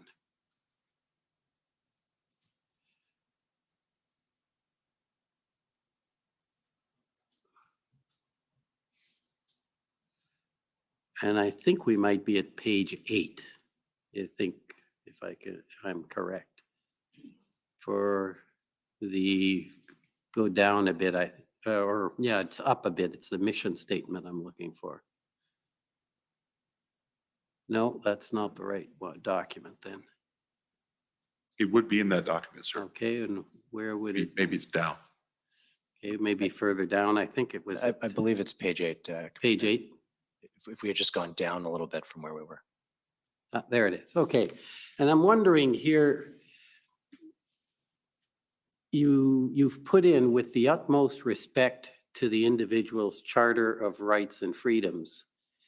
And I was wondering, was there any thought about there are protesters there that may wish to protest appropriately, if I can call it, without breaking law, i.e. continue a protest legally in some manner in some place? Yes. Was that taken into account? Absolutely was taken into consideration in our messaging through PLT that, you want to protest where you are now is deemed illegal. You need to leave. You want to protest, there's other venues. And this is why we put in this mission about the Charter of Rights, because there are lawful protests that you can do. I guess that's why I was wondering about your answer of saying ending the protest and ending the occupation you took as being the same. The same, but I guess I should qualify within that red zone that's now deemed to be an illegal occupation. If you're in there, you're breaking the law. If you're in there, you need to leave because it has been deemed illegal, what you're doing, an illegal occupation. So that meant, because we had a lot of people that our PLT interacted with that continually pleaded that, well, we're all doing everything lawful. They had this, a lot of them felt they had that plausible deniability so PLT had to educate them. Okay, it's a lawful protest to a point. Now you've reached a point, there's injunctions, there's criminal mischief going on, there's all these things that are happening. This protest, this demonstration, this occupation is now deemed unlawful and you need to leave. If they chose, and we gave people an exit strategy, if they chose, well, we'd like a protest location where our voice can be heard, that would have been facilitated by PLT. Okay, so the PLT was seeking to shrink the footprint, but are you saying they also would facilitate a continuing legal protest in some location or in some manner. If someone said to them, but we have a right to protest, they would have said, not here. There's other ways that you can protest, but now you're in an illegal zone to protest. And they when I say facilitate, I mean, they're not going to, stop what they're doing so we can now set up a place for you to protest.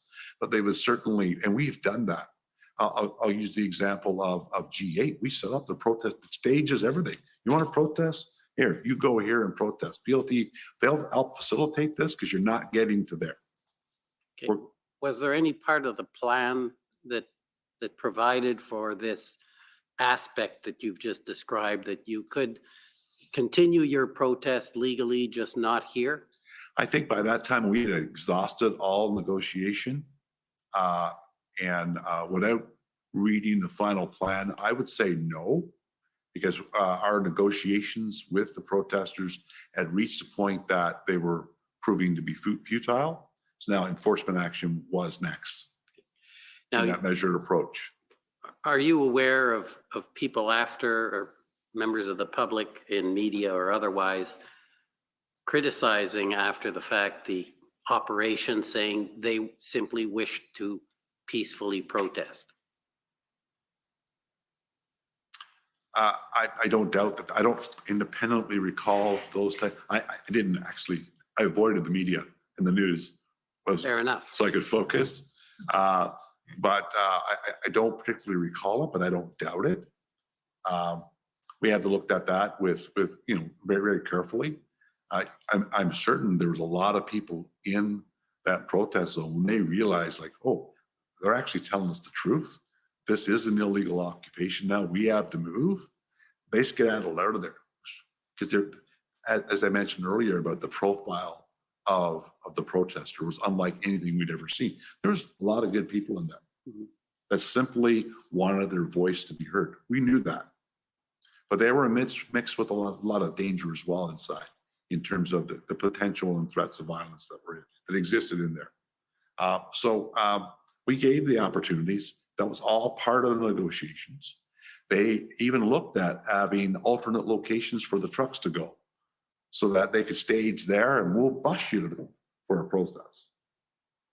And that did not work out.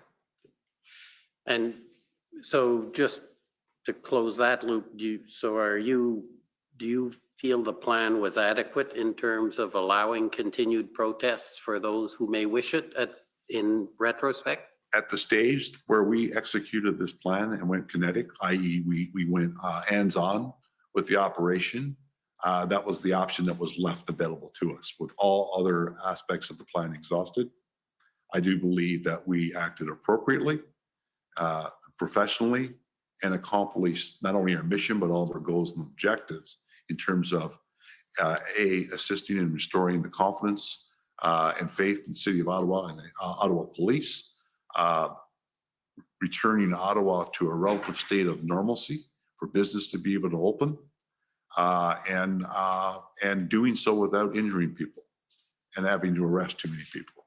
We know our justice, a lot of people put a lot of stock in arrest. We also know our justice system just doesn't have the ability for us to arrest and charge 3,000 people. We all know what would happen there. So I believe that we accomplished those goals and did so and returned, because very shortly thereafter, there were protests again in the city of Ottawa that were permitted and were peaceful. Thank you. One other thing I just want to explore briefly, you spoke about PLTs, and I don't know how to put it. It was not necessarily embraced as it maybe should have been by OPS in this operation. Is that fair? In their initial. Yes. Believe me, the initial. Within a day of our arrival there, we engaged with Marcel Baudin, who I believe you're going to be hearing from. And we got things back on, they collectively, when I say we, got it back on track with a PLT focus. Now, a lot of the work of PLT involves, as you've talked about, negotiating, de-escalating. Yes. And for those who wish to bring a quick end to a protest, PLTs maybe are not are not viewed in the same way, or they're viewed as delaying what they wish as a result. My personal opinion is if we took an enforcement action directly every time just to end it, we'd be sitting before another commission of inquiry and a road about a lack of a measured approach. So in my humble opinion, I would use PLT in every circumstance. They may last 10 minutes and be rendered ineffective, but we've tried. We've tried the negotiation route. We've tried the de-escalation route. It did not work before we go kinetic. Yeah, you may be going the wrong direction. You're thinking I'm going the wrong direction. I'm not disagreeing with that. Okay. What I'm trying to get at is the public often is not aware of the role and importance of PLTs because they want results. Would that be fair? In some cases. I would say it's a fair statement, sir. Okay.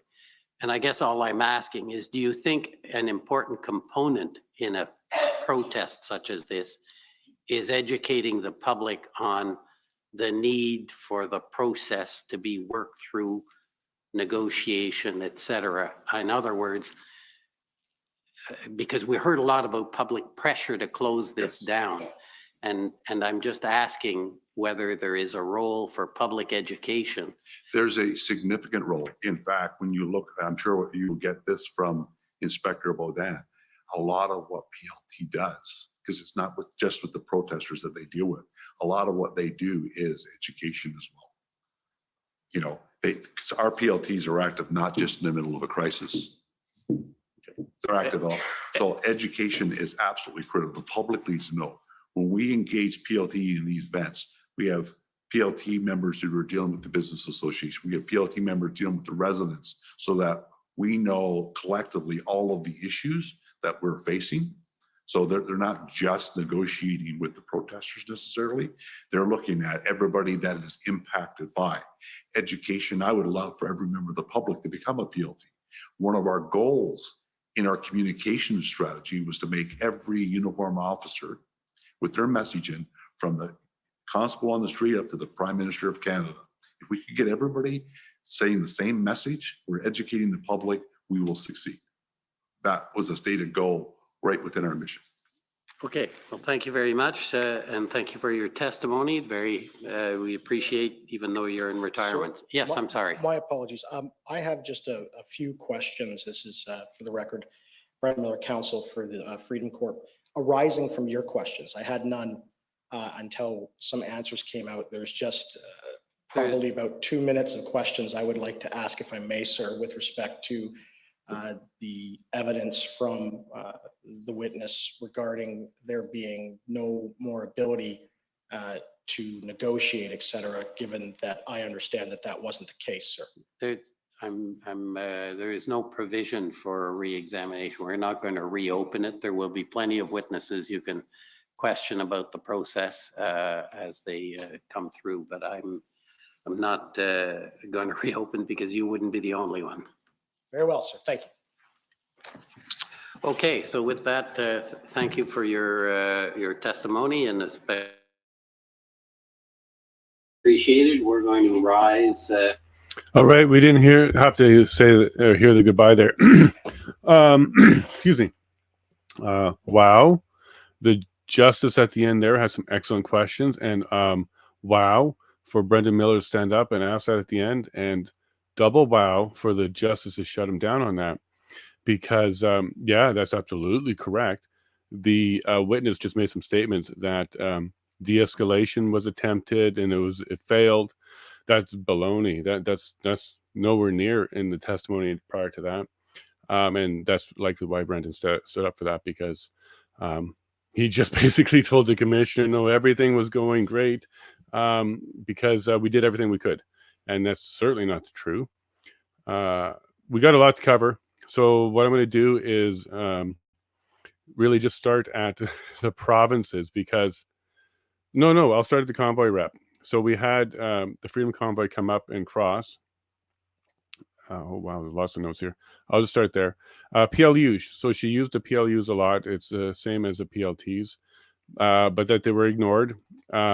She pointed out rightfully that there was a plan in place on February 9th, and she had him confirm it, and he said yes. What happened to the PLU? Because they didn't find it to be tactically sound, so they shut them down on February 9th. I don't know why they decided to do that and why they decided it was tactically unsound to have continued negotiations and conversations, but there you go. And then she did a great job on having him confirm that the February 13th plan. Now, this is important because this is one of their tactical plans, and this is before the Emergencies Act. And now, please remember, the Emergencies Act is not meant to be something that's useful and just a tool that makes it easier. And it's not meant to be something that just speeds up some processes like swearing in or moving people off the street. The Emergency Act is supposed to be in response to no other option. So it was a great questioning to establish that on February 13th, there was a plan. They called it, and it contained a main action plan. She was very good at using the terms that were necessary for him to confirm that this is the part of the plan. So there was a main action plan, and then it had strategic direction of operations.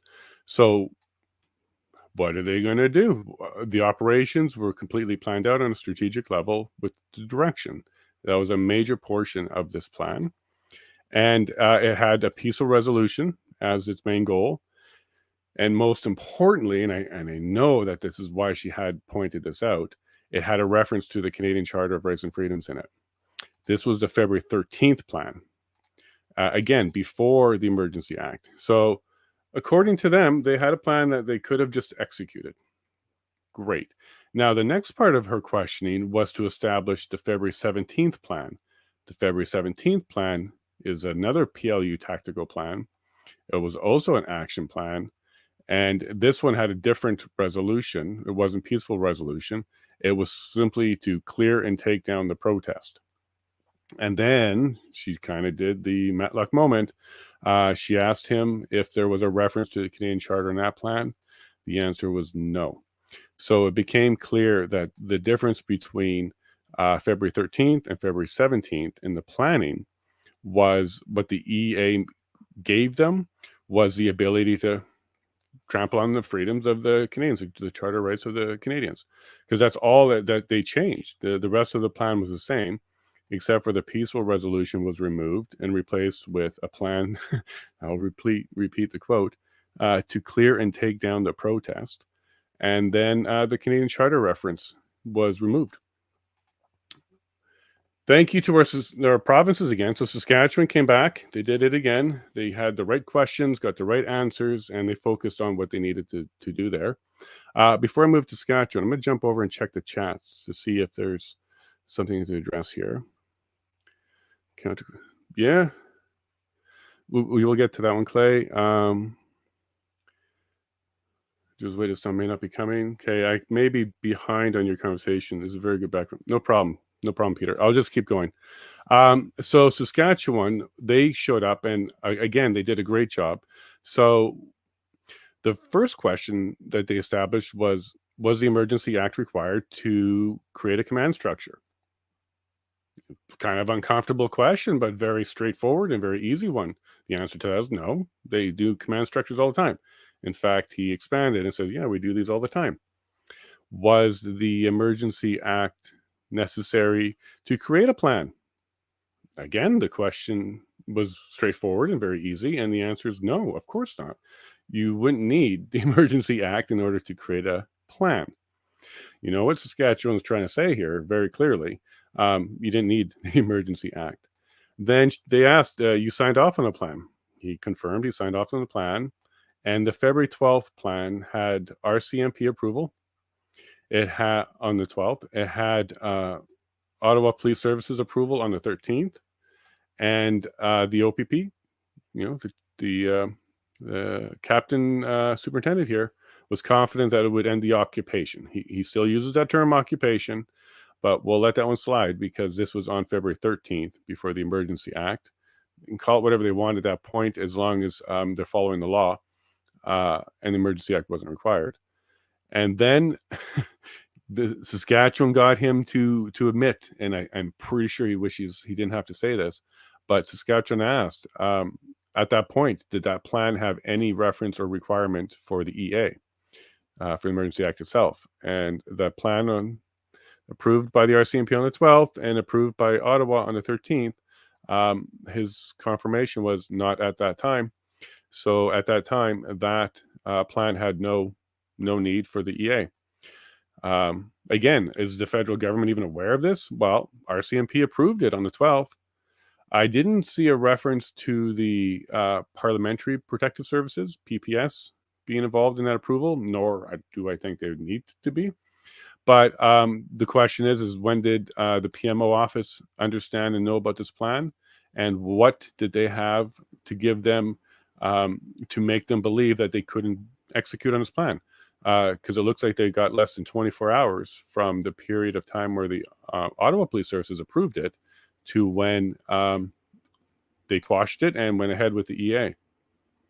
And as you also heard in that testimony, this is still the plan that they did use eventually to move everything out. So they didn't really need the EA at all. They were still going to be executing that plan. And then one more question on Saskatchewan, which I think was good. If you needed the EA powers, would you have told somebody? There was some reluctance to answer that question directly, but in the end, he did confirm and he said correct. If he needed the powers, he would have told somebody. So what Saskatchewan's trying to establish here is, did you send an email that says we need the EA?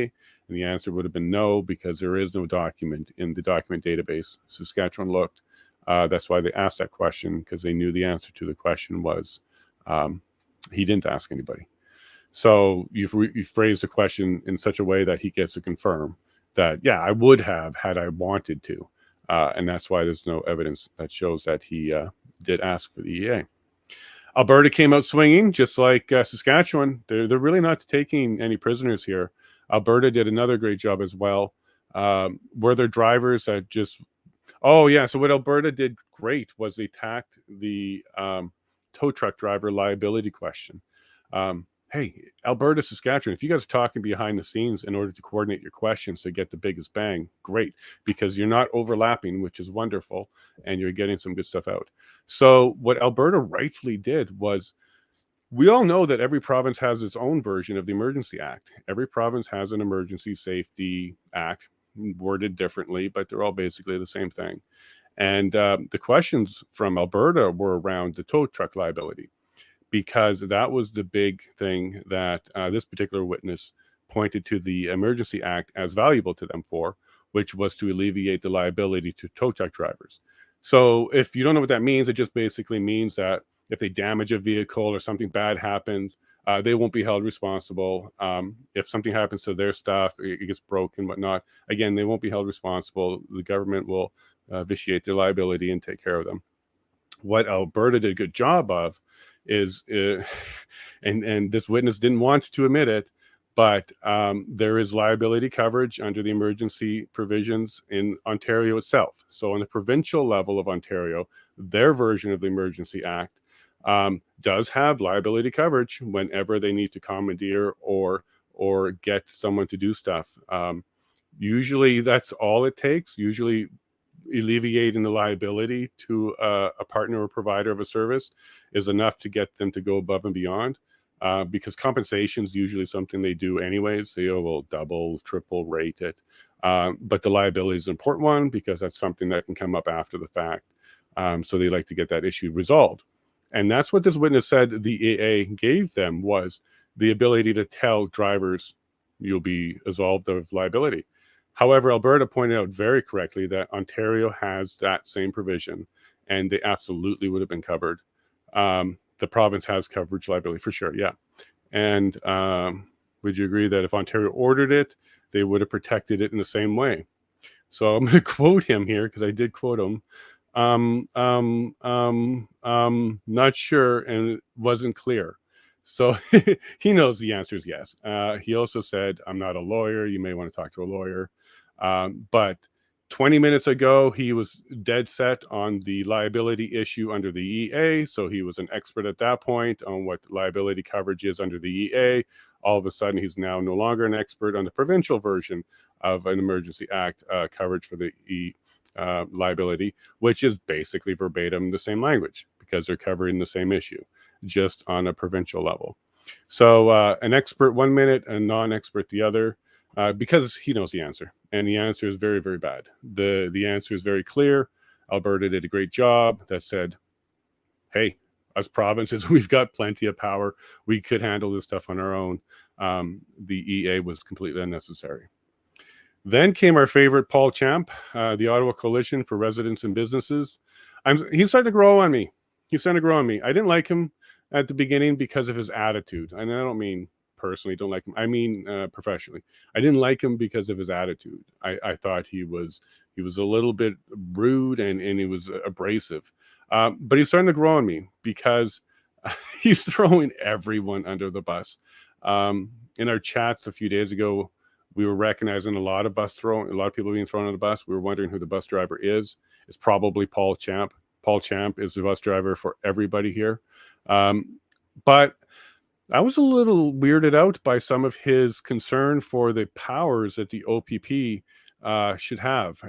He was really probing questions along the lines of, should there be a trigger or a way for the OPP to take over? Again, we talked about this before in a chat and a little bit in a break. I'm very uncomfortable with any idea that a provincial or a higher police has some sort of trigger or something in place where they can take over jurisdictionally another police force. I think all you're asking for if you do that is you're going to have police forces fighting police forces with police force resources. That's silly. I think if a police force requires help, asks for help, and needs help, of course, everybody's there for each other. But at no point should there become a mechanism where an upper level police force or an adjacent level police force or a collection of police forces somehow create a mechanism to take over local police forces. I think that's an incredibly bad precedence. I don't think we should be going down that road at all. If you don't like federalism, this is even worse because now you have the police involved top-down level, and that will be against the consent and willingness of the local police force. I don't have a problem with shared resources and shared commands and stuff like that. I have a big problem with organizations thinking that they can make other organizations do something because they've decided that other organization can't do it anymore. So Paul's question at the end there was very, very dangerous in my mind because that's exactly what he was pulling out. And it didn't stop there because the very next witness was the OPP lawyer who continued that particular line of questioning and thinking, continued it completely. Should there be a new central command was basically the entire questioning. And what are they talking about there? Are they talking about a replacement for the RCMP? Are they talking about a replacement for CSIS? Are they talking about bringing them together? What are they talking about there? Are they talking about a new police force? Or are they talking about something that's not quite a police force, but something that's more just a command structure? Where are we going with this? I didn't like that conversation at all. I much preferred what they were doing already, which is partner programs. They would get together on events. I much prefer that kind of work on the police level and cooperation on the police level because I'm not comfortable with a new central command because maybe that will answer my previous question. Who's the one that decides when local police forces are no longer competent and need to be replaced? Well, it would likely be the new central command. And he also mentioned how it would require the participation of everybody. Well, we now understand what require the participation of everybody means. It means 100%. And it also means if you're not willing, they're going to find a way to make you get in there. This is all uncomfortable conversation to me. I don't like this at all. I think we're headed in the wrong direction when it comes to this. I want to go backwards a bit. For example, Alberta should have provincial police and kick out the federal police. We should be more local. We shouldn't be going the other way. Had one member of our chat bring up, and it didn't even cross my mind because I was thinking just nationally here, a new national command, but maybe the command is going to be coming up higher, so international. They mentioned the UN possibly. No, I don't think we're there yet. That might be some people's idea of an agenda or security. I don't think we're there yet. I think if Canada failed on in February in that they did have their own January 6th and there was some sort of coup attempt or there was some sort of violent outbreak, if that actually did happen, then maybe I can see Canada trying to make the appeal to a higher police power that we need help. But without that, without like a complete collapse of our entire policing and our entire system, I can't even see us going in that direction. I can see us taking guidance from global powers and global organizations in order to create the new central command. And then I can see that our new central command would then become part of a partnership of other states' command centers as well, and then participate in a global central command. I could see that happening, but I can't see us getting direct command from an international organization. I don't think Canada itself could do that or would put up with that. But I think that if you push enough people in the right direction, like this OPP officer, I think you can convince enough people that a central command might be a good idea. I don't think it's a good idea, but I think you can convince some people that it is. And maybe that was the result, the goal of this particular event, by provoking and pushing so hard. Maybe they do want a central command. Maybe this is why they don't care about showing how poor OPS was, because this would be the template. A massive event, unprecedented, bigger than everybody thought. Local police force fails, collapses, bad problems. This could be the template for the new central command. I still don't think it succeeded. So I think if anybody's talking about a new central command, I think it's premature. I think this event actually went off well, except for the use of the EA. So I don't think this is going to hold up. And that was kind of scary to have both Paul Champ and the OPP lawyer heading in the direction of let's get us a new central command. Then Justice Paul Rouleau, the commissioner, he asked some questions. These weren't bad. He sometimes gets me worried because I'm not sure where he's headed with it. He did do the question, what's the difference between a protest and an occupation? And I don't think he was satisfied with the answer, because the answer was, I don't have a distinction between the two. So that's why Mr. Rouleau went back, or Justice Rouleau went back, and he said, well, look, you can probably sell me on there are some rough dudes in there. Okay. Obviously, I'm paraphrasing. So in the summary, he didn't really talk like that. I'm just paraphrasing. But basically, he said, obviously, there would be some rough dudes in there. But for the most part, and you could certainly expect, there will be people who want to follow the law, do it peacefully, do a law-abiding peaceful protest. So surely there's going to be some of those people there. What happened with them? Because if they were not part of the lawbreakers, why would their rights have to be violated and then moved? I didn't like his answer there too, because what he was saying was he didn't really care. What he said was, once we establish a zone, that's it. Once we've established and declared that it's unlawful, that's it. You could be peaceful, but we were going to send you somewhere else. And I don't think Justice liked that. I don't think he liked that at all. I think he was thinking about himself, or maybe his grandchildren or somebody else who might be protesting legitimately and peacefully, and he didn't like the idea that they could get wrapped up with some wrongdoers. Then I think there was a very big mistake by this witness when he said he lied. He lied to the commissioner by saying to answer that question, well, our officers would have told them about another place they can go to be legal. I'm sure if our officers were asked, hey, I'm just here to protest legally, what can I do? That they would have been cordial and respond in such a way to provide them directions or information to the legitimate and legal protest locations. All right, let's just unroll that one for a second. First, that conversation never happened. There certainly never was time for that conversation. All you have to do is see the video to see what the police were doing. For the entire morning, they didn't speak to anybody. They just stood there ready to be intimidating and then ready to charge. And then you heard it. They would march forward a little bit and then take a new line. So at what point there, Mr. Witness, are they having these conversations with these protesters? Was it before they marched and stormed at them? Was it when they were grabbing them and handcuffing them? Are you suggesting they had this conversation in the van when they took him outside of the city and dropped him off without charges? Exactly when was this conversation happening? We know it never happened.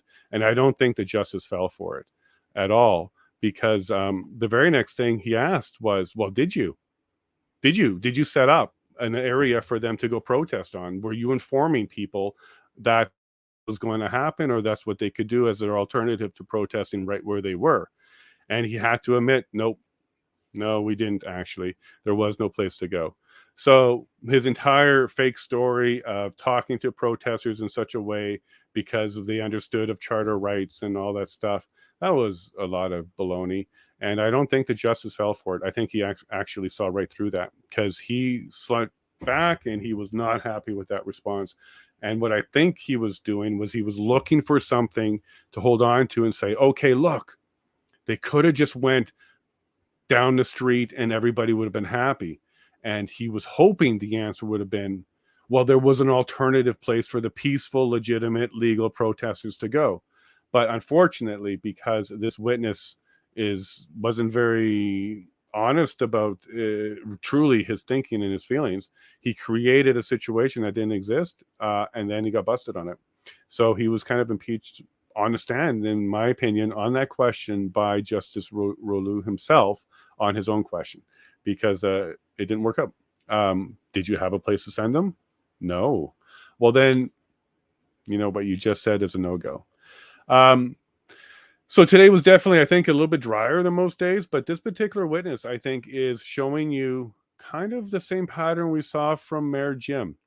So Mayor Jim in the city, if you remember the two witnesses before him, his city manager and his chief of staff, both of them I thought was very good, truthful witnesses.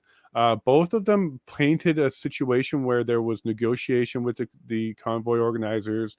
There was a plan to move the trucks south of Wellington and all this other stuff. They didn't do enough to meet with the mayor yet, but yet they were still moving things around and working deals out.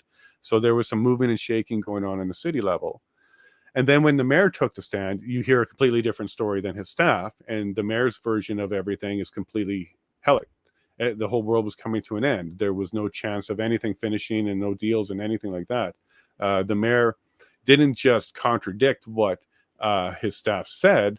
The mayor kind of threw them under the bus. It was kind of like, no, we had no other plan. We had to move forward. This kind of happened a little bit here too, in my opinion, because we had two OPP officers who were straight shooters, straight with the truth and the information, and I had no problem with their testimonies. And then all of a sudden we get their commander or their captain show up, and he is far more political. He is definitely playing political cards a lot more than the other two officers. So why he did that, why that matters to him, I don't know. He's retired, but I didn't think he did a good job. I didn't think he was a straight shooter. He didn't represent the OPP as well as the other two officers did. He may have this agenda for the central command, and he may have been using some of this to be a bit of a power grab, as our guest this afternoon at lunch kind of alluded to. But I don't know. He's retired. I don't understand what his motivations would be. Well, I'm going to check the chats and see if there's anything to address. Other than that, we may have an early night. Yeah, exactly. Well, good night. Yeah, this is Peter. This is what sovereignty is. So for people who don't understand, Alberta is really pushing for sovereignty. Quebec has had it for a long time. First Nations have always enjoyed that part of the arrangement with the federal government of sovereignty. Lots of parts they don't enjoy, but that part they do. Sovereignty, Peter, and you probably know this, it simply means we're going back to the Constitution. So Section 91, 92, it lays out what the jurisdictional limitations are of the government. And I want to remind people it's limitations, it's not powers, because we have the power, the people have the power. What we've done with the Constitution is provided some of that in a limited way to the government. And we saw some of that conversation happening where the Section 92 is being violated. So driver's licenses and regulations, that's a provincial level item. Every province has their own database and they do their own thing because it's internal provincial stuff. It's not a federally required or mandated jurisdiction in the Constitution. Licensing and regulations is not part of that. So to hear testimony that there was conversation about suspending licenses for BC drivers for their participation in an Ottawa event, Well, I'm telling you right now, that's a violation of Section 92. That violates Section 92 tremendously because the federal government has no power to suspend driver's licenses, and they have no power to compel provinces to do so. The simple fact that they said they could or would try to or even want to is all the more reason our provinces should have sovereignty, because that's federalism. They think there's this great power where we can control everything. And I'm sorry, but that is not the government we created back in Confederation. That is not the government we deserve today. And all the governments that have throughout history decided to go in that direction haven't done well. And I don't think they would be what most Canadians, if they realize, that they want. Wow, a bunch of stuff came in. Oh, that's one of those. Let's block that. You know, YouTube, you should be able to handle those a lot better. Okay, Peter. No problem, Peter. I think I came to that. Yeah, so here's what, yeah, Clay, look, you're getting it. We're getting a lot of conversation like this. And now they're talking about putting the boots on local police departments. Like, are we not paying attention to what these people are saying? They don't regard citizens as free. They regard them as servants and subjects that need to be controlled. The boots on the ground is coming up everywhere. So boots on the ground for the protesters, boots on the ground for OPS. What's next? Boots on the ground for Alberta. Okay, I'm going. Yeah, so yeah, no, look, sovereignty is not a separation. Sovereignty does not mean we're cutting the border up. It's the complete opposite, actually. What sovereignty is if you want to look at it, here's one way I explained it to some people.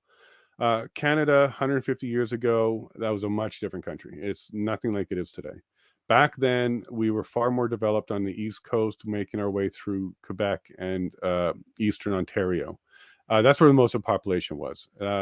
Upper Canada, Lower Canada.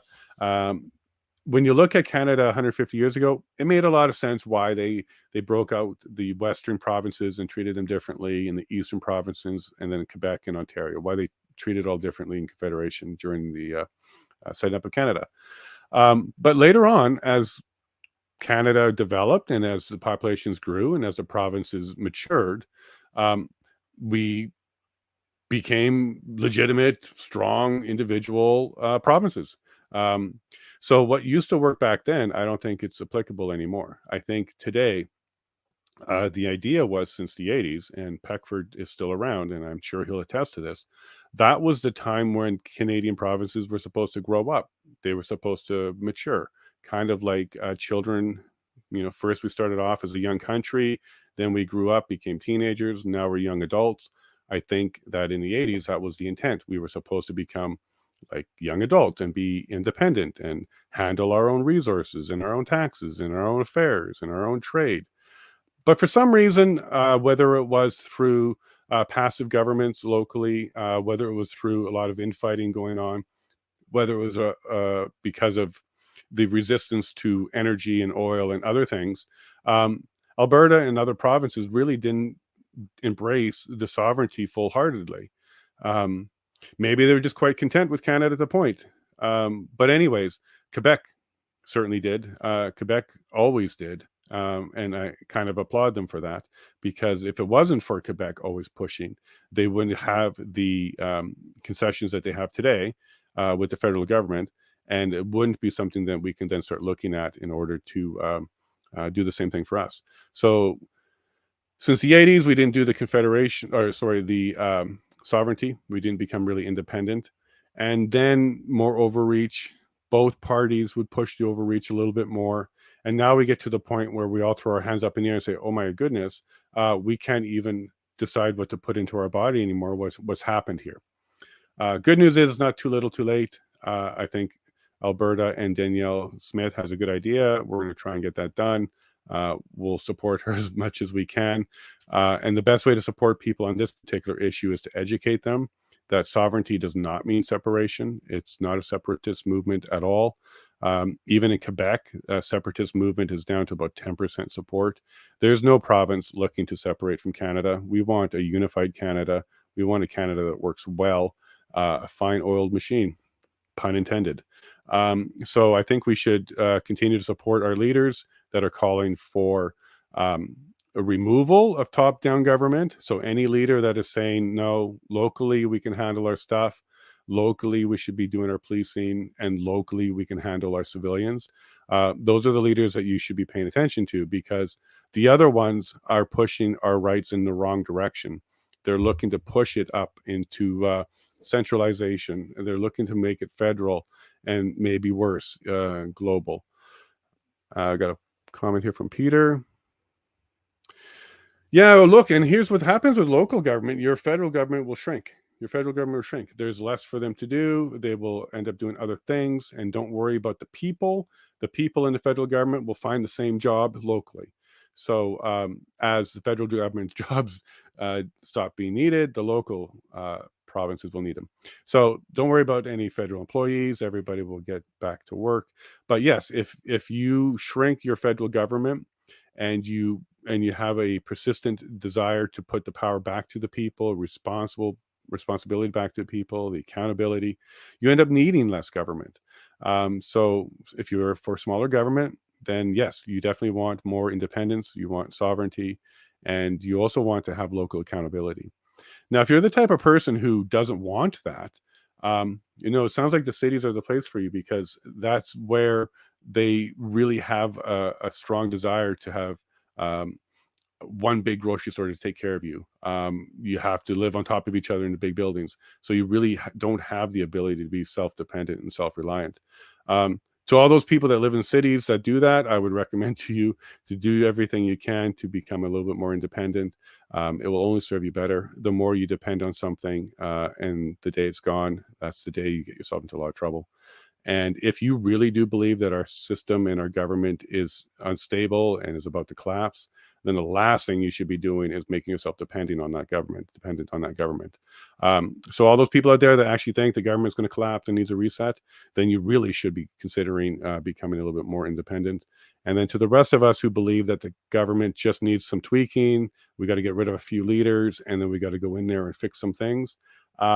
Still, I think independent mindset is a better way to go. We had some great guests this lunch break. And one of the last questions I asked was going forward, because we didn't have very strong, vocal, unified resistance amongst our opposition at all, would an independent voice help? And yeah, I think it would. We did have some consensus there that independent voices are exactly that. They're independent, so nobody could shut you up. Nobody can make you be quiet. And I think going forward, not just the vocalization from an independent is important, but the oversight and the desire to go and get answers. So I can tell you that this inquiry itself is opening up a whole whack of more questions. We're not going to get all the answers in this inquiry. In fact, I think we're going to have a lot more questions after this inquiry. And one of my guests during the break, Joe Rampart, nailed it. We should actually be demanding and looking for some criminal charges. I'm going to hold off on that until we get through this some more. But it does look like there might have been oversteps on power. There might have been some corruption. There might have been some deals that are well beyond the line.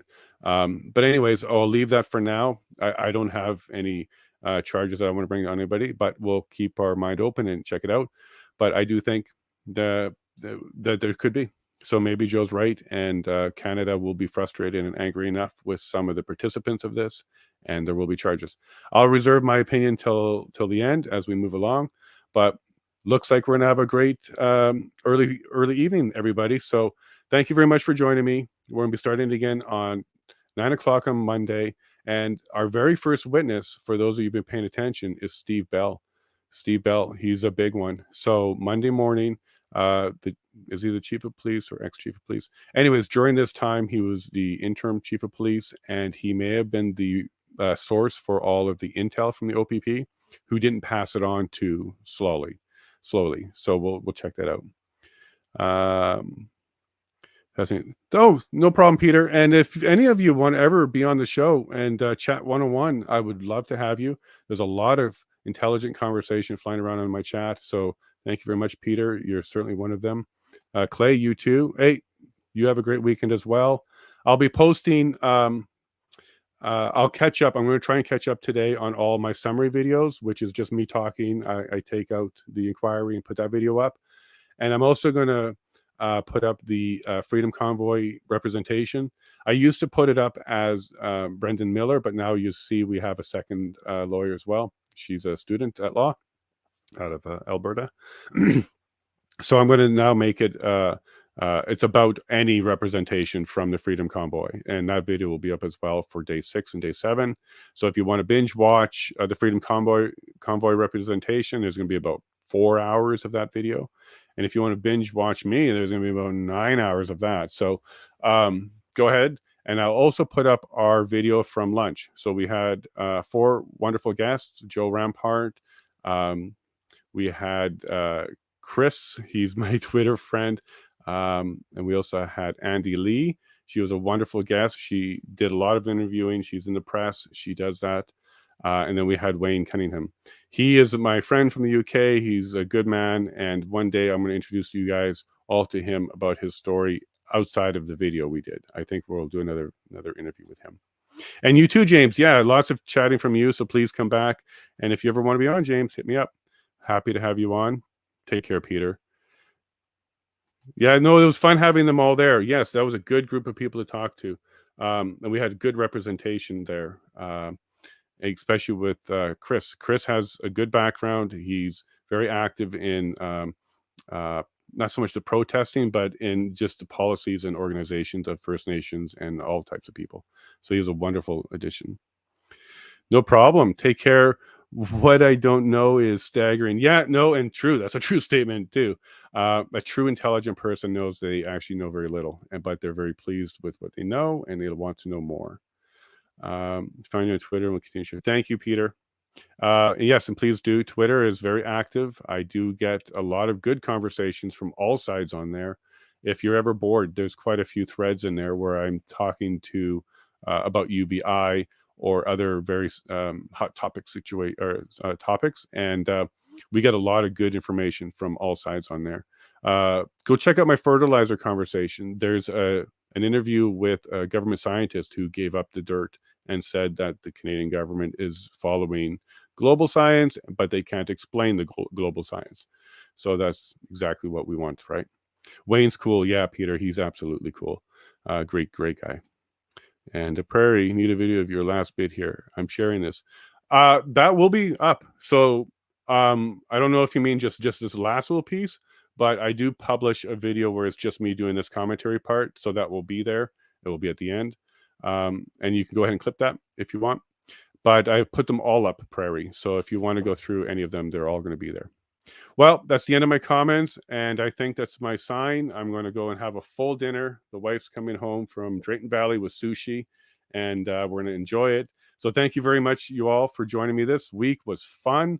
It was a full week, long days, completely worth it. I am very pleased with where this commission's going. I don't think that I smell corruption on the commission level at all. But I certainly smell a lot of dirt and a lot of dirty laundry. That's certainly coming out. So thank you all. Have yourself a great weekend. God bless. And we'll see you all on Monday, 9 o'clock a.m. Eastern Standard Time. Take care.